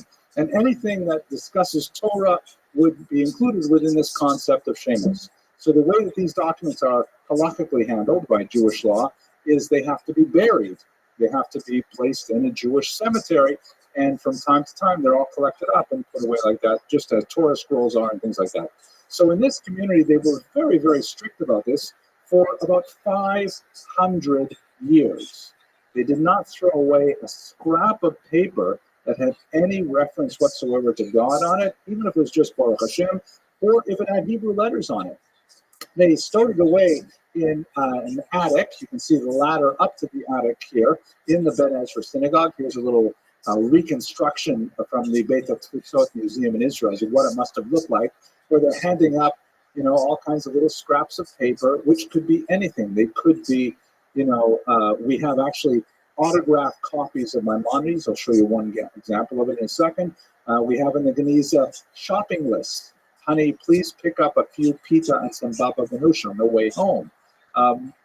Incredible numbers of contracts and business deals and receipts, and every single little piece of documentation that is associated with daily life is included in the Cairo Geniza for about 500 years, and then it was shut up and it was not touched for close to half a millennia until in the 19th century it was discovered. So a fascinating story. These two sisters from England, intrepid non-Jewish sisters, came and discovered it, brought a few copies back. Ultimately, they were divided up among 4 universities. Here is Solomon Schechter working with Geniza fragments. You can see they're just all over these tables here. They're little tiny pieces of documents, not necessarily paper, could be vellum, could be papyrus, could be parchment, and they were deteriorated, so they're falling apart, and it's like a massive, incredibly huge jigsaw puzzle trying to put these things back together and figure out what they said. And scholars are still working on that today. Incidentally, there's a great project. I can't remember the name of it right now. You'll have to Google it. But you can help with this project. You can actually go online, you get a free account, and they will ask you, because there's literally hundreds of thousands of fragments, they will ask you, they'll put a thing on the screen, they'll say, is this Hebrew or another language? And you'll click whatever language, if you know it's Hebrew. Is it upside down? And you click yes or no. And is it left to right? You click it. And it's basically crowdsourcing this massive project. And as you run out of knowledge, like I don't know how to read this, it gets passed up to a next level of experts who are able to sort through those documents and eventually find what they are. At any rate, Here is, for example, one of these rare documents found in the Geniza. Right here is the name Moshe Bar Maimon. This is the actual signature of Maimonides himself. Incredible to imagine they found these things. And here's also a children's alphabet primer that was tossed in the Geniza as well. So from the Geniza, we have an incredible view of the totality of life's experience in Cairo and in the region at the time. What do we find in the Geniza? We find all kinds of documents about Chasdai ibn Shaprut's activity. And don't forget, this is basically located outside of Cairo. He lived in Spain, but we have documents there, people bringing documents from Chasdai ibn Shaprut saying, hey, take this to this particular local noble or this particular prince or king and tell him that, we here in Spain are very unhappy with how he's treating this Jewish community, or he sends advice to these other Jewish communities, or there are letters that may have been intercepted and left there in Cairo. People are asking Chasdai ibn Shaprut for help, but we know that he was like an incredibly major international player of the 10th century, because there are all these documents in the Cairo Geniza attesting to his activity on a micro scale over the entire range of Jewish settlement. So this is a person who is, heroic in his indefatigable, that's a good word, he is heroic in his tireless efforts to rescue Jews all over the world. He was like a Moses Montefiore type of person, several hundred years before Montefiore lived. And that's what we see primarily from the Cairo Geniza, and it says a lot about what kind of person he was. Among his great interests on the status of Jewish populations throughout the world was the unusual story of the region called Khazaria. And this is perhaps where he is best known as a diplomat. We're not exactly sure how these diplomatic missions really turned out. As you shall see from the story that I'll describe to you, they sort of end in dead ends, but they are tantalizing in their details. Basically, what is Khazaria? It is this region north of the Caspian Sea over here that apparently converted to Judaism en masse in the 8th century.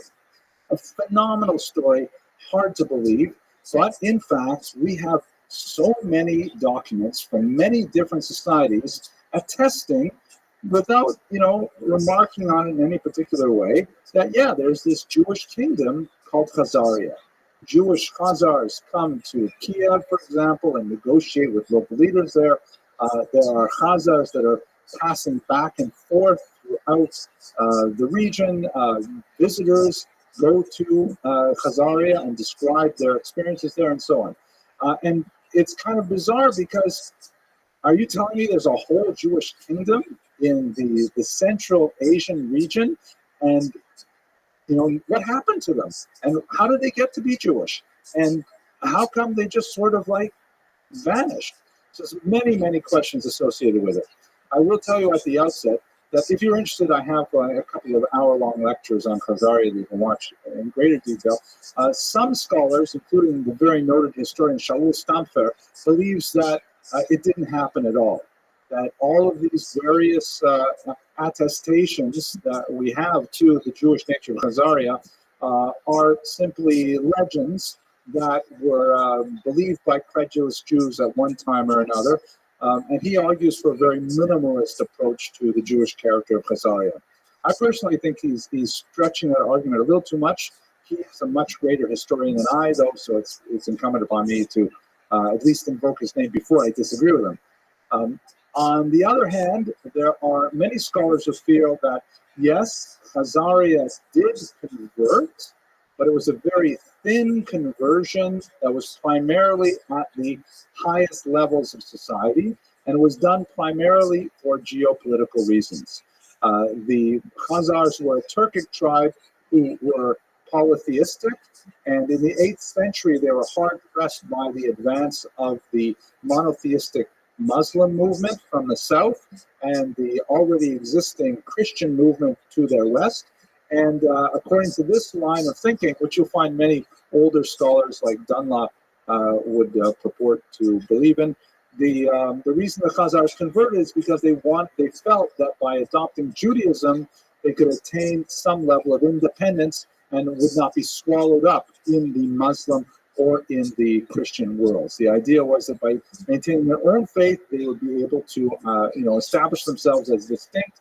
Hopefully, the Christians didn't hate the Jews as much as they hated Muslims. The Muslims didn't hate the Jews as much as they hated Christians, and so on. And they felt that they could attain some level of normalcy.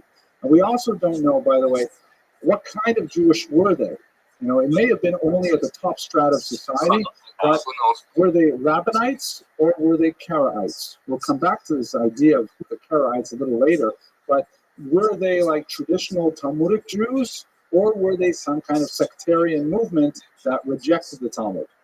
We have very little data about this, but the various encounters that we do record about Khazarians seem to indicate that they were not well educated, which would definitely support the idea that if they converted, it was only at the very highest levels, and it was probably not terribly sincere, and it was certainly not very well entrenched in the broader Jewish movement. But let's take this from the, well, actually, I'll just show you a couple of examples here. So here's some, it's probably, the Khazars are most well known, of course, by a book that was written a couple centuries after Chastai ibn Shabrut, the Kuzari, which is by Rabbi Yehuda Halevi. We'll spend a whole hour speaking about him later. He's a fascinating individual, and actually I have one of his poems to read you. He wrote this brilliant philosophical treatise, and he used the story of the Khazar conversion as the pretext for the plot of the story. The plot of the story, which is based on legend, is that the Khazar king was sort of troubled about faith, and he sought to have a three-way dialogue, or trialogue, I guess, with the representatives of the world's major religions. And he has this debate, Muslims, Christians, and Jews, and ultimately decides to become Jewish himself and take the entire kingdom with him.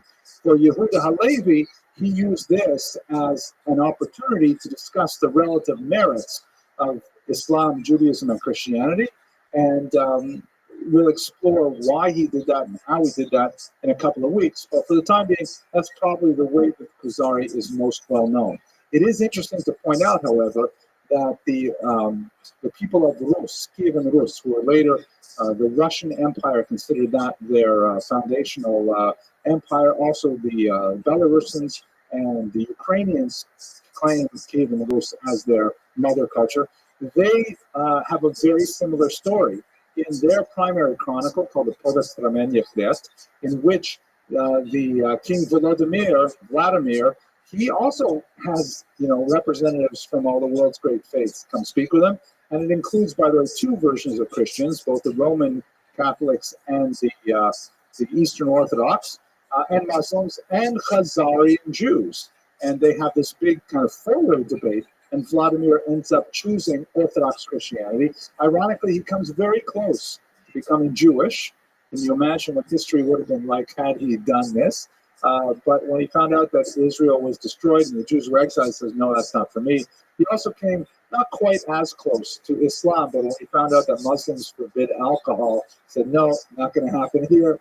But he ended up choosing Orthodox Christianity. Now, that particular version of the story, again, it's the core legend of the conversion of the Ukrainians, Russians, and Belarusians to Christianity in the year 988, but it's clearly modeled on the Khazarian legend. These are kinds of things that lend some credence to the concept, if you like.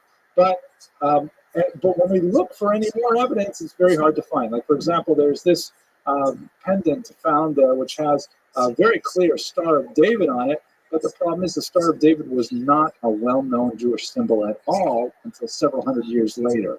So we read this six-pointed star anachronistically and say, oh, look at that, Jewish. But in fact, it's an unreliable symbol. And in fact, when we look at the various stones found from Sarkel, which is the Khazar region, all of these are pretty typical Turkic kind of icons. Here's the umbrella icon, for example, spiderweb icon. That looks a little bit like a menorah over there, but it's hard to identify anything that is indubitably Jewish in all of these pictures. But at the same time, to close this argument, we do have from the Geniza some amazing documents that really speak to the Khazar kingdom. For example, this letter here, called the Khazar document, because or the Kievan document, excuse me, it's written in Hebrew, and it is essentially a letter of introduction for a charity collector, a tzedakah collector, known colloquially as a schnorrer, in Kiev, asking for money for his family, a Khazarian family back home in Kiev. And it is perfectly similar to ones that we have even in the 21st century, talking about his qualities and how deserving he is of charitable support from local Jews. And it's signed by a whole bunch of authorities from the Khazarian Jewish community in Kiev, including this interesting signature, which is blown up at the top, that is written in Turkic runes, not in Hebrew. Meaning the leaders of the Jewish community there, some of them were so ignorant in Hebrew that they had to sign their name in runes rather than in Hebrew letters. They could not even put their own name on it. It says, by the way, we have read it in runic. So it doesn't say his name, but the literacy level is low. So obviously they must have had a scribe to write this, things like that. Nevertheless, taking all this together, let's go back to Chasdai ibn Shapur. And when he first heard legends about Khazaria, Chasdai ibn Shapur was fascinated. We're talking now about the 940s. And he was just, the concept, here he is, a high-ranking minister in a Muslim authority, a Muslim court in Spain, and he's always working hard to help this Jewish community over here in France, and this one in Italy, and this one in North Africa. But wouldn't it be amazing if there was a Jewish community that was all Jews, that was ruled by Jews, that Jews had sovereignty? Would it not mean perhaps that the Messiah was at hand? And so he would always ask travelers and diplomats coming to Spain, hey, especially those coming from Constantinople, have you heard of this country? What do you know about it? Are they really Jewish there? And in fact, he collected a lot of information based on simply being in charge of the imports and exports. At one point, he eventually wrote a long letter to the Khazars, hoping to get a full response from the leaders of the Khazar nation themselves, and he sent it all the way to Constantinople. Let's look at the map here to understand it.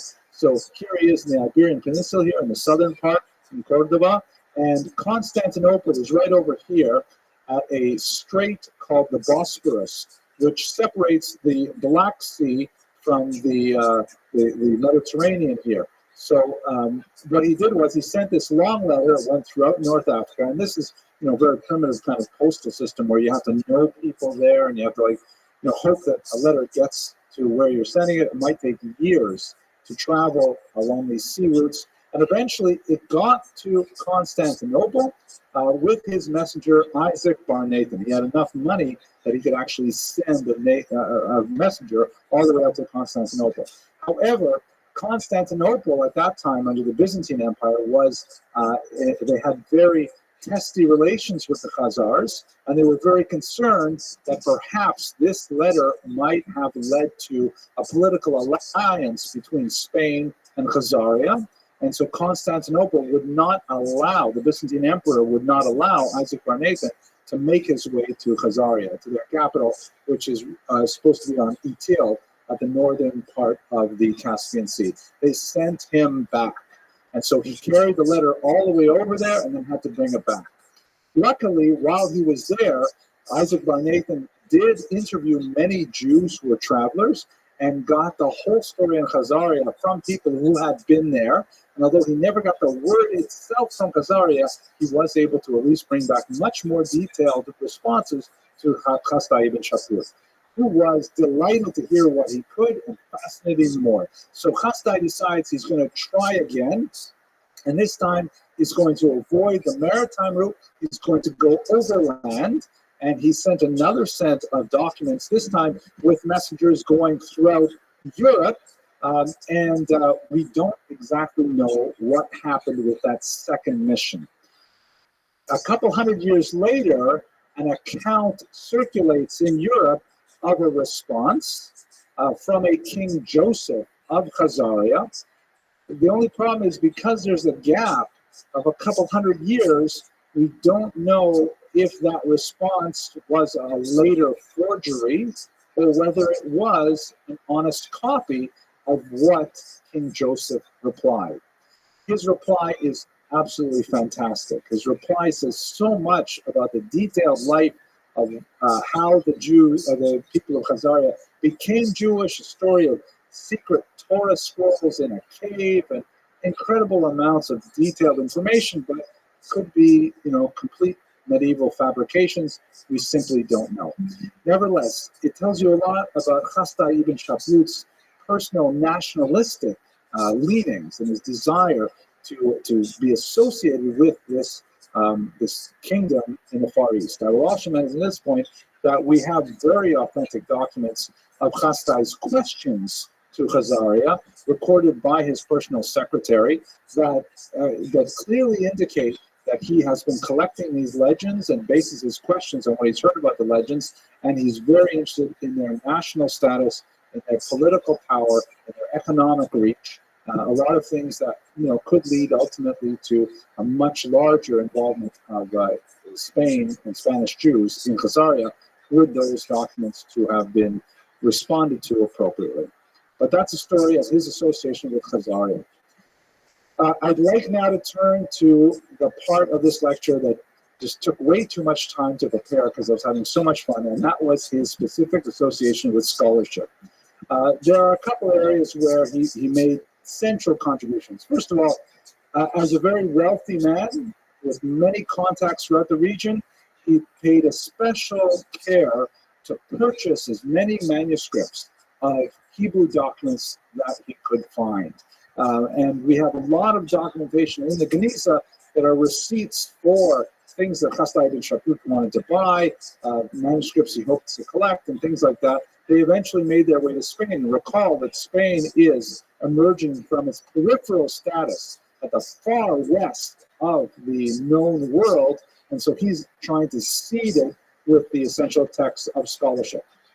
He also, besides pulling in documents to Spain, he sent a lot of funds to the central communities in the Mesopotamian region, in particular Sura and Amudita, the great yeshivas, and they were heavily dependent on Spanish funds at this point. It shows you how the economic relationship had changed so dramatically in just a few hundred years that the Visigothic era, when the Spanish Jews, the Sephardim, were really the far outreaches of society and had very little to contribute and were rather helpless.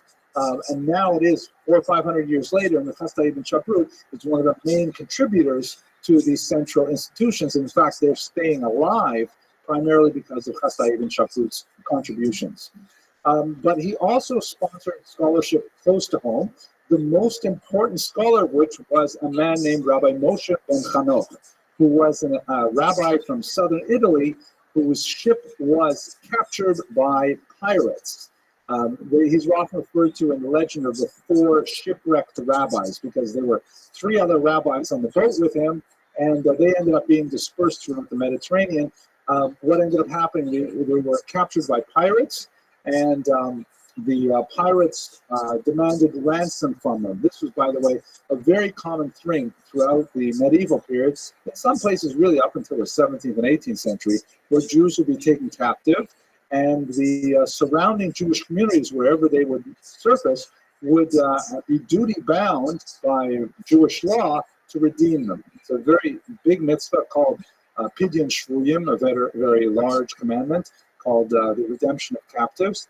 And in fact, the Talmud says that, you can sell a synagogue to redeem captives. It's like a very, very high priority to take a Jew out of slavery. When Chasdai ibn Shaprut heard that there was this, distinguished individual, his son as well, who were taken into captivity, he immediately expended great effort to redeem him. And then when he heard of what a scholar he was, this was a very educated Talmudist, far beyond Chasdai ibn Shaprut's own abilities, he immediately installed him in Cordoba, where the local head rabbi immediately gave up his seat in favor of Moshe ben Chanoch, and Moshe ben Chanoch ended up becoming the primary teacher of the Jews of Cordoba and really establishing it as a major Jewish center of learning afterwards. So these are, in many ways, he was responsible for that initial seed of Jewish learning in Cordoba in the 10th century. But here's my favorite part now. Without a doubt, the most heated scholarly debate that went on in the 10th century and continued to some degree for a couple centuries afterwards was the debate between Menachem ben Saruk and Dunash ben Labrat. These are two Hebrew grammarians who had close association with Chasdai ibn Shaput, even though for one of them it would end in disaster. Menachem ben Saruk came to Cordoba at the invitation of Chasdai ibn Shaput to become his personal secretary. He composed a lot of his letters, including the famous letter to the Khazars. We know that it was Menachem ben Saruk because it's very common custom that the first letters in a Hebrew missive would form an acrostic of the name of the author. So some of them say Chasdai ibn Shaput, Menachem ben Saruk immediately afterwards, his own, and it was, a huge, almost poetic kind of letter. He was a scholar who spent most of his energy focused on the Hebrew language. And one of the features of Hebrew that he pioneered was the idea of a common shoresh, or root, to Hebrew words. The vast majority of Hebrew words have a three-letter root, a trilateral root. And these three letters can be combined with infixes, prefixes, and suffixes to inflect the verb and put it into various tenses, numbers, and various levels of well, I'm not sure what the right word in English is, but they can change the word, the three-letter root, to mean all kinds of different things that are somehow related to the core meaning of that word. So Menachem ben Saruk, he opined that there was as few as one letter in these roots and as many as five, even though the vast majority of them are three. And he began to create a grammar around his basic analysis of the Hebrew roots. We should recall this is incredibly important. I mean, we should recall that Hebrew had ceased to be a living language now for about 800 years. It was a language only of scholarship, and there are all kinds of phrases in the Bible whose meaning was simply lost. In particular, the so-called hapax legomenon, words that occur only once in the Bible. So when you have a word like that, and you're not sure what it means, you have nowhere else to compare it. You have no passage to say, oh, it means this over here, it means that over there. It must mean that they're related to each other. So Menachem ben Saruk devoted tremendous energy trying to figure out each one of these words' meanings based on the roots and so on, and he achieved really quite a bit of success. He also was a poet of some note, but in the traditional Hebrew poetic style that we will explore shortly. His younger rival was a man named Dunash ben Labrat, who was a vicious opponent of Menachem ben Saruk. And he ridiculed him openly and with a very biting poetic style, such that a huge controversy swirled between the two of them over, literally, how many letters form the root of a given Hebrew word. And Dunash ben Labrat actually wrote a book detailing 80 mistakes in one of Menachem ben Saruk's first works, with the intent of dragging his name through the mud. It was a really bitter, scholarly, personal animus between these two great grammarians that went on literally for decades. Perhaps the hottest part of it, though, was not about grammar, although I've given you kind of an overview of that, but it was about poetry. And it's amazing to me that people felt so passionate about poetry that they would devote their lives to attacking their poetic enemies and defending their poetic heroes. Let me just give you a little taste of some of the debate. We'll return to this again next week because it was a major part in the life of Hispano-Jewish society. Let us recall that the Sfaradim loved poetry to a degree that we find difficult to imagine. they would have gatherings that were devoted exclusively to the recital of new poems. They had poems of tremendous depth. They would have poetry slams, what we have today. We have challenge poems where they would all get together and agree that they're going to write a poem on a particular theme, and then they would see who can compose on the spot the greatest poem. Letters were exchanged in poetry. Poems were purchased. Poems were commissioned. It was a huge industry that, the only thing we have to compare to it today is maybe Hollywood movies. The way in which people are like fascinated with movies and movie stars, that's how the Sephardim were about poetry. They loved poetry with a tremendous depth. And the greatest controversy in poetry in the 10th century was between Menachem ben Saruk and Dunashim Navrat over whether or not to adopt Arabic meter. Wow.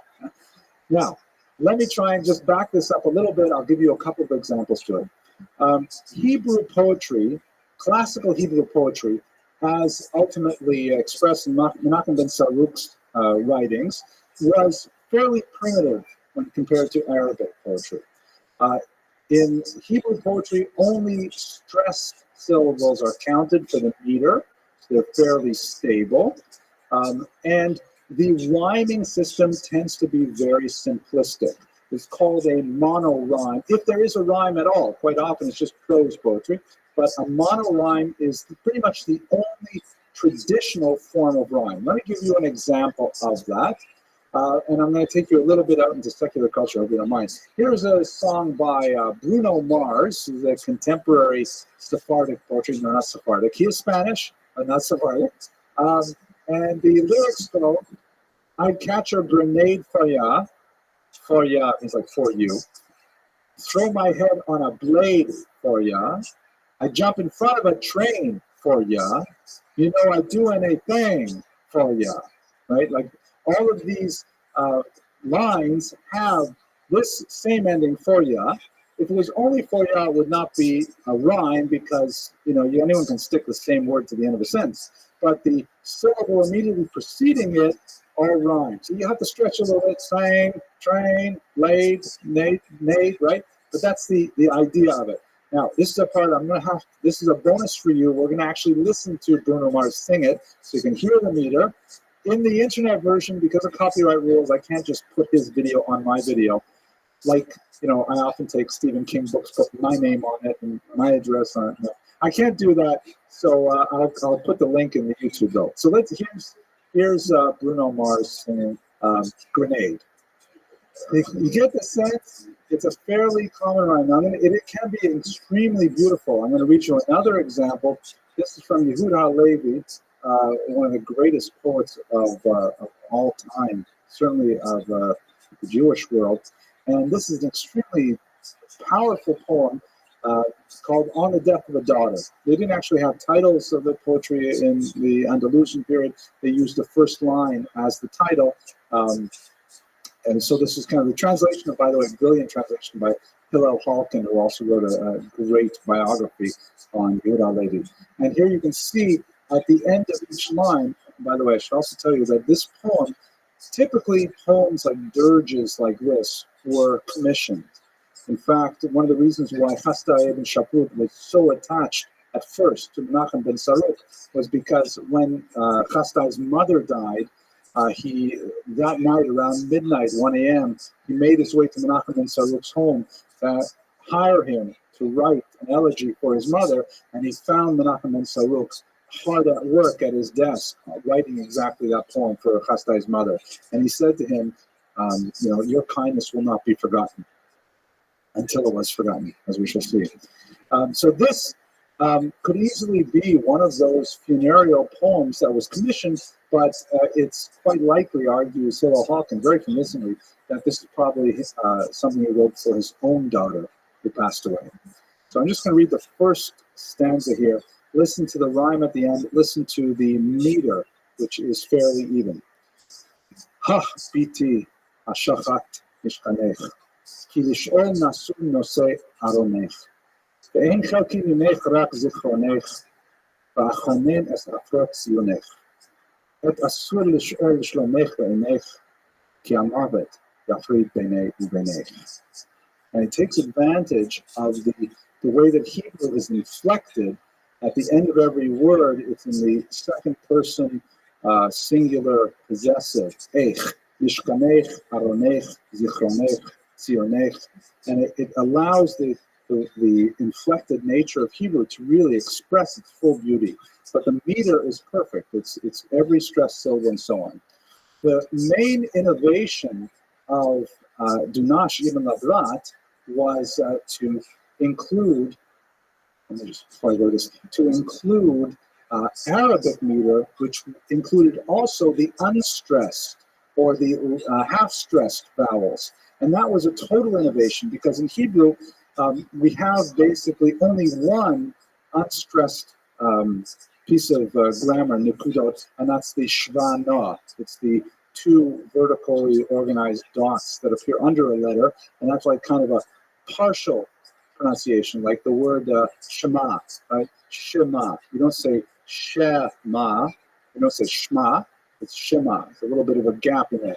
So he counted, Dunash, like in Arabic, counted every full stop and every half stop as part of the meter. And so all of a sudden, by adopting Arabic meter, it made Hebrew poetry so much more expressive and powerful, so much more challenging, but so much more musical. And everybody loved it. Everybody jumped on the bandwagon. The holdouts, like Menachem ben Saruk, railed against this foreign importation of Arabic style into pure Hebrew poetry, but they were doomed. It was like saying, let us, can I give an example of it? Not offhand, nothing comes to me right now, but basically, in Jewish culture, it's very hard to hold back innovations from the outside world if they prove to be efficient and useful. Oh, here's a good example. So here, around my neck, I have this status symbol called a tie, which I hate bitterly. I dislike wearing these things so much. The very first thing I do when I get into my car to drive home is to take off my tie because it's such an irritating thing. And Hasidim would not wear ties because that's like, for what are you wearing this stupid thing? I mean, this is what they would call a gartel. Well, a gartel, it makes sense. This is what they call a Lithuanian gartel, right? Separates the head from the heart to make sure that the head never gets affected by the heart. But it's like this is an innovation that the Hasidic world has resisted, but the Lithuanian world, it's impossible to hold it back, even though it is of limited utility.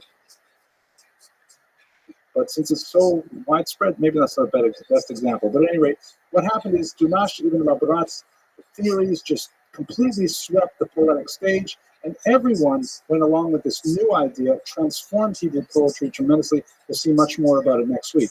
For Chasdai ibn Shaprut, he was also swept up in it, but he also believed many of the slanders that were directed at Menachem ibn Saruk, that he was a secret Karaite. And this is what really brought about his downfall. Karaism is an early, just a couple of centuries ago, before Chasdai ibn Shaprut, this is an innovation that arose out of Babylon, where a group of Jews followed a disaffected exilarch named Anan ben David to say that the Talmud was fabricated, essentially, and that the Torah, the 5 books of Moses, is the only authoritative communication from God. And I'm simplifying and distorting even this.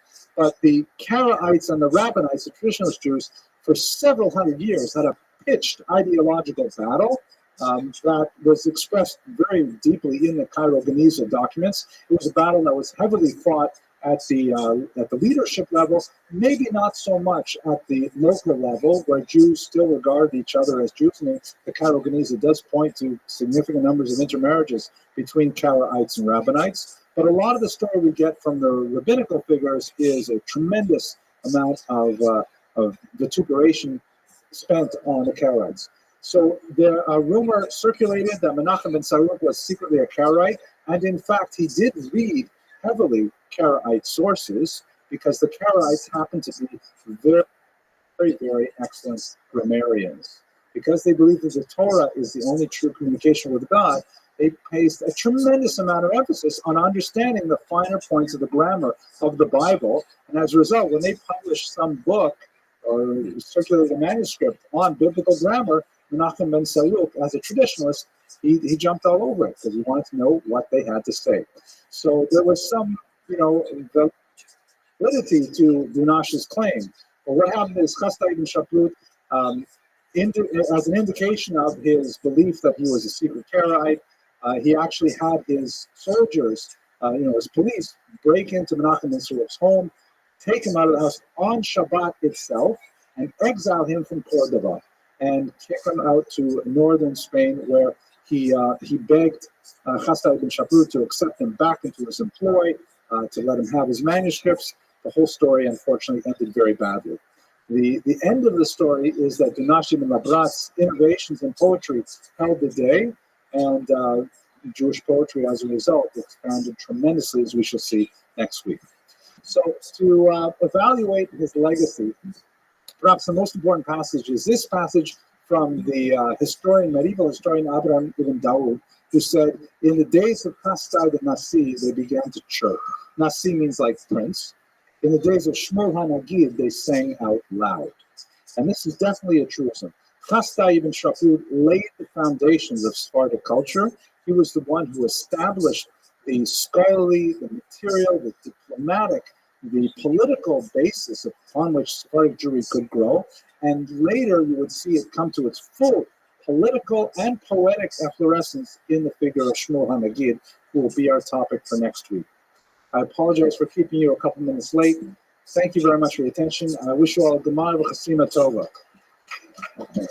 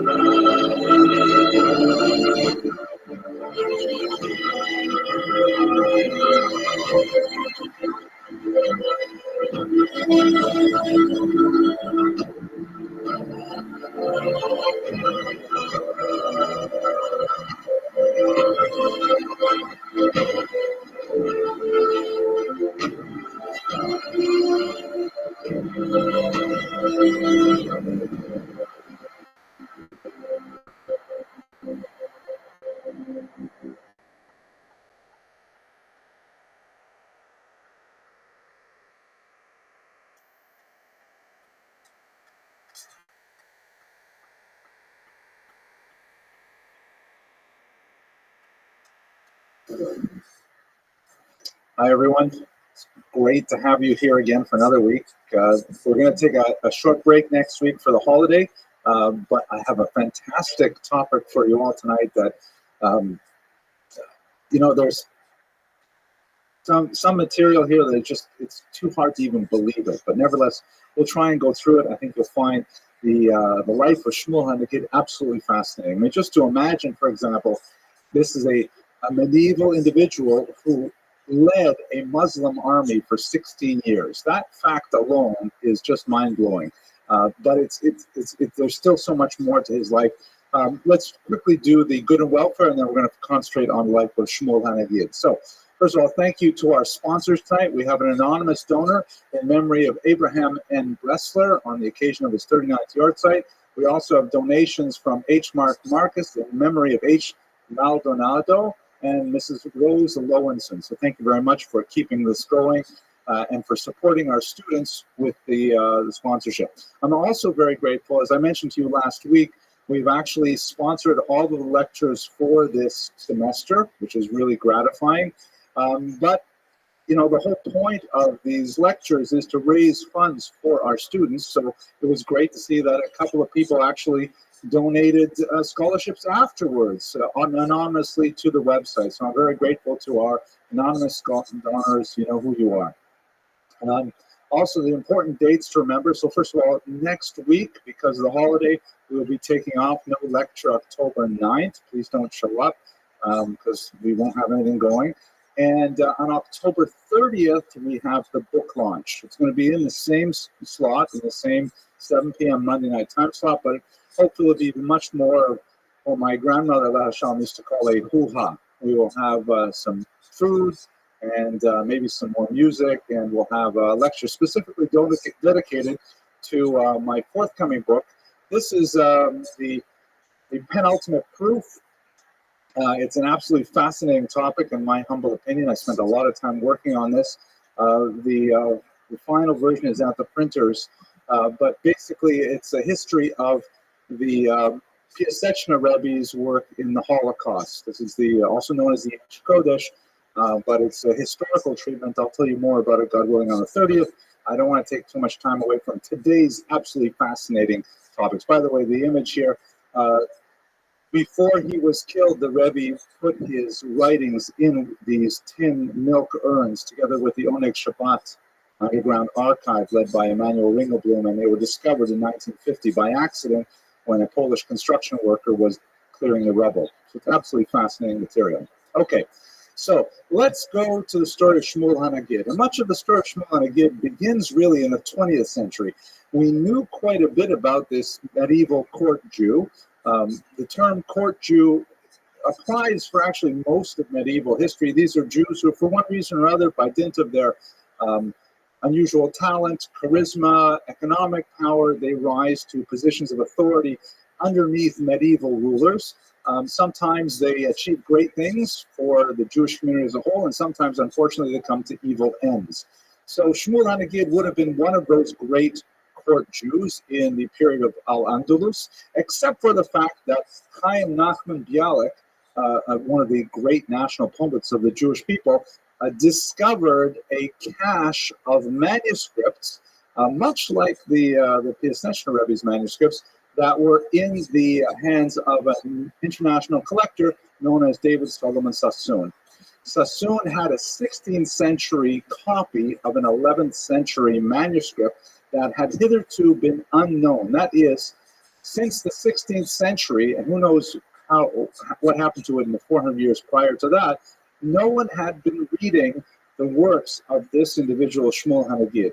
And Chaim Nachman Bialik, when he purchased these manuscripts and he made them available to the world, it was absolutely fantastic. Actually, Sassoon also made them available to the world in an Oxford printing, but they were stunning because all of a sudden we saw so much more about who this individual was. Here's a copy of the Diwan, the collected poems of Shmuel HaNagid in their first modern printing in 1934, and we will read extensively from them tonight.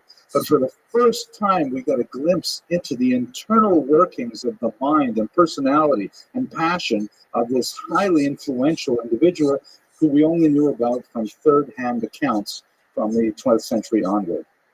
So let's go straight to the material, and let's also, by the way, it's very relevant to note how relevant this is for the development of the state of Israel. Bialik, by emphasizing Shmuel HaNagid as a paradigm of potential Jewish achievement, was essentially mapping out the Israeli personality, the Israeli archetypes, which in many ways, we can trace that to Shmuel HaNagid. The idolization of the Sephardic ideal is something we'll conclude with, God willing, today's lecture. But there's no question that Shmuel HaNagid's life, 1,000 years later, came back to really infuse the young Zionist movement with great strength. We'll be relying quite a bit on the translations of Peter Cole, shown here. He's a MacArthur-winning, Genius Award-winning scholar who is living in Jerusalem right now. I fell in love with his poetry, but after I got some pictures, I really enjoy his hair, too. I think the hair is coming from, what can I say? Anyways, he looks great here. His wife is also quite a talented writer. They wrote this book together a sacred trash, a lost and found world of the Cairo Geniza. We spoke about the Geniza last week. This is a fascinating read, a very entertaining read, the story of the discovery of the Geniza and so on. So he's come up a few times in our research today. So a lot of the translations that I'm going to be reading you today come straight from Peter Cole's amazing work on Shmuel HaNagid. Okay, so what's the story? His rise to power is recorded in the Sefer HaKabbalah of Abraham Daoud, a medieval historian, but it occurs intrinsically within the changing political environment of the 10th century Spain. This is a period when we have the so-called Taifa period, when Al-Andalus is broken up into a number of kind of city-states. The Umayyad reign that we saw earlier under Abd al-Rahman III has now decayed to the point that it has broken up, primarily through the pressure of these Berbers. Berbers are a North African people who converted to Islam. They are known as ferocious warriors. They have a couple of interesting kind of characteristics. For example, they cover their faces during wartime, which is rather unusual, but one would think it would cast a sort of a terrifying mien onto the victims of their assaults.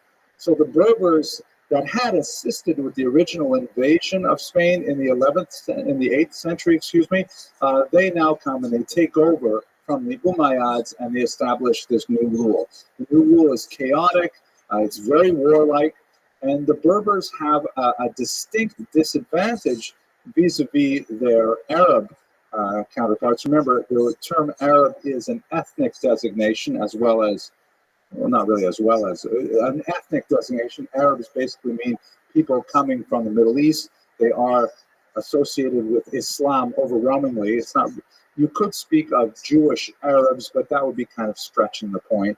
It's an ethnic group, the Arabs. The Berbers are also an ethnic group coming from North Africa. Both Berbers and Arabs are overwhelmingly Muslim, but the Berbers are like new converts to Islam. And they lacked one of the essential features that are really important to the Muslim culture, and that is literacy. The Arabs are very, very proud of their Quran, of course, of the poetry of the Quran, of the method of recording ideas in text. Very, very important to the Muslims. And in fact, quite a bit of our discussion today is going to revolve around poetry once again, which is something that the Muslims value very, very highly. The Berbers lacked all these features. They did not have the same strength in literacy. Before I go on, I just want to mention out here. So what happens? Shmuel ben Yosef was born in Cordoba, which is, again, this very important city that we've seen a few times now in this lecture series. Ibn Shaprut comes from Cordoba and so on. But in 1013, when he was 20 years old, he flees from Cordoba in the wake of some terrible massacres that occur in the context of the Berber invasion. So he makes his way down to Malaga here in the south, and later he will be associated primarily with Granada and the Alhambra, which we've seen so many photographs of. So the Berbers here are moving forward again. Literacy is incredibly important in general, of course, for all societies, but the Muslims especially prize it. The Berbers lacked it, and as a result, they are very reliant on intercessors, people who could communicate, who could be culture brokers for them. The story, as recorded by Ibn Daoud, is that this is exactly what happened to Shmuel ben Yosef Halevi, Shmuel HaNagid, as he would be known later. He was working in Malaga essentially with a small spice store. He was well regarded, apparently had a fairly reasonable amount of business. He had been well educated in Cordoba by his father. He studied under Hanoch ben Moshe, who was one of the great, the dynasty of rabbis that had been brought by Ibn Shaprut in our last lecture. So he knew Talmud well. He knew Hebrew literature very well. He also studied Greek and Latin, Romance, and of course Arabic. And he was a master of all of these languages. And so as the story goes, which is not terribly far-fetched, although it has some legendary elements to it, the story goes that one of the important figures in the local ruler's court would frequent the town of Malaga, where he had a property very close by to Shmuel's spice store. And he would often have letters written from that location. Furthermore, sometimes he would have his servants write letters from that location. According to one version, a woman from his harem would be writing letters to him from Malaga. And since these people were not so especially literate, they knew that this Jewish guy, the spice dealer, knew Arabic well, and so he'd write these beautiful letters in very ornate style and with beautiful calligraphy and so on. So after receiving a series of these letters, the local figure in the court called upon Shmuel and said, "Hey, listen, you are too good for a spice shop. Why don't you come live with me in the court in Granada, and you'll be assisting me there." And in fact, why this is considered by many historians to be a legend is that it seems to bear a striking resemblance to an almost identical story told about a particular Arab caliph who raised himself to a high level in the government. So it could be that the story was repeated several times, but the core of it is certainly true, that Shmuel was a very intelligent individual, a very literate individual, and he rose up by dint of his own effort and by dint of his literary skills to find a place in the court. There, with the death of the local ruler, this is a sort of a comic book cover that illustrates a lot of the ideas. There's some iconic elements here that are useful. By dint of his talents, he was eventually promoted first to tax collector, which is a significant position. It's not quite finance minister, but essentially means that he would be responsible for taxing an entire region. And this was, by the way, a form of taxation called tax farming that pertained for most of the medieval period. Tax farming means the king would associate a certain amount that was expected from a particular region or population. The tax farmer, often a Jew, would go out and find whatever ways they wanted to collect those taxes, and whatever additional amount they collected, they were allowed to keep. So the Jew just had to figure out what's the right balance between overtaxation, which could produce a revolution or a violent revolt. These happen from time to time. And undertaxation, which would not deliver to the king the amount that was requested. Shmuel was very successful at this particular endeavor, and eventually he was appointed, amazingly, to vizier, meaning essentially the prime minister of Granada, the most powerful of the Andalusian states under the Berbers, and he was appointed to lead the army, which is astounding, something with which he pursued right up until the end of his life. A rather unusual figure overall in terms of his meteoric rise to power. But let us look at his achievements. Let's try and understand what is it that makes Shmuel HaNagid so distinct and so exceptional vis-a-vis these other court Jews. So first of all, he called himself in one of his poems, he said, "I am the David of my age," which was actually a very apt descriptor of what he had done. David also, King David, was a warrior, a poet. He was deeply passionate. He was a scholar, a tremendous range of activities. So just looking at Shmuel HaNagid's activity, he was undoubtedly a phenomenal scholar. He wrote a few books. This one here, which is called Hilchot HaNagid, the laws of the Nagid. Oh, by the way, the term Nagid means like prince. Means like it derives from the term neged, which means opponent or opposer, in the sense that he opposes the entire people and forces them to do his will. It's used, though, in a positive sense, more like the Torah refers to a spouse as ezer kenegdo, neged, right? A helper against him, meaning a helper, as Rashi says, a wife helps her husband when he's doing the right thing, and is neged, is against him when he's doing the wrong thing. So that's the sense of nagid comes there. Also, and I have to give thanks to my colleague, Rabbi Justin Gershon, who found this for me today. In the first tractate of the Talmud, in Brachot, there is an entirely very important commentary here, which I should have photographed for you, but it's right there at the back of Tractate Brachot, this section called Mavro HaTalmud, the introduction to the Talmud, and it says, Rabbi Shmuel HaNagid, written by Shmuel HaNagid. And it has basically 4 or 5 pages, very significant, which essentially gives the rules of how the Talmud operates, the hermeneutic rules, how to figure out where the halakha, where the Jewish law is going to be derived, if you have a lack of consensus of opinion, and what if these 2 rabbis are arguing versus these other 2 rabbis, and so on. Definitely a great scholar of international renown. And again, this is one of those special things about Sephardic Jewry, that over and over again, you have these figures who are able to achieve great heights in religious knowledge and prominence, and at the same time, they're politically and even militarily active simultaneously. You don't have, like, the Joint Chiefs of Staff here in America also sitting in Lakewood and learning. It just doesn't happen, let alone achieving the heights, millennial heights of Shmuel Hanagid. Secondly, he was truly a leader of international Jewry. And we have to see that in Shmuel Hanagid, we have like the maturation of a process that really began under Chastai of Shabrut, where Spain on the periphery becomes a new center. That Spain achieves its independence as a Jewish land, and instead of being completely dependent on the Babylonian academies, all of a sudden Spain now becomes the donor nation that is supporting the declining academies.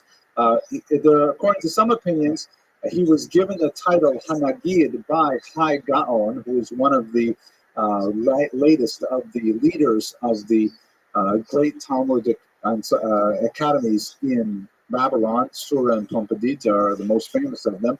But even if you did not get that title from Hai Gaon, it's still nevertheless a signal of his international prominence, that he was someone who could serve Jewish communities far and wide, much like we saw with Chastai ibn Shabrut, but he did not get the title Hanagid because his learning was not anywhere near the same level as Shmuel Hanagid, who's actually leaving a lasting impression 1,000 years later. And I just love this, the idea that he would be the general of a Muslim army for so long, and he left us a very detailed record of his various battles, his setbacks, and so on. I will read to you some of them in his poetry, which is really what we should turn to now, because perhaps the most Davidic of his activities was his poetic activity, which will give us pause for scholarly consideration and sometimes rather troubling consideration. But let's look at the vast range of his poetic activity. He did write some religious poetry, but it is not significant in the vast oeuvre of his works. He's more commonly associated with what is called in Hebrew Shirat Chol, right? There's Shmuel Hanagid Street in Israel. Shirat Chol means secular poetry. And this is, again, unusual. Where do you have secular poetry in the Jewish tradition? Basically, since the biblical period, it's disappeared, and it's only in the Andalusian period when you begin to see Jews expressing their views about a wide variety of things which are not intrinsically and exclusively associated with religion. Once again, you can see why in modern Israel, as the Zionist movement is striving to achieve a secular democratic state, they would call upon writings like those of Shmuel Hanagid as a paradigm of excellence in all fields of human activity. So let's look. He wrote 3 books that the Diwan refers to, the collected works. One is called Ben Tehillim, which means literally the son of Psalms, but it can also mean, Ben can mean like derived from or a student of Psalms. So that first one is the work of his youth. It's very raw and passionate. We'll look at many of the poems from there. Then later in life, he wrote something called Ben Mishlei, the son of Proverbs, which has a more depressing mien and a more kind of like reflective view of, retrospective view of life. And much like Mishlei, also, Proverbs also looks back on life with just a little bit more of a cynical patina to the words. And then finally, Ben Kohelet, which in Jewish tradition, Mishlei and Kohelet were both written by King Solomon. Kohelet is, of course, Ecclesiastes in English. And Ecclesiastes has a very dark side to it. It begins with, emptiness, vanity of vanities, all is vanity, and so on. And sure enough, with Shmuel Hanagid's work, this last one contains a tremendous number of mortality poems and other dark elements. So let's look at some of these. I'm going to start with, I've got a whole bunch of these little markers I put in Peter Cole's translation. Let's get a look at, you'll get a sense of his quality of style. First of all, I should tell you that I did have the opportunity to read a few of the Hebrew poems that I will share with you as well tonight. It's very, very hard to translate this poetry, primarily because it's heavily dependent on a medieval style, which has now become central, really, to Jewish writing, called shibutz. Shibutz literally means inlaying or decorating, and decorating in the sense of bringing in elements and layering them over, like a jeweler has as an inlayer's art. And it involves essentially a rich association of biblical and Talmudic phrases that would be well known to the audience, but if you don't know if you don't have an extensive background in education, it would go completely over your head. It's in other words like opera or like strong coffee. It's an acquired taste. You really have to spend years to be able to appreciate the poetry that has such shibutz in it. I'll read you one that's a little more accessible to give you a sense of it. And by the way, we're going to see Shmuel's personality really come out here. He has a strong personality with strong emotions. Set aside your ideas of the kind of ideal Eastern European yeshiva rabbi, because he's not like this. He is a warrior. He has a very different personality. So he says here, and this is one of the revenge poems. There are quite a few of these. It's only 4 lines. They stole my sleep, now I'll steal theirs, and shoot at them as they shot at me. They won't find rest, as the woman said, not mine, not thine, divide it.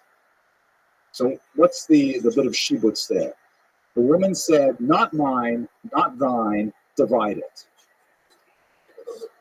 Okay, what exactly? What an educated audience, right? The famous story, the 3rd chapter, I think, of 1 Kings, when the 2 women come forth and they're fighting over a baby, and the woman who had lost her baby, unfortunately, she was willing to let the live baby be cut in half, right? And so when he says, they stole my sleep, I'll steal theirs, and shoot them as they shot at me, they won't find rest, as the woman said, not mine, not thine, divide it. He's invoking that biblical image, saying, I'm just like that woman. I don't care if I don't profit. I want them to hurt. I want them to feel the pain. That's a very strong emotion, is expressed here, but it just gives you one little tiny taste in English of this shibutz idea. It's very hard to convey it, but when you read it in the Hebrew, though, it's overwhelmingly beautiful and complex, and it just brings in so many different allusions and counterpoints and texture that it's just, Peter Cole has done a great job trying to bring it into English, but you really have to read all the notes to figure out what's actually happening in Hebrew. I can say with some sadness, even I'm not such an old guy, but I see it myself in my own students. I remember, especially when I taught at secular universities, to Jewish kids, who should have some background. And I remember talking to them about Tevye the Milchiker, Tevye the dairyman, one of the famous characters of Shalom Aleichem. And you're familiar, of course, with Tevye. He's a boor. He is uneducated, and he's constantly misquoting Talmudic passages. And they're common Talmudic passages. So when he misquotes them, people laugh because you see how he is twisting the original because he's ignorant. But my students thought he was actually saying Jewish wisdom. They thought because they didn't know the original, so they wouldn't know when it was twisted, and that's a shame. That's when shibutz doesn't work, unfortunately. Okay, so here's one passage. This is actually a poem from his early youth, from Ben Tehillim, when he was fleeing from the massacre at Cordoba, when he made his way down to Malaga. And he's 20 years old, and he's thinking about revenge. He's thinking about, I'm going to get back, and I'm going to climb up higher. He's an extremely ambitious individual. I'm going to get those people back. Spirit splits in its asking, and a soul in its wanting is balked, and the body fattened is vital and full, its precious being uneasy. But the modest man walks on the earth with his thought drawn towards sky. What good is the pulse of man's flesh and its favors when the mind is in pain? And the friends who flay me, their fine physiques and slender thinking it's ease or a gain that drives me pitching from place to place, my hair wild, my eyes charcoaled with night. Not a one speaks wisely, their souls blunted or blurred, goat-footed thinkers. Should someone unguilty hold back from longing towards heights like the moon? Should he wait, leaving its light across him like a man stretching taut his tense skin? Until he acts, and they hear of his action, as he adds and then adds like the seed to his fame. By God and God's faithful, and I keep my oaths, I'll climb cliffs and descend to the innermost pit, and sow the edge of desert to desert, and split the sea in every gorge, and sail in mountainous ascent, until the word forever makes sense to me, and my enemies fear me, and my friends in that fear find solace. Then free men will turn their faces toward mine, as I face theirs. And soul will save us as it trips our obstructors. The bends of our friendship are rich with it, planted by the river of affection, and fixed like a seal in wax. Like graven gold in the windowed dome of the temple, may Ka be with you as you live, and your soul which he loves be delivered, and the God of sentence sent ages beyond the sun and the moon. It's not your typical sort of religious poetry. It's very powerful individual. It's talking about, my enemies will fear me. I will keep going, and I will know the word forever. Really strong, powerful statements of his self. A very ambitious individual. There are a couple of fascinating things I'll skip over here. There's a great passage here where he's on a sailing ship, and these are tiny little ships. These are not like the big, triple-masted galleons you see with the 18th century. And apparently he encountered either a killer shark or a whale, and he writes a beautiful poem about what it was like and how terrified they were that they would be submerged by this particular creature and so on. Let's see now. What's next on here? A love for his brother Isaac. So here is... he had an older brother named Isaac who was a very great support to him in his youth, and he constantly turned to him with counsel, and his brother predeceased him. And this is a beautiful poem. I'm not going to read the whole thing, but I'll just give you a sense of the depth of his personal feeling, of his passion from this. This is his son, by the way. Many of these poems were written at the battlefield, and he would send them home by carrier pigeon. It's rather amazing. In fact, he writes about it sometimes in his poetry. And his youngest sons, sometimes as young as 8 years old, would receive them and then would copy them out. Eventually, the sons were the ones who published his first manuscripts during their lifetime of their father. So his son Yehoseph adds a brief prescript to the poem. And the title is On the Death of Isaac, his brother, his being, or Shmuel. And his brother's illness worsened, and he decided to set out toward him with the doctor Abu Madin, and with him with news of his death on the way. And this was Thursday, the 20th of Iyar, the year 1041 in the secular calendar. And he composed the following. I rushed to my brother who was, they told me, now weak in his illness and failing. When a messenger approached and was still. Is Isaac alive?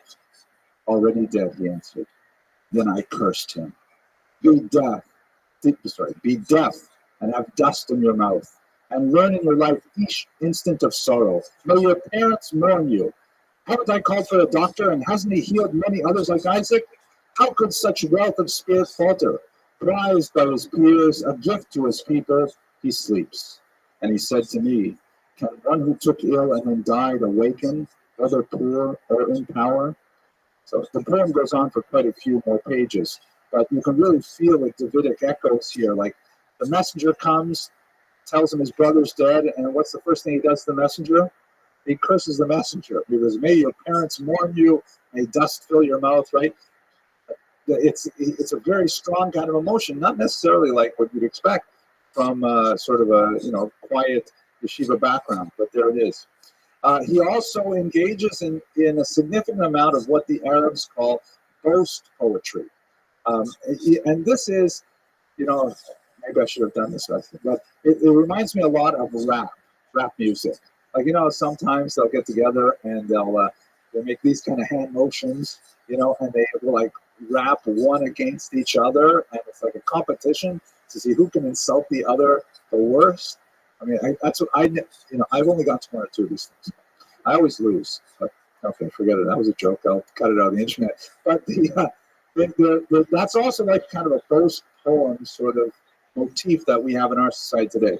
So here's one which is also, it's a boast poem in which he goes to a local base medrash, and he is like disgusted with the low quality of learning that's going on in the yeshiva that day. Could time turn on its scholars, or have they turned on the law and bequeathed it to stuffed old fools in robes, and every brewer who declares, I am Mephibosheth, or high that renowned is like Siba, my servant. One needs, it seems, only fringes, a turban, and a beard to head the academy now. My brother, remember the day we passed the house of prayer, the day of willows, and heard up close a donkey bray and cows cry and low, and I asked, is the Lord's house now a dairy? This is a sin and disgrace. And they told me, there are no fatlings or mules in the house of Lord. They're studying Talmud. And I answered from Scripture, they've changed the instruction and law. And as for me, whither? So we walked on in anger into the house of God. You couldn't help it. And saw the teacher and students bobbing their heads like fronds as their mouths abused the names of the great. And it goes on about how he's saying they're all such numbskulls, and I can't believe this is what passes for Talmud in the 10th century already. Can you believe it? Or the 11th century. So that's also a sense of his personality. The arrogance, but again, it's arrogance in a regal kind of sense. This is not necessarily your Pirkei Avos kind of rabbi. There's no question. It's a highly personal, highly passionate individual. Oh, I hear this is for sure you're not going to find in Art Scroll. The war poetry. He was a general. He fought battles. He literally fought battles on horseback himself for 16 years. And in fact, he died shortly after returning from his last campaign of exhaustion. So, and when he was in his early 60s. So we're talking about a war horse, someone who really knows what it's like to fight and die. And his poetry expresses the passion of war like no one since King David, literally, and probably no one until the 20th century. I'll just read you a couple sections here, too.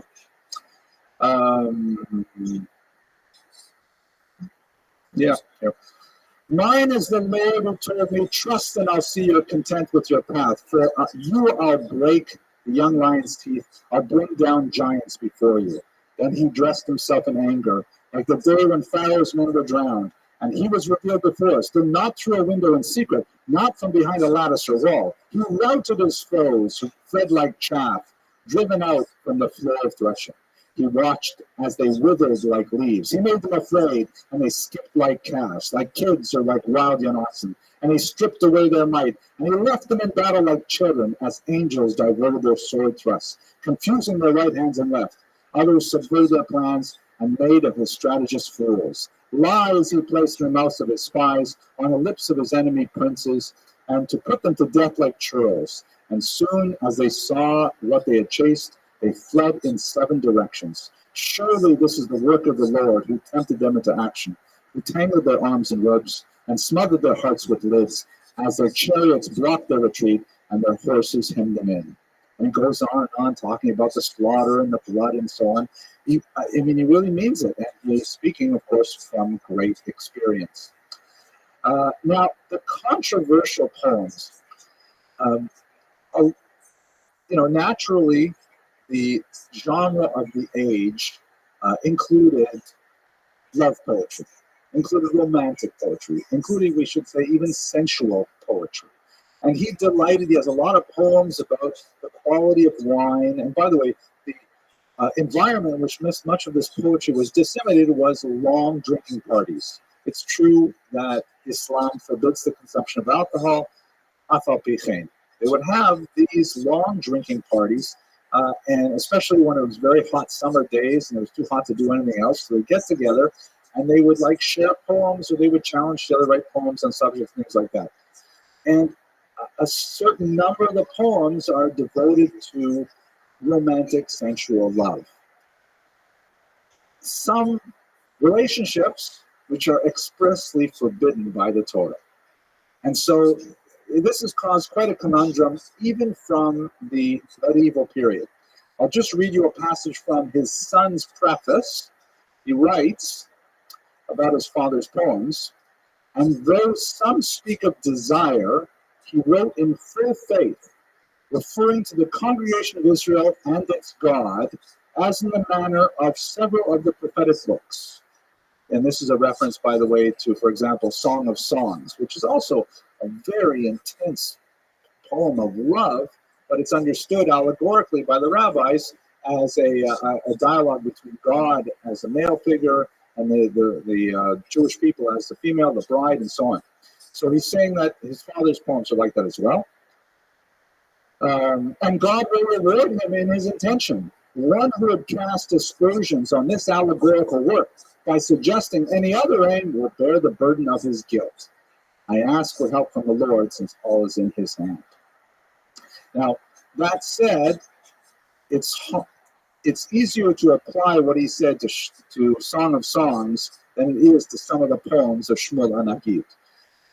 Some historians have argued that this was essentially this is like a cultural norm. This is what people write about. This is like demonstrating that a Jew could write in Hebrew in formats that the Muslims would choose, the Arabs would choose.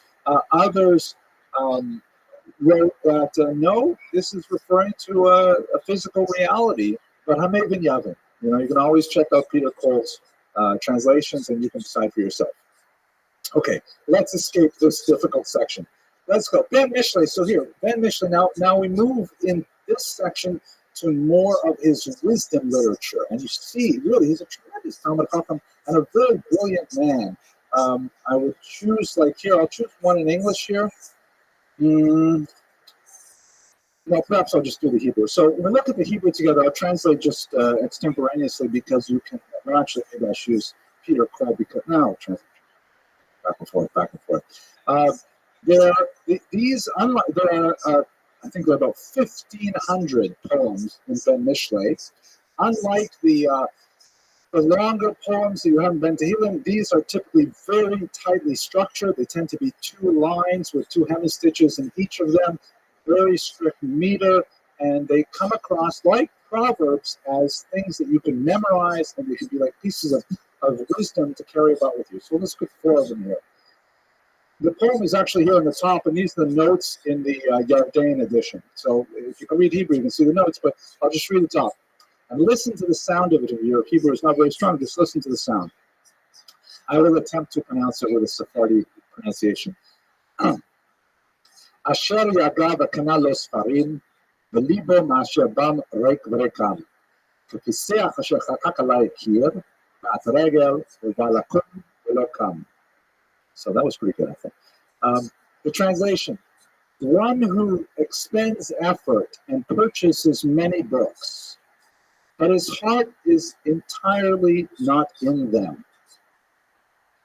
He is like a lame person who draws upon the wall 100 legs. When he attempts to rise, he cannot. So in other words, the metaphor is, it's like, okay, you want to, and don't forget, books back then, manuscripts, very expensive, with status symbol, like couldn't believe. And some guy who spends a lot of money to accumulate a big library, but he doesn't want to invest the intellectual energy to study them, is like a lame person who thinks that by drawing pictures of legs on the wall, he'll be able to stand up. So that's the idea of it. He says, not just important to buy the books, but that actually study them. I listen to the meter at the end. So at the end of the second hymn, it's Liber Masher Ba Reik Rekam, Ma'at Regel Ba Lakum Velokam. Very clever, tight rhyme. Reik Rekam, Lakum Velokam. Right? The alliteration, the sound just flows off the tongue. So it's sophisticated both in its content and in its form. It's another example. It's a beautiful one. Acher, I said the chet too strong. Acher dvarecha, v'az tashir, et kol amarecha v'lo tzekta. Kichen ya'acher ben kashatot rav, more v'lo yachti ela chita. Again, the same ending, v'lo tzekta ela chita. Very, very similar kinds of sounds. It feels like a well-crafted piece of machinery just puts together. What does it translate to? Delay your speech, and you will be correct. All your words, and you will not err.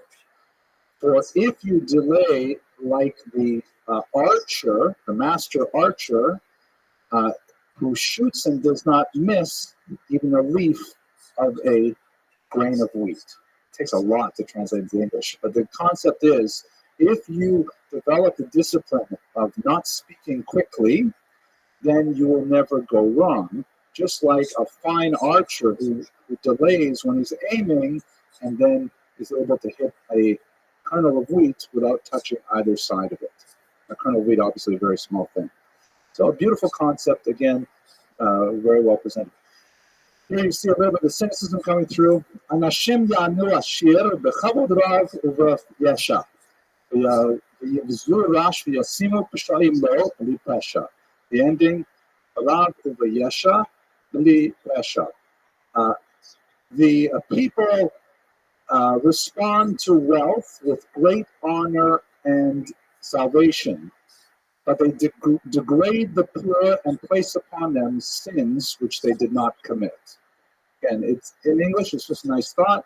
If you're rich, it really counts. Mishlei says it as well. Kesef ya'aneh et hakol. That money answers everything. He's saying it here that a rich person who comes in, people pay a lot of attention. Like as Tevye says, right? When you're rich, they think you really know, right? So, but a poor person, they blame him for things that he didn't even do. It's the opposite. So he's cynically attacking wealth. Last one here in Ben Mishlei. This one is famous actually. It's well translated into English. Krav domer b'rosha el yafefa, asher kol ish l'sachek ba ya'aveh. V'sofok zikena hamusa, asher kol shochara yivket v'yidveh. War is compared at first to a beautiful young girl that every person wants to flirt with her. And in the end, she is like a haggard old nag that everyone who visits her will cry and be depressed. Right? Now think about this, written after 16 years of being at the front. At the beginning, you love war, like, first relationship with a young woman. It's like, oh, it's so exciting, it's so new, I want to go to war. But in the end, it's like, oh man, I got to go back to that again. That's the cynical idea that is bringing apart. And again, it's in a very beautiful, tightly metered, contained phrase. It must have taken hours to think this up. Very beautiful. Okay, Ben Kohelet, his final work. This is the work of his old age, and he tends to have quite a few depressing concepts, and here more mortality oriented. Let me see if I can find you. This one reminds me of my father, Alav Shalom.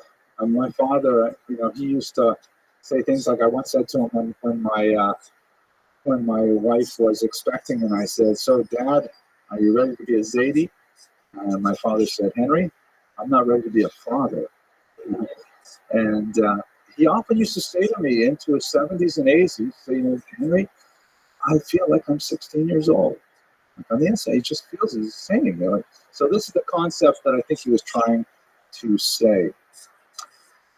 Be glad, she said, and this is, be glad, she said, God brought you to 50 years in your world, but didn't know there's no division between, as I see it, my days that have passed and Noah's of which I've heard.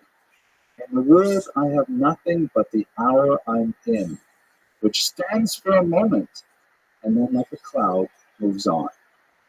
Right? This beautiful passage. Like I don't feel old. All I have is the hour I'm in, which stands for a moment, and then like a cloud moves on. Do you recognize the shibuts there? What's the cloud that moves on? Not the Anani Kavod, but I'm sorry? Say hello there, which is from, the Shalom Yahu from the Yom Kippur telling, right? You guys just forgot it already. I mean, it was just a couple days ago. But he's referring here, the cloud that moves on, it's like the Tseil Over, the shadow that passes. And that's, of course, in the context of Unatana Tokef, very powerful mortality poem that's in the liturgy on Yom Kippur. You know, I have to take all of that back because I think Unatana Tokef was not written for another 200 years. Right. So forget that. It was still cool, but maybe when Santovic come up relied on this, it's possible. Anyways, still fun. Okay, here's another one. It's kind of an old age poem when he reflects on his life and things like that. This is beautiful. A child at 1 or 2 crawls like a snake on the floor. At 10, he skips to his father like a kid among goats on the hills. At 20, love in his heart takes hold and he struts for girls. He basks in the glories of youth for his pride and power at 30. Reaching 40, he ripens and joins the elders as friends. At 50, the sleep of his youth in whiteness is brought to an end, and the terrors of time assault him when a man passes 60. Till 70, then he sighs with age and seems to be saintly. But time surrounds him at 80, trapped in the fowler's snare, and at 90, he can't distinguish between the plow and the scythe. At 100, who gets to be 100? Men in amazement approach him. When he dies, he lies with maggots, repulsive to one and all. So it's right that I wax elegiac from time to time in my soul. Right? Dark, sad, depressing poem, but nevertheless, you get the idea. Here's the last one. Did Shakespeare read his stuff? I doubt it. I think Shakespeare's Hebrew was really weak, but no, this is all in Hebrew. Beautiful Hebrew. That's one of the reasons why it fits so well with the Alex Black. Okay, the last one here, and we'll put this book away. You mock me now in your youth because I've grown old and gray. I'm old, but I've seen the carpenters building their coffins for boys. Yeah. So he's a very profound and deep thinker, saying one never knows who is truly old and who is truly young. Okay, so that gives you a sense of his literary oeuvre. Let's look a little bit at his end. As I mentioned already, he eventually died and succumbed to exhaustion after one of his latest campaigns. He was just over 60 years old, and he handed over the reins of authority to Yehosef, who was like him, became vizier in Granada. However, Yehosef was not raised the same way that Shmuel was. Shmuel brought himself up from nothing as a refugee from the Cordoban attacks of 1013, and eventually climbed his way up to the very pinnacle of power that a Jew could even conceive of reaching. Yehosef had grown up because Shmuel, I forgot to mention, he married late in life. He was already in his 30s when he got married. His sons had grown up, in the lap of luxury, surrounded by power and elegance everywhere. Yehosef did not have the same ability to associate with the common people, to win their loyalty in battle, and he tended to surround himself in the wealth of the Alhambra, which didn't look quite as gorgeous as it does here, because a lot of these are more older adaptations, but he pulled himself up in the Alhambra, and he tended to avoid the crowd while sending out messengers to continue collecting taxes and other duties. In 1066, what is possibly the first pogrom in Jewish history, you might look back at some events that happened in Alexandria, perhaps, but certainly one of the first pogroms in medieval history. You have a widespread uprising against Yehosef HaNagid and the Jewish community of Granada, who view him as an unfair ruler and are heavily resentful of the high position that Jews realized within the Muslim court of Granada. This is not something that Shmuel was challenged by to the same degree. He was able to somehow negotiate the power struggles and also communicate with the broader population, but his son was not up to the same task. He did not recognize the huge class divide that he was facing in attempting to rule, and ultimately he and hundreds of the Jews of Granada were killed. Some scholars point to this as the beginning of the end of the convivencia, the living together, the period in which Muslims, Jews, and Christians, coexisted in such a tremendously beautiful way. It would continue for another 100 years or so. We will see the figure of Yehuda Levi and so on, who exemplify this. But in many ways, 1066 was a punctuation mark that changed the watershed, as it were, of the period. So with that, I want to remind you that, one last point, and then we'll bring it to conclusion. So the last thing I want to conclude with is just some random thoughts. What is the Sephardi personality? Now, it's hard to say there is even a single Sephardi personality because, like all human beings, they have a huge range of opinions. But, is there kind of like a Sephardic ideal? Is there a Jew that culturally we associate with, oh yeah, that's kind of like a Sephardi thing to do? Is Shmuel HaNagid perhaps the great model for that ultimate Sephardi ideal? We see it also in the Rambam, who did not achieve nearly as high a level of political authority, but had definitely achieved great heights in his field of medicine, and at the same time was a brilliant halachist and philosopher and so on. But Shmuel HaNagid is a Sephardic Jew who's able to negotiate the dominant culture of Arabic Andalus, and at the same time be highly involved and deeply committed to Jewish values and to Torah study. Is this perhaps not the Sephardic ideal to which 1,000 years later, many of us are still aspiring? With that, I want to remind you, next week we're not meeting. I thank you very much for your attention. I hope to see you in 2 weeks when we return to talk about Yehuda Levi. Okay. Thank you. Hello, everyone.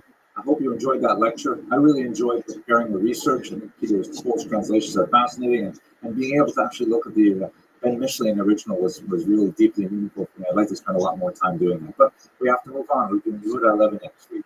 So I just want to say 2 quick things. First of all, I want to say a shout out to my daughter Denit's friend, who sent her this great text, which I'm going to read to you. It says, "Hey Denit, I've been following your father's lecture series on Sephardic history, and I love it so much.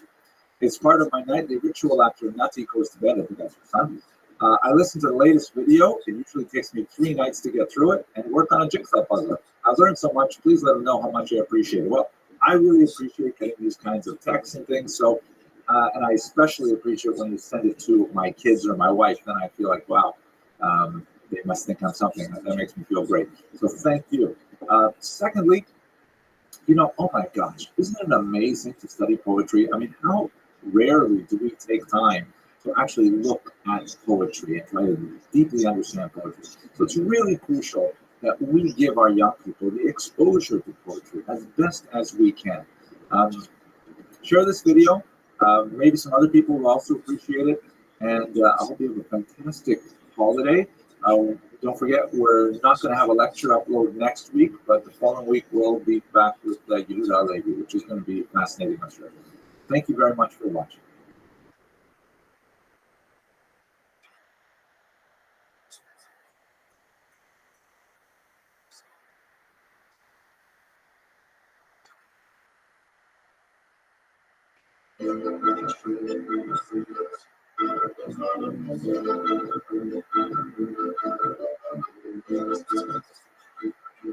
All right, ladies and gentlemen, we're going?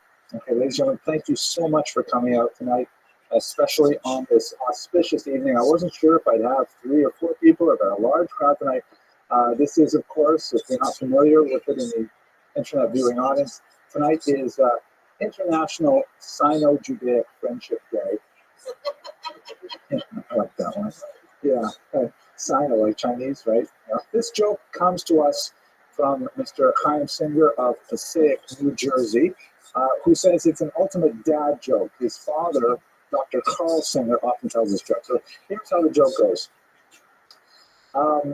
There's this company that's looking for a new office manager, and they're advertising, and they're having difficulty getting someone to take the job. And so they're waiting and waiting for someone to show up, and finally there's a doorbell rings, and they open the door, and in walks a large boxer, a dog, large dog. And they look at the dog, and the dog looks at them, and they don't know what to say. So the dog he lifts up his paw, and he puts his hand on the desk. And they look at the desk, and right there is the job ad. And they say to the dog, "Are you here to apply for a job?" And the dog barks once. And they don't know what to do, so they say, "Well, they start talking to each other, what about equal opportunity, affirmative action? What do we do? A dog applies for this job." So they say to the dog, "Well, this job has very high requirements. You have to have quite a bit of skills. For example, you have to know how to take dictation." The dog immediately pulls out a pair of reading glasses and a pen, and he's got his pad ready to go. And they say, well, this dog requires extensive computer skills. You have to be able to type 70 words a minute. Jumps up to the terminal, bangs out 1,000 words in just a couple of minutes. Amazing. And they say, well, this job requires that the successful candidate be bilingual. My dog says, meow. That's the dad joke, right? Yeah, thank you. I thought so too. Once again, Dr. Carl Singer from Passaic, New Jersey. Okay. No, that's his dad's joke. That's his dad's joke, right? Okay. Anyways, so tonight's topic is actually quite fascinating. I really had a tremendous time doing the research for this. It's not a topic I knew much about at all until just really about a week ago, and it's a little bit outside my area of expertise. It's more about literature and poetry and so on, but I found it just absolutely fascinating. I hope that you will enjoy it as well.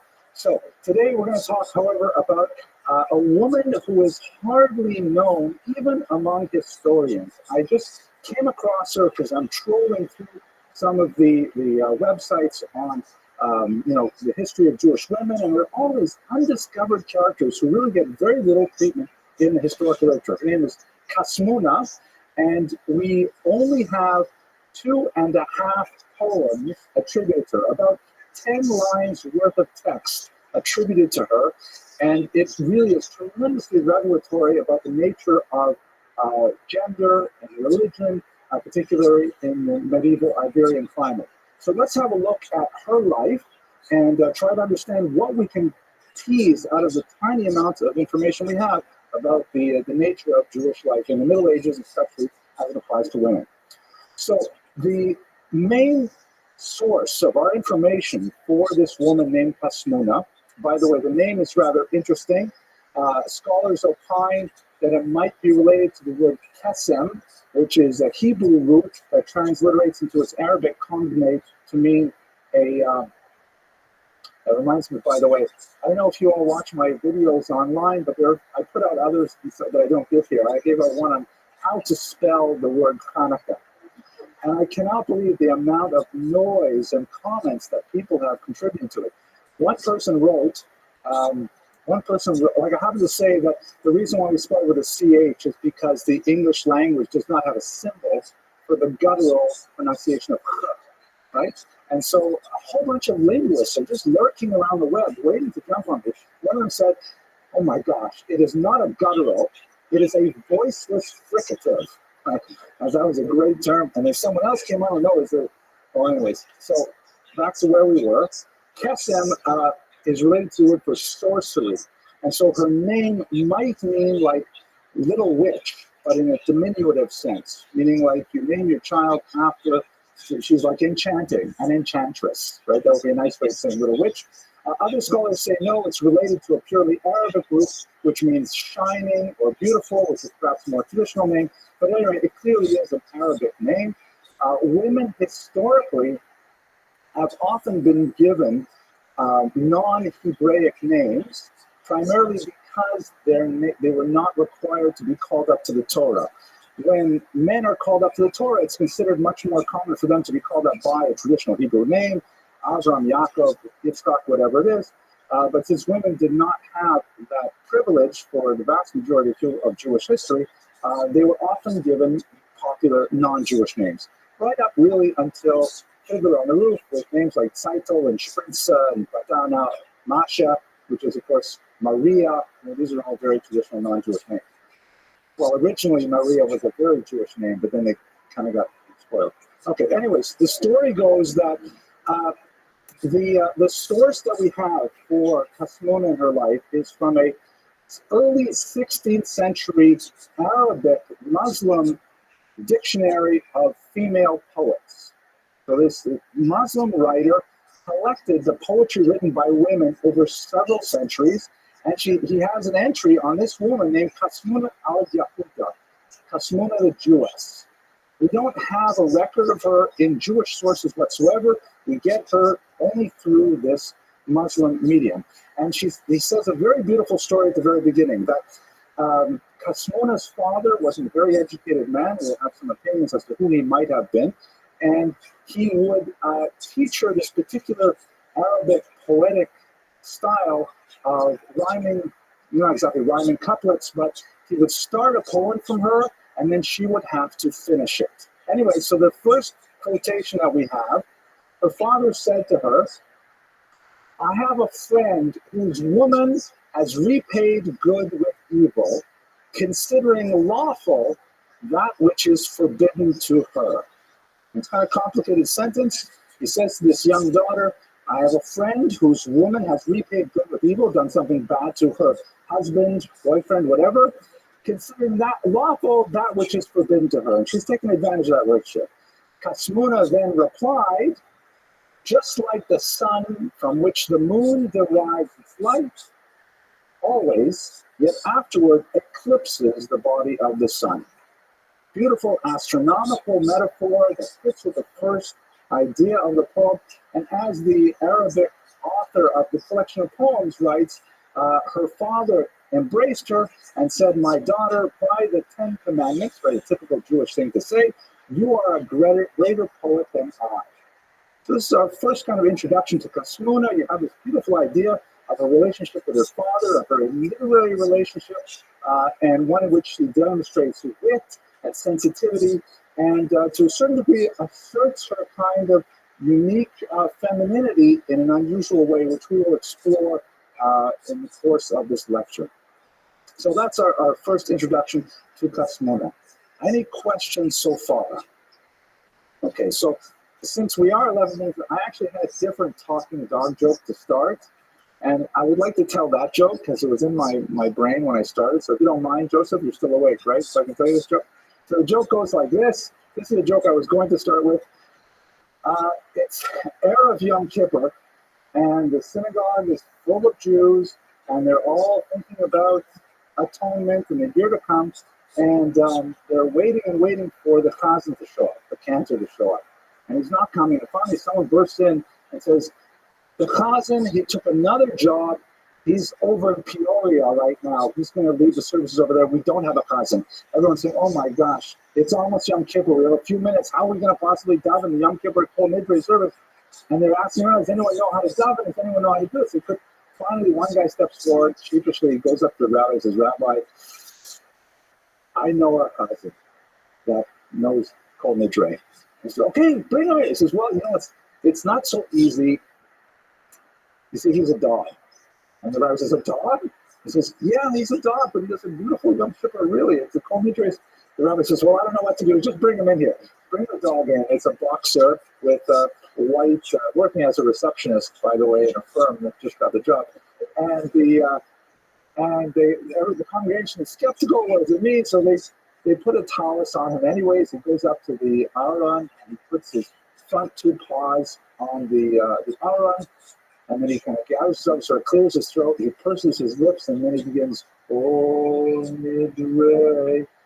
And the room is silent. Everyone is overwhelmed with the emotion and the sensitivity and the technical precision with which he enunciates all of the prayers. And people, by the end of the service, are weeping. They're overwhelmed. What a tremendous commitment. They never heard such a thing.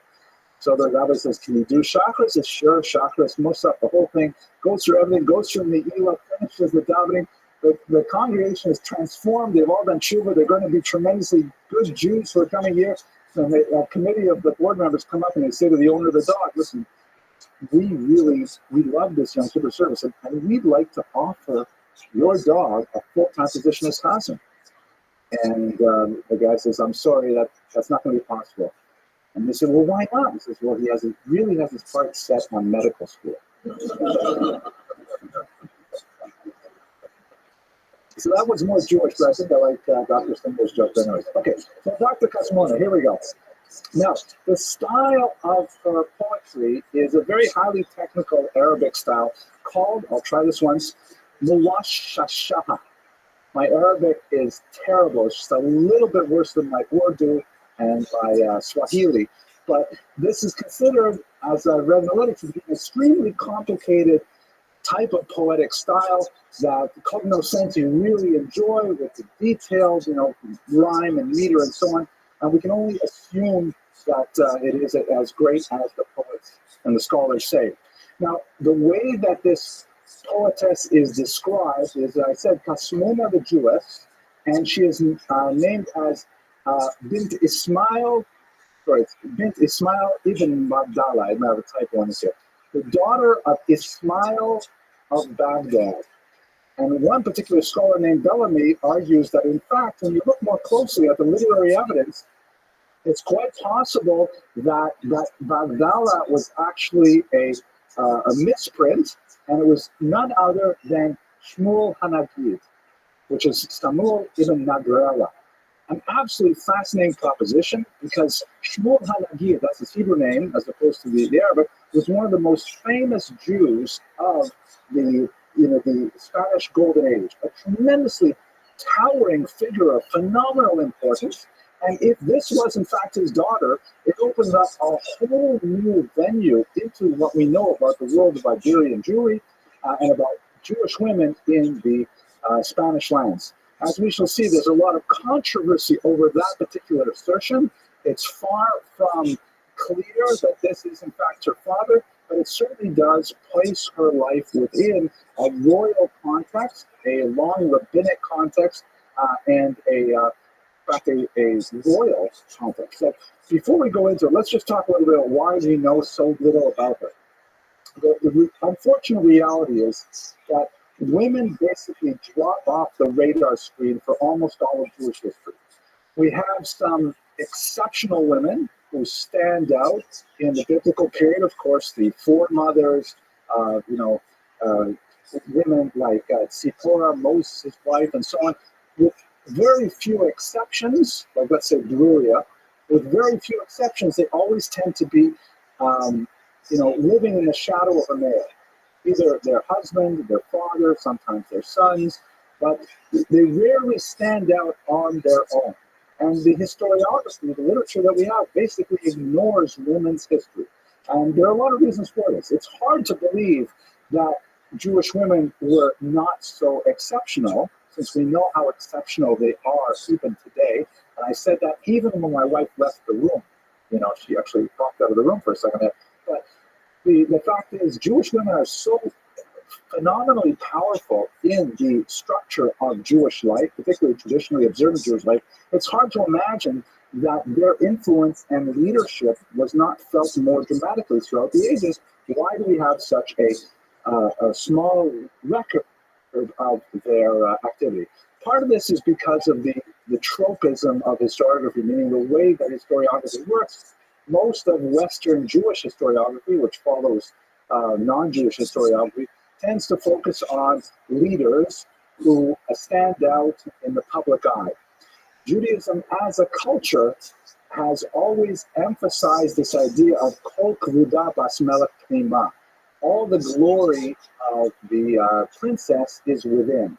This concept called tzniut, or hiddenness, which is considered a very positive value in Judaism, but does not translate very well into Western non-Jewish culture. There is this idea that in Judaism, the more valuable a thing it is, the more it should be withheld, the more that it should be closed off, hidden, modest. Like the classic example the rabbis often bring is the Torah scroll which is not left out on display, open for everyone. It's closed up inside a mantle, behind a curtain, with a chain, inside a box. And it's only brought out at very special occasions of communal importance in which everyone has to show the correct level of deference to it. So Judaism as a culture has valued that level of selflessness, of voluntarism on the part of women, which often does not make it to the top of the charts when it comes to recording the historical events of the Jewish people. There's also some very strong patriarchal elements to Jewish culture, which tends to devalue women's activities in general and consider them second class. So one can really approach this with an apologetic, emphasizing the value of tzniut, the value of hiddenness. One can also point to the patriarchal structures which tend to, suppress women's activity.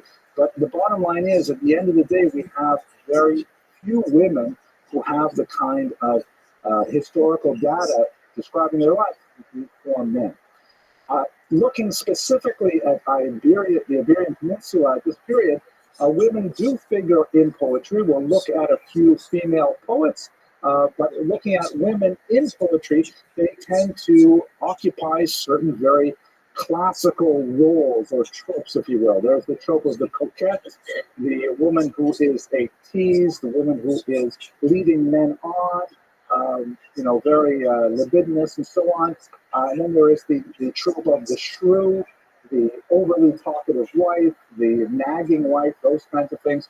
And so you see those very prominently in the body of Arabic literature that appears from the Spanish Middle Ages. And as we shall see, actually, Krasmuda's poems, even though we only have 2.5 of them, we just saw the first half, they really do stand out as being quite different. So part of the reason for this as well, according to Goitain, who was one of the greatest scholars of this period, is that women were largely excluded from the discourse, not only because of cultural norms, but because of linguistic norms. Judaism as a culture basically values Hebrew, with very few exceptions, considering perhaps Maimonides writing in Judeo-Arabic, or Samson Raphael Hirsch writing in German in the 19th century. Almost everything that's written in non-Jewish languages, non-Hebrew, tends to disappear. The Talmud may be another very big exception to that rule, written basically in Aramaic. But if you don't write in Hebrew, you're not writing in the lingua franca of the Jewish people. And you may find that Judeo-Persian or Yiddish or Ladino is really popular with a large population at a given point in time. But after a couple of 100 years, and thinking about the long arc of Jewish history, it will disappear unless it gets into a Hebrew translation, which is exactly what happened with Maimonides, for example. Nobody studies Maimonides in the original Judeo-Arabic nowadays, only like really sophisticated scholars. Everyone else studies translations of Maimonides, because that's the language that we use forever. So women were largely excluded from formal education in Hebrew, particularly beyond, let's say, primary level, to be able to read the Siddur, for example, maybe Chumash. After that, they weren't given advanced rabbinic training. And so, therefore, their fluency in Hebrew was statistically quite a bit less than men. They didn't leave behind that kind of record, and they disappeared.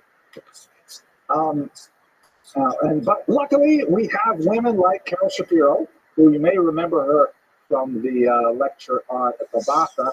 I was truly preparing for this lecture.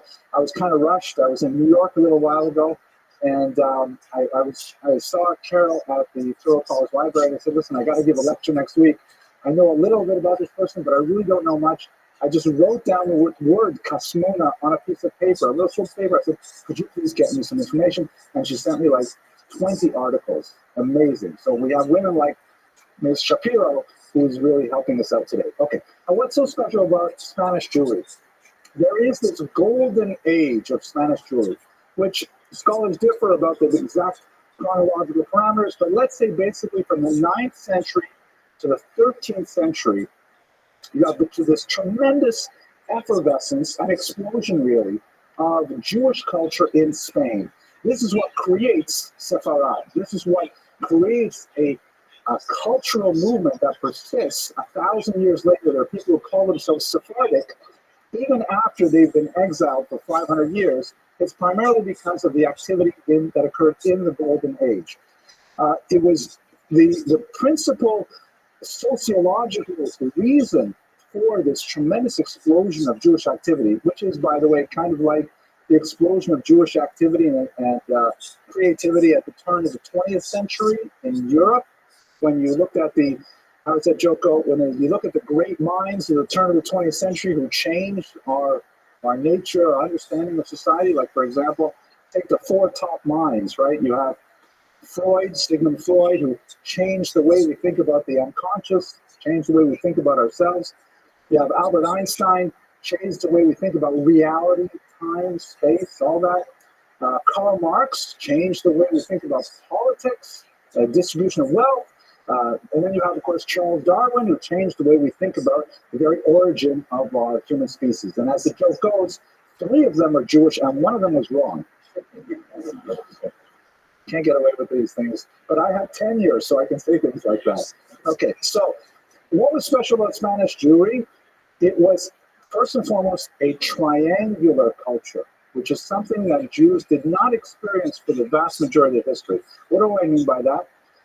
With the exception of the period when the Jews lived in their land, in the biblical period, Jews are always a minority in every other land. And they're almost always a minority in a binary relationship, meaning there's a massive population of, let's say, Christians, and then there's a Jewish minority. And there's a tiny little minority of, like, maybe non-sectarian Christians, things like that, but basically it's one big population and the Jews. Or in Muslim lands, one big population of Muslims and the Jews. The Jews constitute a single minority, and they don't have the plurality of the population to be able to assert themselves effectively in that environment. The Jews are always negotiating with a state power that's far larger than they are. And so Jewish culture, for most of these centuries we're talking about, tended to develop in an insular fashion, inward looking, developing mystical thought and internal Jewish ideas and so on. Spain, however, was quite different because Spain is a more or less 3-way split of 3 distinct populations: the Muslims, the Christians, and the Jews. And of course, for much of the really about 600 years of history, they were contesting with each other for control of the peninsula. And as a result, because the Jews were not the only minority, and they could play themselves culturally and politically and even militarily against 2 other populations, they found they had a unique power base from which to express themselves in all of these various endeavors of human activity. And this is why in Spain, for example, you have tremendous Jewish statesmen. You have Jews who are generals of armies, as Jews, completely observant Jews, who are nevertheless leading armies. That hardly happens anywhere. The only place where you can see things like that is, let's say, in communist Russia with Leon Trotsky. And he's not exactly an observant Jew who ends up leading an army, but here you have traditionalist Jews very much at home in the Jewish community and also taking massive leadership positions in the culture as a whole. You have Jews who are very, very comfortable in the outside culture and in Hebrew culture simultaneously. You might think perhaps in America where there's something like that here. It's very different because we have, of course, democracy, which changes everything. But we also have this idea of, although this is largely a Christian country, we have very large minorities of non-Christians and of multiple types of Christians as well. So Jews have a unique amount of power in this country as well. But I'm going to go past that. You have the real Joseph model of leadership in Spain, just as we have in biblical Egypt, where the Jews can come in, and because of the conflict between Muslims and Christians, they can occupy a role that allows them to exercise leadership, typically in a viceroy fashion, that is unprecedented for most of Jewish history. So that's really when you have this flowering of Jewish culture. The most important of all of them is the man who is thought to possibly be Kasmuna's father, the famous Shmuel HaNagid, who lived from 993 to 1055. There's a lot of beautiful stories about his origins and his rise to power. basically that he was a small merchant, a spice merchant, who had tremendous literary prowess, and he was noticed by a serving girl for the king, and he was eventually promoted to become none other than viceroy and the leader of the armies of Granada. It's a really fascinating story. I gave a lecture on it a couple of years ago, if you look it up on the web. But what's interesting about him in our context, we know that he had 3 sons and an unnamed daughter. So it's not impossible that the daughter was Hasmona. But he's also a tremendous poet, leaving behind nearly 2,000 poems to this day. So again, it reinforces the idea that he would have taught Hasmona how to be a poetess.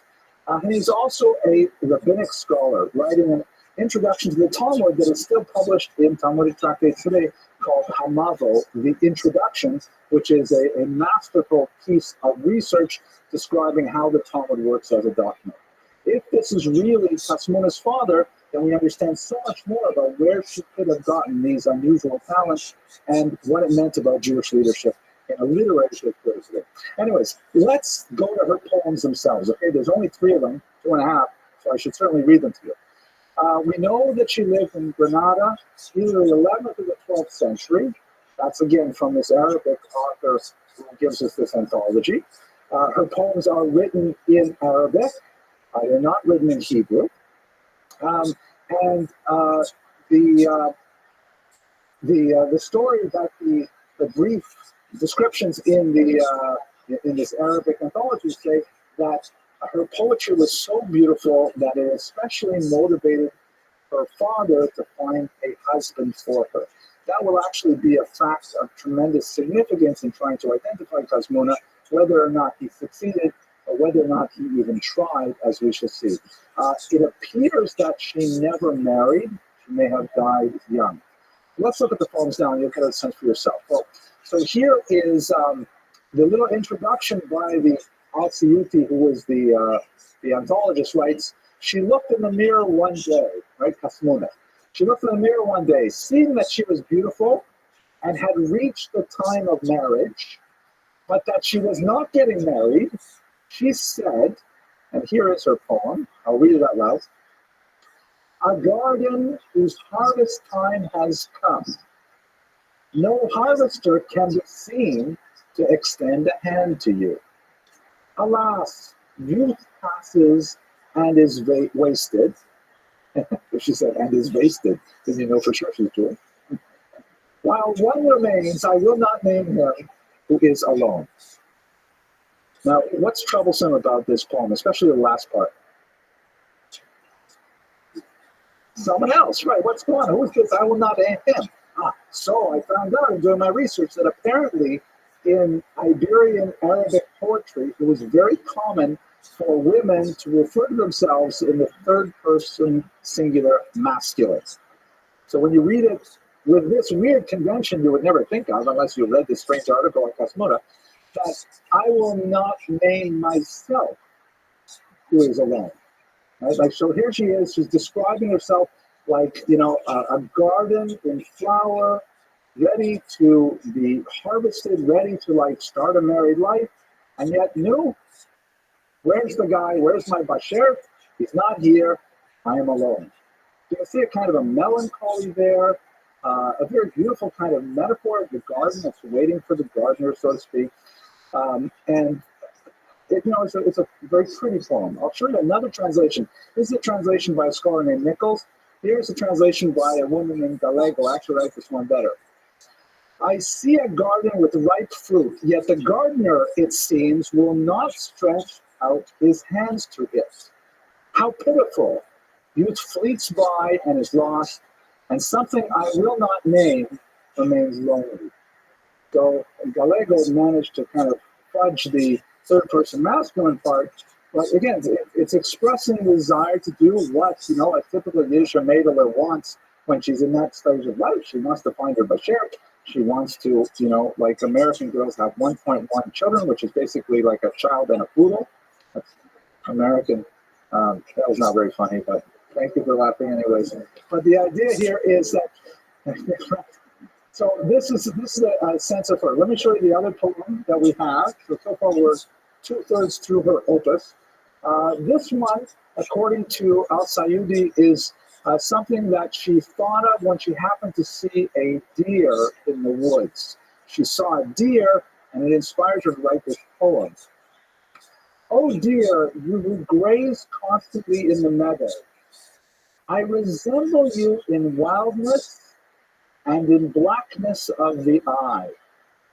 Both of us are alone without a friend, and we heap blame always on a decree of fate. Another interesting thought-provoking poem. Look at it a second. Obviously, the deer who's out in the meadows, she says that she resembles the deer both in wildness, and being untamed, undomesticated, not being attached to a mate, and in blackness of the eye. What could that blackness of the eye possibly mean?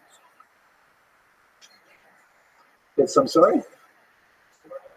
The surroundings, interesting. This is supplying very good. This is something that's so cool. Oh, Raphael, go ahead.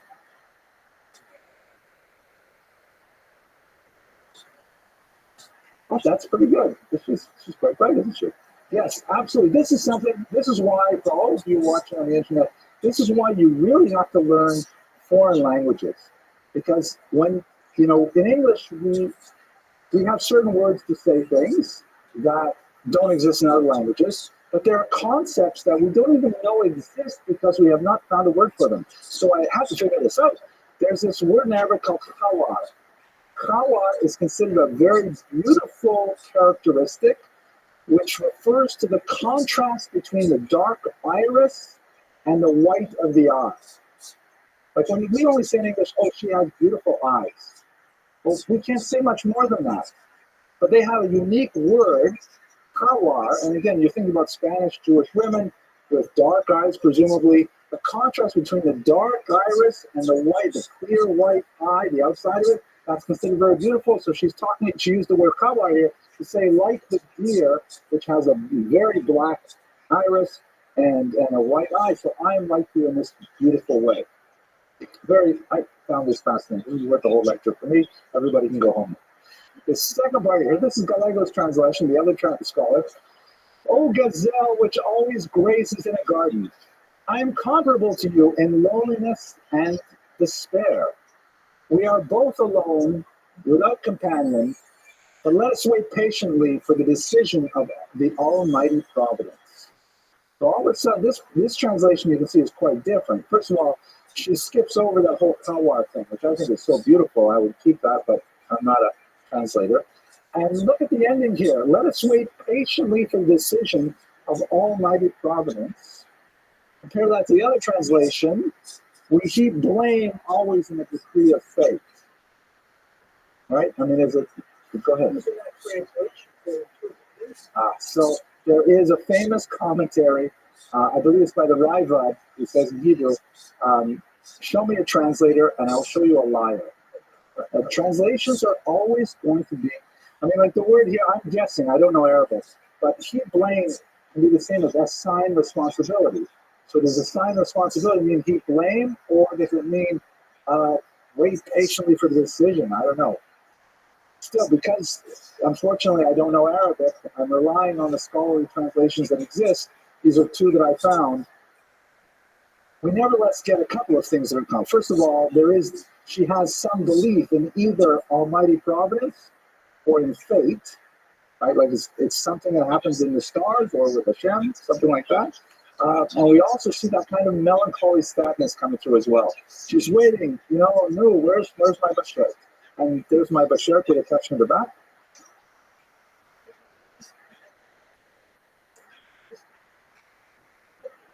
Oh, I should get the guy who wants the voice is fricative. And we need that guy over here to tell us exactly what this means. Let me show you where I think you really see her personality converge. When you compare her to, as Gallego did, to typical poetry of Arabic women of the period. And this is some interesting. Hang on a second, I'll just show you these poems and I'll come back to you. So here we go.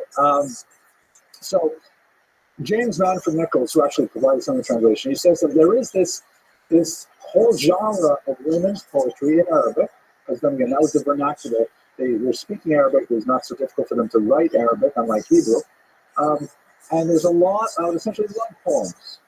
By the way, Shmuel HaNagid also wrote a tremendous amount of love poetry. Some of it is really quite heated, really erotic poetry.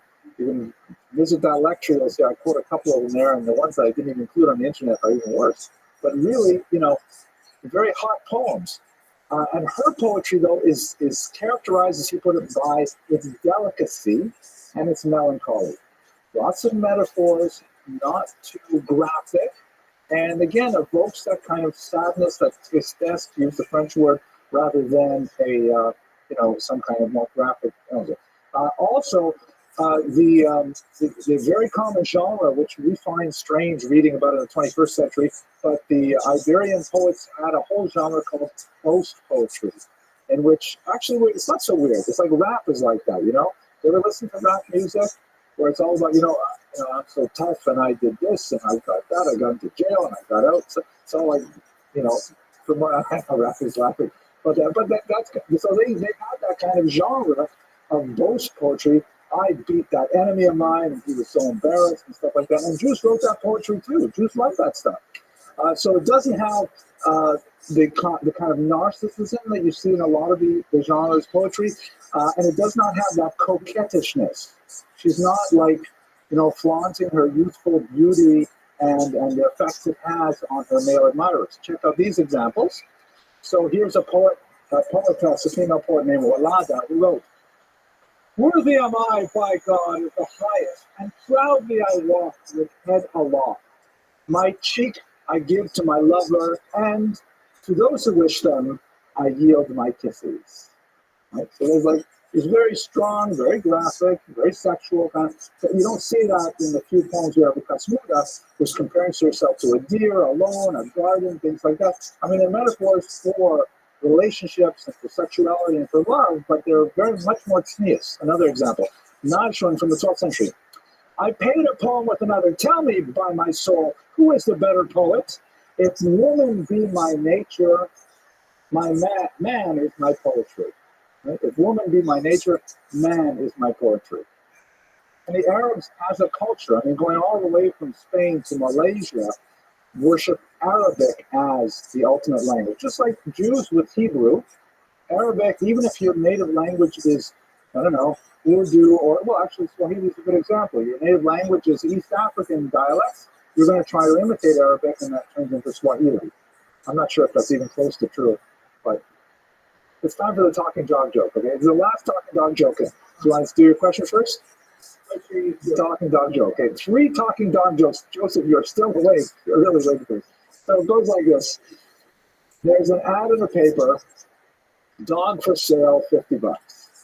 So the guy wants a dog, so he goes and finds a classified ad. He goes to the door, knocks on the door. Dog answers the door. Boxer with a white patch in his eye. Dog says, "Can I help you?" He says, "What?" And he says, "Can I help you?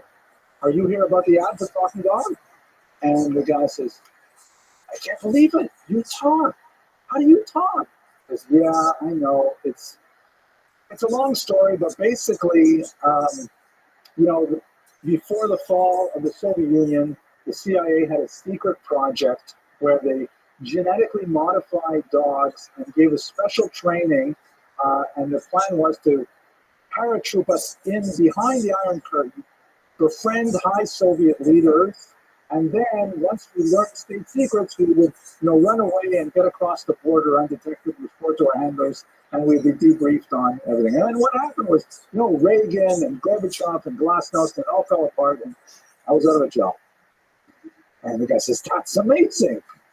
Where's your master? I want to buy you." He says, "He's in the back room." So he goes to the back room and sees the master. And he says, "I want to buy your dog." And the guy says, "Oh, great.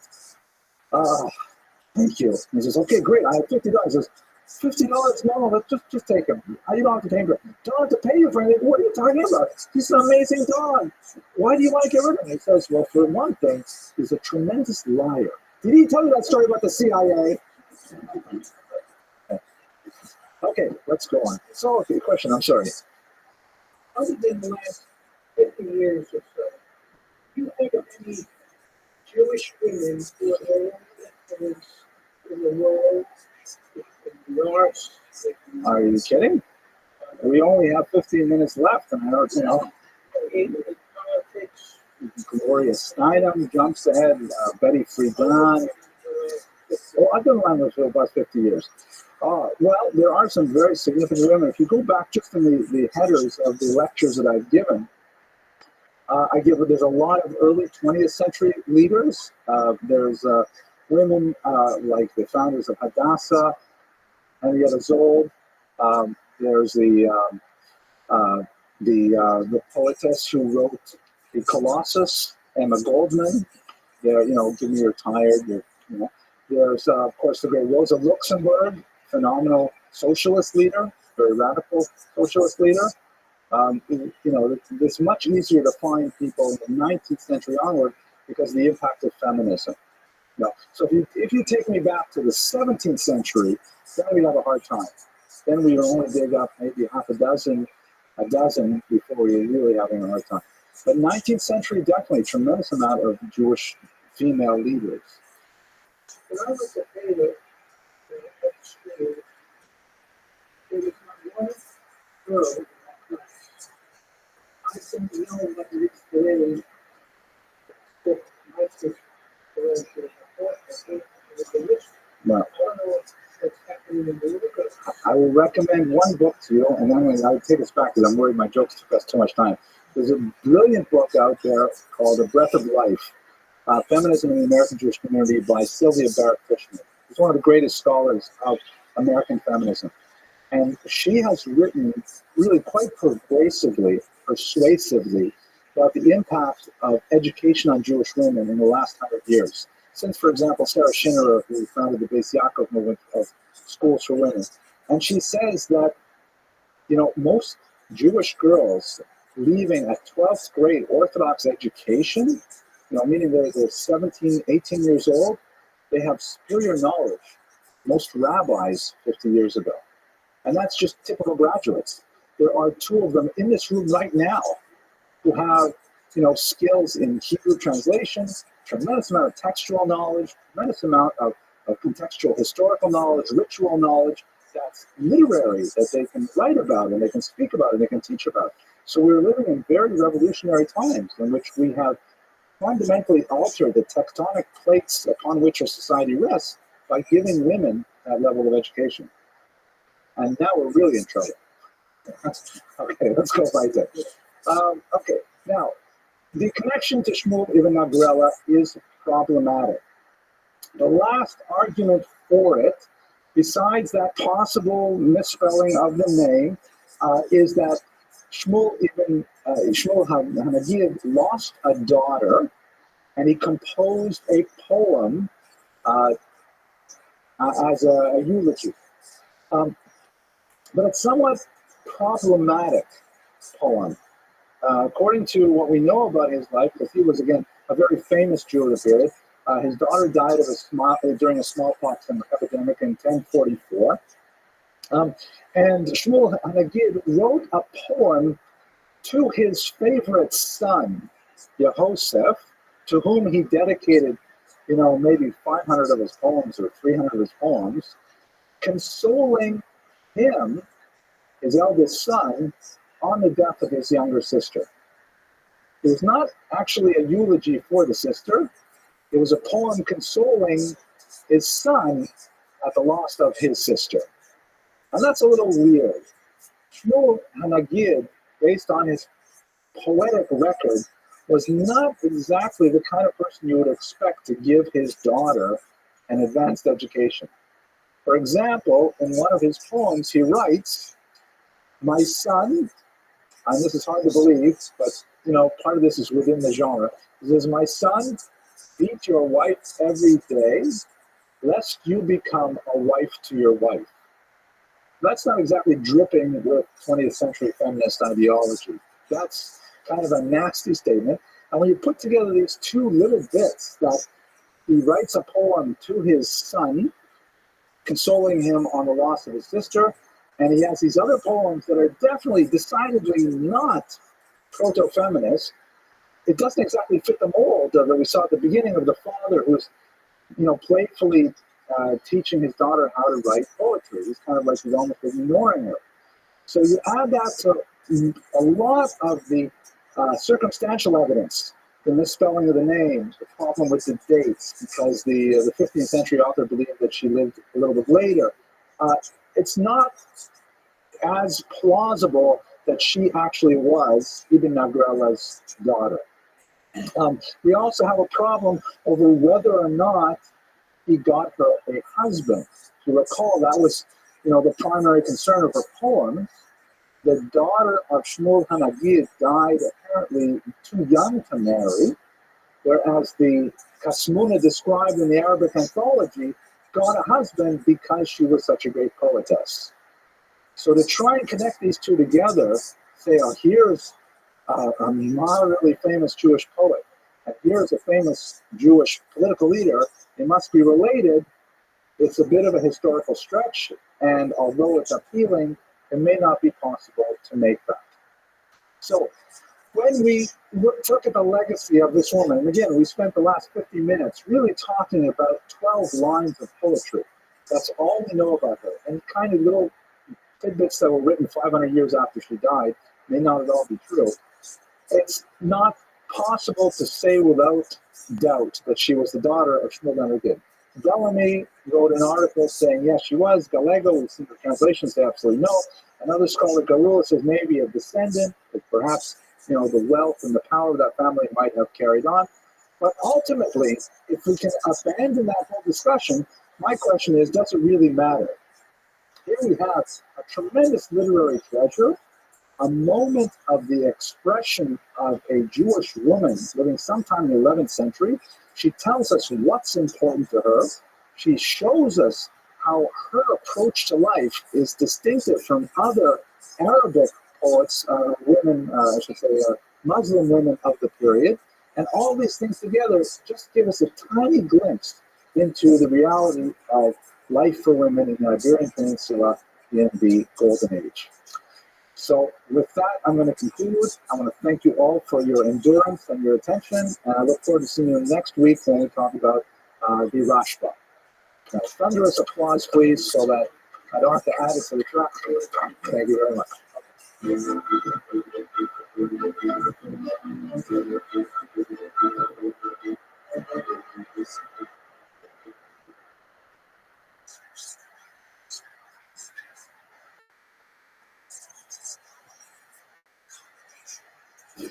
Okay, I hope you're all doing well. It's great to see you again. I hope you had a fantastic holiday with Yom Tov. I especially love those 3-day Yom Tovs. I mean, I wish we could have them one after another. I really do. I really do. They're fantastic. It's the fourth day when you have to come back to the real world that's very difficult. But otherwise, if I were to make my own religion, the only thing I would do is I would just make the holidays a little longer. At any rate, today's, by the way, I was able to do so much reading on Yehuda Halevi. Not enough for this presentation, but nevertheless a lot that I really enjoyed. And I will, regale you with a lot of his poetry. And of course, we have to start tonight with the most famous, perhaps, of all pieces of medieval verse in Hebrew. We certainly have this famous poem. It's only a few lines, but I'd like to begin with it. Of course, you know what it is. Libi b'mizrach. My heart is in the east. Let me try and read it with a Sephardic accent. You'll forgive me, please. Libi b'mizrach v'anochi b'sof ma'arav. Ech et ama et asher ochal ve'ech ye'arav. Echa ashalem nedarai v'sarai ba'od Sion b'chevel etom v'ani b'kever arav. Yakel be'enai azov otov Sfarad mo yaker be'enai ra'ot afrot b'bir echarav. And now here's the English translation. My heart is in the east and I in the uttermost west. How can I find savor in food? How shall it be sweet to me? How shall I render my vows and my bonds while yet Zion lieth beneath the fetter of Edom and I in Arab chains? A light thing it would seem to me to leave all the good things of Spain, seeing how precious in mine eyes it is to behold the dust of the desolate sanctuary. But what he is expressing here, of course, is the famous lament and he lived this in his own life. He's a person of tremendous fame and success in Spain, which was like the Brooklyn of the medieval world. And it was like the center of the Jewish world, where all literature and all sophistication came there. Baghdad was already a distant dream, and now Spain was, Cordoba and Granada were places of great culture. And yet he longed for the backward, desolate sanctuary, the desert areas, the arid spaces of Jerusalem. And of course, as an older individual, he gave it all up and he made his way to Jerusalem, where, according to new research that has come out of the Guinness Library, we know that he did actually make it to Eretz Israel, but he died within months of his arrival there. Nevertheless, this famous event, Libi Mizrach, V'ani B'sof Ma'arav, my heart is in the east, meaning in Israel, and I am way out here in the far west, is the refrain that is echoed through the last 800 years of all Jews who wish to make Aliyah, to live properly in the land of Israel. So we're going to see how this is expressed in the great Yehuda Halevi's life over the next hour or so, and I hope you'll find this fascinating as I did. Let's begin, though, with some of our standard good and welfare for tonight. First of all, thank you to our sponsors. Once again, we are fortunate to have the generous sponsorship of Vic and Kathy Pressman, friends of mine, students of mine from Miami, who after Hurricane Irma sponsored 2 lectures, and we thank them very much. And we also got, I'm really excited because, we filled up all of the sponsorships for the fall semester, which is really nice, and people are still giving money. That's really amazing. We're getting these anonymous donations coming in, and I have the screen here, but I took this yesterday, and I got a couple more today, so we are right now at $9,998 for the scholarship fund. So would someone please give $2 just so we can get one more? Okay, good, thank you. We got $2. All right, can we have $2.50? That's great.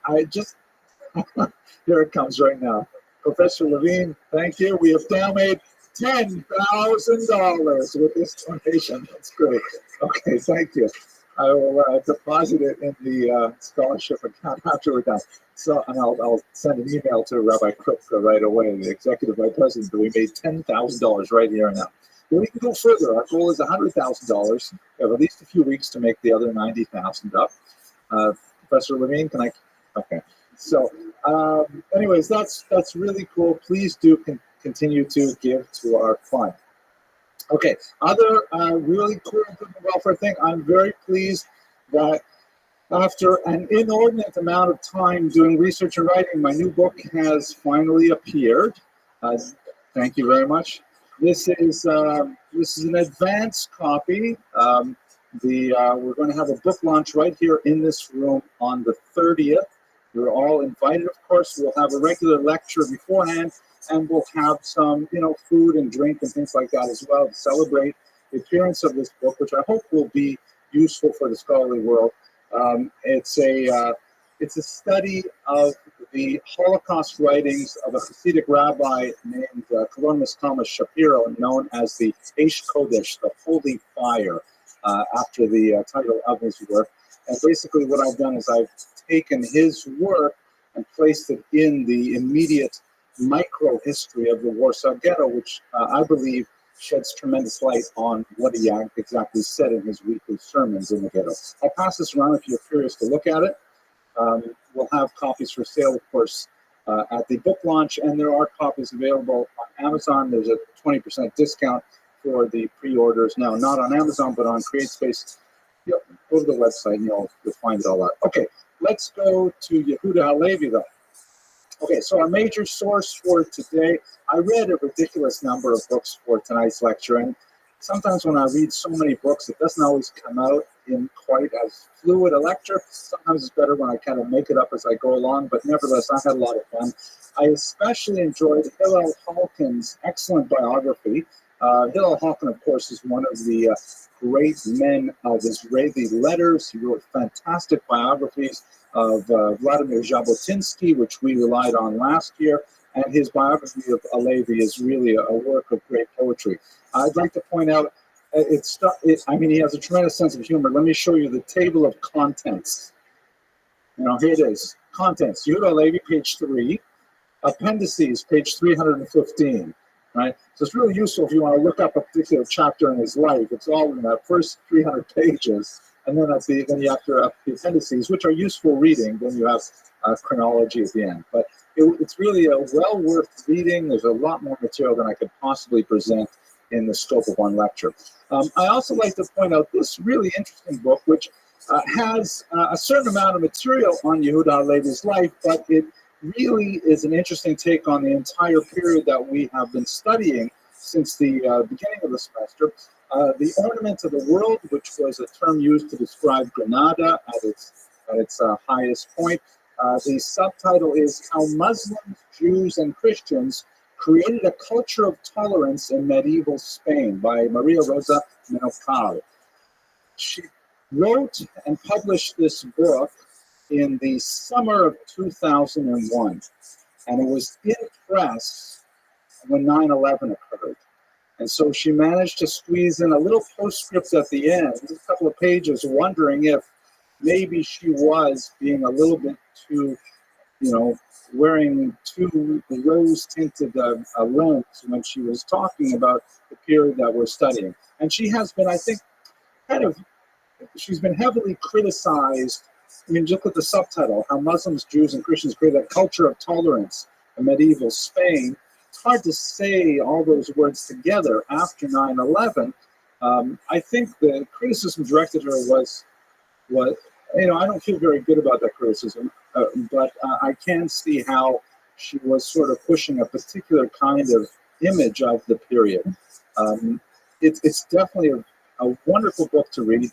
It may not really be top-end history as I study history in my own personal approach, but it is a beautiful work of literature of how it ought to have been.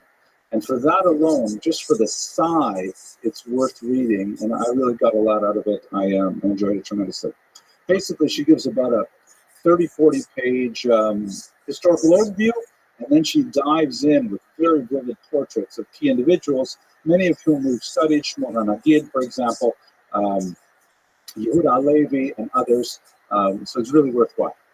Okay, very strong, by the way, on the role of Jews and Muslims in transmitting Greek wisdom to the Christian North, which we'll discuss later. Okay, that's enough good and welfare. Let's go straight to the material. One of the great dichotomies in medieval thought, as understood by most scholars of the 20th century, beginning with Wolfson at Harvard, was this concept that somehow Maimonides and Halevi were polar opposites. And as Hillel Hawken puts it, you could either be a Maimonidean or you can be a Halevian, but you can't really be both. You have to choose one or the other. So what is the difference? Maimonides, who we've studied in this room in the past, the great rationalist, the great, in some ways, ecumenicalist, because he believed that it's all about reason, it's all about contemplation, it's all about making the logical inferences one to the other, and theoretically, the possibility of human perfection is accessible to all human beings. Anyone who is willing to take the path of the philosopher, to reason and to move through the vagaries of logical deduction will eventually come to this great spiritual perfection. That's kind of a little bit of a caricature, but nevertheless a generally correct Maimonidean approach. Halevi, on the other hand, is the poet. Maimonides, to my knowledge, did not write any poetry.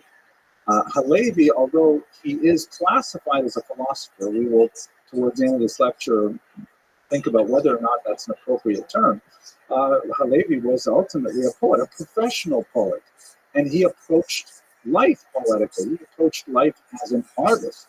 He approached the concept of human perfection as an art, something which is perhaps innate, essential, in the sense of being at the core of a person's identity, not necessarily related to the life of the mind alone, and perhaps not readily accessible to people who are not initiated prior to the pursuit of such perfection.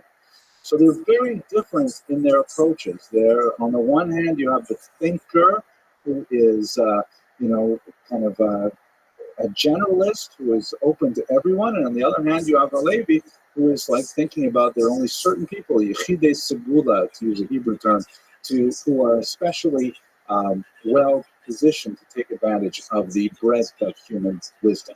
So we will explore this question throughout today's lecture. Nevertheless, they're rough contemporaries.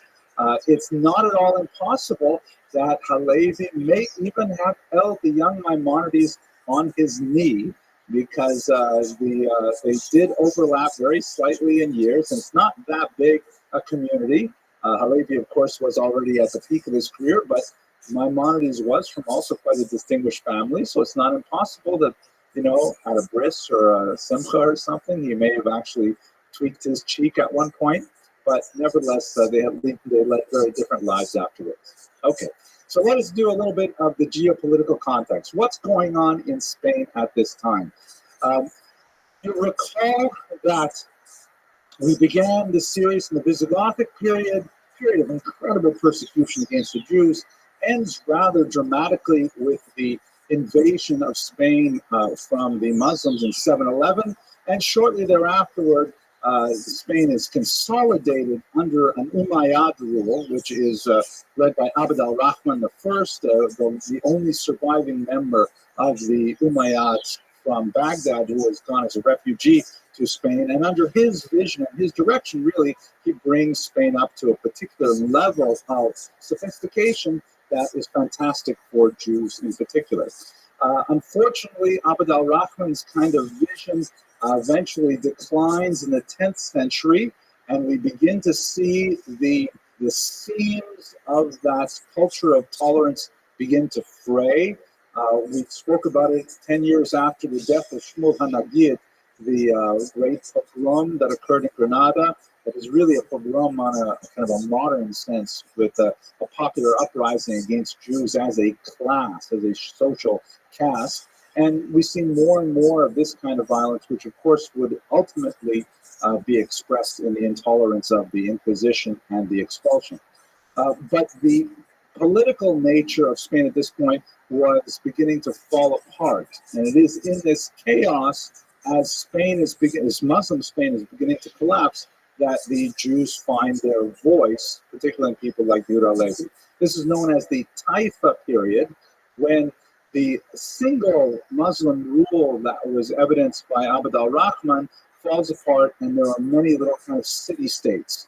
Granada becomes its own city-state, Cordova is another city-state, and so on, and they are competing with each other.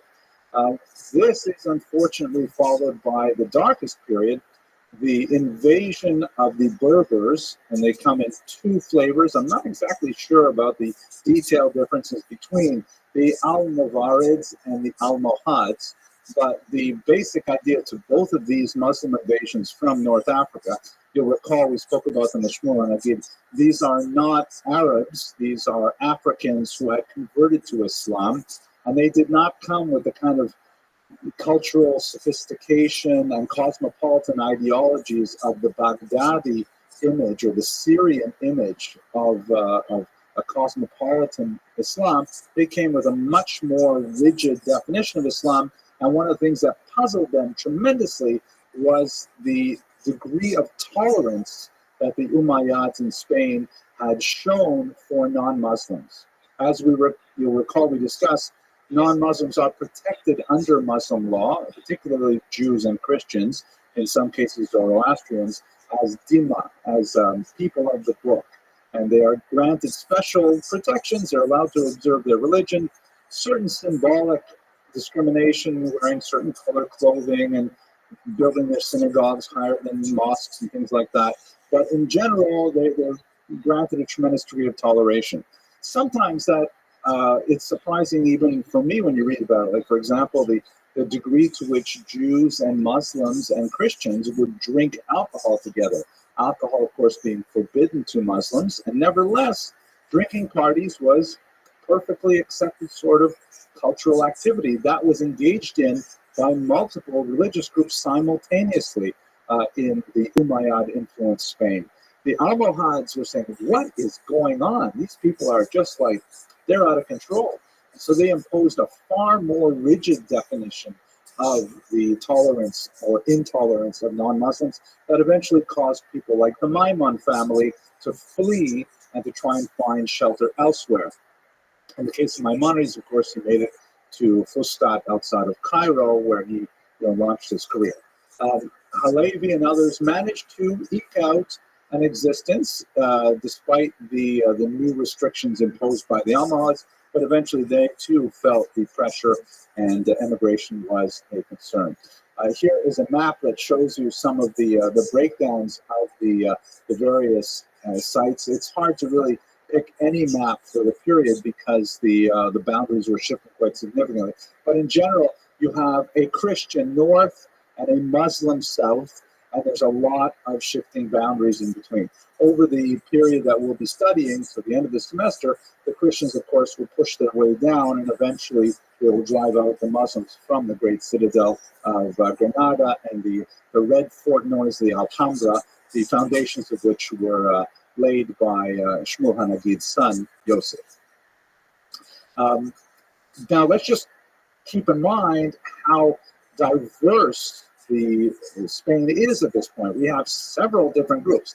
We have what I just made up this term, Old Muslims.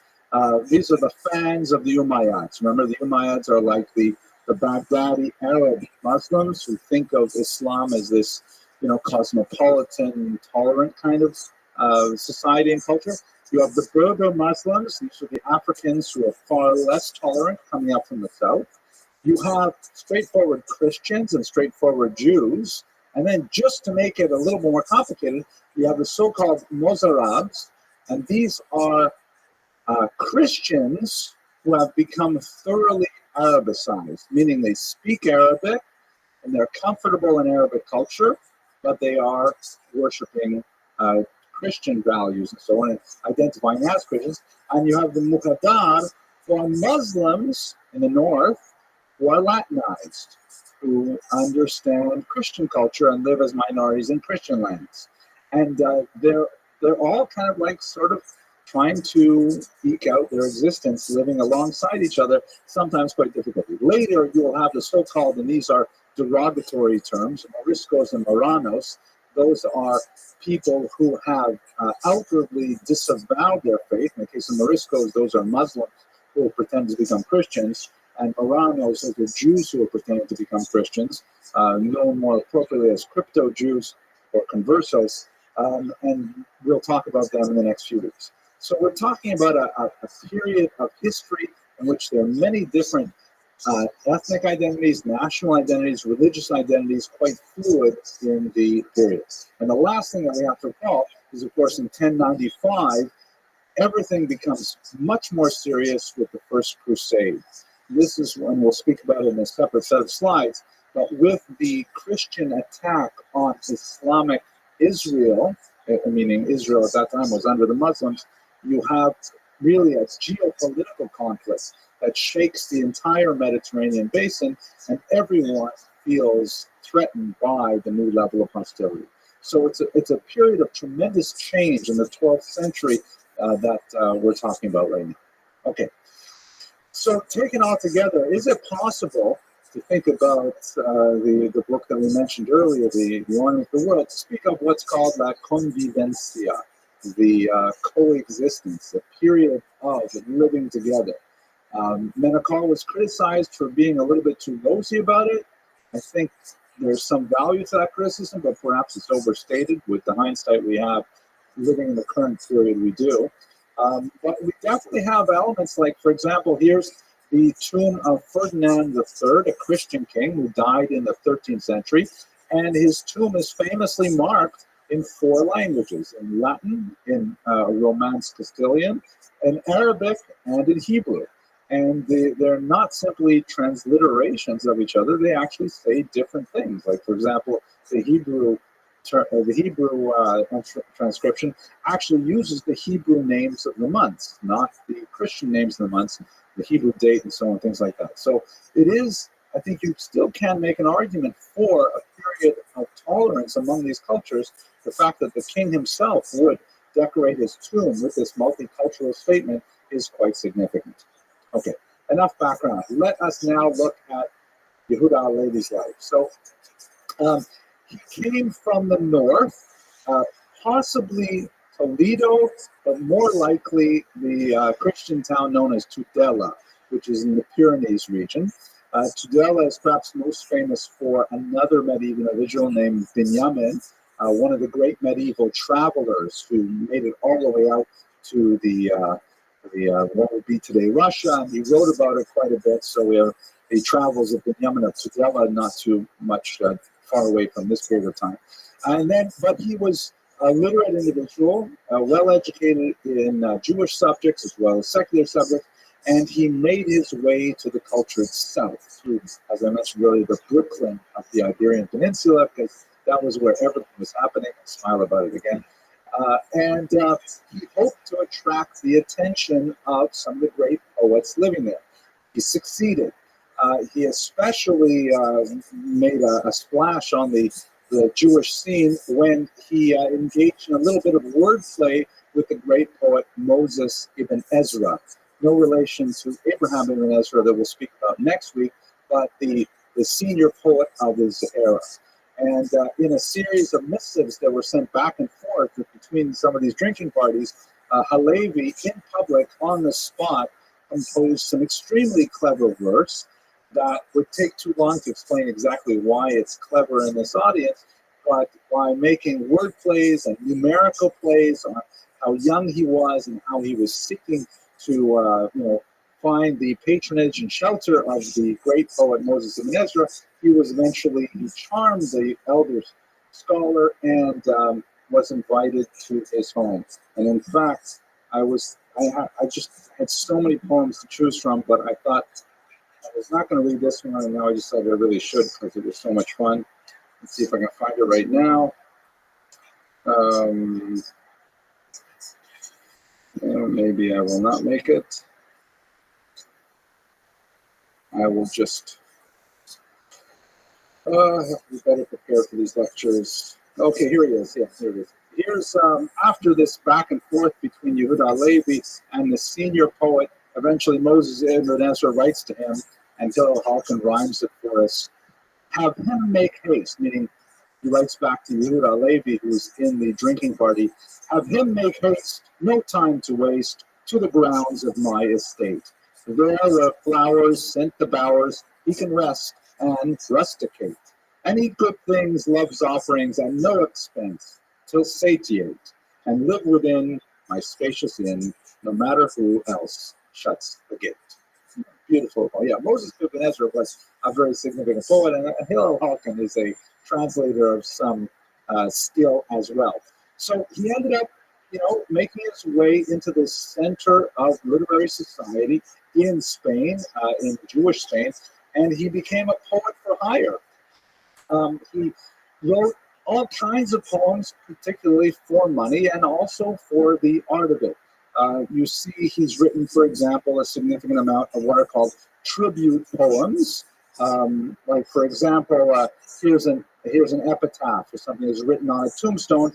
Possibly he didn't even know for whom it was written, but he was hired to write this. And this is a society that loves poetry, a society that values poetry, not like our society. This is where it's like, if you can imagine, calling up Brad Pitt and say, okay, I need something for the bar mitzvah. Could you please make a movie for me? We'll show it at the bar mitzvah. That would be the closest possible thing. Even that is crazy. Okay, here's the epitaph on a tombstone. Does the tear know whose cheek it runs down, or the heart by whom it is turned?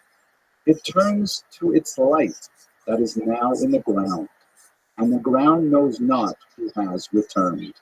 Returned is a grandeur of our town, who feared God and was upright and learned. And of course, it rhymes beautifully in the Hebrew. Here's another one. This is a wedding poem, right? If someone's making a big chasana, call up the poet of the poet laureate of Spain. Come on by, please recite a poem, and we'll give you who knows how many thousands of dollars. Leave what was, and this is at a wedding, okay? Leave what was and what will be. Stick to what you plainly see. Every lad must hunt his lion, and each lass should keep her eye on her young man. One look can bag him, and a single word may snag him. Yet when to a gem engaged is, God joins them in a rock of ages, whose bright rays light up the dark, and of this waste make Eden's park. By two such souls we now stand blessed, as though by Levite and by priest. Yeah, it's beautiful. I mean, if you're not in love at that point, it's all over now. I'm sorry? It's for a chasana, for the actual wedding. You could say it on the fort too. It would cost a little less, I think. It would, but that's the idea. He's also, but that stuff is all really cool and I enjoy it. But what he's really known for, besides the devotional poems which we'll go to, is the influence of this amazing work by a Muslim known as Ibn Hazm, who is a philosopher who wrote a lot of books on a lot of really cool subjects, but the most famous of which, without doubt, is the neck ring of the dove. It's translated in different titles, but it makes them, how doves sometimes have a little neck ring, like a slightly different color around the neck, and these are poems of love, very moving, powerful poems of love. And Ibn Hazm's work is seen very strongly in Yehuda Halevi's very intense love poetry. Here's one that I especially like. It's short, and I want to analyze it a little bit more with you. It's called Oprah.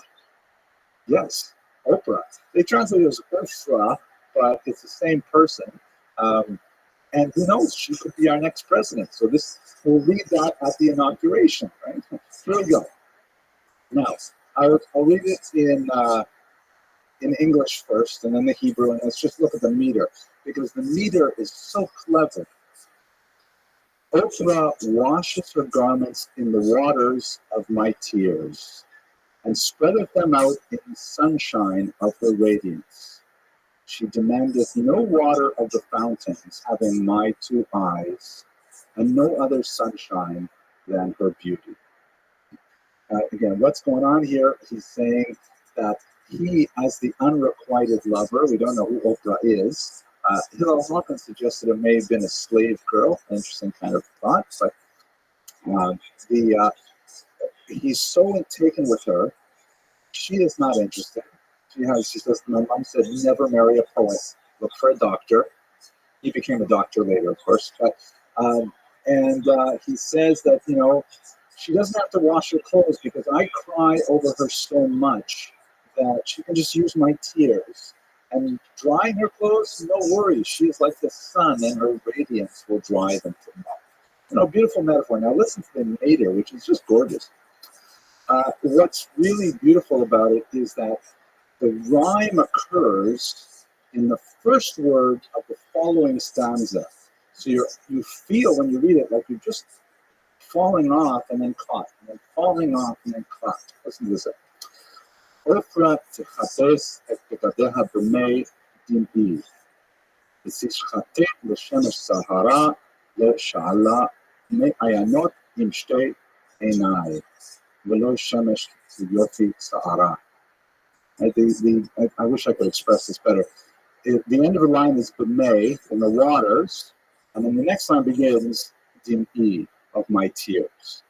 And the following line, it ends in shtei, with two, and the next line, the fourth line, begins enai, with my eyes. So the rhyme is in the first word rather than in the last word, and it makes you feel like when you're in love and like you can't quite control what's happening to you, and you're like, everything seems like you're being carried along by forces greater than you can control, and you're just falling off into the arms of your beloved, so to speak. This is a religious college. We're going to be careful about how we talk about such things.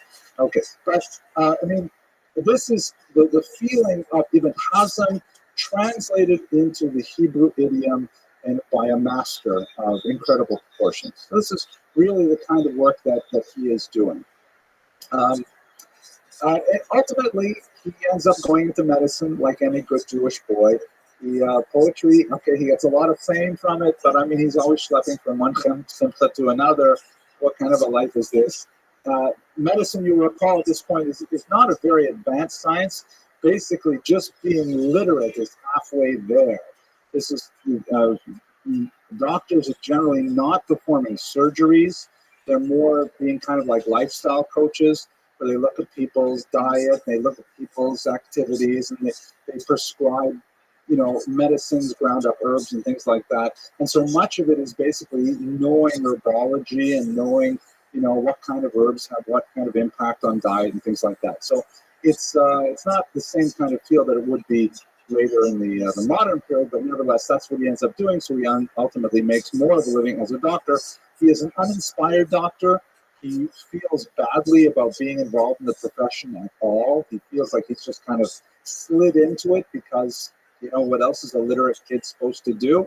But he's not inspired by it. He's inspired by his poetry. He's inspired by ideas. He's inspired by the land of Israel. Those are the things that motivate him. Okay. We know a little bit about his family life. We don't know his wife's name. And in fact, if you look very carefully at the schedule of lectures for this semester, there's one massive omission, and that is that we're not speaking about a single female character. I searched in vain to find any woman of significant stature that we could speak about her for any amount of time. There is one woman that I've spoken about in the past, a poet who is reputed to be the daughter of Shmuel HaNagid named Kasmuna, and I did not want to reprise that particular lecture because we only have about 8 lines of poetry that are attributed to her. So it's a really hard lecture to give. I'm proud of myself that I did give it. And I even got a Wikipedia article started on her that it should be in Wikipedia, right? I mean, come on. How many medieval female Jewish poets do you know from the Spanish period? But it's hard to find a lot about women in this period. Similarly, Yehuda HaLevi, we know he was married. It figured with some prominence in his later aliyah to Israel. We don't know his wife. We know almost nothing about her. We know that he had at least one daughter that survived to adulthood and was married. We know about her primarily through his son-in-law. We know that he had a son-in-law who married his daughter, but we don't know very much about her at all. We also know that she was a mother. Again, we know about that because we know about her son, Yehuda, who was the grandson of Yehuda HaLevi. By the way, the Sephardic custom allows children to be named after living relatives. The Ashkenazic tradition does not. We know that adult daughter married someone named Yitzhak Ibn Ezra, who was a traveling companion, and most likely was the son of Abraham Ibn Ezra, who we'll speak about next week. There's some discussion about that in Hillel Hoffman's book very worthwhile. It is possible as well that he lost one daughter in infancy. We read a poem translated by Hillel Hoffman on that. Actually, we read a different translation. I think it was Peter Cole's translation. We know because Yehuda HaLevi wrote a funereal poem dedicated to a small female child, and it's written with such phenomenal pathos that it's hard to imagine it's not written about his own child. Let's just have a quick look at that poem again. I'm only going to read it in the English, I'm sorry. We did last time when we looked at this in the context of an earlier lecture. We looked at the meter, but let's just hear the words of Yehuda HaLevi speaking about what appears to be his infant daughter who died at a young age. My child, had you forgotten the way to your own home, that your pallbearers strayed to the underworld's gloom, leaving me with, since you are not here to ask how you are, a grave's clods to kiss and your memory. Ah, death has come between you and me. O daughter torn from her mother's rooms, what life have I left when, shaped from my soul, she makes my tears flow like a spring from split stone? How can she be so changed, once white as the moon, that she now wears the earth as her bridal gown? It sawed the sweets of her wedding feast. Bitter is my own misery, for death has come between you and me. Plucked like a flower before her time, she always will be before my eyes like a frontlet, like filling. Were I to cry whole rivers for her, still she would lie a fallen star in a lonely pit, deep sepulchred, earth bonneted. My child, there is no clemency, for death has come between you and me. Languishing, her mother's voice bereft I hear. Ah, let her be, she too grieves bitterly. Death scaled her walls and pierced her side, and drove her pride from its abode, and turned her joy into a dirge the day it ripped the vine she planted from her heart. What good, my child, does it cry what good, my child, does it to cry your name? Your ears are deaf, and you are silenced utterly, for death has come between you and me. Alas, my child, you have laid me low. O mother, oh, you should not have had me if you meant to spurn me. And when my turn came to death's minion to wed me, and with dirt to wreathe me and cruelly lead me under doom's canopy, yet truly you did it not willingly, for death has come between you and me. You notice there, he switches the voice from himself as the father to as the mother, and then to the child, the dead child, saying, you led me to death as my bridal canopy. And then finally, because this is Yehuda Halevi, this is a great religious thinker, he adds, may he whose judgments none repeal unseal your bonds and heal your sleep with angel song, and be not wroth with his own flock, and stop the plague that he sent forth, and comfort every heart for what it lost. And may you wake on the last day to light like dew and rise in the arms of his mercy, for death has come between you and me. It's a very powerful, emotive poem, and you can feel the depth of his own sadness, the loss of this child. Okay, so we will return to his family life momentarily. But to look at his thought now, because we've got a sense of what he was like as a poet, what we may be seeing happening here, and you recall the kind of geopolitical context in which the Umayyad vision of a multicultural convivencia kind of environment begins to devolve into kind of cultural city-states in which people guard their ethnicities jealously and view other societies being fundamentally toxic. It seems that may be the trend that was happening in Yehuda Halevi's thought as well.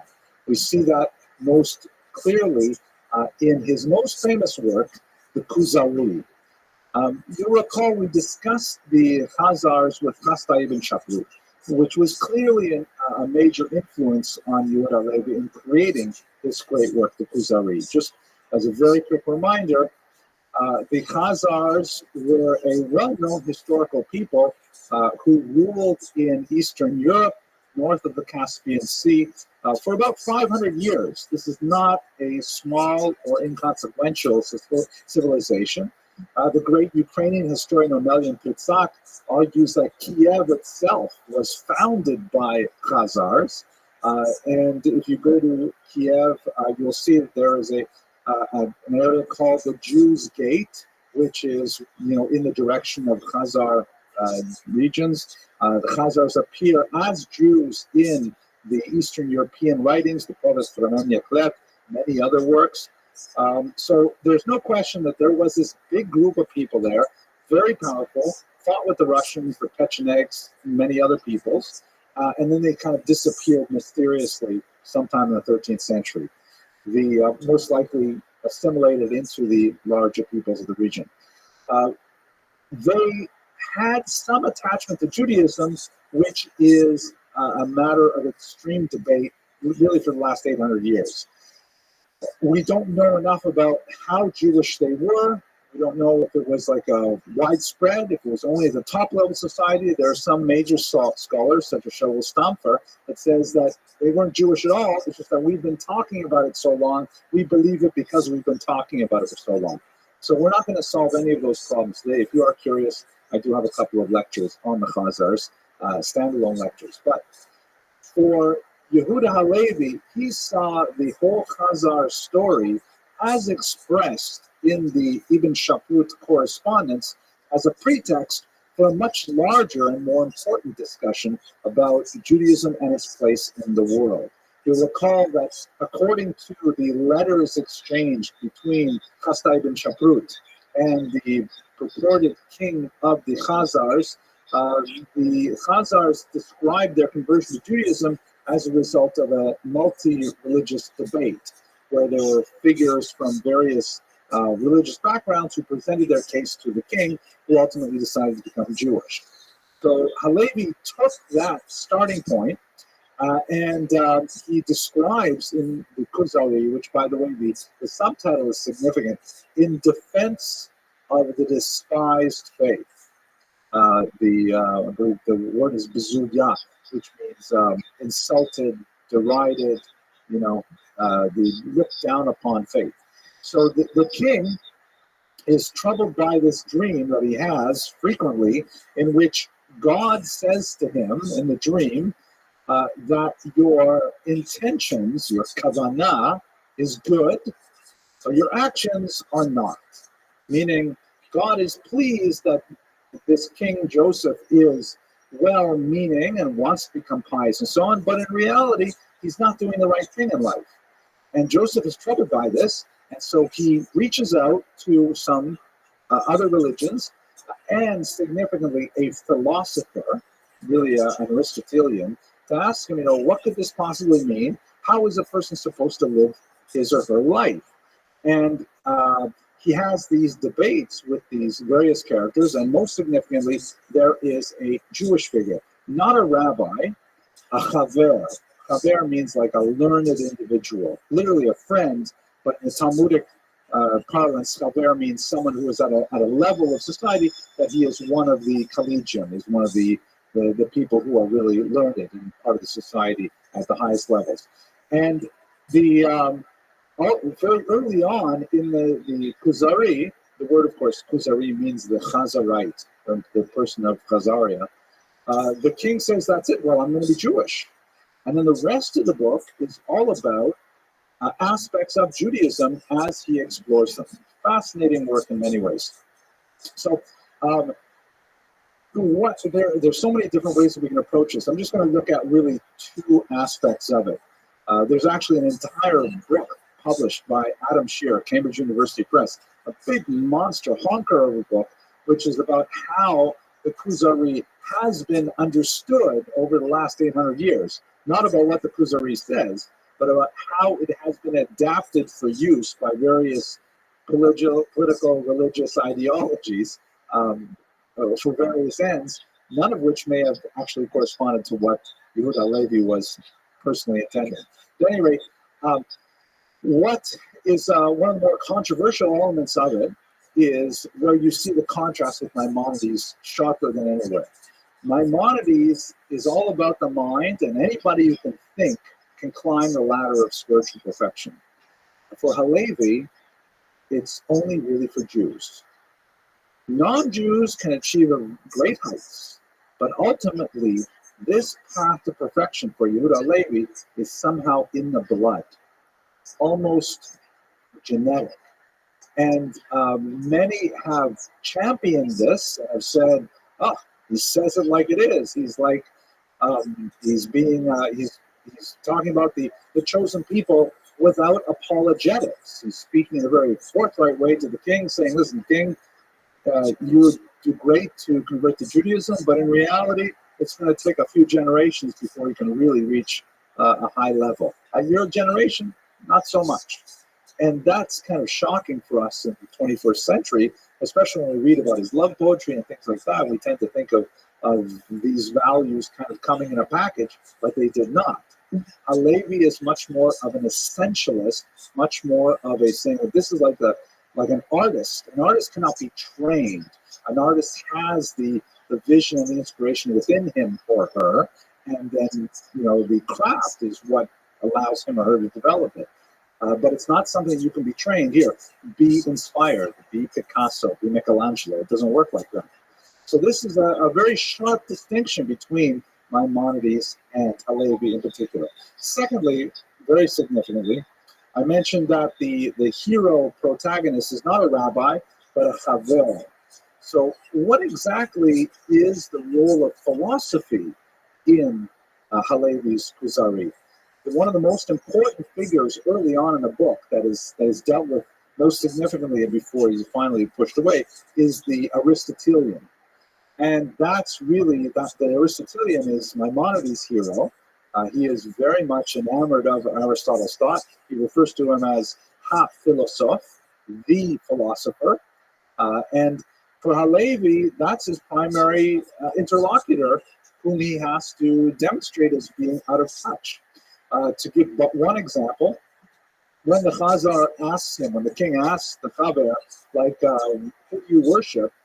The expectation is that he would say, I worship the Almighty God, creator of heaven and earth, which is a very Aristotelian kind of thing to say, because it refers to God as the prime mover, God as the first origin of all existence. But instead he says, no, I worship the God of Abraham, Isaac, and Jacob, who took the Jews out of Egypt.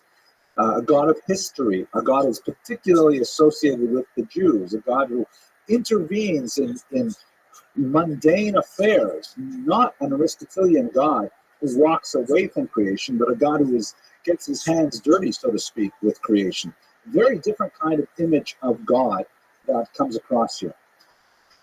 It's quite likely that he originally wrote this book first as a polemic against the Karaites. We know from some of the Guinness correspondence that he had an earlier version that was circulating that he was faintly embarrassed about. But then in its maturity, some 10 years later, it's a much more well-developed work in which the other elements, a much broader approach, is taken by the work as a whole. So we get a sense of, what exactly is the Kuzari? Is it a philosophical work? Is it a poetic cri de coeur? What kind of book is this? As I mentioned earlier, Adam Shear has written an entire book on how the Kuzari has been received. Very significant work. Naturally, just off the top of our heads and looking at the time, you could see how it would very much be appreciated by Zionists, not only because of his own life example in making Aliyah, but also because of the sort of integral vision, in the sense of integral nationalist vision, of the Jews having a unique destiny. Not one which is kind of like connected with the liberal values of tolerance and the expansion of a human civilization, but rather the unique destiny of the Jewish people as a body politic. So there's quite a bit to say about specifically how the Kuzari has been approached by scholars over the generations. Let's go to the final chapter of his life. We mentioned earlier that the Crusades fundamentally altered the medieval world, and one may say, in fact, with a high degree of confidence that we're still living in a post-Crusade era, that the hostility between Muslims and Christians, writ large, the Muslim civilization and Christian civilization, of which here in Brooklyn we are a part, we still feel the ramifications of this attack in the 11th century. Basically, what was happening is that the Christianity is divided between two major groups: the Roman Catholics over here in this kind of yellow color, the Orthodox, sometimes called Greek Orthodox, which are in this sort of like peachy color, and of course Islam, Muslims, which are all across the southern part of the Mediterranean basin. The Roman Catholics and the Greek Orthodox don't get along. They've been fighting for quite some time, and after 1054 they have a major schism where they're really not getting along. But at the end of the century, the Patriarch in Constantinople, which is the leader essentially of the Greek Orthodox Church, reaches out to Pope Urban II in Europe, the Roman Catholic leader, and says, we need some help because we are not getting free access for Orthodox Christians to visit the holy sites in Jerusalem, which are under Islam. This was a rather unique ecumenical moment where these two warring Christian factions got together, and it totally energized Europe, because all of a sudden people could like unite under a single banner, follow the cross to Jerusalem, and rescue Jerusalem from the infidel. It was like it had a tremendously sticky message, to use the kind of metaphor that marketers use. It just made sense. It was like we use the word crusade today to refer to like great epic causes, missions, right? So it comes from this particular period. The word crusade, of course, comes from the word croix, or cross in French. So they make their way down there, and there are two things that are important for us in our context today. One is that some of the one thing is that the attack on Muslims is incredibly brutal and bloody. Horrible massacres of Muslims in Israel and in Jerusalem, in particular, that were felt throughout the Muslim world, and slaughter of Jews as well, especially in areas like the Rhineland, the Ashkenazic territories, where some crusaders said, why should we schlep all the way to Jerusalem when we have infidels living here in our backyard? So the period of tremendous violence directly against non-Christians as a whole. Oops, what am I missing here? All right, just a second. Sorry, I'm missing the words in the rest of it. Right. So what happens during this period of tremendous conflict between Muslims and Christians that's only getting worse over the course of the 11th century? And you'll recall, by the way, that this is only the first crusade.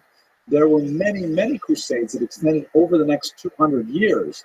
They kept on getting kicked out of Israel, and then they'd come back again. And so there's a lot of back and forth. This is really a war that went on for centuries in a physical sense, and we still feel, as I mentioned today. So around 1140, Yehuda Levi, after considerable debate, says, you know what? This is no place for me. I have to go to Israel. Of all the craziest places to go during the Crusades, to go and leave a safe, cosmopolitan, wealthy home in Spain and make your way to Israel was really mind-boggling. And nevertheless, it was the inevitable result of his thinking. I mean, the idea of Israel being the ultimate home of the Jewish people is, inescapable in his thought. Look at some of these things that he's written. He would frequently dream of Israel. Your dwellings, Lord, are places of love, and your nearness is clear as things seen, not guessed of. My dream took me to your temple's mouth to sing, and all its lovely worshiping, and bring my offering with their libations. And around me swirled thick smoke and ministrations, sweet to my ears, of Levites at their stations. And he's having these recurring dreams of making it to Israel, some of which he realizes are rather absurd. Like, for example, in this famous poem, I won't read the whole thing of it, he says, a man in your 50s, and you would still be young? Soon your life will have flown like a bird from a branch.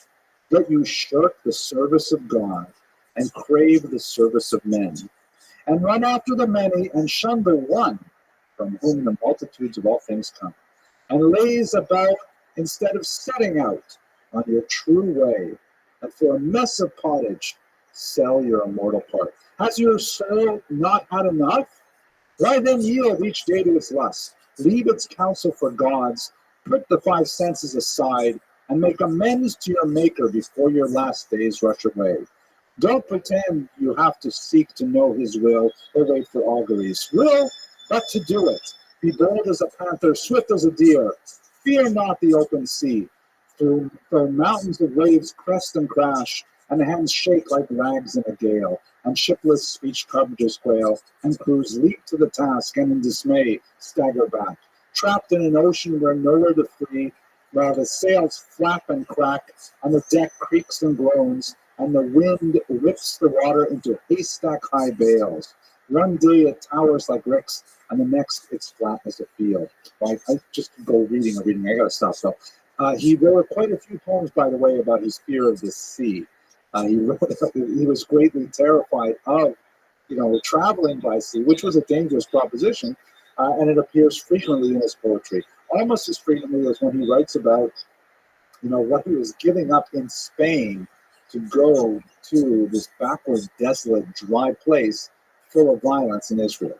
What ends up happening is he leaves with his son-in-law Yitzchak. And he leaves behind possibly his wife. We don't know much about her. He leaves behind his daughter and his grandson Yehuda. And he makes his way across the Mediterranean basin where he lands in Alexandria in the month of May. And then he gets stuck there. And for 800 years, we didn't know what happened. We know he made it to Alexandria. We didn't know if he made it to Jerusalem. We don't know what happened to him. There was a legend reported that he made it to Jerusalem. He got there, and when he saw the Holy Temple, the ruins of the temple, he bowed down and kissed the stones of the ground. And as he was bowing down, the hooves of a mounted warrior, some versions have it as an Arab, other versions have it as a Christian crusader, trample him to death, and he dies there in the dust of his beloved Jerusalem. But it was a legend. We don't know what happened. Luckily, we have the Cairo Geniza. And amazingly, in the last 40-odd years, we do know what happened, more or less, with Yehuda Halevi. The Cairo Geniza preserved several key letters between Yehuda Halevi and his Spanish colleagues, and we know that he actually made it to Jerusalem. We know that he ended up stuck in Alexandria from May until November. Did I get those months right? I think it was May till November. I wrote it here somewhere. Then September, okay, the spring, thank you. He ended there far too long, stayed there way too long because he had phenomenal hospitality. Everybody in Alexandria loved his poetry. They wanted him to stay. And it was like the last bit of temptation because he was surrounded by people who respected him and respected his poetry, wanted to hear more of it. And he really had difficulty tearing himself away from these new patrons who viewed him as like this rare celebrity who would come all the way from Spain to him. But eventually he tore himself away, possibly because he received a letter that his grandson Yehuda was coming after him. And he said, oh my gosh, I can't let, there's a lot of, what exactly was he thinking? One idea was, I can't let Yehuda make this dangerous trip. And I'm not going to be there. I'm going to be here in Alexandria. At any rate, he forced himself. He left, most likely alone, without his traveling companion, his son-in-law Yitzchak, and a close friend and servant. Also not entirely sure why his servant stayed with him, but it appears that Yitzchak had decided to leave Yehuda Halevi's wife. And this bit of unfortunate shalom bayis difficulty also was something that was dragging against Yehuda Halevi, because he's thinking, oh my gosh, my daughter has already given up her father, and she's given up her husband. She doesn't realize that her husband is not coming home, and if she has to give up her son as well, it will be crushing. So he says, I have to follow through. I can't die here in Alexandria. He makes his way to Jerusalem, and then 3 weeks later, a letter is sent from Alexandria, which refers to Yehuda Halevi 3 months later, with 3 key letters after his name. Zayin Tzadi Lamed, Zecher Tzadek Livracha, of blessed memory.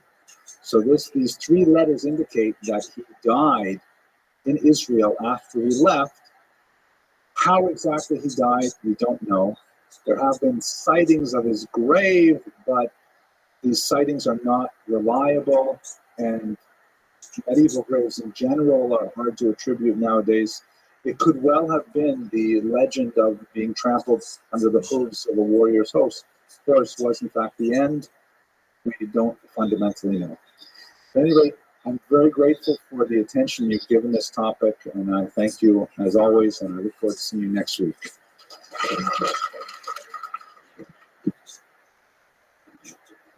Hello, everyone. Thank you very much for watching this lecture. I hope you enjoyed it. I really got a lot out of it. I really enjoyed doing this research. It's so much fun. I just wanted to make a couple of last comments. First of all, if you are anywhere near Brooklyn in the end of this month, October 2017, please come by for the book launch. Here's the new book. I know if you're watching that video, we weren't able to pass it around, but I'm really proud of it. Picture at the back. I think it came out rather nicely, and I think it's a really worthwhile topic. The work of the P-section Rabbi and of course Ghetto is a story that really needs to be told and retold, and I'm hoping that it will meet a receptive audience. So please do come by, celebrate this book with me, and I would love to meet you in person, particularly with one of the people I correspond with in comments. Secondly, give money to our students. That's one of the reasons, one of the biggest reasons why we're doing this lecture series. We want to try and, make it possible for our students to continue studying. So do keep those donations coming. But most importantly, I really value your participation. Thank you so much for watching, and thank you so much for sharing and commenting. And that's it. Have an excellent week. Take care.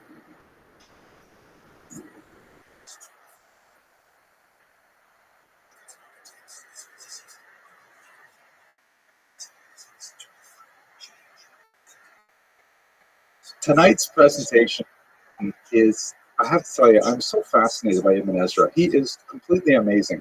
I have given 3 lectures now on Ibn Ezra, and every time I do the research for a presentation on him, I say, oh my gosh, I'm missing so much. I got to go back and do more. And in fact, every time I go back and do more, I learn so much about this individual. He really is a phenomenal player in the intellectual history of the Jewish people, and that is quite a complicated scene. So I'm hoping that you'll enjoy it as much as I. But in response to some of the people on the internet who asked for a joke, I will tell you a joke now. It's possible that I may cut it out of the internet version. You can check later. I'll judge by how well you laugh. This is, I think, one of those quintessentially Jewish jokes that captures a certain element of the unique Jewish Weltanschauung that can't adequately be translated into other cultures. And when you get to the punchline, you'll see what I mean. So the joke goes like this. It's a little bit of it's got some black humor to it. So there's this older woman with her grandchild, and they're visiting Miami Beach. They're walking along the seashore, and it's beautiful, and the sun is shining, and the waves are rolling in, and then there's somehow a heaviness in the air and a silence, and the birds fly away, and all of a sudden the woman looks out and she sees that the water is rushing away from the shoreline. So she's never seen that before, and her young grandchild was running far into the where the riptide was, as it were, and standing quite far out, and all of a sudden, of course, I'm sure you figured it out, Dr. Levine, it's a tsunami, and the water comes rushing back, and envelops the child, and God forbid, takes him out to sea. And the mother is left, the grandmother is left there completely bereft and broken. And she falls to her knees, and she raises her hands to heaven. She says, Ribono Shel Olam, you know what I've gone through in my life. You know what I have sacrificed. You know how I've always kept your Torah and your values central to my way of life. And now this, or you sweep away my grandchild into the ocean. No, it cannot be. I protest. Bring this child back to me, because you know I have been a loyal servant all my life. And there's a rumbling in the clouds, and there's like lightning fall off, and all of a sudden the sea comes rushing back, and the child flies out of the waves and is deposited straight on her feet. And she picks him up, and she looks him all over, and he's okay, and he's fine. And then she looks up to the stars, and she says, he had a hat. Right? There's something Jewish about that joke. Yeah, I don't know if I should tell this joke. But anyways, okay. Now, a lot of people also complain on the internet, how come it takes you so long to get to the material? So the material tonight is about Abraham ibn Ezra, one of the most famous of the Andalusian poets, and a great commentary on the Bible, and also a phenomenal scientist, as we shall see. Tonight, the new stuff that I haven't done in previous classes is going to be primarily on his astrology, which is absolutely fascinating. I was really spellbound by it. Let's just do a little bit more of the delay stuff, the good and welfare that we have to explain what's going on. First of all, thank you to our sponsor. This is Chel Boded, Arkansas. You'll recall he's sponsored classes in the past. He's actually I believe he's a major in the U.S. Army, and he prefers to remain anonymous. He's a big fan of these lectures. He uses the term Chel Boded, meaning like a Chayal Boded, a lone soldier, because in honor, I'm proud to say, of my son, who was a lone soldier in Israel. And he wishes us the best of Shana Tova for more online programs. Also important, good and welfare. Next week in this room, we have the book launch of my new book, which I'm really very proud of. It is a historical analysis of the Holocaust writings of Rabbi Kalonymus Kalman Shapiro, the Eish Kodesh, also known as the Piaseczna Rebbe.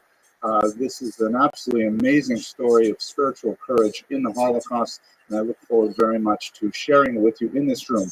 We will have some food, and we'll have some music, and we'll have an opportunity to speak about his tremendous heroism. And by the way, this week, around the world, it's amazing the surge of interest in this 20th century master. I went to an event on Saturday night. There's an event tomorrow night in Williamsburg. There's a major event in Heichal Shlomo in Yerushalayim on Wednesday night. And of course, our event here next Monday night.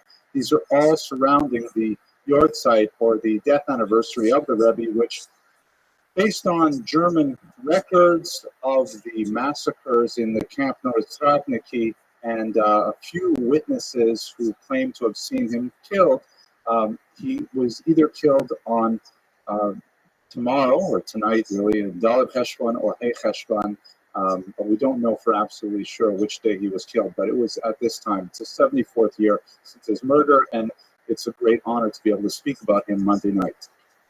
Also kind of cool, we won't talk about it too much tonight, but the Sephardic lectures have actually been getting a tremendous amount of attention. I'm really pleased. And I've been asked to lead a tour to Spain and Portugal this summer. So we're going to go, see, here's my name. I put a big arrow with the word yay over here. It's on the Douro River. We're going to sail from Lisbon into mainland Spain, and take a lot of stops along the way, and it's going to be a really fantastic deluxe trip. I'll send you more stuff on the internet about what it is, but I think it'll be a really amazing opportunity to learn about this history in situ, as opposed to here in the holy city of Brooklyn. Okay, let's go on one more detail about tonight's lecture. A thank you to Dr. Shlomo Sella, who is my major source for today, my major news source beyond what I've used in previous lectures.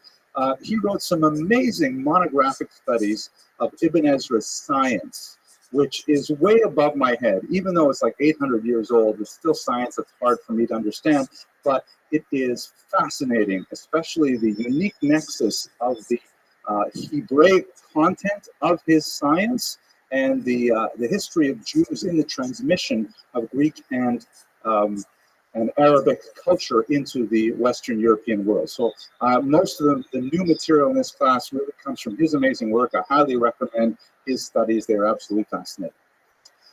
Okay, so let's begin with what we know about Abraham ibn Ezra. He is a very close contemporary of Yehuda HaLevi, who we spoke about last week, and in fact, they were related by marriage. Beautiful Hebrew term. I'm sure most of you are familiar with this term, mechutan, or mechutin, which means the one with which I am related through marriage. Chatuna is marriage in Hebrew. Chassan is groom, and we don't have this word in English. You know, like people, like the parents of my sons-in-law are my mechutanim. I have a relationship with them, even though there's no blood relationship. So he was mechutin to Yehuda HaLevi. Ibn Ezra's son married Yehuda HaLevi's daughter. We saw last week how poorly that ended when Yitzchak ben Abraham Ibn Ezra decided to leave his wife and stay in Egypt rather than go back to Spain, it ended even worse, as we shall see shortly. He eventually ended up converting to Islam, which was, to use the Arabic word ashanda at the time. But we'll speak about that in due time.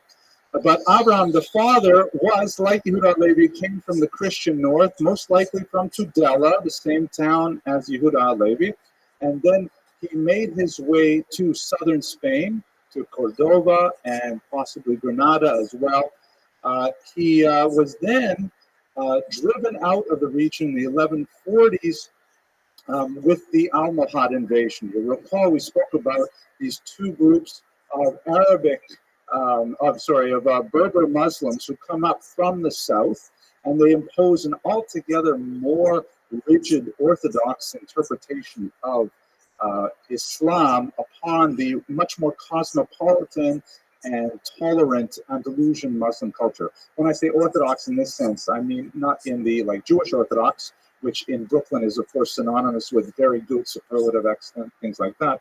In this sense, I mean Orthodox in the sense of orthos doxos, one way meaning my way or the highway. So they were very, very strict. They did not agree with the Andalusian tolerance of drinking alcohol, which is itself forbidden to Muslims, but also drinking alcohol with Christians and with Jews, with the tolerance of Jews in high positions of authority, like we looked at Shmuel Hanagid and other figures like that.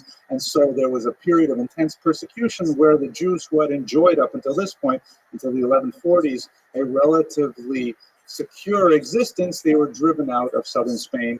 A large number went to the Christian north, over the Pyrenees into what would be France. Others, like the Maimon family, with their son Moses, made their way across North Africa, then to Egypt. And in the case of Ibn Ezra, he made his way to Italy, and then to France, and then ultimately to England, where he most likely passed away. Ironically, although he was a very gifted poet, and I would like to read you some of his poetry momentarily, and that's kind of like the way in which so many of these Andalusian Jews made their fame. He really came into his own in his 50s when he was in exile, and he was forced to stop communicating in an Arabic cultural environment and had to translate much of his knowledge into a Jewish environment in Europe where they did not have access to Arabic learning. And he had to begin to express himself much more extensively in Hebrew, which turned out to be, ironically, the very linguistic fact that saved much of his knowledge. So let's get a sense of his poetic sensibility, because that's where he started from intellectually. And you'll also get a feel for his unique personality, quite acerbic. Actually, it's ironic I should tell you that joke about the tsunami, because it really is an Ibn Ezra-esque kind of joke. That's a great word, Ibn Ezra-esque. I just have to say it faster so it sounds like I didn't plan and make it up. Ibn Ezra-esque. Ibn Ezra-esque. All right, okay, here we go. Here is a poem that is really exemplary of his poetry of exile, describing his feelings after having been exiled from Spain. Lament for Andalusian Jewry. This is, by the way, the brilliant translations of Peter Cole. Calamity came upon Spain from the skies, and my eyes pour forth their streams of tears. I moan like an owl for the town of Lucena, where exile dwelled, guiltless and strong, for 1,070 years unchanged, because the Andalusian Jews believed that they had originally come with the exiles from Jerusalem. So 1,070 years means, since the exile from the destruction of the temple in the 1st century. Until the day that she was expelled, leaving her like a widow, forlorn, deprived of the scriptures and the books of the law, and as the house of prayer took folly in. Some men murdered, and others sought shelter. For this I weep and mourning wail, if only my head were a fountain of water. I shaved my head and bitterly keen for Seville's martyrs and sons who were taken, as daughters were forced into strangeness of faith. Cordoba's ruined like the desolate sea, its nobles and sages have perished in hunger. There are no Jews left in Jaén, Mallorca, Malaga, and Almeria. All traces of life are gone, and those who survived were beaten down. For this I wail in my grief and mourn, for they have melted away like water. For, this is a hard one, for Siyimasa, I groan in distress. City of sages, whose light barred darkness, its pillar of Talmud was toppled and broken. Its Mishnah was trampled, cursed, and crushed. The upright were slaughtered, and no one was spared. Fez was raised, and its brethren butchered. Talmes in splendor shines no more. For Meknes and Creta, my cry is bitter. For Dera, I put on sackcloth and mourn. Their blood on the Sabbath was spilled like water. What could I hope